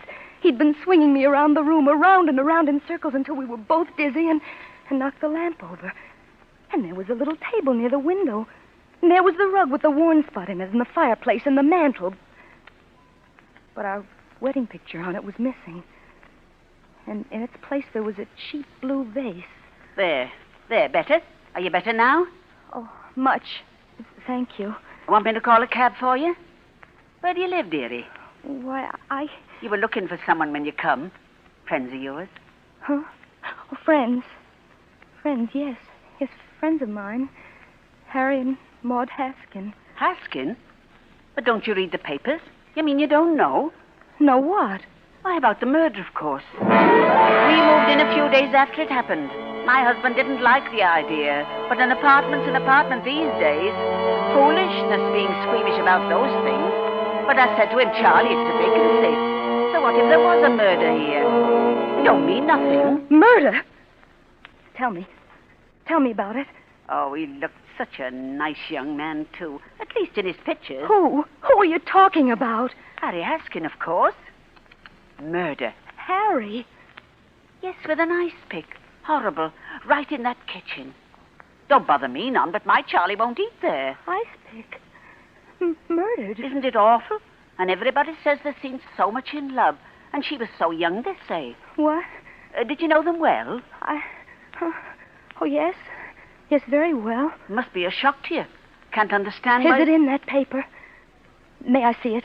Sure. Been full of nothing else for almost a week. She was right. Ice pick murderer awaits conviction. The headline screamed out at me. I closed my eyes for a minute to blot it out. Perhaps when I opened them again, the words would be gone. But they weren't. Big and bold as life or death, they mocked me. Ice pick murderer awaits conviction. And underneath, the little black letters pieced themselves together to form the words killer, bloody, motive. And then they jumped crazily on the page. Well, there was a picture of Harry. Harry, my husband. I tried to read under it, but I couldn't. Oh, maybe I shouldn't have let you see that. Better sit down again, dearie. No, let me alone. Oh, I'm all right. Let me alone. Sure. All right. After all, I didn't ask. Oh, I'm sorry. You've been very kind. Please, I'm better go.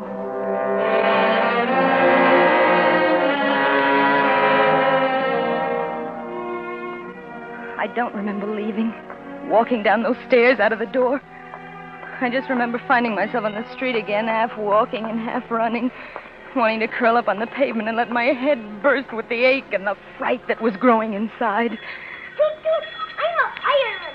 Watch out, I'm a fireman. Toot, toot. I was back in Central Park again. Toot, toot, I'm a From out of fireman. nowhere, a little boy on a scooter came tearing around the bend. He turned sharply to keep from running into me. I watched him lose his balance and try to regain it dizzily. I'm a fireman. Watch out, lady. Hey, lady, watch out. Watch out. He toppled over and fell in a pathetic little heap on the ground. His knee was bleeding. I ran over to pick him up. Oh, my knee. It hurt. Oh, my knee. Help me up, will you? I bent over him, my arms outstretched to lift him to his feet again. And then I remembered. I was dead. I'd been murdered by my husband almost a week ago. I was dead. Help me up, lady. Will you? I froze.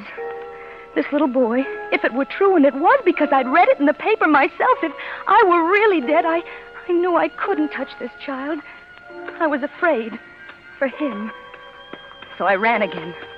Hey, lady! I ran faster and faster till I couldn't hear him anymore. Then it was later somehow, and really dark. And I was so tired.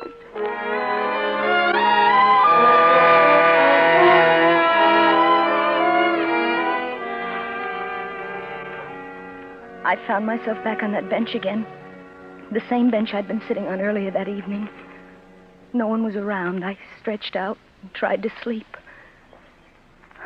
I knew I was awake before I opened my eyes. It smelled like morning, fresh and clean, and I felt the sun soak into me. I thought when I open my eyes, I'll be back in my own bed again. I'll reach out my arm, and I'll find Harry there beside me, and everything will be all right when I open my eyes. I did, and it was still Central Park. I sat up stiffly, and I smoothed out the wrinkles in my skirt. I wondered where I was going to go or what I was going to do. I tried not to think of Harry, where he was now. Maud, darling. Are you all right? Harry, you. Oh, golly, baby, I've been worried sick about you all night. Where have you been? Honey, I'm sorry about yesterday. Will you come home with me? Home? But look at your clothes. They're still damp from the rain. Oh, if you get sick, I'll never forgive myself. How do you feel? Are you all right? Rain. Oh, yes. Yes, I'm all right. Oh, good. Come on, then. Let me take your arm. His big hand and long, strong fingers pressed against my arm. My head still ached, so I let him lead me. We left the park from the entrance on 72nd Street as a little boy on a scooter came tearing around the bend. Toot, toot. I'm a fireman. Watch out. Toot, toot. I'm a fireman.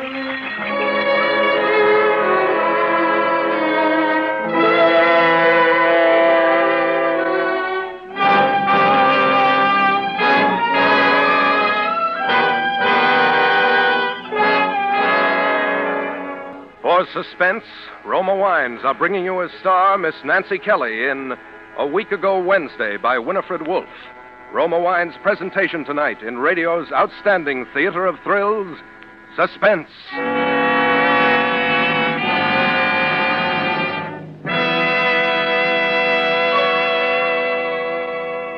Between the acts of Suspense, this is Truman Bradley for Roma Wines. With the holidays ahead, here's good news to all who enjoy fine Roma wines. To all who serve Roma wines for gracious hospitality and for mealtime pleasure, Roma wines are now featured at new low prices. In plentiful supply, too. Roma California wines offer you full selections. Sherry, port, muscatel, or Tokay for entertaining, Burgundy or Sauterne for mealtime enjoyment, and champagne to make any happy occasion unforgettable. Each of these fine Roma wines brings you taste luxury at new low prices. So be sure to have plenty of Roma wines on hand. Roma wines are grown from choicest grapes, unhurriedly perfected by age-old skill, bottled at Roma wineries in California's choicest vineyards. Remember, because of uniformly fine quality at low cost, more Americans enjoy Roma than any other wine. Roma wines make perfect gifts, too. So insist on Roma wines for good living and good giving. Roma wines offer you so much for so little. That's Roma, R-O-M-A, Roma wines. And now, Roma Wines bring back to our Hollywood soundstage Miss Nancy Kelly as Maud Haskin in A Week Ago Wednesday, a play well calculated to keep you in suspense.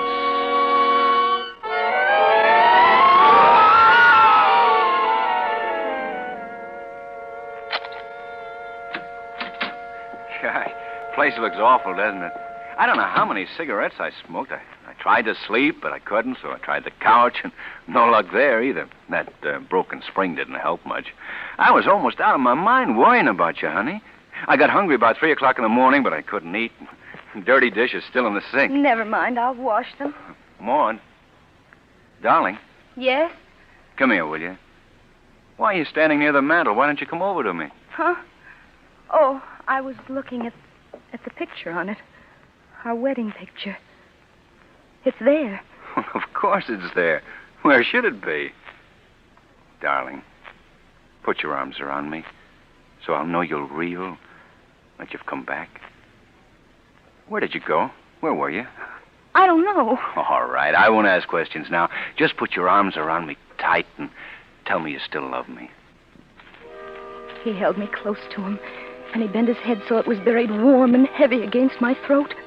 I thought it wouldn't hurt because he's pressing me too tightly if I were dead. I couldn't feel the tiny pulse in my throat beating quick and sharp if I were really dead. The worn spot on the rug was still there. and the crack in the base of the lamp. But the wedding picture was back on the mantel, and the woman with eyes like two shiny brown buttons was gone. There was just Harry and me. Are you hungry? Let me get you something to eat. I am hungry a little. Well, let me make you something here. Now, you sit down here on the couch, and I'll bring it to you. Or, you want to change first? Yes, I'd like that. Gee, I'm sorry you got caught in the rain, honey. It was raining, wasn't it, Harry? It was raining hard, wasn't it? Raining? I'll say it was. What a storm. It was raining. It was raining hard. Oh, Harry. Oh, Maud, sweet, don't. Oh, please don't. You're home now. We ate breakfast on the little table near the window. He leaned across the table, his large arms resting on the cloth, his eyes steady and serious, watching me. Why was he being so kind? Why should he be so good to me?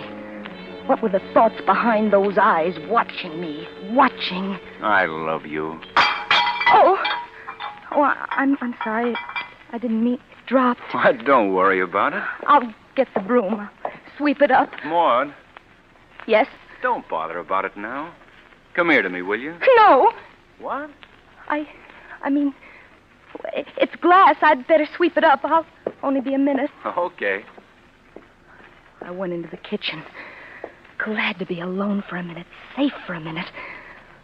I knew with a dull, sick realization that I was afraid of my husband, afraid of Harry. Want me to do it for you? No, I can do it. I'll sweep it up. Maud, don't go into work today. Stay home and rest. You don't look well. Oh, but I am. I want to go into work. All right, if you're sure. Anything you want. He was being good to me again. Too good to me. Anything I wanted. Anything. I didn't trust him. He was too kind. His lips moved with honeyed words, but what was on his mind? I love you.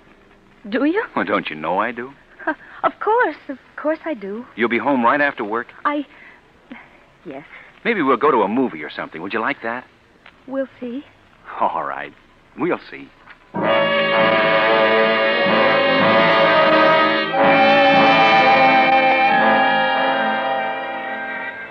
He walked me to the 8th Avenue subway like he always did. And when he kissed me goodbye, a slim tremor of fear went through me.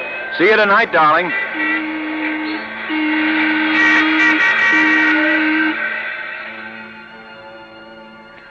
I took 3 letters that morning.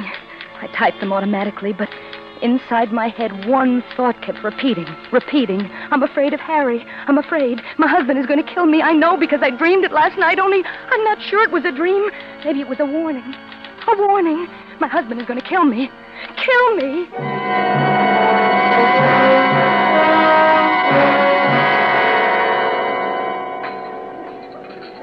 Fry 2, looking at the moon. Wheat down. What'll it be, lady? Ham on rye. Coffee. Coming. Ham on rye. The drugstore was full of hungry, busy people reading the daily paper. The paper that screamed the hurts and the pains and the troubles of other people. But not me. Not Maud Haskin. Well, there was nothing in it about a nice pick murder in Harry's picture.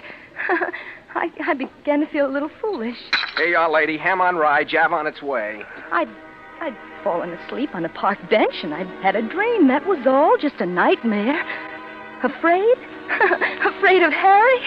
Well, I'd let a silly dream play tricks with me. I wanted to push the minutes ahead so I could go home to Harry. I kept looking at the clock. 4:30, 4:35. I wanted to get home and tell him I was all right. I was all right now. 4:45, 4:50, 5 o'clock. This time I knew I wasn't dreaming. This time I could run fast all the way from the subway to 69th and down and home, and Harry would be there. Down 69th and up those brownstone steps, I climbed 1 flight, 2 flights, out of breath, hurrying. One more. Excuse me, dearie. Do you know where I can find the landlady? It was that woman. The small, dark woman with eyes like two shiny brown... You know where I can... Shiny brown... You know where I can find the landlady? What? What did you say? You live here, dearie? Yes, I... Well, tell me then. Do you happen to know if there's any vacancies? Vacancies? No. I'm sure there aren't. Oh, me and my husband's been looking for weeks. What a job. Do you know if anybody's planning to move out, dearie? Soon, maybe? Say, where are you going? Say. Well, can you beat that? That woman in my dream who'd been living in our apartment. What was she doing here? Maybe it had been more than a dream. Maybe I was thrown ahead into 7 tomorrows to next Wednesday. Maybe by then she'd have our apartment, just like in my dream. And then I'd... Darling, that you? Yes. Yes, Harry. Got a kiss for me? Atta girl. You're home early. I hurried. Did you? So did I. I missed you terribly. Come on in. I got a surprise. What kind of a surprise? Never mind. Oh, Maud. Don't ever go very far away again, will you? No. No, Harry, I won't. Good. Now, you wait here. I'll be only a minute. I kept thinking. Not a dream. Not just a dream, but a warning. A warning. Oh, but that was silly. It couldn't be. I heard the sound of... I couldn't be sure, but it sounded like... I felt the blood rush up to my face, and I began to shake all over. I walked into the kitchen. Harry was bent over a small bowl. I could see the muscles under his thin shirt move up and down as his arm rose and fell again and again, and in his hand he held a knife.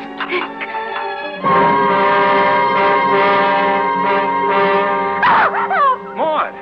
What is it? What's the matter? Nothing. What are you doing? Oh, why did you come in? This was going to be a surprise. You're not angry because I spent the money, are you? We've got to celebrate. No, I'm not angry. I wish you hadn't come in, though. You spoiled it. I'm sorry. I didn't mean it. Doesn't matter. Nothing matters as long as you're here. He put the ice pick beside the bowl, and he took me in his arms. And all the time he kept telling me he loved me, I was looking fascinated at the ice pick, thin and sharp. The ice pick. Spoil his surprise. Yes, I'd spoil it. He thought he was going to kill me, but I wasn't going to let him. Gee, I love you. I love you. I'd smother the lying words in his throat before he could say them again. I'd been warned, and I wasn't going to let him do it. I reached out, and I felt my fingers creep around the handle of the ice pick. I was strong and safe now. That dream wasn't going to come true. I'd make sure. I held it tightly, and I raised it behind his back, and I saw it over his shoulder, poised like a serpent ready to strike. Ready. Darling, I love you. I'd done it. I put all my strength into that blow, and the ice pick half disappeared into him. Maud,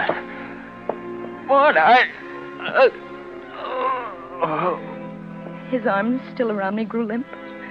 I felt them slide heavily, big hands dragging at my body as he desperately tried to stay on his feet. His long fingers clutched at my belt, and he tore it from me. And then he fell, still holding it in his hand. He was still at my feet, a red circle of blood on his white shirt, and in that circle, the ice pick.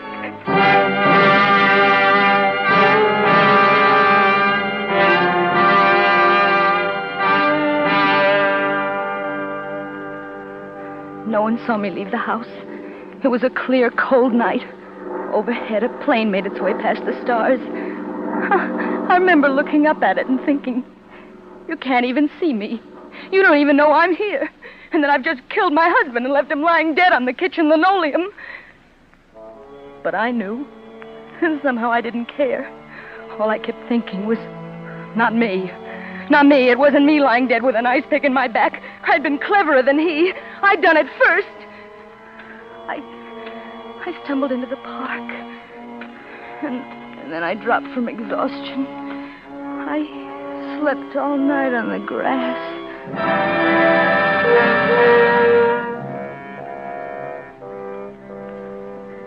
In the morning, I remembered. But I was too sick to care. I was almost sorry I woke up. I didn't want ever to wake up. I started to walk again. I kept on walking until I couldn't go anymore. There was a bench. I sat down. Someone had been there before and left a newspaper. I picked it up and I read it. And then I knew. As big and bold as life or death, it mocked me.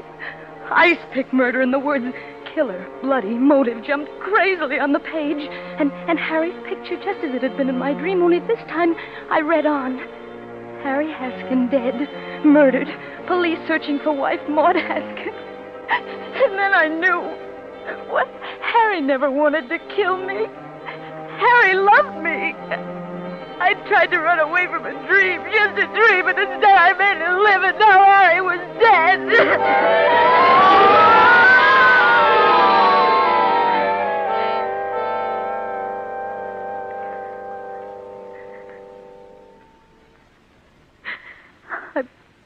I wanted to tell you how it was, Father, because it's so hard to believe it happened to me. Pray for me. I know now what wrong I've done. The dream has come true.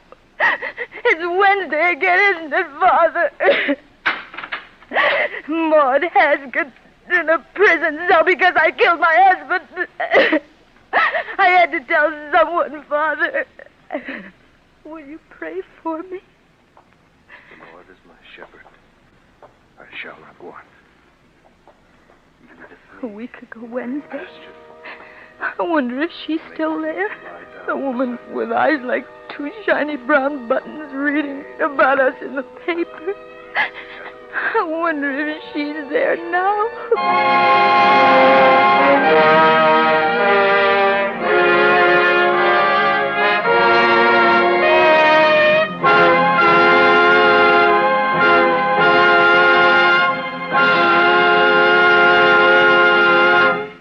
Roma Wines have brought you Miss Nancy Kelly as star of A Week Ago Wednesday.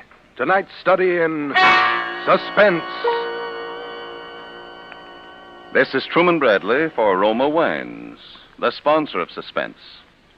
This is the time of the year when unexpected guests and old friends drop in for surprise visits and joyous reunions. To make the evening more pleasureful, famed hostess Elsa Maxwell makes this suggestion. Serve guests a wine that adds warmth to the welcome. Such a delightful wine is red Roma California Port. A heartening wine, a gracious wine that adds so much to the enjoyment of an evening with friends. Roma Port is vibrant with the rich brilliance of a precious ruby, the softness of velvet, with the fruity fragrance of the fresh grape, and a delicious nectar-like taste of natural sweetness. Roma Port is a proud wine in a family of California's finest. A true wine, always unvaryingly good. Priced so reasonably low. Try Roma Port soon, won't you? That's R-O-M-A, Roma Port. Nancy Kelly will soon be seen in the Paramount picture, Follow That Woman. Next Thursday, same time, Roma Wines will bring you Mr. Glenn Ford as star of Suspense, radio's outstanding theater of thrills. Presented by Roma Wines, R-O-M-A. Made in California for enjoyment throughout the world.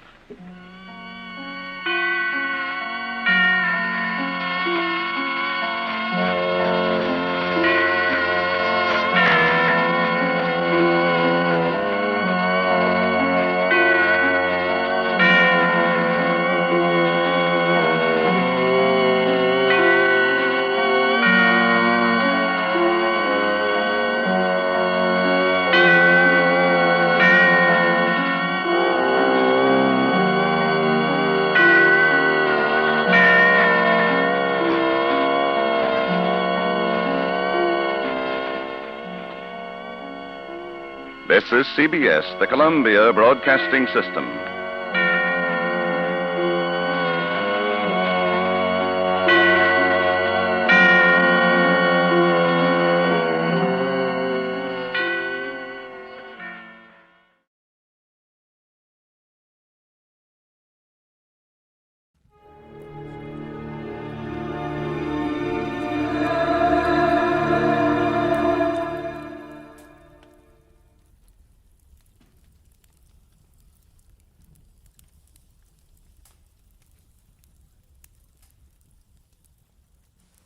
Get this and get it straight. Crime is a sucker's road, and those who travel it wind up in the gutter, the prison, or the grave. This started with a wreck and went from there to double murder over $75,000 worth of glitter that nobody got in the end. Because I found out just in time what was fishy about the tale of the mermaid. From the pen of Raymond Chandler, outstanding author of crime fiction, comes his most famous character in The Adventures of Philip Marlowe.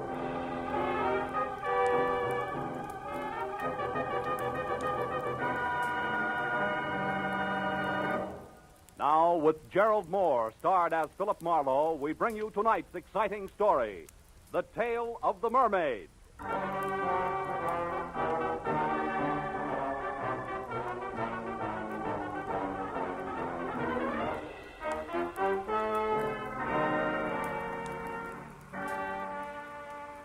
9:30, I was still in my office, tucking in the loose ends on a report, while I listened with half an ear to the fabric of city sounds rising from the street below. Fabric ripped suddenly by tires clawing concrete. The shattering crash that followed brought me to my feet. It was a traffic accident, and a bad one. I ran to the window, but it had happened around the corner out of sight from my office. So I watched others run for it and remembered grimly that every 30 seconds, somewhere in the country, a thing like that happened. And 1 out of every 16 minutes was fatal. I wondered who had been chewed up in a chromium meat grinder this time as I listened to first the police, then the emergency ambulance, and finally the scavenger truck cleaned the wreck off the street. After that, I went back to my report again and tried to forget about it. But an hour later, that same accident came back into my office. Mr. Marlowe, Yeah? this is Corey Riggs. Yes, Miss Riggs? I'm a nurse at the Warwick Emergency Hospital. Uh-huh. About an hour ago, a man named Stanley Ott was brought in, and he's been calling for you. For me? He was badly injured in an automobile accident on Cahuenga on his way to your office. Wait a minute, who did you say this was? I'm the nurse assigned to Mr. Ott at the hospital. I just got off duty, and I had to wait until I was relieved before I could call you. I see. Well, look, Miss Riggs, I'd like to help in any way I can, but it's 9:30. Mr. Marlowe, Mr. Ott gave me $250 and told me to call you. Yeah, I know, but And he said that I should give you $200 and keep the $50 for myself. Oh, fine. Now I get clients by proxy. I beg your pardon? Nothing. I'll be right over, Miss Riggs.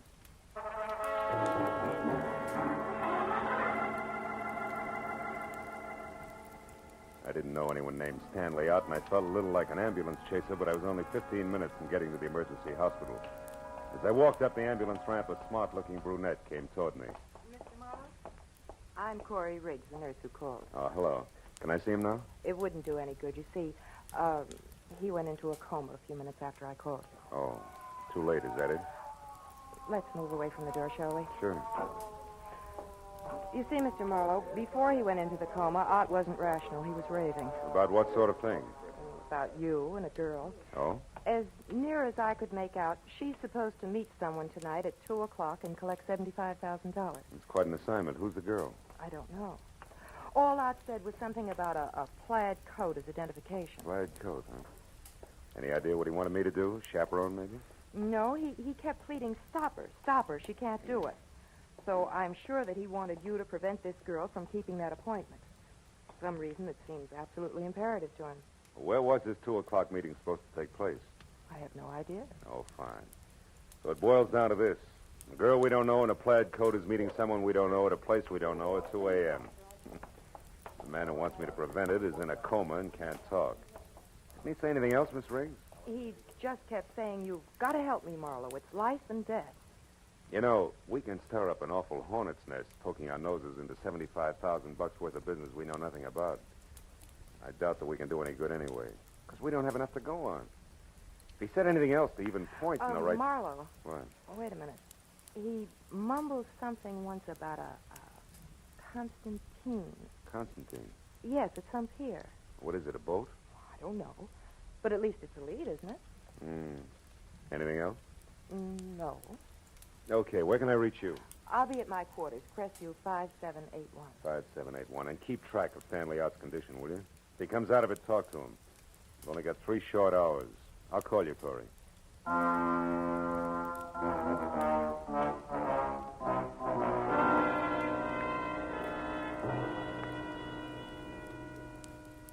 I felt a little weird as I left the hospital because I was traveling on strictly second-hand information as to what had gone on in a delirious mind. But in spite of that, there was still enough coherence in what Corey Riggs told me to make a case. My first stop was a phone booth and a call to the police, where I found out from the accident report that Stanley Ott was 30, unmarried, small-time lawyer, and an L.A. resident with a clean police record. My next call was the harbor master's office at San Pedro. Constantine? No, don't remember no vessel by that name, sonny. Just a minute, I'll look her up in the registry. Let's see, Constantine. Only one listed is a four-masted schooner sunk off Pirates Point near Monterey in 1870. A little before my time. Not the one, eh? Not the one. So I tried the Coast Guard. No fishing boat called Constantine on this coast, mister. That was followed by a check of Yacht Harbor at Long Beach, negative. And a call to the pleasure boat anchorage at Santa Monica. No Constantine registered here, sir. After that, a long, futile reconnaissance of the waterfront from one end to the other. It left me 1 solid hour later out at the end of a tottering, almost abandoned concessions pier in Venice, swearing in blind frustration at the black, seething ocean below. I was licked. Ain't thinking of jumping in, are you, pal? Hey, you look like you lost your best friend. I did, Buster. Me. I was sunk with a Constantine in 1870. Constantine? You know him, too, huh? Him? Yeah. You mean Constantine's a guy? Sure, pal. There's a shack there. Wait till the beacon light comes around again. You see? See that? Well, I'll be. Prince Constantine Chevnov.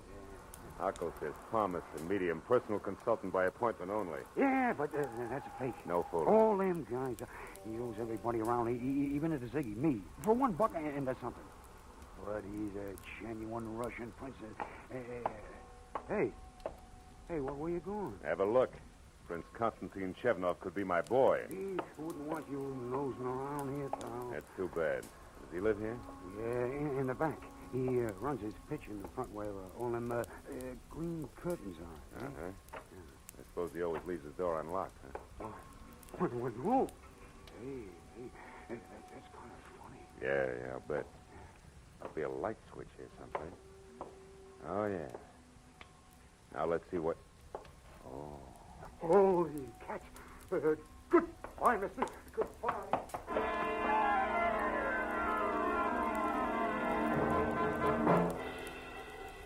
As the little wharf rat darted through the door and scampered away into the darkness, I went over to the body, face up on the cheap, gaudy carpet of the seance room. He was about 35 in a substantial gray business suit stained red in front where the bullets had gone in. His wallet was missing. There was no other identification on him. His gray, snap-brim hat was spilled a few feet away, so I picked it up to look for initials and found instead a small file card stuck into the sweatband. Typed at the top was the heading, The Mermaid. Owner Otis Van Owen, only relative Evelyn Van Owen, niece. Mermaid stolen November 12, 1948. Insurance paid in full. In ink, Van Owen died August 1949, and under that in pencil, Constantine Chevnov, Venice Pier, and Louis Paradise, 913 Seacrest Road, Pacific Palisades. It took 20 minutes to find 913 Seacrest.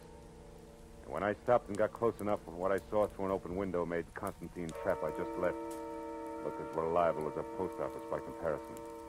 It was a miniature Egyptian temple, exotic and dainty, sickening lushness of red velvet and yellow silk. And in the center of the room was a bloated little man, balancing a long cigarette holder in one hand, while he simpered into a honey-colored French phone in the other. I moved up quietly until I could hear him. A sentimental agreement. That is right, Evelyn. Your Uncle Otis and I were the best of friends for years. Well, thank you, child. Where are you now? Oh, the observatory. Good. I advise you to stay there until a few minutes before 2, and you will not forget to wear a plaid coat, just to be sure I won't make a mistake. What is it, Bud? What? Sideshow? Hey. Careful now. Sudden noises like this gun going off upset Mr. Paradise. What do you find so interesting inside? Conversation. About the Mermaid, probably. Uh-oh. Glad you dropped that one, bud, because I'd bump you for a nickel. Say nothing to 75G. I don't talk things over with punks. I reserve it for the head man. Go do something about it. Okay, bud, I will. Go on, move. Round to the door and inside. Mr. Paradise gets some kind of kick out of stepping on big guys like you. The gopher face shoved his automatic into the small of my back and marched me inside, where the air was thick with cheap incense. The bloated little king with a long cigarette holder had stepped out, but he came back fast when the gopher called him. Mr. Paradise. He stared at me from across the room, and his nostrils flared for an instant. And he simpered again and sidled toward me. The gopher dug at my spine with his gun. Well, now, what is this, Rudy? Snooper, Mr. Paradise. Caught him outside peeking in the window. Oh, it is a bad night for snoopers. Who are you? Name's Marlowe. And the business? Snooping. He knows about the Mermaid, Mr. Paradise. He does he? How much do you know? Speak up. She's got a fishtail instead of legs. You dare to joke? Don't you! Stand here and take it, big man. You asked for it. Make a move and I'll drop you. I know what you are, Marlowe, but not how much you have found out. Now tell me, because the next time I slap you, it will carry more weight than my bare hand, I promise. You have company, Paradise. Should I get it? No, you keep this baboon under control, Rudy. I will answer the door. Oh, Prince, come in. Paradise, Paradise, what do you think? How far do you think you can go with my reputation? Do you want to get me hanged? Wife, what is the matter, Constantine? You are upset. Upset? I'm out of my mind. Oh, what a shock. And such a stupid thing for you to do. What are you raving about? He found that body on his front room floor, right, Constantine? Exactly. Precisely. And what is more, I did not put it there. Of all the places in the world, why did you pick this one? Paradise, who is this? This stranger here? If you would close your mouth and open your eyes more often, Prince Constantine, you would not be the nervous wreck you are. This is Mr. Marlowe, another snooper. Oh, another one. Paradise. Paradise, listen to me. It's better if we quit. It's better if we don't try it tonight. It's out of hand. I don't like it now. We should get away and come back next year and do it. You jellyfish, there is nothing to worry about now. Insurance investigators often work in pairs. Is that not so, Marlowe? Your pitch, round man. You don't need any help from me. You are so right. Rudy and I caught the first at your place, Constantine. Now we have the second one here. That is all there are. The danger is over. It's clear sailing from now on. But what about that cadaver you had the audacity to leave lying in my seance room? What about forgive that? me, Constantine. That was a necessity. I am sorry. Now listen. Hey, Rudy. Does this go on all the time? Yeah. Ain't it awful? And think of all the champagne, caviar, and buffalo stroganoff you can buy with the Mermaid. I don't care. Just a bracelet, but at the same time it is $75,000 worth of diamonds and platinum. Oh, oh. Okay, Paradise. I trust you. Now, we go, huh? My, Gnazdo. Yes, Prince. The Gnazdo it is. And Mr. Paradise. What should I do with the big boy here? Yeah, you're kind of leaving a loose end around, aren't you, Fatty? If I had the time, Marlowe, I would beat the arrogance out of you a little chunk at a time. Rudy. Yeah? You've got no initiative, but you do have imagination. So use it. Goodbye, Marlowe.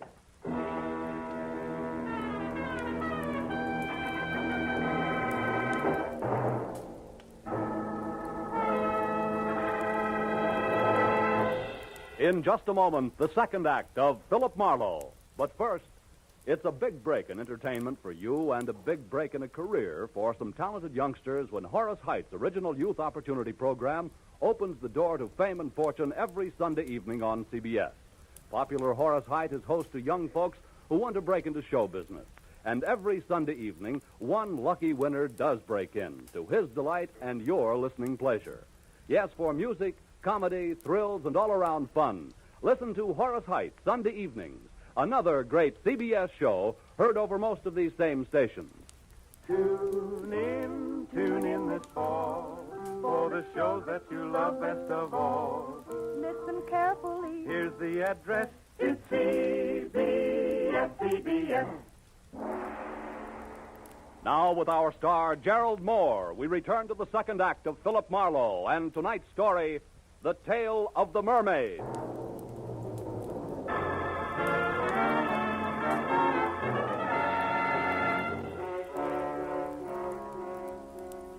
When Louis Paradise hesitated at the door, snarled the suggestion that this henchman used his imagination in disposing of me, and left in lockstep with the white Russian screwball, I got the point.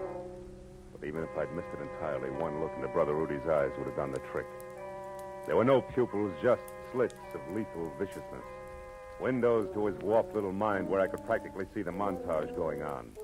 That ran from ancient thumbscrews by candlelight up to a generous beating by street lamp with brass knucks. I felt a cold knot grow in the pit of my stomach as Rudy, with a cannon in his hand, pointed at my head, started toward me. And from someplace outside, I got a break. Two romantic cats. Rudy spun toward the sound. One chance to a customer, Rudy, and you missed. Kill you, Marlowe. I'll blow your head off. Not tonight, gentle soul. Give it to me. I don't want you to hurt yourself until we've had a chance to talk. That's it. Now, lie down. I knew there was some reason why I like cats, their voices. Okay, Rudy, you've had enough rest. Now, let's get back to business. Now, wait a minute. Come on, get up. We're going to talk. Wait, hold it, please. No reason for any more rough stuff. I'll cooperate. That's better. Where did Paradise and His Highness head for? The Gnazdo. Where is it? I don't know. Come on, you said there was no reason for rough stuff, remember? Ow! Yeah, I remember. That Gnazdo, that's something I never heard of. An unhappy coincidence, Rudy. It's one thing I'm interested in. Wait. Must be something else you want to know. Something else I could tell you that... Hey, what are you going to do? You mean you can't tell, Rudy? That's Keep funny. away. All it takes is a little imagination.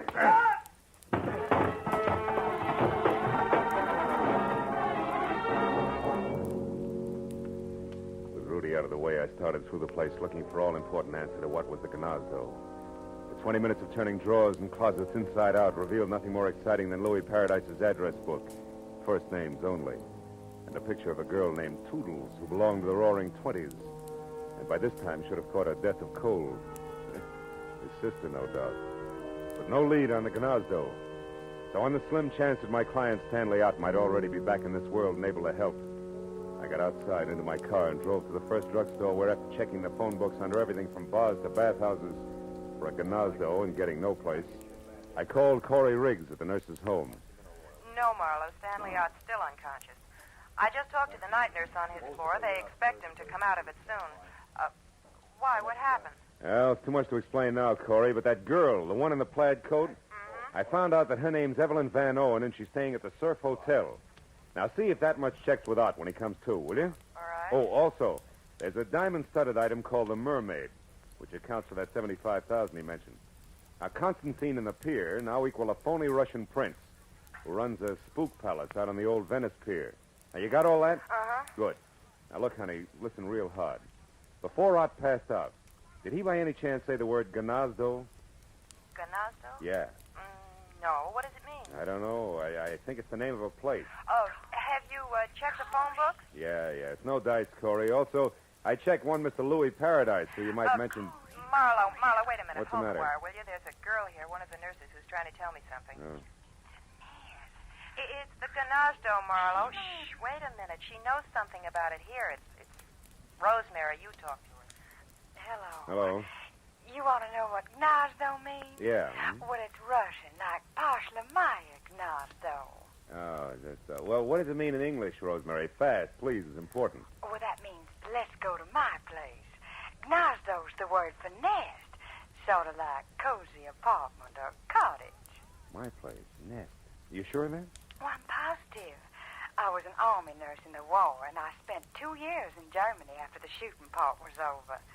2 years, a half a block away from the Russian zone. That's close enough. Thanks a million, Rosemary. Oh, don't mention it. Here's Corey. Oh. That do it, Marlowe? Yeah, I think so. At any rate, unless I'm way off base, it's where both the Mermaid and all parties concerned are going to rendezvous at 2 a.m. That's less than a half hour from now. The Prince's place on the pier. I want to be early, so goodbye, Corey. I'll call again when I know more. Yeah, and give my everlasting love to girlfriend Rosemary. She all is show a peach.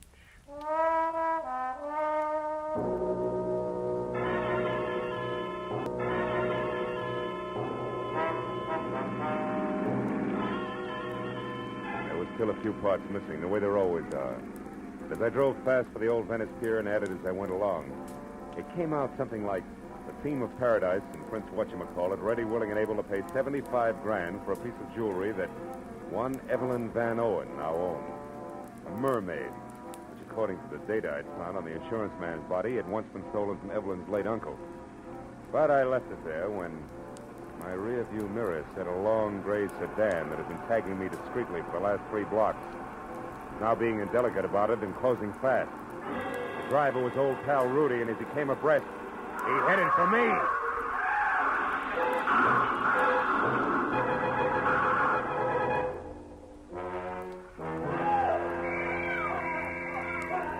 All right. You're okay, Mac. Don't you worry about a thing. We'll have you out of there in a minute. Hey, can't you knock out that horn? Knock out the horn. What do you think we're trying to do? It ain't so easy getting my hand past the treated hood. You know. Oh, well, that's better. Hey, cabby, what'd I hit? Well, in order of their appearance, Ooh. Mac, your car into a telephone pole, and then you into your dashboard. Yeah, you're sure lucky you bounced off the curb first, mister. Okay. Slowed you down plenty. Oh, hey, here comes the ambulance. Yeah. Look at the roll. Not for me. I'm all right. Hey, come on, cabby, help me out of this, will you? Sure, that's what we're trying to do, but don't you worry, the ambulance ain't for you. It's for the guy that sideswiped you and then tried to get away. I seen what happened, and I went after him in my cab. He turned into a dead end, no less, trying to shake me. Ooh, is he a mess? But I guess he'll live all right. Hey, what you got against you anyhow, Mac? Just my life. Listen, your cab's still all right? Sure, there's someplace you gotta go. There is. The old Venice Concessions Pier, my friend, and the sooner the better. Come on.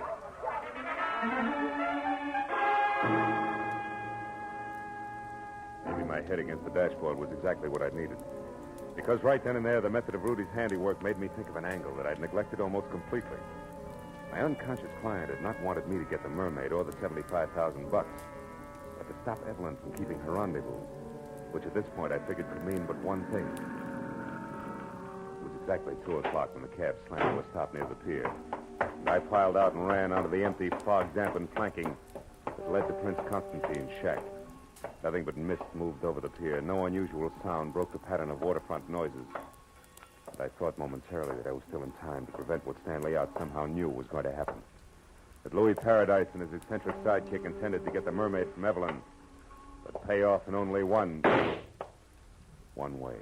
I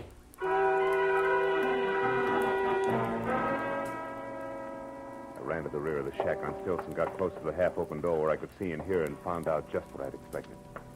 In the storeroom, spread out and very still on the oil-soaked planks that were a makeshift floor, was the lifeless form of a girl, who, according to the plaid coat she wore, was the late Evelyn Van Owen.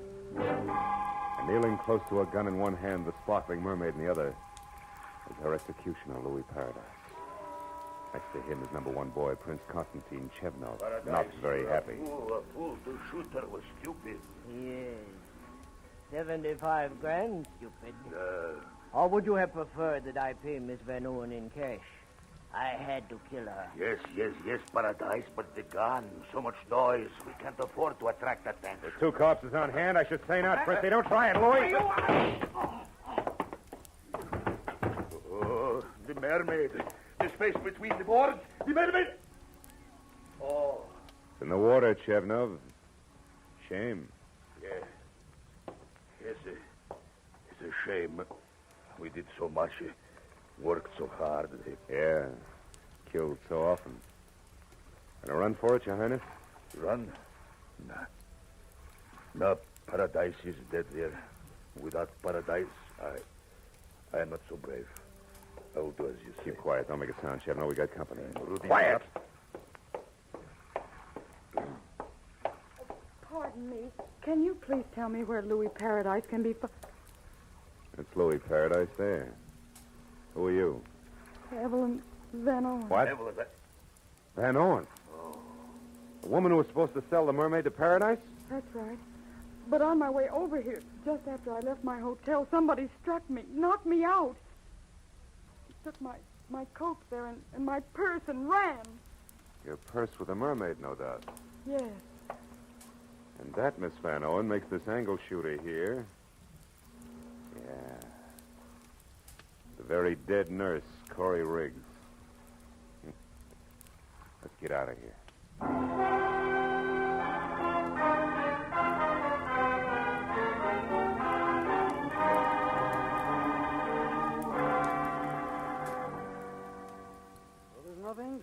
out, Miss Vanderwood. Stanley's going to be all right. Oh, I'm so happy. Why is it women always cry when they're so happy? I don't know, but it's effective. Well, I'll run along now. Goodbye. Bye, Doctor. Bye. You know, Mr. Marlowe, when I was in Stanley's room with the doctor, Stan said he didn't lose control of his car at all when he had that accident in front of your place. He was run off the road By a gray sedan, I know. Because I had the same treatment. One of Louis Paradise's henchmen, Rudy. Where's your car, honey? I'll walk you out. just outside the front door. Mm-hmm. Tell me, did I tell you why Rudy roughed him up? Yes, in a way. You see, I told Stanley about the deal with the Mermaid, and he thought it all sounded a little phony. Can't understand why. He's a lawyer, you know. Ah, legal type mind. Yeah. He said meeting anyone at 2 in the morning was ridiculous, so he investigated as much as he could because he was worried about me. We're engaged, you No, know. I never would have guessed. And he found out that Mr. Paradise was a fence. And Stan said that probably he never intended to give me the $75,000 for the Mermaid at all. That they intended to kill me. Here we are. Tell me, why did you get in touch with Paradise in the first place? I was just following Uncle Otis's instructions. He gave me the Mermaid when he was dying.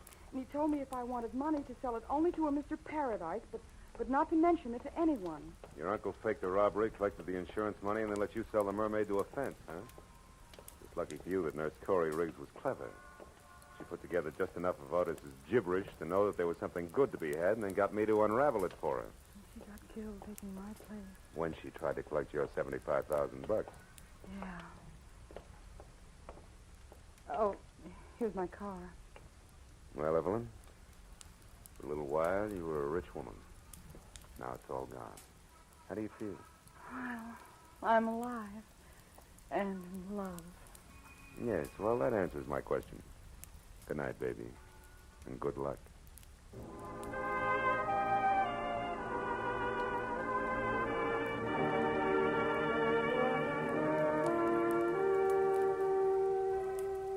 When I left the hospital, I wandered back to the old Venice Pier in Prince Constantine's Nasdo. It was 5 in the morning, and the police had finished cleaning the place up. But the word had gotten out. A crowd had gathered. They always do. Curious, restless, sordid crowd, equipped with everything from grappling hooks to homemade diving helmets, all climbing over each other for a chance to fish for the Mermaid. She who had brought death to 3 people, injury to 2 others in the course of one night. And suppose they found her. What then? A lot of glittering pieces of white coal set in a metal frame we call precious.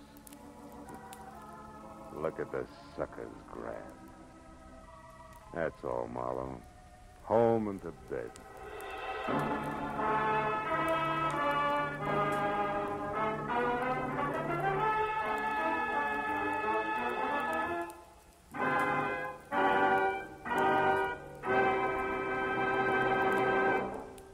The Adventures of Philip Marlowe, bringing you Raymond Chandler's most famous character, star Gerald Moore, and are produced and directed by Norman MacDonald.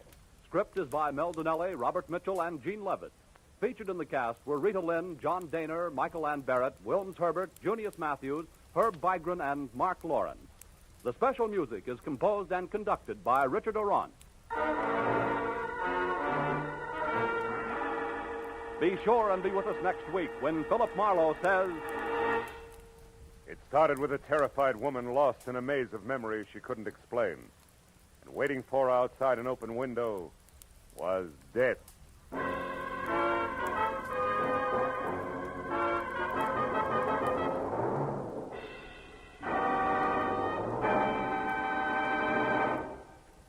Another show has joined the CBS Sunday Night Parade. It's The Contented Hour, starring Buddy Clark and featuring the finest in popular and semi-classical music. It comes to you on most of these CBS stations for the first time tomorrow night, making its debut on CBS the same night as Red Skelton and Edgar Bergen and Charles McCarthy. Science and suspense collide in a high-stakes race against an atomic clock. Johnny Dollar is pulled into a world of espionage and radioactive secrets when a brilliant physicist vanishes along with a sample of the experimental Boron 11212. Is it a case of a scientist selling out to the highest bidder, or is he a pawn in a much more explosive game? From sterile laboratories to the shadowy docks, Johnny has to track down the isotope before a shadow agency turns a scientific breakthrough into a global catastrophe. Before we start this episode, let's satisfy our curiosity by knowing what happened the day it aired. Top news, January 16, 1956. Egypt gains a new constitution. Prime Minister Gamal Abdel Nasser officially announced a new national constitution, declaring Egypt an Islamic Arab state and setting the stage for his formal presidency later that year. The Black Three of jazz. On this day, the jazz world was buzzing over the legendary recording sessions taking place in New York, as the 1950s hard bop movement began to dominate the American airwaves and cultural scene. Johnny Dollar. George Reed, Johnny, at Floyd's of England. George, every time I hear your voice on the phone, I shudder. Well, I guess I have asked you to handle some rather out-of-the-ordinary matters for us. George, they have been so wild, crazy, impossible, I sometimes wonder if you ever issue a normal-type policy. Well, it's a very normal-type policy that I'm concerned about now, Johnny. It's the insured himself who has me worried. Okay, tell me all. His name is Joseph, spelled with an F. Joseph Hentler. He's an inventor, among other things. His invention is what we've insured. It's a device, I guess you'd call it, for making some kind of boron-based compound. Boron-based? The sort of thing the government is vitally interested in for its airplane and rocket fuels. Oh? No kidding. I think you'd better run over here and let me tell you about it. Can you? Right away? When you put it that way, George, yeah, I think I'd better. I'm on my way.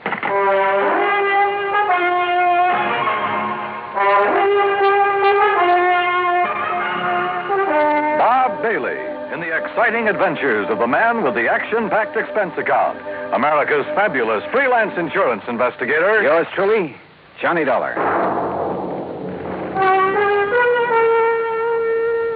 And now, Act One of yours truly, Johnny Dollar.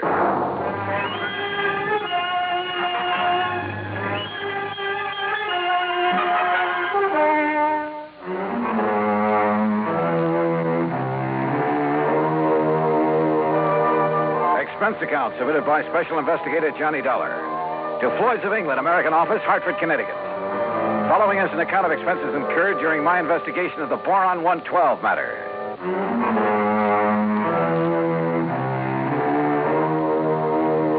Expense account item 1, $1.10 cab from my apartment to George Reed's office. As I walked in, he motioned me to a chair, leaned over to the intercom on his desk, and pushed a key. Sit down, Johnny. Miss Larkin. Yes, Mr. Reed. Mr. Dollar is here. Would you come in, please? Oh, yes, sir. Well, George, what's it about this time? Glad to see you, Johnny. I gave you most of the story over the phone. Well, you only told me you've issued a policy to this man, Hantler, was it? That's right, Joseph Hentler. Yeah, and that you've insured some invention of his for, how much did you insure it for? $20,000. It's a piece of apparatus, Johnny, that he has spent over 7 years developing. Sit down, Miss Larkin. Oh, thank you. Apparently, it's a very complicated something or other. I never did know much about such things. For making borax, or more specifically, a compound he calls Boron 112 for use in high-powered fuel. Sounds important. It is, at least so far as I've been able to determine. Yeah, been all sorts of government tests and experiments with these super fuels, hasn't there? Exactly. Many things formerly used purely as explosives, remember this, Johnny, many things formerly used as explosives are now being developed as fuels. Well, the perfect example is atomic fission and hydrogen fission or fusion or whatever it is. Exactly. All right, now let's get down to cases. You've insured some apparatus that's supposed to make boron 112. What kind of apparatus? I've never seen it. It's all very secret. Well, now, wait a minute. How do you know this machine or whatever it is even exists? Looks to me like you've insured a pig in a poke. No, Johnny. For $20,000. Wow. No, Johnny, I'm not that much of a fool. One man, a recognized physicist, has, at my request. And mind you, this was before I'd agreed to issue the policy. Understand? Go on. His name is Dr. Hugo von Brauer. Oh, I've heard of him. Yes. Well, Hantler permitted him to see enough to convince von Brauer that he has something mighty important there, that he's on the right track to, well, whatever it is he's out to accomplish. Okay. I'll take your word that you were right in issuing him the policy on it. But now what's happened? The thing blow up in his face or something? No, as I told you over the phone, it's the man himself I'm worried about, because of something I've just learned. Like what? Miss Larkin, this is Mr. Johnny Dollar. Now, will you please... Yeah, I know. Gee, Mr. Dollar, this is a real thrill. I've heard so much about you. Hi, Miss Larkin. Gee, won't you just call me Louise? Yeah, sure, Louise. Oh, gee. Miss Larkin, will you just tell Mr. Dollar what you told me this morning? Yes, sir. Oh, gee. Well, it was like this, Mr. Dollar. A couple of years ago, well, you know, when I was just a kid, not very mature, you know what I mean? Oh, sure. Go on. Well, some of the kids I traveled around with, some of them were awful immature, compared to me, that is. Miss Larkin. Well, a couple of them had some pretty funny ideas about the government, things like that. You know what I mean? I'm afraid I don't.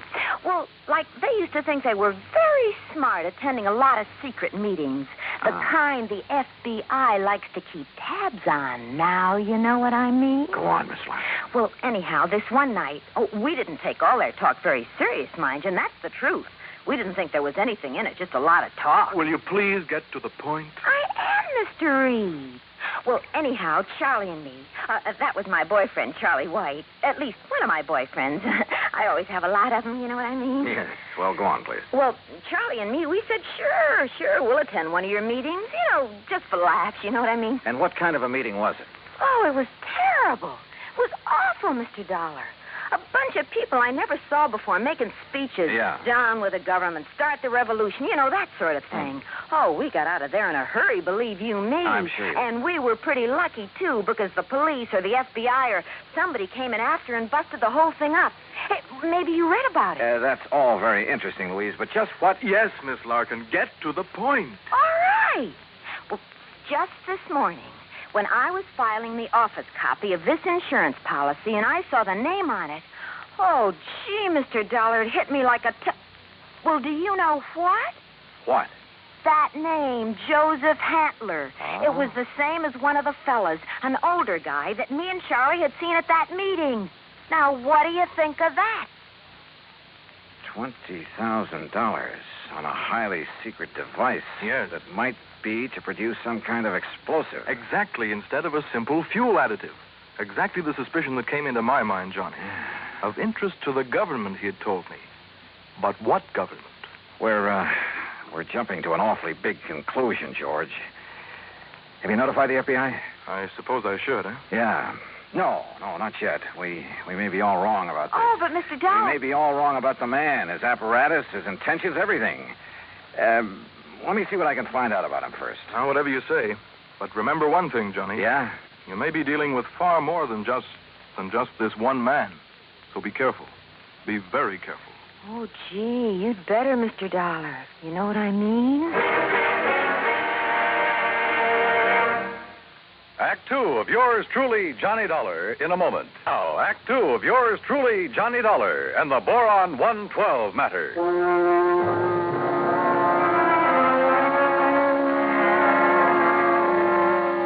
Louise Larkin, secretary to George Reed at Floyd's of England, was certain she would recognize Joseph Hantler, the inventor who had ensured a secret process for making Boron 112. If, that is, he were the same Joseph Hantler she'd met at one time at a meeting of a subversive group. Expense account item $250, deposit on a rental car. In it, Louise and I crossed the Connecticut River to East Hartford, went south to Hockenham on Route 2, then south and east on a seldom used gravel road that took us a few miles to the edge of a stream called the Salmon Branch. There in a little grove of trees, we found a windowless concrete block building, the so-called laboratory of Joseph Hantler. Gee, those directions Mr. Reed gave us were pretty good, weren't they? Yeah. Hantler certainly picked himself an isolated spot. Come on. Boy, this is exciting, isn't it? Now, just remember what I told you. If this is the man you met at that party line meeting, don't appear to recognize him. Just give me a slight nod to say yes or no. Yeah, but what if he recognizes me? Yeah, we'll cross that bridge when we get... Stop! Stop right where you are! Do you not see the signs on the fence? Keep out! Keep out! Yeah, Johnny, it's him. You're sure? Yeah, gee. Where did you hear me? I'd like to talk with you, Mr. Hantler. It is Dr. Hantler. Who are you? My name is Dolar, insurance investigator. And who is this woman? Just a friend of mine. So, what do you want with me? Well, I want to see the machine, the apparatus that Floyd's of England has insured for you. No, you may not. I'm engaged in highly secret work here. Work that is worthy only of my own great talents as a physicist, chemist, and inventor. Work for the government. Yeah? What government? What are you talking about? The United States government, of course.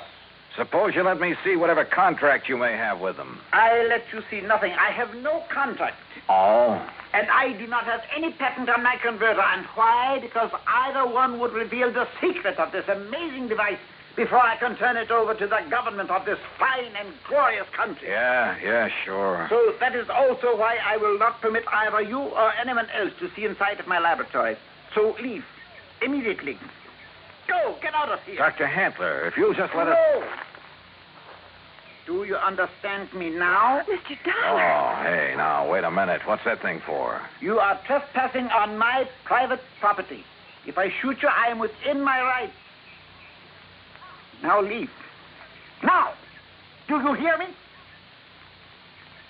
Come on, Louise. Gee, yeah. And do not come back here. Do you hear me? Never! Same man, huh? Oh, he sure is. Gee, that gun he pulled on you, I was scared, you know what I mean? Yeah, I know what you mean. Well, what are you going to do, Mr. Dollar? You know something, Louise? I'm not sure. But I was sure by the time we got back to Hartford. I took Louise back to George Reed's office. George was out to lunch, but I stopped long enough to telephone an old friend of mine, Lee Houck, at the local office of the FBI. Asked him to meet me for a bite to eat. Sure, Johnny. How about the Hearthstone? Anywhere you say. 1 o'clock? I'll be there. Well. Yeah, I know what I'd do, Johnny. What, Louise? I'd tell the FBI. That's exact. Yeah, well, we'll see. I know what Charlie would do, too. Charlie? My boyfriend, I told you, Charlie White. Oh, yeah. Well, I'd better be on my way. He'd go out there and he'd kill that crazy old man.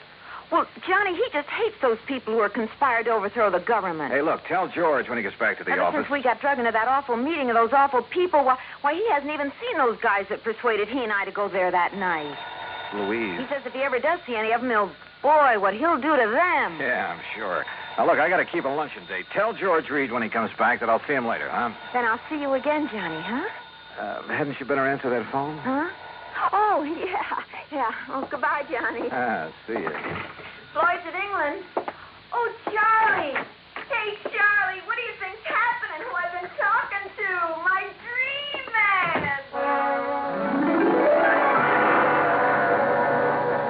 Item 3, 7:20, lunch for Lee Houck and myself.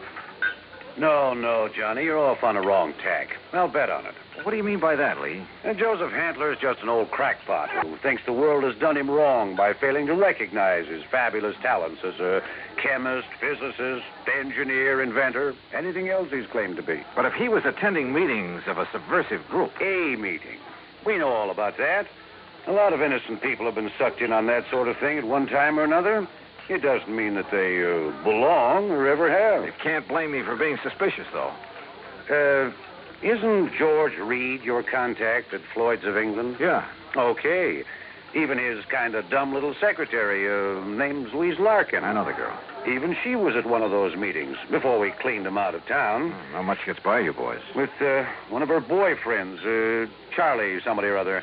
He's the kind you have to watch out for, Johnny. Young hothead. An easy recruit for a group like that, huh? More important, the kind who's liable to take the law into his own hands when it comes to fighting back at him. But you're sure old Hantler is harmless? Sure.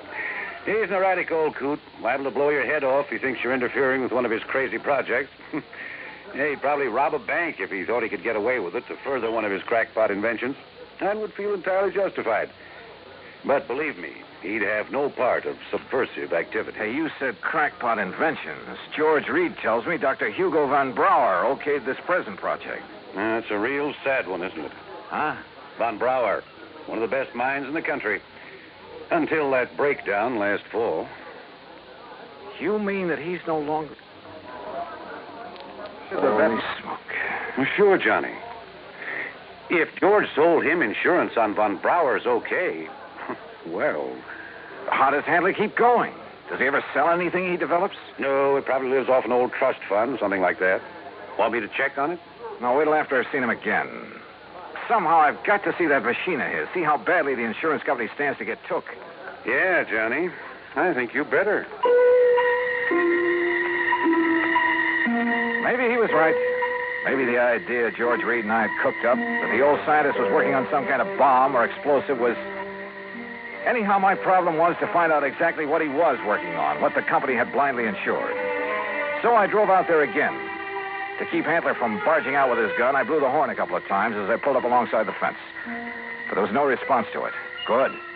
Maybe Hantler wasn't there. Maybe I could somehow get into the place, see for myself what was up. But suddenly, from inside the building came a couple of dull thuds. And then the whole thing began to bulge at the seams, began to...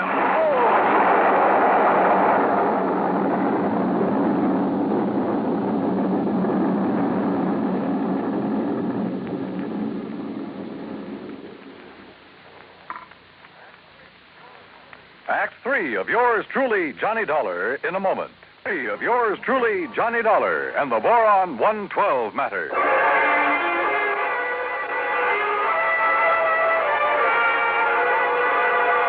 Carefully, I dragged myself out from under what was left of my rental car, where the explosion of the laboratory building had blown me, pushing aside a few chunks of concrete, bits of lumber that had landed on me.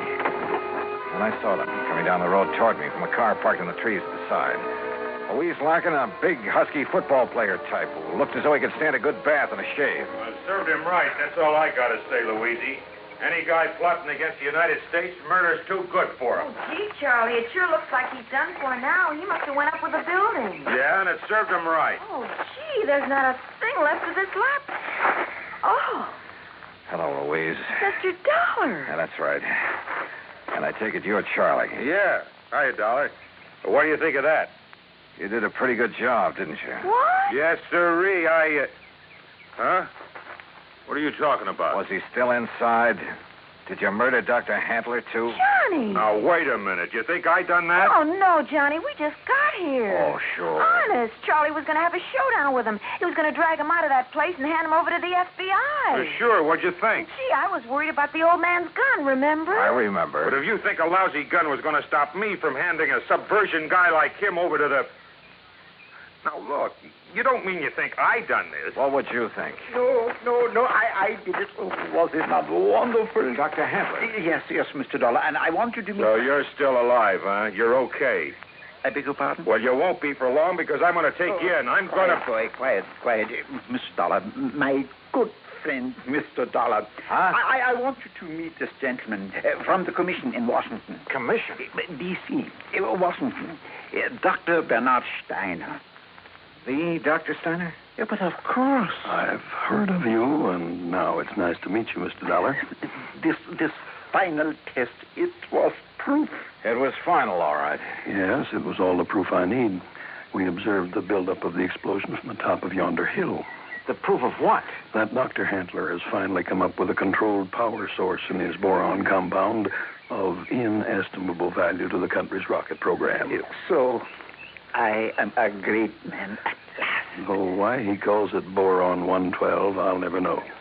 Well, because it was experiment number 112 with my wonderful converter process. What else? Hey, if you're from Washington, mister, I am, young man, and I assure you the government will take over Dr. Handler's process immediately. Well, I'll be doggone. I don't get this. Neither do I, honey. Well, what about the converter, as you call it? Did that go up with the building? Yeah, but of course. And now I can build for the government a big one. Big enough to serve this glorious country of ours. Yeah, sure. But you'll expect the insurance company to pay for the one you deliberately blew up. Me? Dr. Joseph Handler? No, never. I am a great man now. I am above such petty things. I tear up that policy. I do not want their money because now I am a great man.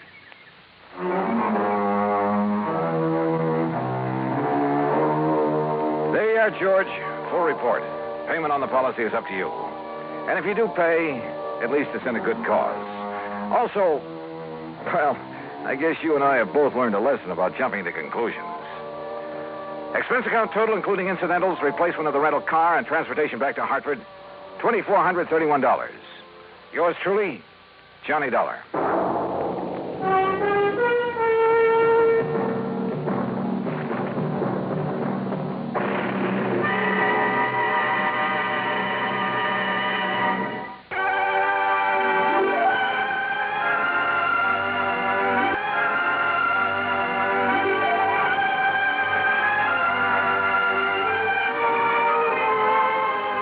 Truly, Johnny Dollar, starring Bob Bailey, originates in Hollywood and is produced and directed by Jack Johnstone, who also wrote today's story. Heard in our cast were Shirley Mitchell, G. Stanley Jones, Parley Bear, Russell Thorson, Frank Gersel, and Lou Merrill. Be sure to join us next week, same time and station, for another exciting story of yours truly, Johnny Dollar. This is Dan Cumberly speaking.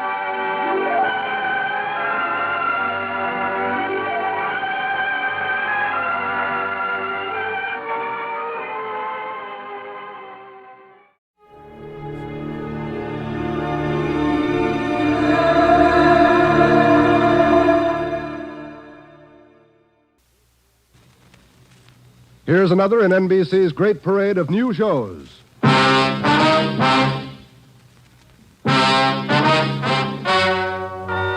Ladies and gentlemen, the story you are about to hear is true. Only the names have been changed to protect the innocent. NBC brings you Dragnet.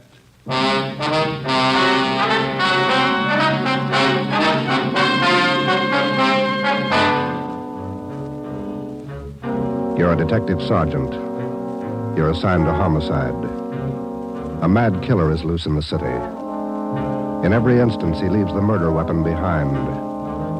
There are no fingerprints, no clues to the killer's identity.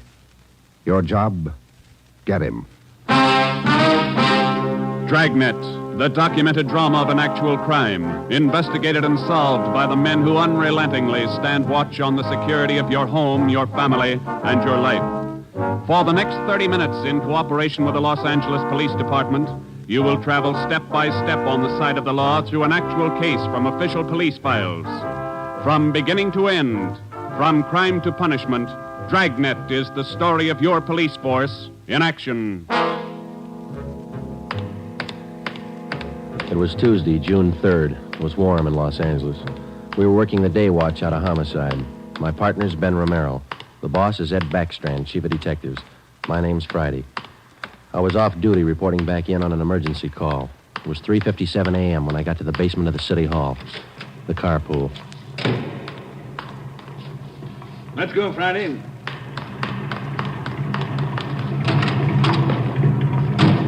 Sorry to call you back in. Couldn't be helped.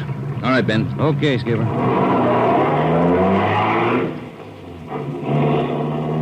What's up, Ed? Double murder. When? I don't know. Found out about it 40 minutes ago. Got any ideas? Roughly same M.O. Was that 6413 Norwich, Skipper? No, 6430. What do you mean, the same M.O.? The same guy. Brickbat killer. How many does this make? Counting tonight, 4.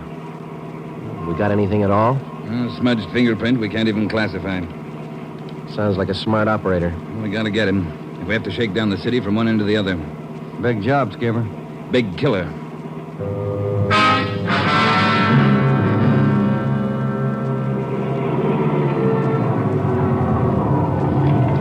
At 4:26 a.m., we pulled up in front of 6430 Norwich Drive, a small group of bungalow apartments facing on an oval-shaped garden court.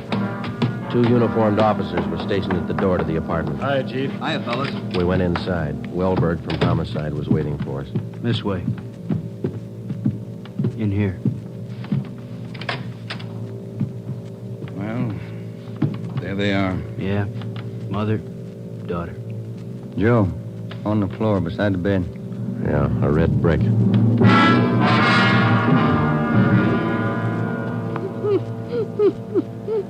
Miss Hafters, we know how you must feel about all this, but would you please try to answer a few more questions for us? Yes. All right. Oh, Margaret. Miss Hafters, how long had you known Mrs. Diaz and her daughter? 9 years. This November they moved next door. I remember it so well. We got along right from the start. And as far as you know, the only close friends the mother and daughter had live right here in the apartment court? Yes. Margaret was a pretty girl, but she was no chaser, no boyfriends. Very close to her mother. The 2 of them very close. Did they keep any amount of valuables in the apartment? Money, jewelry, things like that? Oh, no. Mrs. Diaz and Margaret didn't have much, you know. Very modest income. They both worked. And you can think of no good reason. Oh, no. Oh, poor Margaret. Poor Mrs. Diaz. Lying in there. Shock. It's a terrible shock. Wellberg, Yes, Sergeant. Would you show Ms. Hafters back to her apartment? Sure, Sergeant. Thank you, Miss Hafters. We appreciate it. Yes, thank you. Poor Margaret. Poor Mrs. dear. Well, Joe? Let's check with Ed. He's back in the bedroom. Just that over there, will you? You get anything from the neighbors? The usual, Ed. No jealous boyfriends, ex-husbands, nothing like that. Boys find any evidence yet, Skipper? Well, still working on it. You got any theories? Well, we know the killings were all done by the same guy. Mm-hmm. Cuts the same pattern out of the window screen. Cuts the same pattern with a glass cutter out of the window.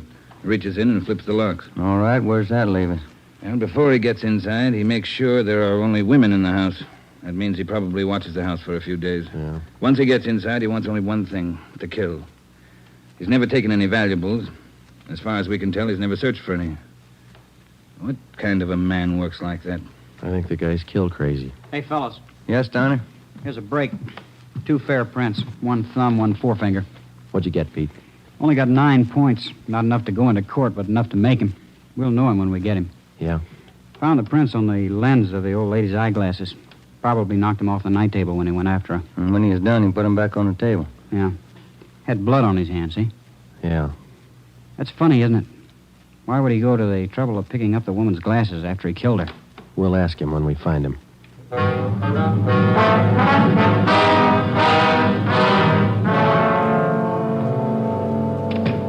right, Ben. Joe, might have something for you. We can use it, Lee. Hold it just a minute. Yeah. Crime Lab, Jones. Yeah. Yeah, all right. I'll tell him. Right, Ed. Backstrand. If you're through checking the victim's clothes by 8 o'clock, you can knock off for sleep until noon. What if we're not through? Take it up with the chaplain. Here's what I wanted to show you. Over here. A couple of casts. Bare footprint. That's right. Those from the Diaz place? Found them outside the dining room window in the flower bed. Take a look. Mm-hmm. Good cast. Size 9. 10. Missing toe there, huh? Left foot, first toe. That's lucky. Well, then the guy took his shoes off before he went in that house. That's the way it looks. You leave any other prints, Lee? 3 with his shoes on. Here they are. Here. Yeah. How would you say the guy is built, Lee? Oh, from the impression, pretty heavy man. There's no full length of stride, or I might give you an idea of his height. How about the bricks, Lee? Here they are, all 3 of them. Used this one in the first murder, this one in the second, this one last night. Leaves them around like calling cards, and there's no way to check them. You'll never get a fingerprint off a common red brick like this, Ben. Surface is too rough. Well, we got an idea of his weight. We know that the first toe's missing from his left foot. That's something. The one we had yesterday. We can check that missing toe in the amputation file, Joe. Yeah. Well, we better get back. Pete ought to have those prints ready, too. Thanks a lot, Lee. Okay, fellas. Say, they post the bodies yet? Yeah, they're doing it now. Same as the first 2. The brain? Concussion, hemorrhage. They didn't have a chance. Hold it a minute. Crime Lab Jones. Sure, just a minute. Either one of you fellas. I'll get it, Joe. Okay. Yeah, Romero. Yeah. Good, we'll be right over. They got a make on those 2 fingerprints.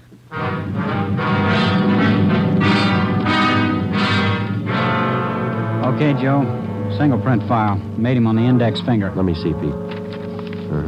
Take a look, Ben. Yeah. Doesn't look like a killer, does he, Joe? Kind of nice looking. That's right, Pete. They said the same thing about John Dillinger. The name at the top of the make sheet read, Carlos Richard Monterey, male, Caucasian, age 19, height 5 feet 11 inches, weight 165 pounds, dark brown hair, dark brown eyes. Last known address, 1663 Naples Street, Los Angeles. Previous arrests, 1, auto theft, February 8th, 1936. That was all. Ben and I had been expecting more. The information on the mama sheet for Monterey was 13 years old. So was the picture. So was the description. So was the address.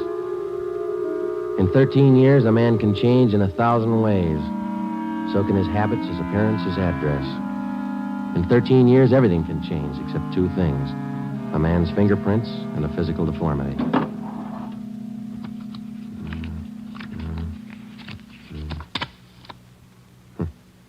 Missing toe on left foot. Carlos Richard Monterey.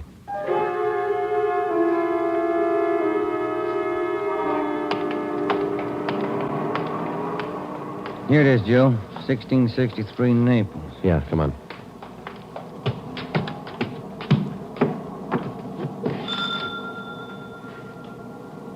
Somebody's coming. Mm-hmm. Yes? What is it? We're police officers. We'd like to ask you a few questions. Oh, yes. Would you like to come in? Thank you, ma'am. Yes? Would you mind telling us your name? Monterrey. Isabel Monterrey. What is it you want? You're married? Yes. My husband is Francisco Monterrey. Would you explain why you are here? We thought you might be able to help us. We're looking for a man named Carlos Monterrey. I don't understand you. We're looking for a man. We'd like to talk to him. Do you know where he is? Yes. Carlos is dead 7 years ago. He's dead, my husband told me. And does your husband know Carlos, or did he know him? He was his brother. What about your husband's parents, Miss Monterey? Where are they? They're both dead. Some time now. Have you ever met Carlos? No, never. I have only heard of him. What have you heard of him, Miss Monterey? Do not ask me. This is important, very important. Francisco would not like it if I told you. It's important, Miss Monterey, believe us. Carlos, he's sick. His mind. For 8 years, Francisco has not seen him, not heard from him. He thinks he's dead. But he only thinks so, Miss Monterey. No one's told him his brother's dead. He just thinks so. What else is there to think? Where's your husband now? At his work, the store, Rivera Street near Main, grocery, Monterrey Card Road grocery.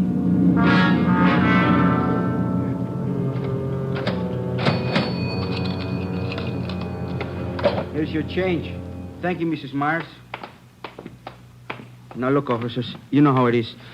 You don't like to let these things get out. That's why I trust you. You can trust us, Mr. Monterey. We just want to check on a few things. Oh, fine.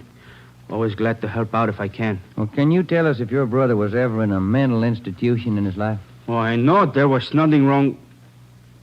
1923. Got a little bad, so Mom and Dad had to put him away for a while, just till he calmed down. I remember the day. Sometimes, dumb, stupid kid, what do he know? Standing there by himself in the train, crying. The public nurse, stupid way he cried. What do you do? I cried, too. I was only 10, Sergeant. I saw him go. He was alone. Later on, Mr. Monterey, your brother was released from the state institution. Yeah, he was 16. And then he started running around, playing tough, carried a gun, lived by himself. He never came around. He dropped from sight about 1938. You haven't heard from him since then? Nothing. Never seen him. Do you know of anybody who might have seen him? Oh, there was a girl he had. Anita something. On Soteo Street. Anita Martin, yeah, that's it. Soteo Street. Maybe she's seen him. Ask her. Maybe she's seen him. Carlos Monterrey? Not in a year. Last March he was in. When I was working at the Peacock, down on South Main. He came in, we talked for a while. That was all. And you haven't seen Carlos for the past 2 months or so? I tell you, no. Has he written to you? Has he phoned you? Once, 3 weeks ago, he phoned. Here. He left a message with my girlfriend. But he didn't call back again. Now, that's it. That's all I know. Thank you, Miss Martin. Here's our card. If he does call, well, you'll let us know. Yeah, I'll let you know. You liked Carlos, is that it, Anita? Like him? No, I didn't like him. He was funny, but he was nice. You know, I pitied him. Why did you pity him, Miss Martin? Well, he was a good fellow who was strange. He could smile, you know. He had a nice smile, but you could tell he was never laughing. There was something in his mind. Something... Oh, I don't know.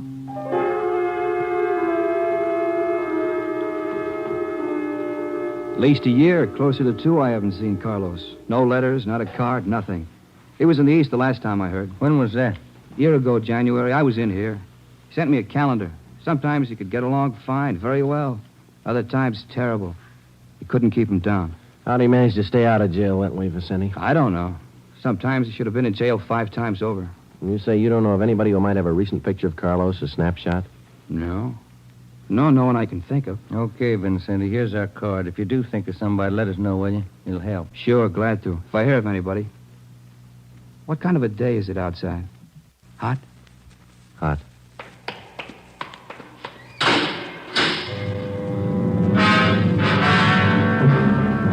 By 5 o'clock that afternoon, Ben and I were certain of one thing. Carlos Monterey was in the city of Los Angeles, somewhere.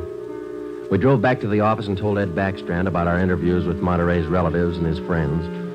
Inquiries and requests for further identification and information on him were immediately relayed to the state mental institutions. The 13-year-old picture of Monterey taken from the files was copied and distributed with a note of caution as to the age of the photograph. An APB was sent out. Stakeouts were placed at the home of Monterey's brother, at the brother's store, and at the apartment of Anita Martin. A special detail of 300 men was ordered to join the Dragnet already in operation. The details at the airport and the bus terminals were alerted, as well as the details at the Union Depot and the main post office. By 6 o'clock that night, almost 1,000 men were actively working at the job of tracking down Carlos Monterey. At 6:30 p.m., Ben and I drew a 4-hour relief period. We drove out to Ben's place, and his wife fixed us some dinner. At 10:30 that night, we reported into the office, picked up Ed Backstrand, and we drove out to join the manhunt. Unit 32R on the corner of South Flower and Loomis, the 390W, KMA 367. Unit 12A, code 1. 66A at 864 Wall Street. See the man about a 507, KMA 367. Unit 42, 5430 East Grand, Apartment 10, 311, KMA 367. We cruised with the Dragnet operation until 5 o'clock that morning. Ben and I took turns driving.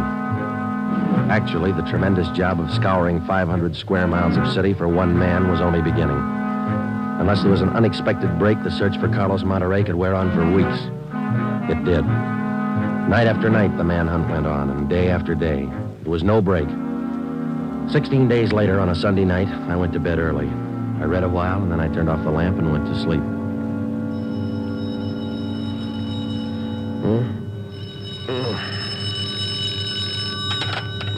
Hello? Friday talking. Sorry, Joe. Get in here as fast as you can. What's the matter? That girl Monterey knew, the one you talked to, Yeah? she left her apartment, went to her girlfriend's. Yeah? She's dead.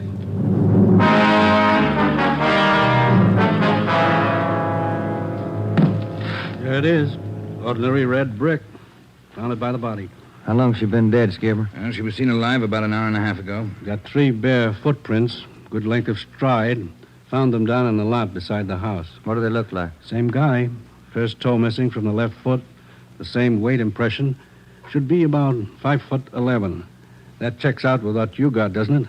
All right, so it's the same guy. What about those shoes we found, Lee? Yeah, they correspond. They were impregnated with foreign matter. What'd you find? Particles of lettuce leaf, dry onion skin, traces of red cabbage. Maybe a vegetable counter. Maybe. What about the city wholesale market down on Front Street? What about any market in Los Angeles? No, Lee, that wholesale market is big enough to hide anybody. Hundreds of transients work in there. Some of them even sleep there. For a guy like Monterey, it'd be perfect. That's a fair guess. Check it when it opens. They open at 2 a.m. 2:30 now. All right, get back to the office and pick up as many extra men as you need. Get down there right away. Okay, Ed. Now, you know he's a rough one, so watch it. On Monday, June 23rd, at 2 minutes past 3 a.m., we pulled up at the city wholesale produce market. With the exception of 54 police officers in plain clothes who mingled with the buyers and sellers, business went along as usual. The market itself covered almost 3 square blocks in the lower part of the downtown area. It was divided off into hundreds of individual stalls by flimsy wooden partitions. To make the search even tougher, the place was crowded. For the first 45 minutes, we had the men circulate at random through the crowd on the chance that one of them might spot Carlos Monterey from the 13-year-old picture. It didn't happen. After that, we started a systematic canvass. We talked to the customers, we talked to the managers of the different booths, we gave them Monterey's description, we showed them his picture. Nobody recognized him. We checked the employment records one by one. Not a sign. Sorry, Sergeant. I'd like to help. I've never seen the guy. Okay, Mr. Snyder, thank you. We sure pick the sweet jobs, don't we? Oh, yeah, we could spend a year at this. Oh, Sergeant Friday. Yeah, Kamansky. Did you find something? Guy at the booth over there against the far wall. Thinks he might have hired Monterey a couple of days ago. Come on, Ben. Where? Over there, Sergeant. You showing Monterey's picture? Yeah, he thinks it might be him. Mr. Fresnetti, this is Sergeant Romero, Sergeant Friday. Yes, I told your boy, Sergeant. This fellow Carlos, I hired him to help last Thursday. big rush for me now, so I hire him. You sure he's the man? In the picture? I think so. A little older, maybe. Oh, but I know faces. He's the man. You're looking for him? You say you hired this man last Thursday? That's right. It's a big rush for me now in the morning. I hire him Thursday. He worked Thursday, Friday, Saturday. But he don't show up this morning, so I got no use. Too many men to pick from. He don't show up, I let him go. What kind of work did he do for you? Same as he did for Schiller down there. Heavy work. Moving the stores, cleaning up. What kind of produce does Schiller handle, Mr. Franzenetti? Fancy, very fancy vegetable. Produce does Schiller handle, Mr. Franzenetti? Fancy, very fancy vegetable. Is a choice. New potatoes, expensive red onions. Schiller sells to the big hotels. Does Schiller handle brown onions, Mr. Franzenetti? Oh, only the best. Big dealer that Schiller. Sells it to the big hotels. How long has this Carlos been working around the market? Oh, I don't know. Is it just like the rest? First he worked for me, then Largo Massini, then a Schiller. Hey, why are you looking so hard for him? He stole something? He murdered somebody. Him? Mamma mia, murder. Do you have any idea where Carlos lives? Oh, me? No. And if he comes back here, I tell him to get out. I got nothing to do with this trouble. No, you'll tell him nothing, Mr. Franzenetti. Here's our card. If you see Monterey again, call us. Say nothing to him. Oh, sure. I remember. Joe, call the chief at the office, will you? Message just came in. Thanks, Hal. Come on, Ben. Yeah, there's a phone booth. See? No, I don't. Where? Straight ahead, little to the left. Oh, yeah. You got a nickel? Let's see. Oh, yeah. Yeah, there you are. Thanks. I'll see what Ed wants.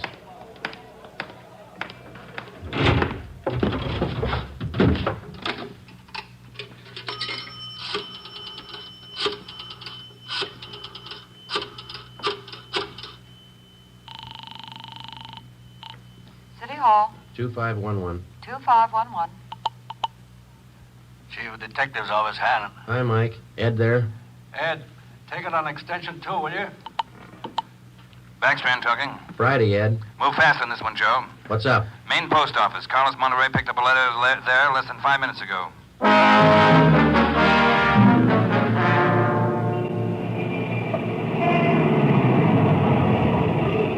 Come on, Ben. There's Ed over there with Wellberg. Yeah. Traffic short jammed up around here. Hi, Ed. Friday, Romero. You all set, Wellberg? All set, Chief. Spring Street to San Pedro. Sunset the first. Got it covered. Good. What's the story? Post office detail tipped us off. 5 minutes after 8, a man answering Carlos Monterey's description picked up a letter at the general delivery window. That was 16 minutes ago. Who spotted him? Sam Lane. He got a look at him just as he was leaving the window. Called to him to stop, but Monterey ran. Lane called me, and we threw a net over the area for 6 blocks around. And Monterey's still somewhere inside this area? I don't know how he could have gotten out. What's next? Well, I'll give him an hour to break for it. After that, we start a house-to-house search of the whole area. Stop all pedestrian and vehicular traffic for identification. You're going to jam up the depot traffic. That's cheaper than murder, Romero. Get going. The first hour we counted off in 5-minute segments. Like Backstrand, we felt close enough to Monterey to touch him. But he still wasn't there. The north and south ends of the blockade started to move in, slowly, searching every store, every house, every conceivable place where a man might hide out. In the meantime, Ben and I worked the Spring Street side of the blockade, watching the faces of the pedestrians as they came through one by one, examining all vehicles and their drivers. The morning wore on, the sun came out, and it started to get warm. By 11 o'clock that morning, Monterey still had not been found. The temperature was 93 in Los Angeles. It was still climbing. The search went on. At 10 minutes past 2 p.m., Backstrand made the rounds. How's it look, Skipper? Not good. Going slow. How much longer you figure? I don't know. It'll go to after dark, that's sure. District down here is like a rat's nest. Yeah. Nothing? Nothing. But he's someplace inside this blockade. He's got to be. Any chance getting relief for the men in our squad? Some of them been working straight through since yesterday. I'll see. Check with me around 5 this afternoon. Thank you, Skipper. Keep a sharp lookout. One slip. That's all it takes. The search went on. At 3 o'clock that afternoon, the temperature was 95. We sweltered and we waited. At 3:45, Backstrand sent a squad of men into the Union Depot to search it from top to bottom. There was one false alarm when one of the men thought he saw Monterey slipping out a side door into a taxi. He turned out to be a train conductor. At 25 minutes past 4, Backstrand passed along the order to our detail to start moving in, house by house. It was a tedious job, and it went slow. The men were tired. At 5:30, the relief squad showed up. Ben and I stayed on. After another 2 hours of house-to-house searching, the trap was narrowed down to a 3-square block area, a single block wide and 3 blocks long. It started to get dark. Backstrand ordered out batteries of floodlights. By 8 p.m., the cordon closed in around the last 2 square blocks. Lines are all set, Skipper. Ready to move. Good. What do you think? I will know pretty soon, one way or the other. Frank, keep that traffic moving. All right, you two, get going. See you later, Skipper. Joe, let's take a look in here. Okay. Sure is an old building. Yeah. Where'd Kamansky go? I don't know. He's here a minute ago. Oh, wait. There's his flashlight. It's down at the end of the corridor there. He's signaling. Yeah, come on. Kamansky? Yeah. Down below, Sergeant, in the basement. Come on. Monterey? He's been there, I think. Here, this way. Where? Over here. Now, watch your step. The light's bad. Here he is. Says he's the janitor. Oh, my head. He's been slugged. All right, come on. How'd it happen? Can you tell us? Yeah, a big man hit me. I came down to empty the baskets. He hit me and ran. Ran over to the new building. The new building? Is that the one next door? Yeah, just a few minutes ago. Nobody's come out of this building for the past half hour. Every door in the place is guarded. No, not the doors. He went through the tunnel. I saw him. Over there's the tunnel. I'll take a look, Joe. Yeah, the tunnel connects the 2 basements. Same company, old building, new building. The tunnel connects the basements. Joe, come on. Yeah. Kamansky, get out the backstrand. Tell him what's happened. Right, Sergeant. And call an ambulance. Right. All right, Ben. Through the tunnel. Watch where you're going. The light's bad. Yeah, it is. That a door up ahead there? Yeah, I think so. Yeah. Let's go. Good. There's a stairway. Come on.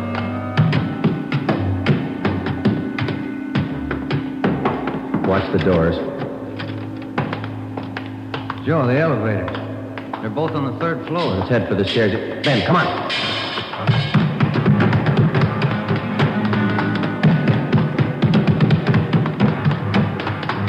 One more floor. Yeah, right. Come on, hurry. Yeah. Look, top of the stairs. There he goes. All right, hold it, you. Stuck in the elevator, Joe. He's going down. Well, we'll never make it on the stairs. Joe, look. This other elevator. The control lever's bent. Let's try it anyway. Yeah. All right, kick the control lever. Kick it, Ben. Good. All right, Ben, knock the lever back. Come on, quick. Yep. What's the matter? Joe, it's jammed. We're going past. All right, let's kick it. Here. There, that does it. Can you reach the door control? Wait just a minute. I'll see. Yeah. Okay. Well, he's still in the building. Both elevators are here now. Yeah. Down the hall, Ben. The office on the left, I think. Yeah. Okay, here we are. All right, keep clear of the door.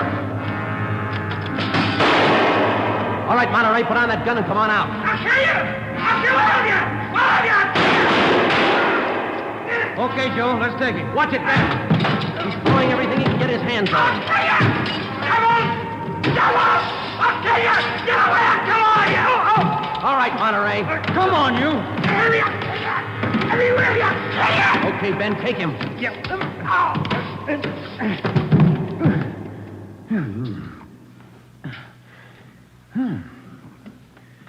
Nice looking guy.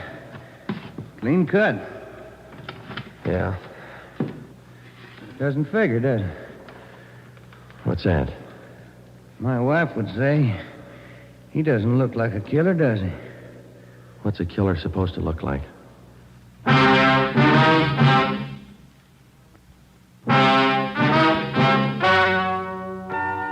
story you have just heard is true. Only the names were changed to protect the innocent. Carlos Monterey was examined by 5 different psychiatrists appointed by the Superior Court and was found to be sane. He was tried and convicted of murder in the 1st degree.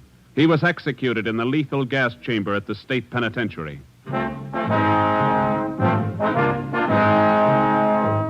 You have just heard the 17th in a new series of authentic cases from official files. Technical advice for Dragnet comes from the office of W.A. Wharton, Acting Chief of Police, Los Angeles Police Department. Tonight's program is dedicated to motorcycle patrolman John Kramer of the El Paso, Texas Sheriff's Department, who on the afternoon of April 26, 1940, gave his life so that yours might be more secure.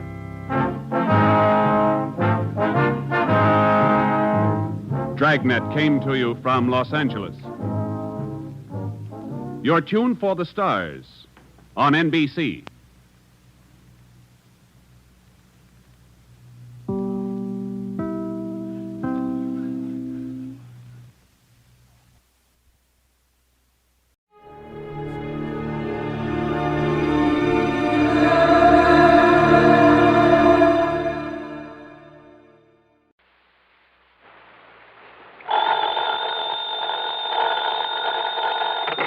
Johnny Dollar. Hi there, Johnny. This is Helen Daner. Helen Daner? That's right. I live out here in Morro Bay, California. I see. Insurance with one of the companies you represent, the Greater Southwest Insurance Company. Oh, yeah, I do a lot of work for them. But also, Johnny, do you mind if I call you Johnny? Well, no, not at all, Miss Daner. Or is it Mrs.? It's Miss. Or better still, just Helen. As I started to say, I not only have that insurance, but, Johnny, I never miss that radio program of yours where you tell all about those exciting cases you solve. Sometimes I just don't see how you do it. Well, I hope you never find out about the ones I miss out on. But now, Miss Daner... I don't think I've missed a single one of your programs. Good. I'm your most loyal listener, and I think you're wonderful. Well, thanks. And that's why I'm calling you instead of the police about this. Well, look, Miss Daner, Oh? Yes. Calling about what? Johnny, if the police weren't able to nab them, isn't that what you say, nab them?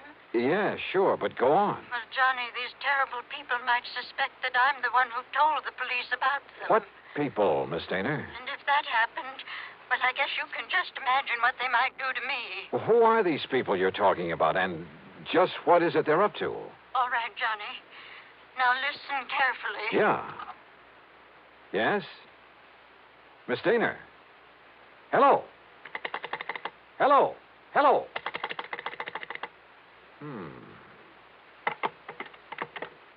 Oh, come on now, Dollar. Don't be a sucker for a... And yet... I wonder...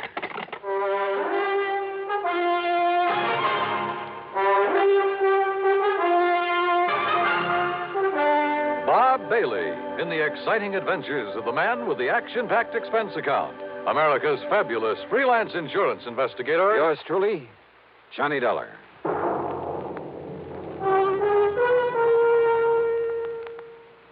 Oh, Act One of yours truly, Johnny Dollar.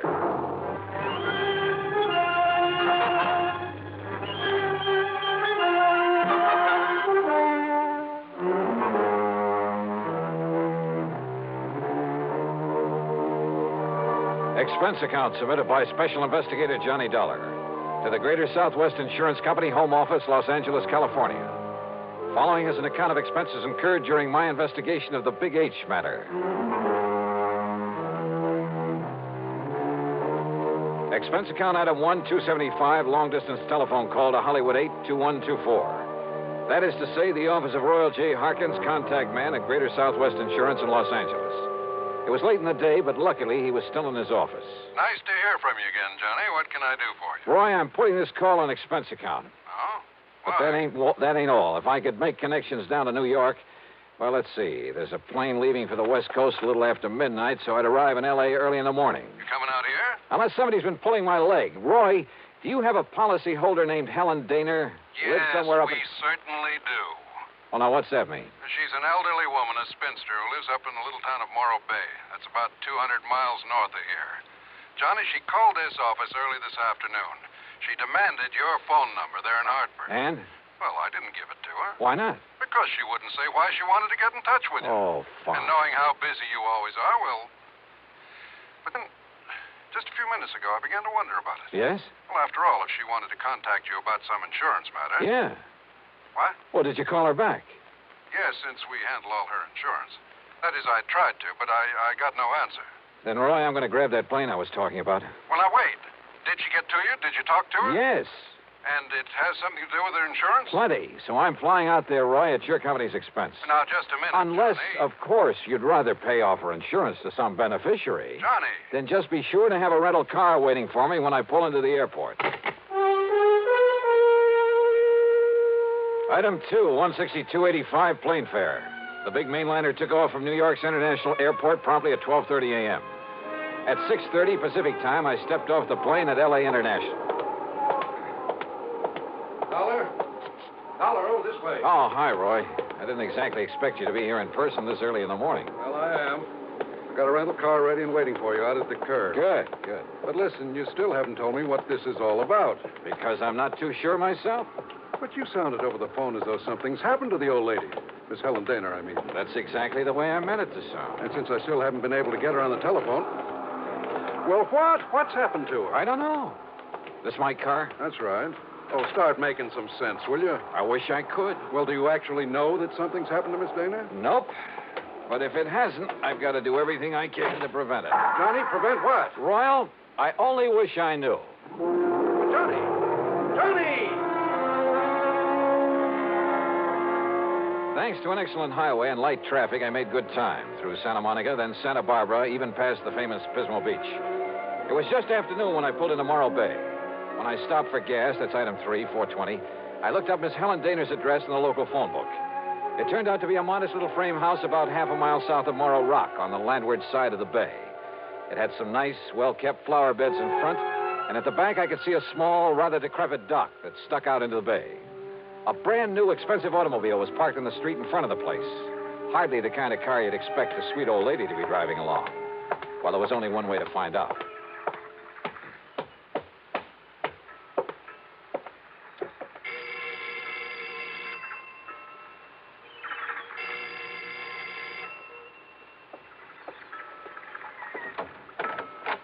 Yes? Miss Helen Dana?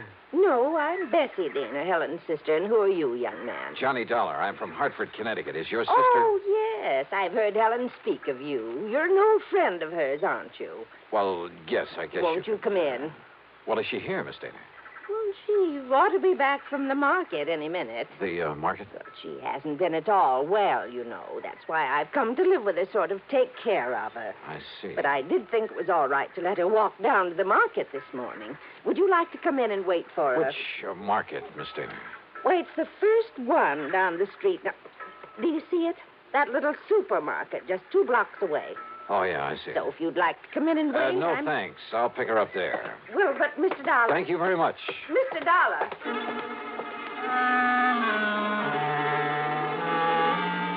There was something very funny here, but I wasn't sure just what. Or maybe I'd just fallen for some gag on the part of a fan on my radio program who wanted to see her favorite hero in person. In any event, there was one sure way to find out, from Miss Helen Dana herself. And if she was still at the market. But as it turned out, I got that well-known kick in the face. Why, of course I know Miss Eleanor well, sir. Then will you please point her out to me? Miss Helen Dana? That's right. Oh, but she isn't here, sir. Oh. Then perhaps she went to some other store. Most certainly not, sir. What? We deliver everything that she orders to her little house up the street. Well, that still doesn't prove well, anything. You see, Miss Helen hasn't been out of that house for weeks, hasn't budged. You're sure of that? Why, of course I'm... Why, what's the matter, sir?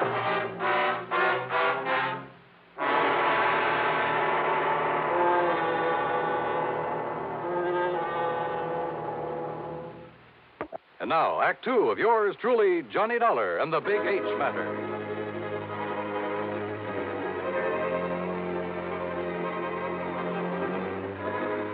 If old Miss Helen Dana, who telephoned me in Hartford, asked me to come out here to Morro Bay in California, if Miss Dana hadn't budged from her little house in weeks, why had her sister told me she was at the market?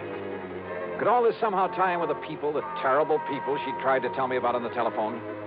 I jumped into my car and drove back to the little home on the bay.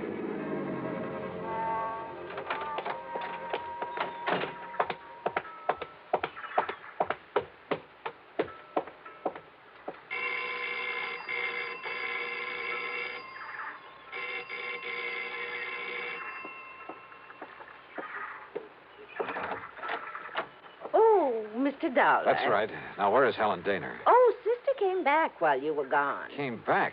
Without my seeing her? Now, listen, I was... Yes? Well, the manager of that market said she hasn't been out of this house for weeks. What? Oh, you must have gone to the supermarket. Well, where else? And just because she isn't shopping there anymore... Oh, now, look, Miss Dana, you told me... Won't you come in? I think she'll be terribly disappointed if you don't. You see, she's told me all about you now. In the couple of minutes I was away from here? An insurance investigator. I think it's awfully thrilling. But now come in and see her. I think she's been kind of expecting you. Yeah. And if you'd like to know what I think, Miss... Good Lord.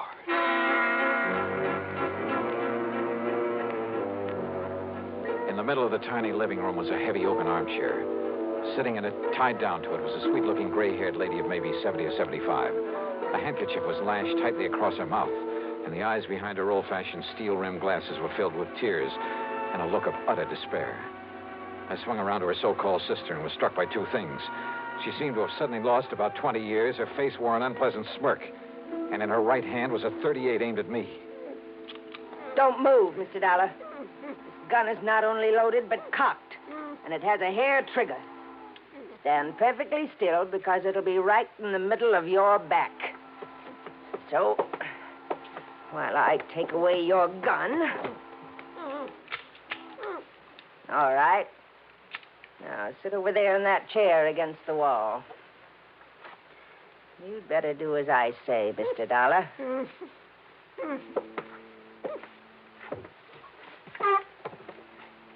Now, we may have to wait a little while, so get one thing straight. Any move, any tricks, and I pull this trigger. Mind telling me what we're waiting for? You'll see. And why you've tied her up that way? That is Helen Dana, isn't it? Why, what's the matter, honey? Getting a little short of breath with that gag in your mouth? Well, then why don't I take it out for you? No, Dollar. Not a single move. Just crossing my legs. Sure. Here now, honey. Don't want you to conk out on it. After all, you may be of some use before we're through with this caper. There you are. Johnny, I don't know what. These terrible people, they sneaked in while I was phoning you. Yeah, Helen, I guessed that. If only you hadn't come, but I thought maybe. They're smugglers, Johnny, of the worst possible kind. You tell them, honey. It'll help to kill time while we're waiting for Pete and Dollar. Okay. They're smuggling in narcotics, heroin, from the way down in Mexico. Oh, pretty smart picking a spot as far up the coast as this. If only I'd known when this man Pete asked if he could use my dock. He said it was to tie up his boat at night when he came in from fishing. How did you get onto them, Helen? When they saw I turned my lights out so early every night, they thought I was asleep. That I wouldn't notice he wasn't taking fish off his boat, but little cans of heroin. Heroin? Then Bessie here, who can look so sweet when she wants to. Why, Helen, I thought I was pretty sweet. Then Bessie would meet him with her car. How did you know it's heroin? Because they told me they'd use it on me if I don't behave myself. Which is a lot better than you'll get, Dollar. And besides, Johnny. Yeah? I found a little of it that was spilled on the dock. And I remembered how you described it once when you caught a man bringing in the terrible stuff. Yeah, she's a real smart old biddy. Except when she phoned to you, Dollar, and we caught her at it. We can handle her all right. With a little H in her veins, we can even let the neighbors see her now and then. And with me acting as her sister, taking care of her. Oh, listen, here he comes now from the dock. Just relax, Dollar.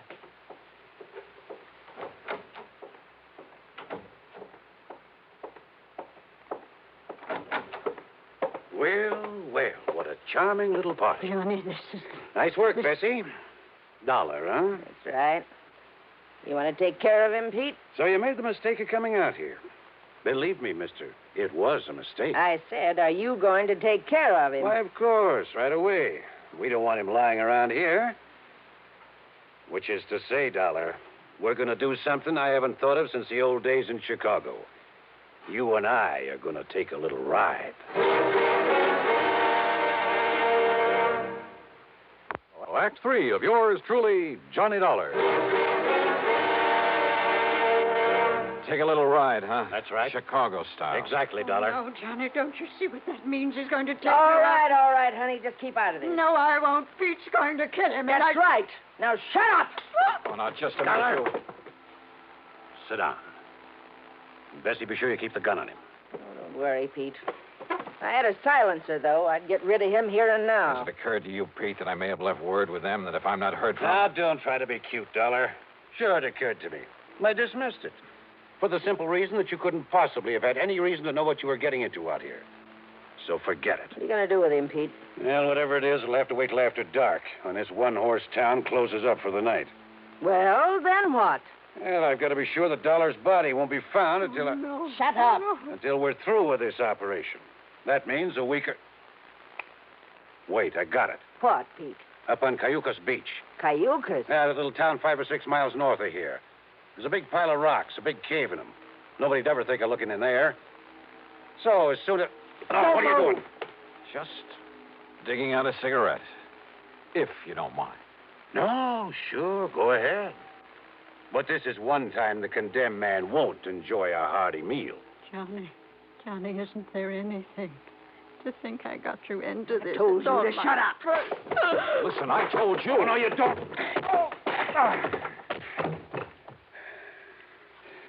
Finish him off, Pete. No. No, we'll wait for dark and do it right.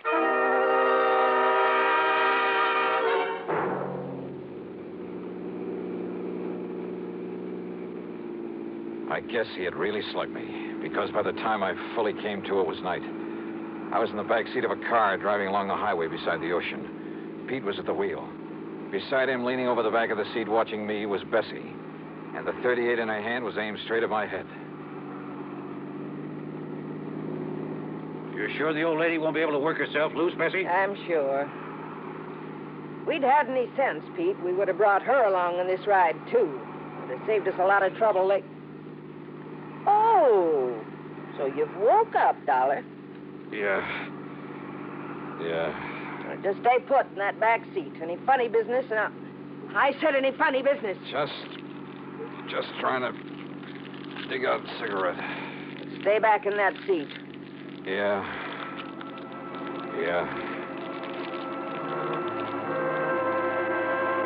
She didn't take her eyes off me for a second, or the gun either.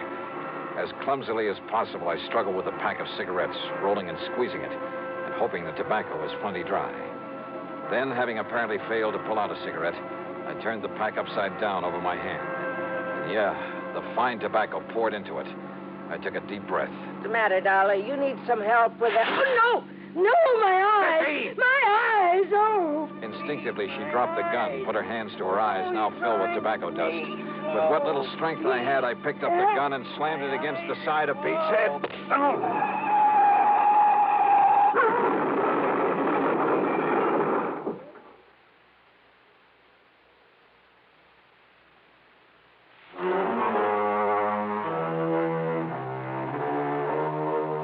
It was a commercial trucker driving one of those big interstate trailer jobs who pulled off the highway to give us a hand.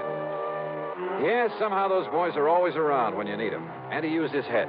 When he found my credentials in my pocket, he saw the whole picture in a flash. So he hailed down the first police car that came along and turned both Pete and Bessie over to them. Miss Helen Daner? Bless her heart. The spunky little old character was tickled pink to be involved in the whole thing. Yeah, she just can't wait to go to court and testify against those two.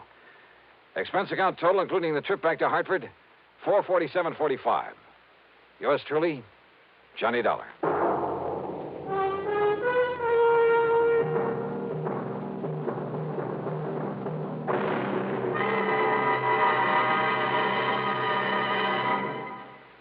Now, here is our star to tell you about next week's story. Next week?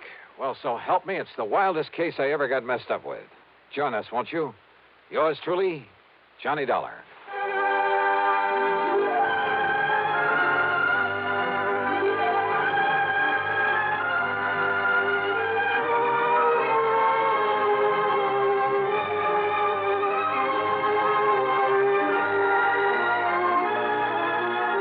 Yours truly, Johnny Dollar, starring Bob Bailey, originates in Hollywood and is written, produced, and directed by Jack Johnstone. Heard in our cast were Peggy Weber, Virginia Gregg, Bartlett Robinson, Joseph Kearns, and Russell Thorson.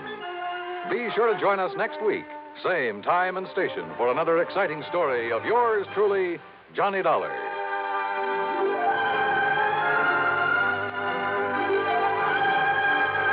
This is Dan Coverly speaking.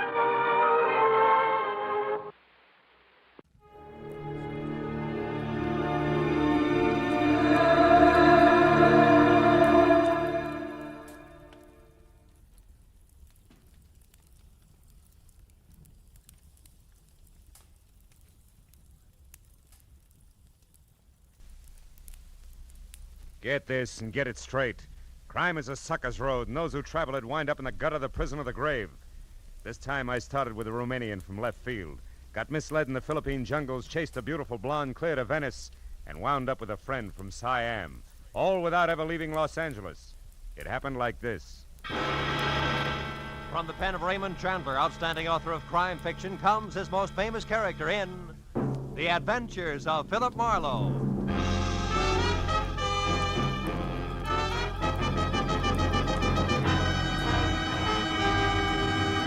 Now, with Gerald Moore starred as Philip Marlowe, we bring you tonight's exciting story, The Sword of Cebu.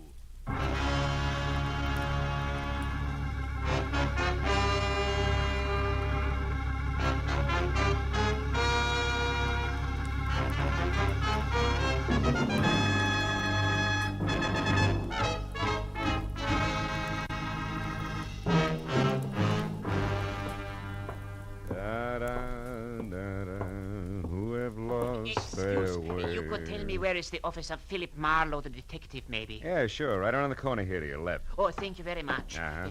My friend, you know this Mr. Marlowe, eh? Well, yes. Yeah, I think you could say I know him. Tell me, he is a reliable man? Well, that depends on what you want to rely on him for. Excuse me, will you? I want to unlock the door. What? You are Philip Marlowe? Yeah, you're so right. Come on in, Mr. Never mind. Now listen to me. I will pay you twice what Henry Pound has offered to you. Also, I will add to that $1,000 for a bonus. Wait a minute. What is this Henry Pound 1,000? Please, I have not the time for haggling. We may get $2,000, but you must work for me, not for Henry Pound. You only pretend to work for him. Now, look, Bud, in the first place, I haven't heard from Henry Pound since I worked for him 4 years ago. Huh? Second place, I still don't know who you are or what you want. Huh? Maybe you better sit down over there, start at the beginning, and tell me. You are lying! You are trying to trick me. Very well, Mr. Marlowe. The short, dumpy man with wild black hair turned suddenly savage, swung a hard fistful of knuckles at my front teeth, and piled me back up against my office desk. By the time I got out into the hall, he was gone. I was going to follow him, but my phone, screaming for attention inside, stopped me. I decided to be philosophical about it. After all, screwballs find me all the time. Hello, Marlowe speaking. Phil, this is Henry Pound. Remember me? Yes. I just had a reminder. I've been trying to get hold of you for 2 hours. My boy, where have you been? Out to dinner. Now listen, Mr. Pound, me first, Marlowe. This is most important. What? I need your help again, immediately. It no doubt includes a stubby crumb with a head full of wild black hair and a nasty temper that left here on the run 10 seconds ago.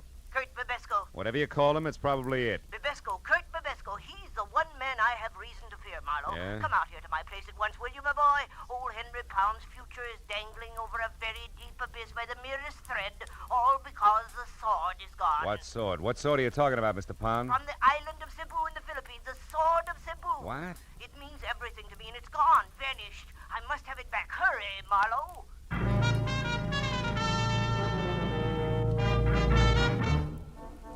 20 minutes later, I pulled up in front of the walled-in jungle Henry Pound called home and zigzagged in through an Okinawan anti-evil spirit gate. Waded past the grove of dripping elephant ears and ragged banana trees and finally made the front door. The house itself, from turned-up eaves to thatched nipa lanai, must have been gathered piecemeal on Pacific Islands, all the way from Hokkaido to the New Hebrides. It was Henry Pound himself who answered the door. Oh, Marlowe. You know, the only thing wrong with you is I never get to see you except when I'm in trouble. That's the business I'm in. Well, come in. Sure. Hey, it's quite a place you have here, Mr. Pound. The islands, my boy, yes. Since business keeps me away from them, I brought their atmosphere here to me. Even the music, huh? All but the mosquitoes. Oh, shoo-shoo.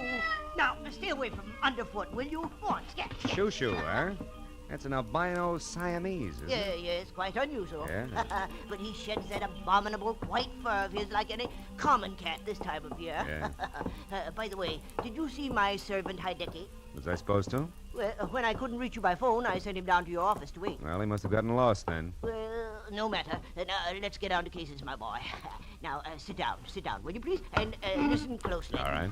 My major business, as you remember, is importing pearls from the Orient. Yeah, I remember. And since you worked for me last, I acquired a partner, a fine fellow named Voss in Manila. Mm-hmm. With his contacts there and mine here in the States, we've been extremely successful. Was he the one who sent you that sword you mentioned? Yes, it arrived 2 days ago, but he sent over half the curios you see in this room.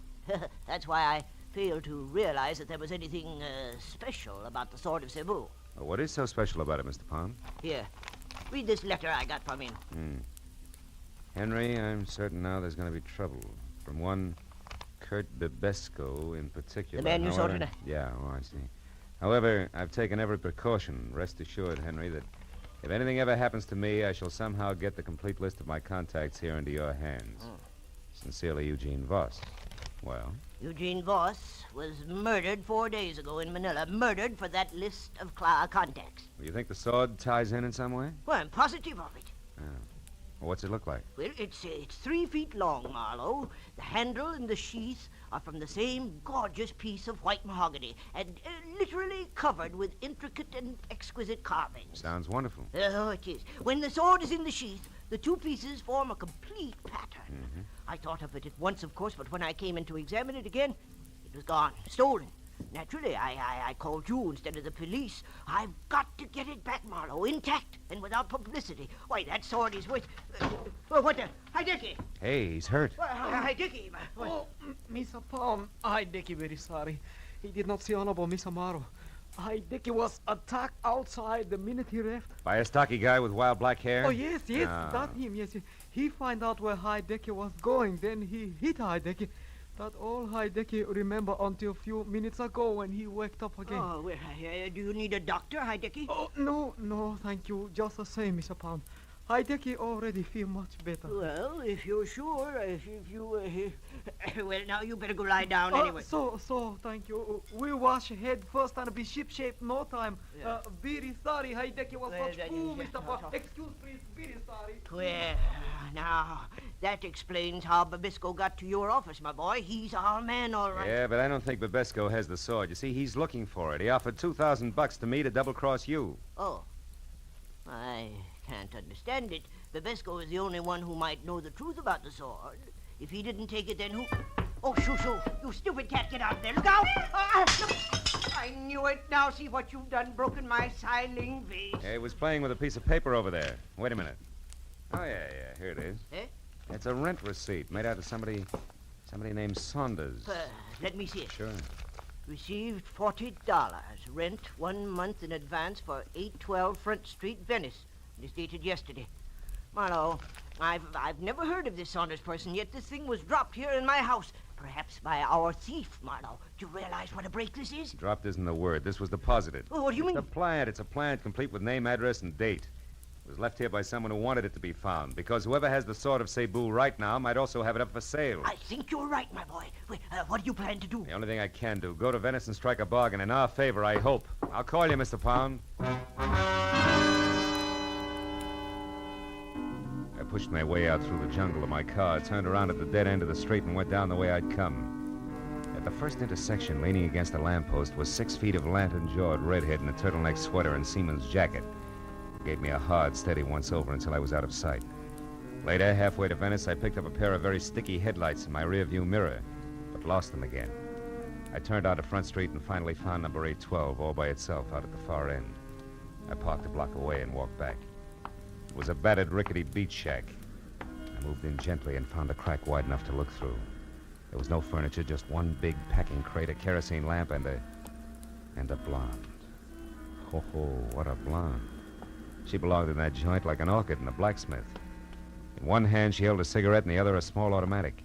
I went quietly to the back of the house, found a tin can, and threw it. And I plastered my back up beside the door and waited. She came out slowly, gun first, and when there was enough showing to get a hold of, I grabbed. Let go. The gun, sister. Come on, give. There. That's better. Now we can go in and talk, huh? You think you're so clever. I get by. Hey, cozy little spot you picked. You got here, so it serves its purpose. Who are you? Philip Marlowe, Henry Pound's private detective. Where's his sword?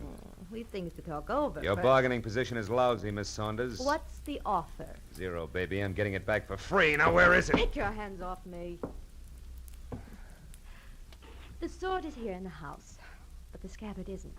And one's quite worthless without the other, you know. You're not taking a lot of chances, are you, kid? The sword has already brought me $5,000, Marlowe, and I've only just begun.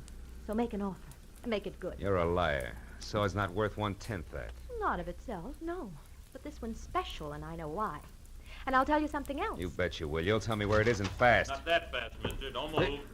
Drop the gun. Now you can turn around. Well, a lantern jaw with red hair. So you were tailing me after all. You said it. Now, wait a minute. Shut up. But I... Get out. The front door. Go on, beat it. I'll see you later. Now you, mister. Now what? Now we sit down, a couple of smart guys, and find a good, sensible way to work this out. Only I'm just a little smarter, because I got the only gun. Keep talking. What'd you say the sword was? Speak up, fella. Time's running out. Sounds like time's not the only thing that's running out, Red. Somebody's in the back room. Sorry, Tootsie, but now this only works one. Wait! Oh!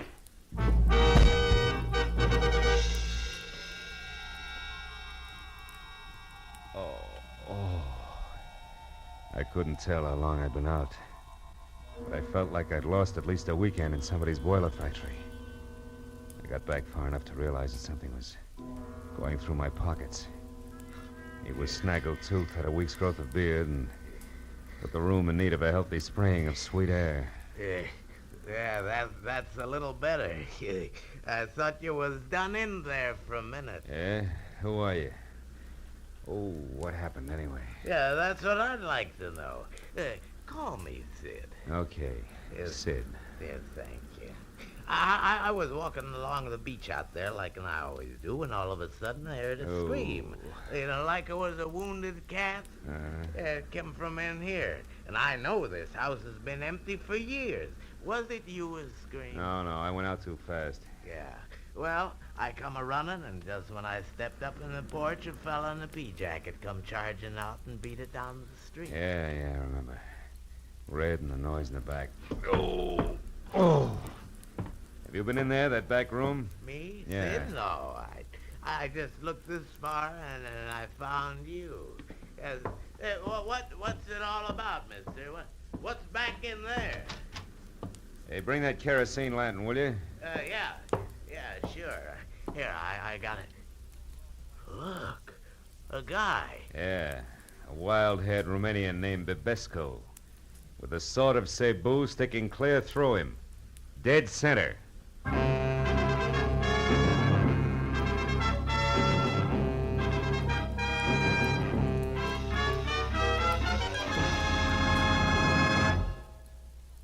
Now, with our star, Gerald Moore, we continue with the second act of Philip Marlowe and tonight's story, The Sword of Cebu.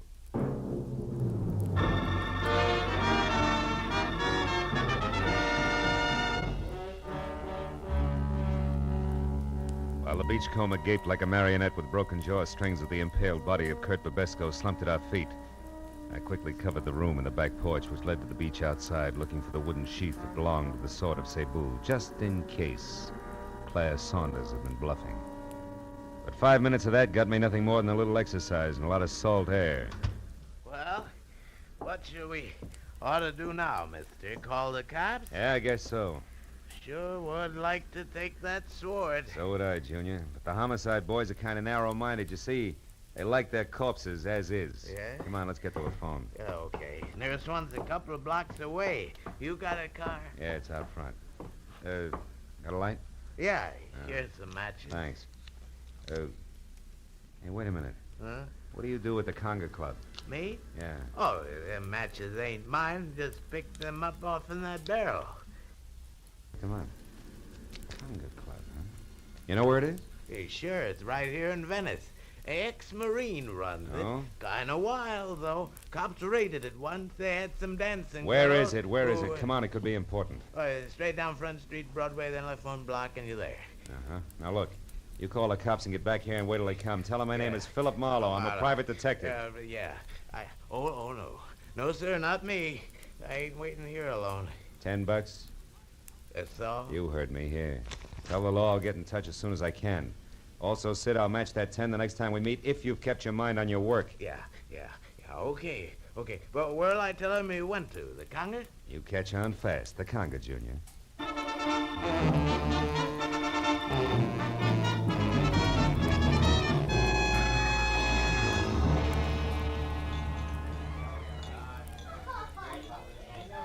What'll it be, Mac? Scotch and a little information. Girl named Claire Saunders, dressed in a white linen... I never heard of her, Mac. Oh. I see so many people, you know. Yeah, sure. Now, you get what I mean, don't you, Mac? Oh, of course, yeah. Well, you better make that a double scotch. I'm through. He should have known better. Trusting a fast dame with every cent of his war bonus, a jerk. Wait a minute. Huh? War bonus? Yeah. Who should have known better? Well, Yeah, I'll be with you in a minute, Kelly. Wait a minute. Look, who should have known better, mister? My kid brother back in New York. He's a vet, Marines. He got his check from the state, and he turned it over to this Claire Saunders. They were going to get married. That's what she said. And that was the last he saw of her. Oh, well, it happens every day. He'll know better the next time. Wait a minute, Mac. I just happen to remember. I know that doll. You do? Yeah. Been around a couple of days now. It's pretty flush, all right. Know where she's staying? Yeah, sure I do. A ritzy motel about 4 blocks from here, the Pavilion. Pavilion, huh? Yeah. She got bungalow 10 there, Mac. I know because she was complaining about it being the N1 and too long a run for the bellhop and a cracked ice detail. Oh. You go get her, Mac. And when you do, tell the kid brother that another ex-Marine tipped you off. Yeah, you bet I will.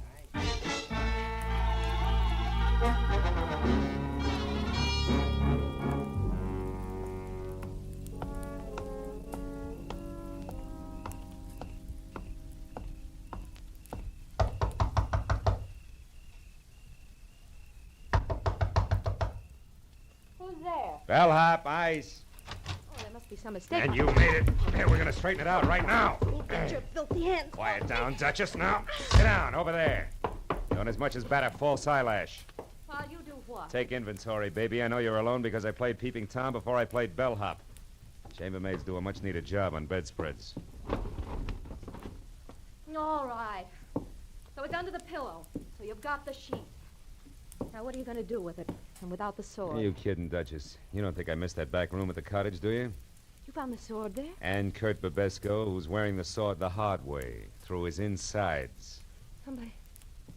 Somebody was killed with a sword. Oh, come on. It's a little late for that wide-eyed pitch, baby. Doesn't your carrot-top partner tell you every time he kills? Marlowe, you got everything wrong. Oh, sure I have, yeah, sure. But just for laughs, let's pass it and you along to the cops, huh? Oh, no, please don't. Please.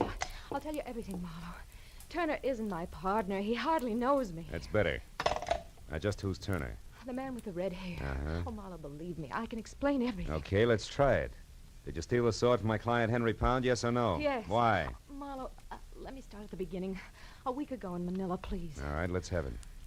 It was late in the afternoon, and I was shopping for a handbag, just looking in store windows, when suddenly I noticed a man hurrying down the opposite side of the street. A man who turned out to be Eugene Voss, Henry Pound's partner, maybe? That's right. I could tell he was afraid of something, Marlowe. He darted into a curio shop nearby. A minute later, I saw Turner. You know him? Just slightly. We'd met once. Obviously, he was following Voss. But he didn't go into the curio shop. Instead, he hid close by. And then when Voss came out, he shot him, Marlowe. Just like that, huh? He was gone before anyone knew what had happened. I ran over to Voss to see if there was anything I could do to help. But there wasn't. He was dying. Oh, it was frightful.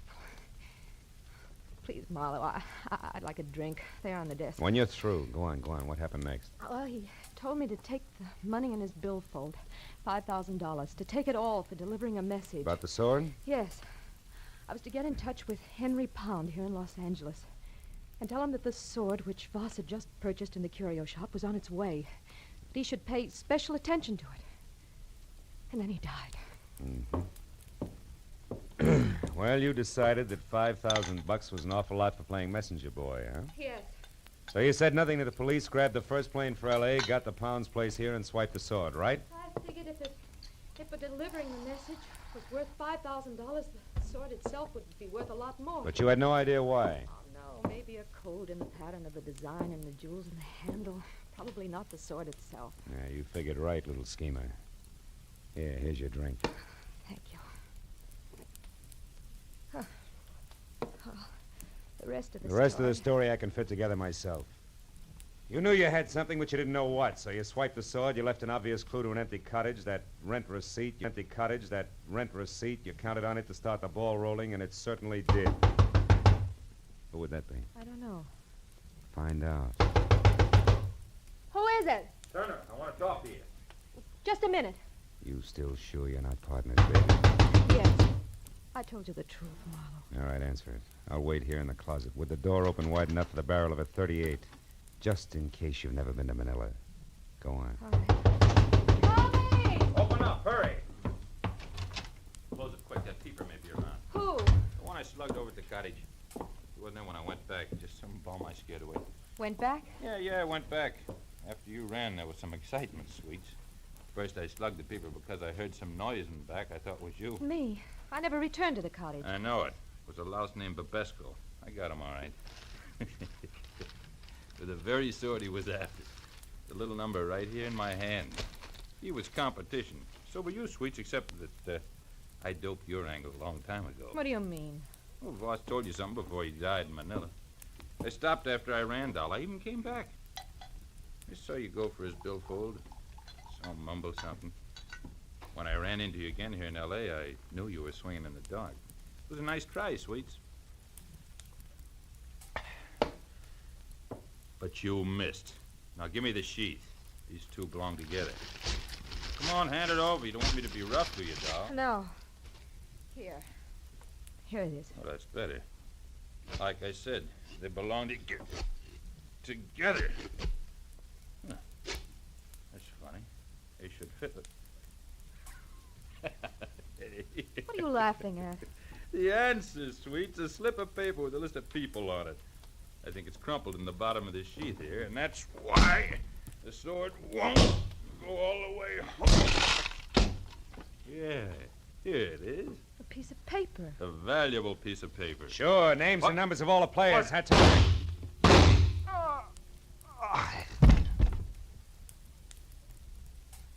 Marlowe. Marlowe, he's dead, isn't he? Yeah. Just about as dead as a guy named Eugene Voss was last week on a sidewalk in Manila. Or the party called Babesco. What is it? Turner's dead, but I don't think his partner is. Marlowe, you thought I was his partner. Hmm? Oh, yes, and I thought wrong, Claire. But now I got a little more to go on. I'll see you, honey. Oh, no, wait. What am I supposed to do? Call the police and explain it all away as a practical joke? Marlowe, have a heart. Where are you going? Back to my client, little dreamer. I think you can give me a line on that partner. Be good.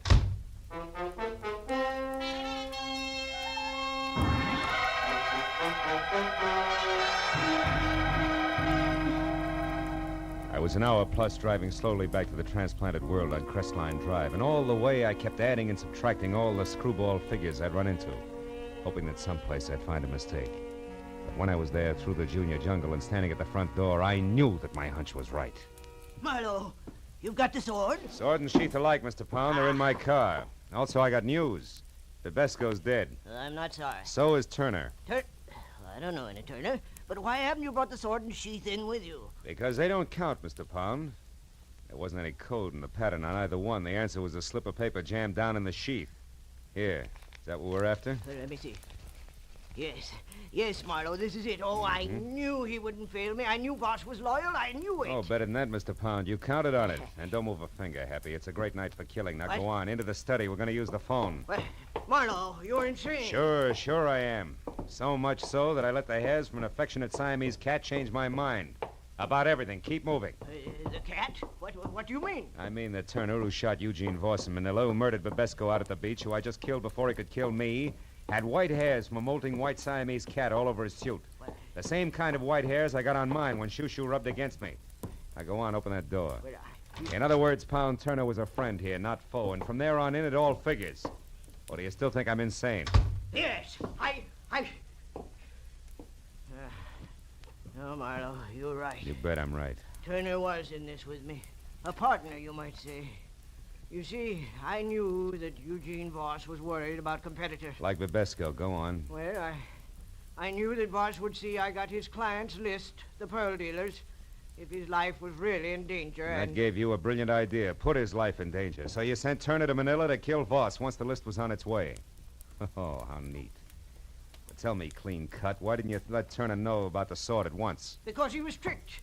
Voss planted a fake list at his hotel, hoping that Turner would find it and go his merry way, which Turner did. He didn't know it was fake until he arrived here this morning. Which, of course, didn't affect the scheduled murder. Nice and thorough, aren't you? Or have you left out some little detail I should know, like why you bothered having Turner get mixed up in this at all tonight?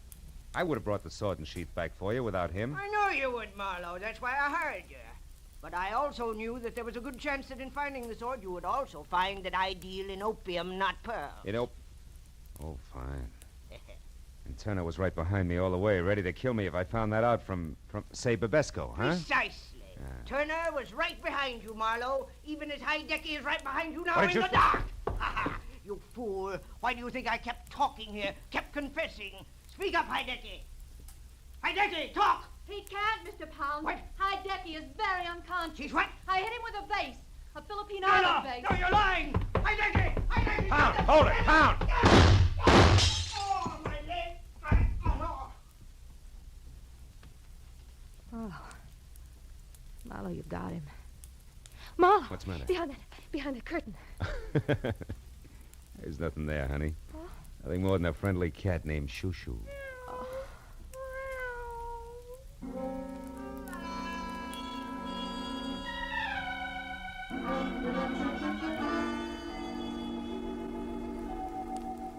It took a long time. It always does. But finally, the police in Los Angeles and the police in Manila knew exactly who had done what to whom and why. All of which left Henry Pound, the vicious little character who wouldn't even recognize honor among thieves, with a short, unpleasant future. And I thought about him and every rotten thing he'd done as I walked through his imported island jungle to my car. Thought about him and Babesco, about Turner, the houseboy, about Eugene Voss, and I didn't think about Claire Saunders until I got to my car. Was in behind the wheel, headlights on. The words were written in lipstick the length and breadth of my windshield. Still, dear, I stepped out when nobody was looking. But don't fret, because from here on out, I'm going to be very good. I've learned my lesson. P.S. My plane doesn't leave until morning. Would you like to help me wait for it at the airport cafe. They have good food and they're open all night. Claire. Airport cafe. It's an hour's drive. Unless I hurry.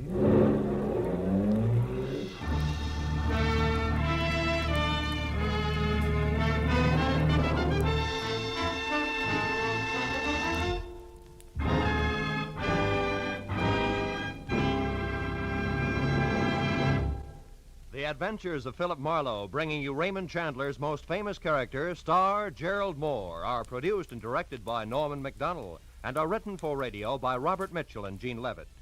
Gerald Moore can currently be seen starring in Republic's The Blonde Bandit. Featured in our cast were Gene Bates, Junius Matthews, Barney Phillips, Byron Kane, Paul Frees, and Anthony Barrett. The special music is composed and conducted by Richard Arrunt. Be sure to be with us again next week when Philip Marlowe says... This time, an old Spanish woman who cared, a redhead and a mink who didn't, and a green suede button beside a corpse, all led me to a wounded man with a gun in his hand, cornered on a warehouse roof.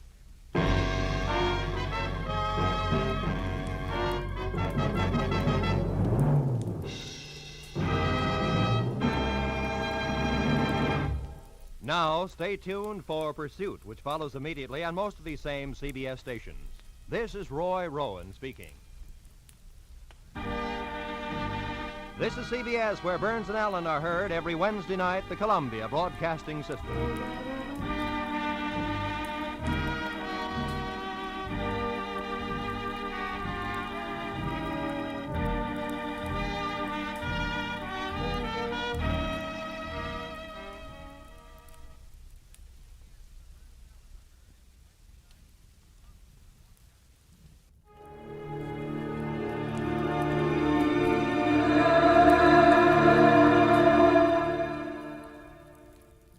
In the shadowy halls of Jefferson Enterprises, where fortunes are made and secrets are worth their weight in gold, young millionaire Alec Jefferson finds himself entangled in a web of deceit. With the city's elite watching his every move and a mysterious figure lurking behind polished boardroom doors, tonight's story unfolds in a high-rise office shimmering with late-night neon and the ticking of $1 million clock. The stakes are high, and trust is a rare commodity. Let's go back to the day this episode aired and find out what the most important news of the day was. It was April 12, 1953, and that day, the world witnessed Dr. Jonas Salk announcing promising results from polio vaccine trials, while in Cairo, Egypt, a new government crisis threatened regional stability. Johnny Dollar. Bob Douglas, Corinthian Life, Johnny. How soon can you leave for California? Right away. My right big toe needs defrosting. What's the matter? A policyholder, young fellow named Jefferson, went west on an oil deal and he's disappeared. It might be murder. Well, I guess I'd better pack 2 shirts. Looking for one man in a big state like California can be murder.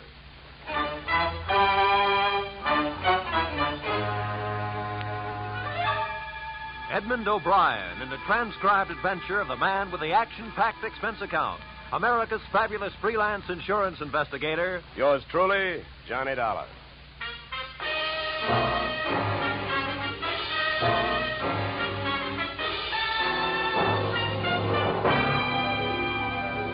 Expense account submitted by Special Investigator Johnny Dollar to Great Corinthian Life Insurance Company, Hartford, Connecticut.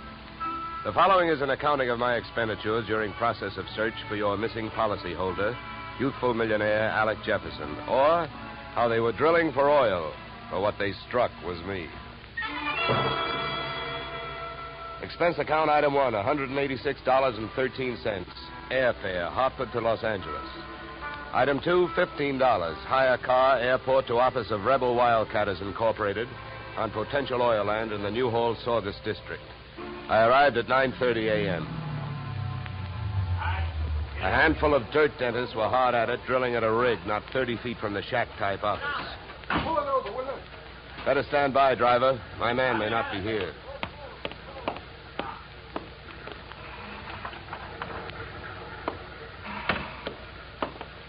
Morning. Can you tell me where I'll find Mr. Flaherty? You're talking to him. I'm Mars Flaherty. What can I do for you? My name is Johnny Dollar, Mr. Flaherty. Yeah. I've been sent out here by the Corinthian Life Insurance Company to see if I can get a track on your partner, Alec Jefferson. I see. Well, it's their money you're spending, Dollar, so I don't care much if you waste it. But if you don't mind my saying so, I do think you're going to be wasting your time. Well, I get paid by the day. Then I guess you don't mind wasting time. Oh, look, don't get the idea I'm just naturally pessimistic. I'm not. It's just that I've already done a lot of looking for young Jefferson, and when that bird flew the coop, he didn't leave a feather you could trace him by. Well, do you have any objection to giving me a few details? No. Sit down. Not at all. Thank you. To save time, maybe I'd better tell you what I already know. Well, it can't be much. It isn't. I suppose you realize Corinthian Life is the administrator of Jefferson's father's estate. Yeah. I know that. Well, having charge of the money, they naturally know that young Jefferson financed this operation. That's right. His money, my experience. The only thing we needed was a little more luck. Well, there you have it. That's all I've got. What can you tell me? That whatever young Alexander got, he was asking for. For a guy built like a cream puff, he got mighty strong around here. Around an oil field, that isn't healthy even for a big guy. You know. How do you mean he got strong? Too much money, too much opinion. That mixed up with too many other men's women can mean trouble for anybody. Any particular women? Too many. Mind telling me who they are? No. Matter of fact, I got a list right here. Yeah, you can have it. I already tried it. Just one more thing. Yeah? How and when did he drop out of sight? A week ago last night. Yeah, he left here at 5 o'clock for his apartment on the Sunset Strip in Hollywood. He never got there. I checked that, too. Here, yeah. Give me that paper back for a minute. I'll write down the address. Thanks. Well, I'll be around. Oh, by the way, the first thing we try to figure out in my racket is who would benefit most. How would you like to have him found? Dead or alive? Either way, Dollar. I can take it. I've lost partners before.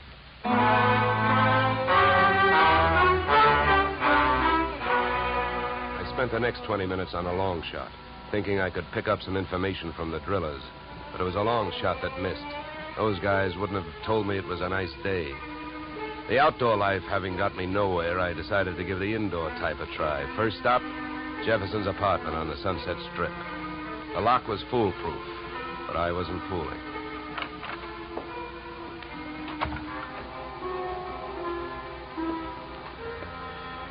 The joint was decorated in a lovely shade of hangover green.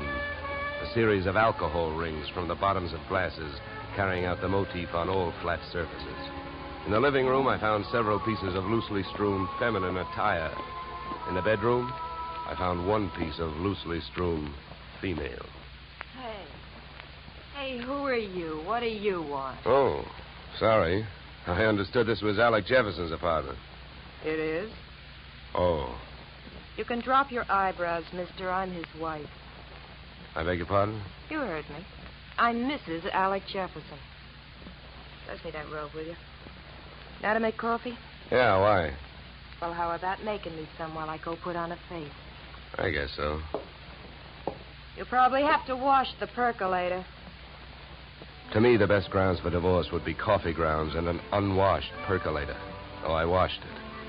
I also made the coffee, wondering the while how she had made the matrimonial grade. Right then and there, I'd have given her the Bad Housekeeping Award. She looked like the kind of a girl who could get into a beauty contest, but like she'd never win it.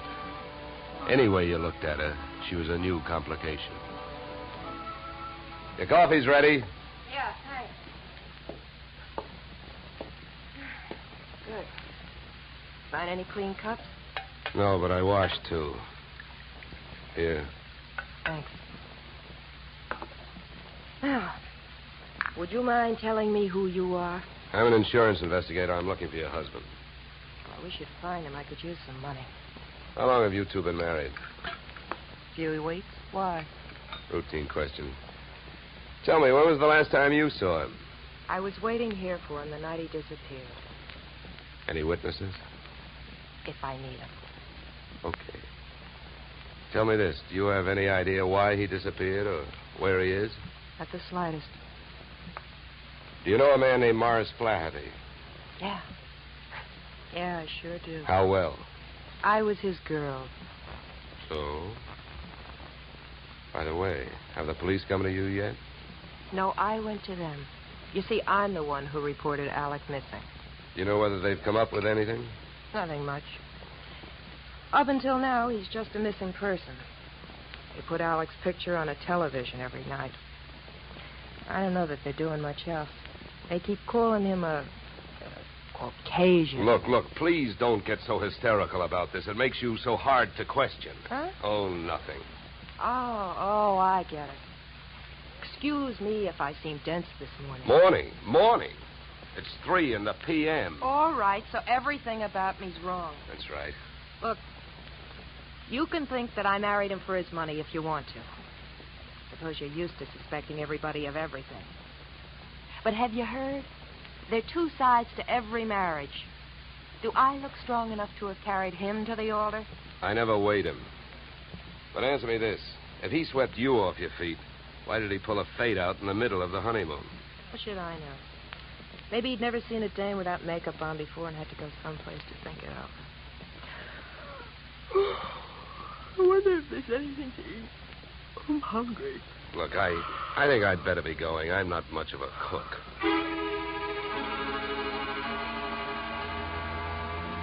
When you're working on a case, your nerve ends are easily disturbed. So when I left the house and saw a hardtop blue Plymouth parked opposite the apartment, mine clanged an alarm. In the car sat an equally hard-topped man reading holes in a newspaper. I gave him the slow walk-away and quick turn treatment, and I caught him with his newspaper down. Then I had to go into my act. Why, George, you old son of a gun. Huh? Oh, my gosh, it's good to see you. What are you talking about? My name ain't George. What? Well, I'll be. What you know is I came out of the house, I got half a look at you, and as I started to walk away, the face registered.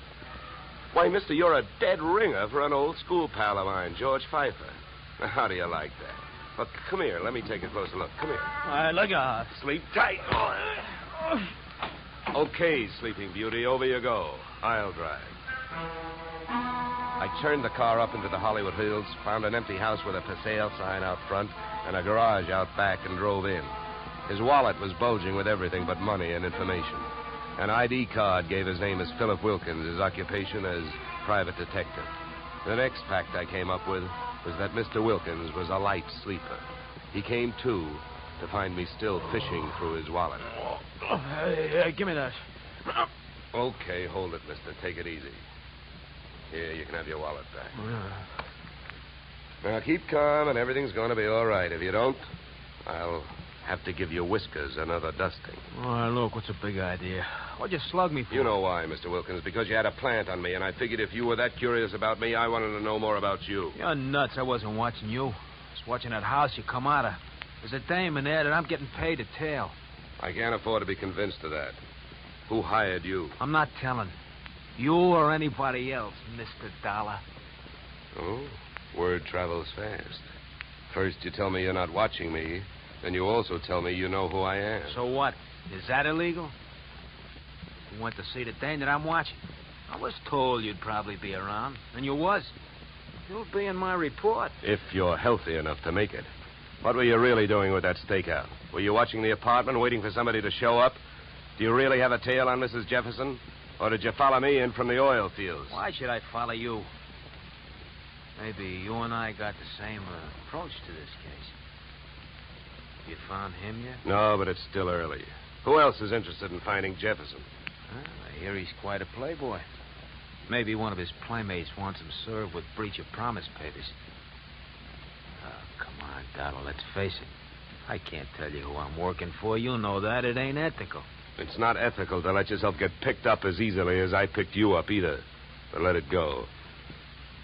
I don't suppose by any chance you know a man named Mars Flaherty. Know him? I'd like to see one of his derricks fall on him. Why so? What did he do to you? A couple of days ago, I went out there to try and sell him some information. He had 3 of his men beat me up and throw me off the oil field. Yeah? What's with that look? Would you believe me? Who knows? You might be telling me you hate Mars Flaherty to keep me from thinking you're working for him. I think you better get out of this car and let me drive away, Dollar. You're in a lot of trouble. I don't think so. Oh, you don't think so? I can have you pulled in for kidnapping. If that's what you have in mind, then first you'd better get a few witnesses for yourself. Now, come on. Suppose you calm down for a minute. If you really hate that guy, well, maybe we can make a deal. If it's against him, I'll deal with him. How much do you know about Flaherty? My bookie's marked lousy from way back. He's promoted about 50 wells, and none of them ever happened. He's wild to hit oil. It's my guess that he's got a hunch that this is the big one. That's why I think his partner disappeared. Yeah, what difference would that make? Even if his partner turned up dead, Flaherty would still have to split any profits with young Jefferson's estate. Maybe not. I know they had a queer deal. Well, who'd know about that deal besides Flaherty and Jefferson? I don't know. But I do know one way of finding out what it is. How's that? Flaherty keeps all his papers in the safe in his office. I've even got the combination. I'll give it to you. You keep it. Wilkins, I still don't know who you're trying to get even with, Flaherty or me. So what I'm going to do is give you half a break. Then I'll only be taking half a chance. Yeah, then why don't you want the combination to the safe? I don't need it. You're going to open that safe. Because you're going out there with me. Tonight.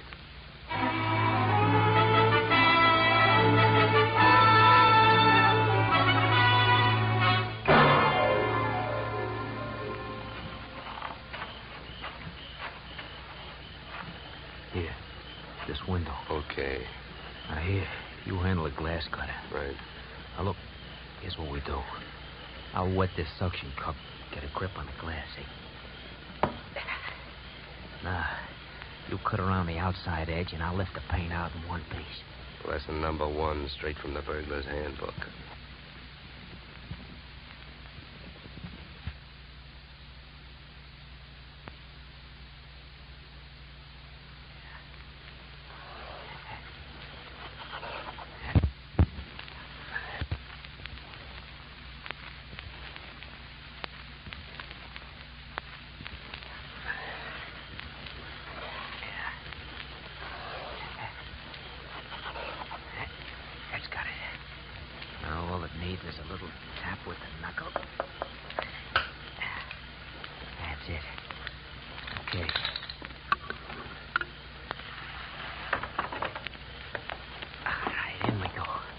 first. Okay.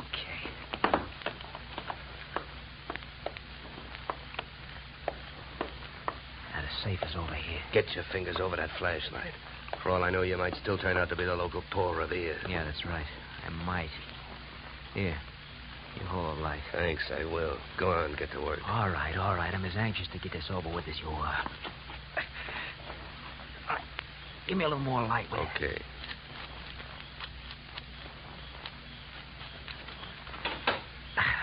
There you are. All right, go to it. You go to it. You reach in.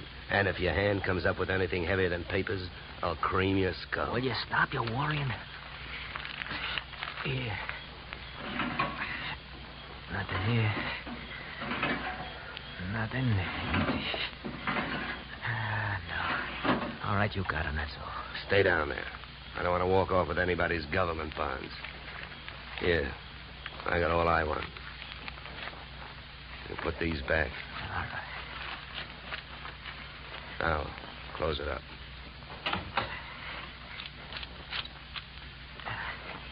All right, now, come on. Let's get out of here. Just a minute, Wilkins.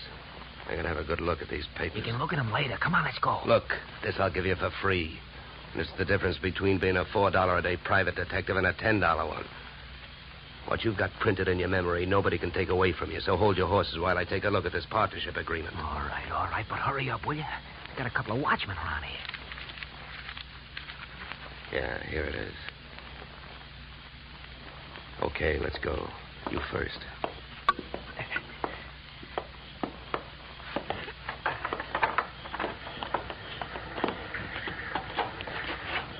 Okay, back to the car. Make it fast and easy.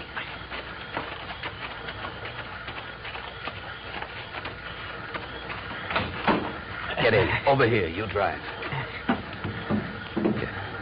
You know, Wilkins, I had a clammy feeling for a while back there that we weren't going to make it. Don't go starting any celebrations. You didn't make it.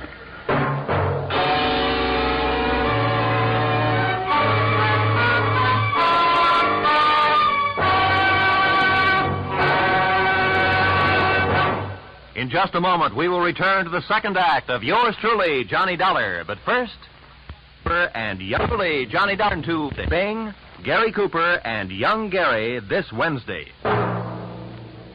Now we return to yours truly, Johnny Dollar, starring Edmund O'Brien.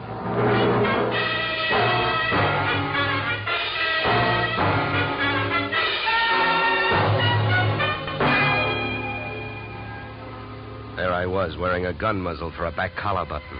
My left leg picked up the nervous vibrations of my front seatmate, Philip Wilkins.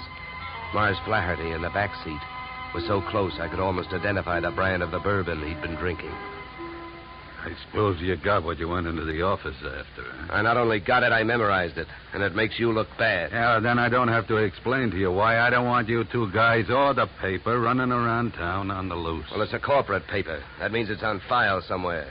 So what difference does it make? Start the car. Where are we going? To my house. Go ahead, get going. Okay, Wilkins, you better roll. What's at your house? The reason that paper makes a difference right now. The guy you came here looking for showed up. Alec Jefferson, where is he? He's where we're going. My place. Well, then I guess maybe my employers have got nothing to worry about. Nothing but paying off on his life insurance. Alec Jefferson's dead.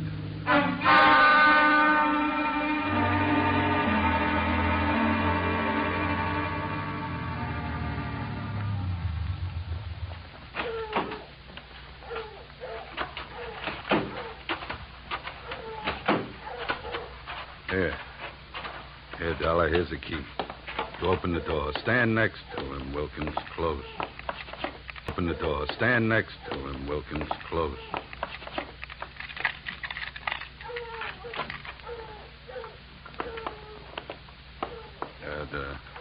The light switch is on your right.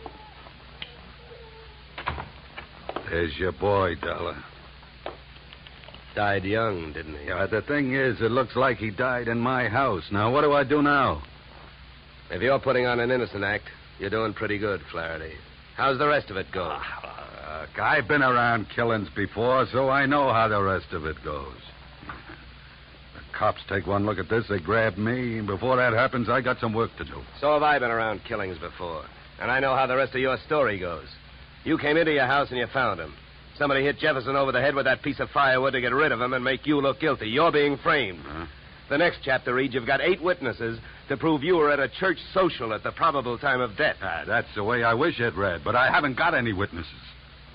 I've been on the loose out in the hills ever since I saw you this morning. Oh, yeah? What are you, a nature lover? An oil man. In my racket, you never stop sniffing. When I came back and found him here, I headed it for the office. I wanted that paper you got out of the way for the time being. Would that gun of yours object if I looked the body over? Help yourself. Thank you. Any idea how long he's been dead, Dollar? Oh, hard to tell. Feels like quite a while. Could have happened before I met you. What do you mean by that? Nothing. Hey, Flaherty. Huh? You ever see this before? Oh, what is it? An earring? No, let me see that. Here, hands off. Don't touch it. That's another $4 detective move. You don't touch evidence. You draw a mental picture of it. What are you trying to do? Involve yourself or uninvolve a client? How about it, Flaherty? Do you have any idea who that earring belongs to? Maybe one of the dames on that list you gave me, huh? I wish I could get away with lying to you, Dollar, but I don't think I'm in a position to try. Huh? It belongs to Ada. Oh? Jefferson's wife? Not legally. What do you mean? I married her in Mexico in 45. She must have liked the scenery. She took Jefferson down there and went through a ceremony with him 2 weeks ago. Without divorcing you? That's right. You guys really turned out to be partners. Now, how about that earring? How do you know it belongs to Ada? Well, it's one of a set I bought for her about 6 months ago. Well, I might as well tell you. They'd find out anyway. Uh-huh. Well, I don't suppose you're in the mood to let me do what I want to do. What's that? Call the police? No, not yet. Well, I'll tell you one thing. With this piece of evidence that just turned up, you're wasting your time holding on to us. What you should be doing is getting to Ada before she flies the coop. That would really fix you up.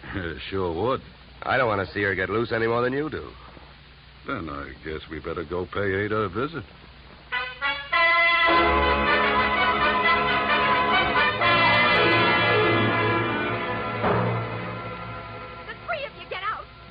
All you got is one lousy earring, and if you think I'm going to stand here and listen to you try to pin a murder on me, you're nuts.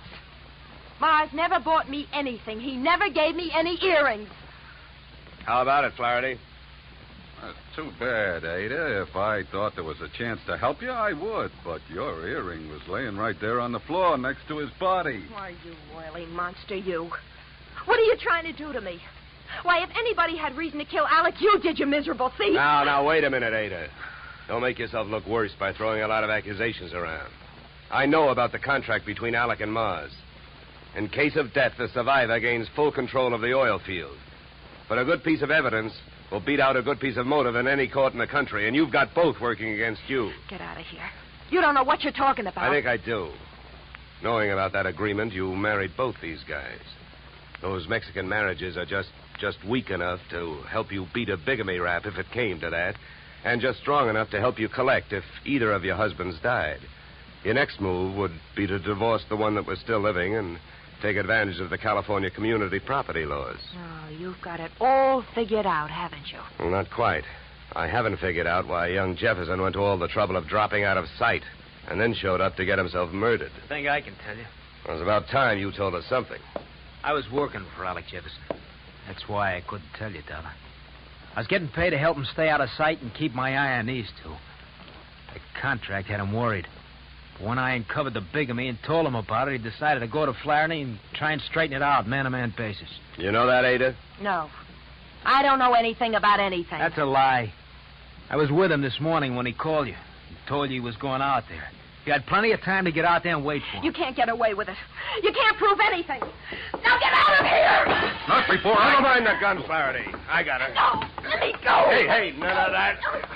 Around you go. That's better. Yeah, much better. Now, come on, Angel, across the room. Well, Flaherty, Don't you think I'd better call the police now? I'm afraid there's nothing else to do. Okay, then you hold her. You put your hands on me. You dirty. Get me police, operator. My name is Dolar. I'm calling from apartment 3C, Horizon View Apartment, Sunset Strip. I've got a murderer here for you. It's out in Newhall, but that can wait. Well, dead bodies usually do, but you never can tell about a killer. Well, that's it. You got a good tight hold on her, Flaherty? Yeah, I can handle it. Good. Then handle this. Are you nuts? What'd you do that for? I wanted to keep him on ice till the police get here. Mars Flaherty is our boy. What? Come here, Ada. What is it?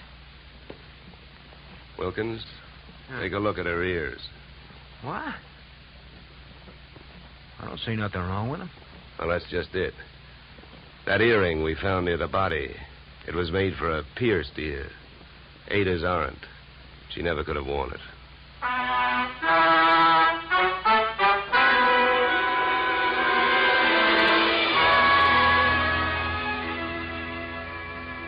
Moral? If Flaherty had been a nice enough guy to buy jewelry for his wife when he had her, he wouldn't have bought the wrong kind of earring when he wanted to set her up as a patsy. The police traced his purchase of same to a Main Street pawn shop. But what really nailed him was the biggest switch of all. Since the murder weapon was a shaft of rough bark firewood, there were no fingerprints on it. But by the same token, there were weapon prints on Flaherty's fingers. A batch of tiny splinters under the skin. Inasmuch as my own girl furnished the practice which made me perfect on this case, I assume you will not be annoyed at my listing expense account item 3, $65, one pair gold earrings inscribed, to Olga, with love. Item 4, $187.13, return transportation, Los Angeles to Hartford. Expense account total, $711, signed yours, truly, Johnny Dollar.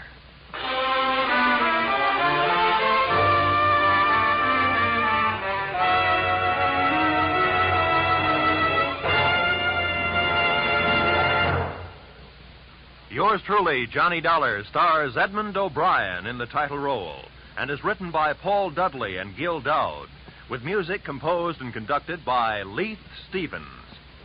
Edmund O'Brien can currently be seen starring in the Harry M. Popkin United Artists production, DOA. Featured in our cast were Michael Ann Barrett, Ed Max, and Tony Barrett. Yours truly, Johnny Dollar, is produced and directed by Jaime Del Valle.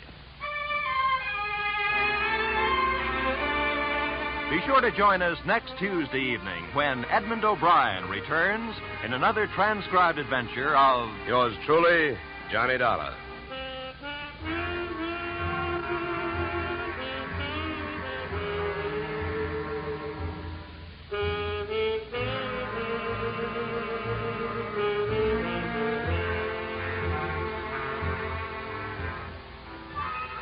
Blizzards in the western states, floods in Texas, hurricanes in Florida, tornadoes in Louisiana. Wherever disaster strikes, the American Red Cross stands ready to lend assistance. The Red Cross helps victims not only at the terrifying moment when disaster strikes, but also in rehabilitation. This is just one of the many nationwide activities of the Red Cross. Give generously to its latest drive. Now stay tuned for the adventures of Philip Marlowe, which follows immediately on most of these stations.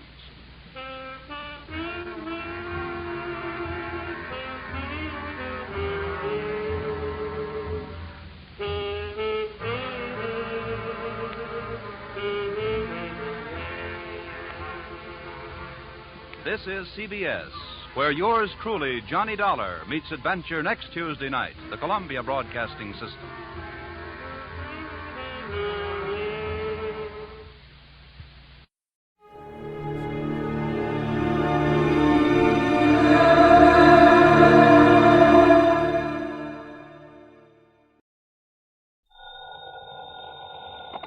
Johnny Dollar. Earl Poorman, Johnny. Johnny, down here in Sarasota. Earl, so how's the insurance business down in Florida these days, to say nothing of the fishing? Why don't you come down here and find out for yourself? But now listen. I'm listening. You remember how my home is situated out here on St. Armand's Key? Well, sure, I ought to. I've been there often enough. It's near the end of a long bayou that comes in from Sarasota Bay. Yeah, and the bayou is lined with expensive homes, private docks, and it's full of mullets, sea trout, sheep's head, flounder. So what about it? Johnny, what would you think if I told you I'd sold a man $50,000 worth of straight life insurance? Well, I think you were just doing your normal... Huh? Did you call to talk fishing or business? Listen, will you? Okay. What would I think if you sold a man a $50,000 policy? And? And then, 3 days later, just this morning, as a matter of fact, found his body floating under my dock. Oh. Okay, Earl. I think I'd better grab the first plane I can. That's what I think. And not to go fishing.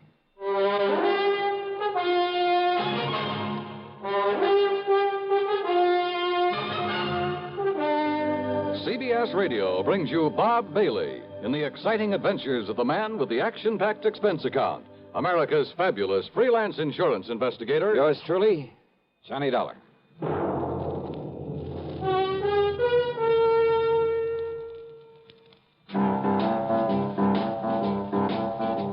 Talk about best-selling records. Here's a familiar tune about America's best-selling filter cigarette, Winston.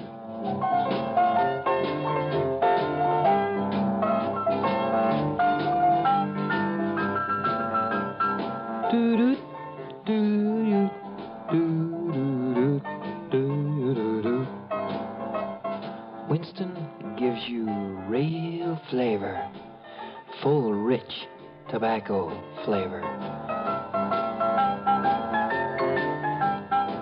And you know, that's because only Winston has filter blend up front.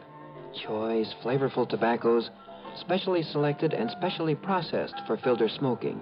No wonder Winston tastes good, like a cigarette should. Smoke Winston. And now, Act One of yours truly, Johnny Dollar.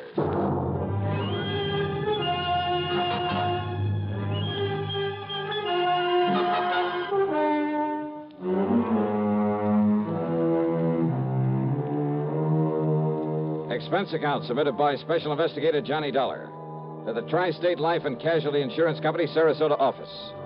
Following is an account of expenses incurred during my investigation of the Bayou body matter.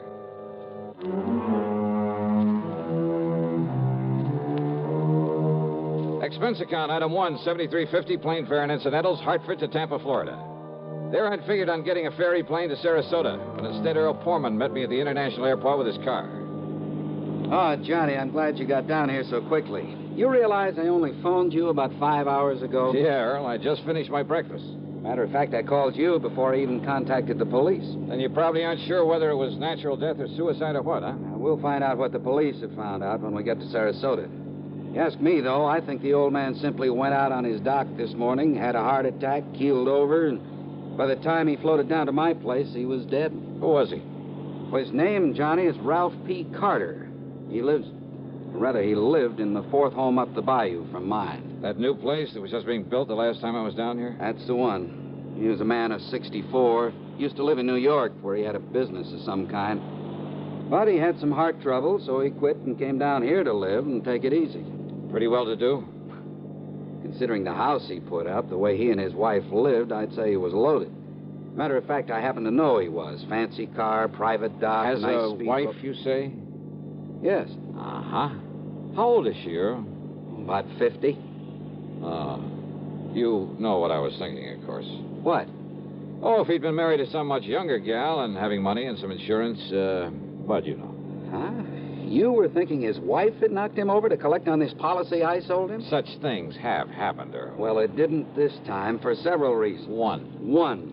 He already owned a couple of other policies issued by some company up north, big ones, totaling over $200,000. 2, both he and his wife have so much in blue chip stock, so much in the bank that, well, that $200,000 won't mean a thing to her. Funny, then, that he should buy $50,000 more from you. Third, Carter's wife never knew about this policy I sold him. Oh? No. Nor is she named as beneficiary of it. Who is? Hold your hat, Johnny. This is right out of the pulp magazines. What do you mean? The beneficiary happens to be a former stripper. Stripper? You mean from burlesque? That's exactly what I mean. Her name is Mitzi Taylor. She lives up in New York. I see. You know the connection, Earl? Well, from what he told me when he bought the policy, well, I guess he'd known her pretty well in the old days, before he and his present wife got married. They were only married about 3 years ago, incidentally. Incidentally, huh? Well, what's that mean? Earl, I got a kind of funny idea cooking in the back of my head. About his wife, I mean. About his wife? Yeah, let's get on down to Sarasota and find out what the police have learned.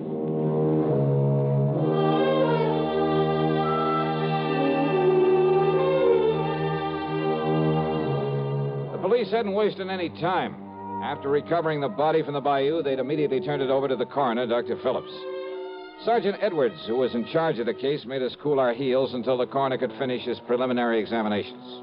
But why an autopsy, Sergeant? You mean you suspect foul play, something like that? He was alone. He was unattended when he died, Mr. Pullman. That means an autopsy is mandatory. Oh. Hey, tell me this, Sergeant. Do you yourself have any reason to be suspicious of how Mr. Carter may have died? You don't mind, sir. I'd rather wait until Dr. Phillips is through before we talk about it. Which means you did find something suspicious. I didn't say that, sir. Well, you might just as well have. Did you talk to Mrs. Carter? No, sir. What? It happens she isn't home. Then she doesn't know her husband is dead?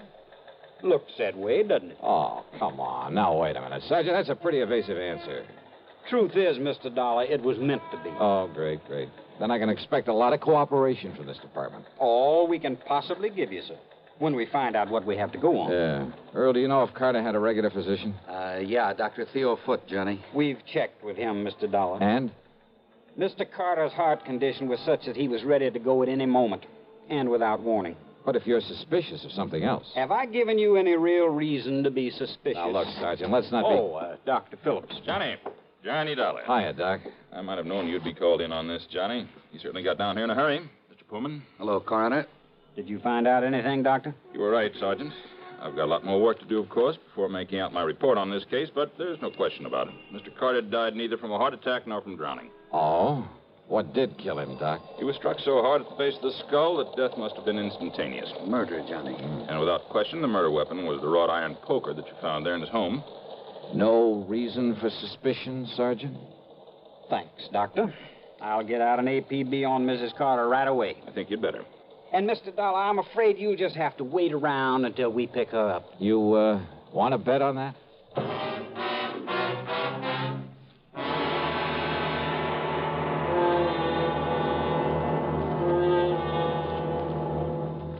Act two of yours truly, Johnny Dollar, in a moment.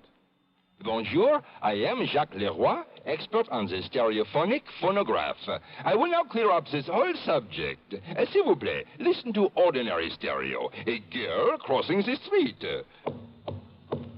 Eh bien, now on Columbia Stereo 1.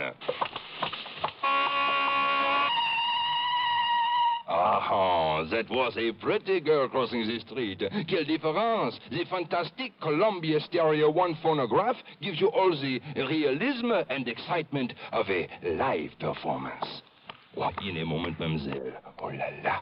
Oh, pardon. You see, only Columbia has exclusive stereo projection. Not just a few separated speakers, no, but multiple speakers that send interlocking circles of sound through every inch of a room. See the Columbia phonograph, man, tout de suite. Columbia Stereo 1 portable start at $39.95. Consoles from $129.95. Attendez, ma chérie! Wait for me! And now, Act two of yours truly, Johnny Dollar and the Bayou Body Matter.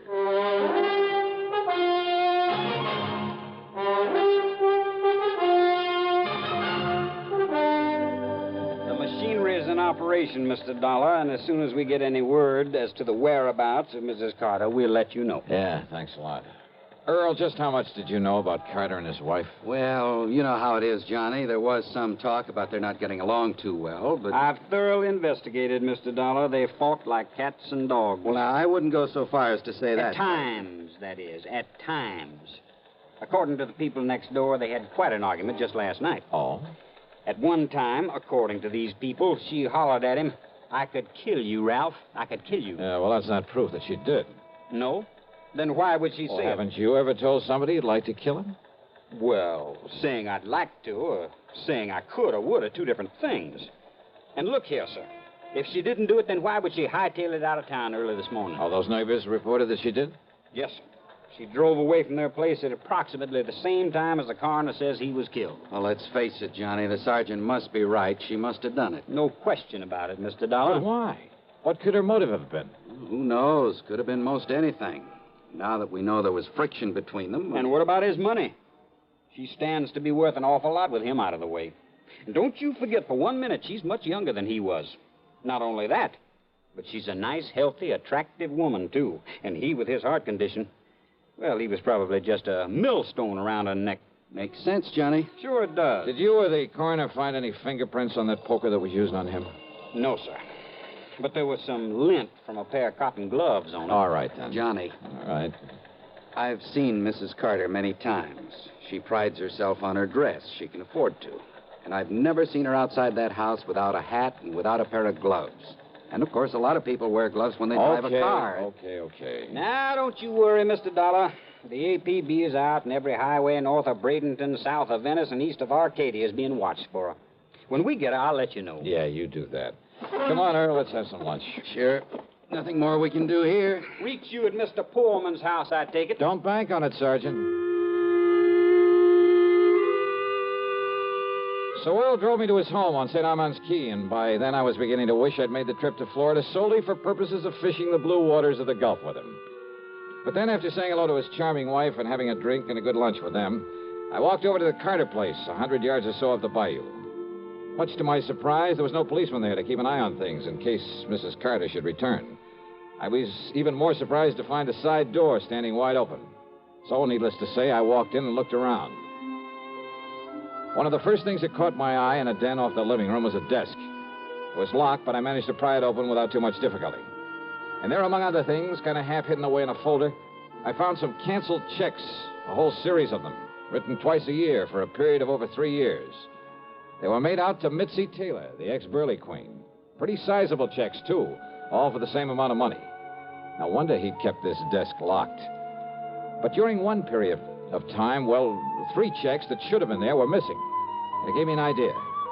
Out in the living room was another desk, a tambour, obviously Mrs. Carter's. Hidden away in the bottom of one of the drawers of that desk were the 3 missing checks. Huh? I beg your pardon. Mrs. Carter? That's right. Who are you? Johnny Dollar, special investigator for one of your husband's insurance companies. Special investigator? Yeah, here. My credentials. I see.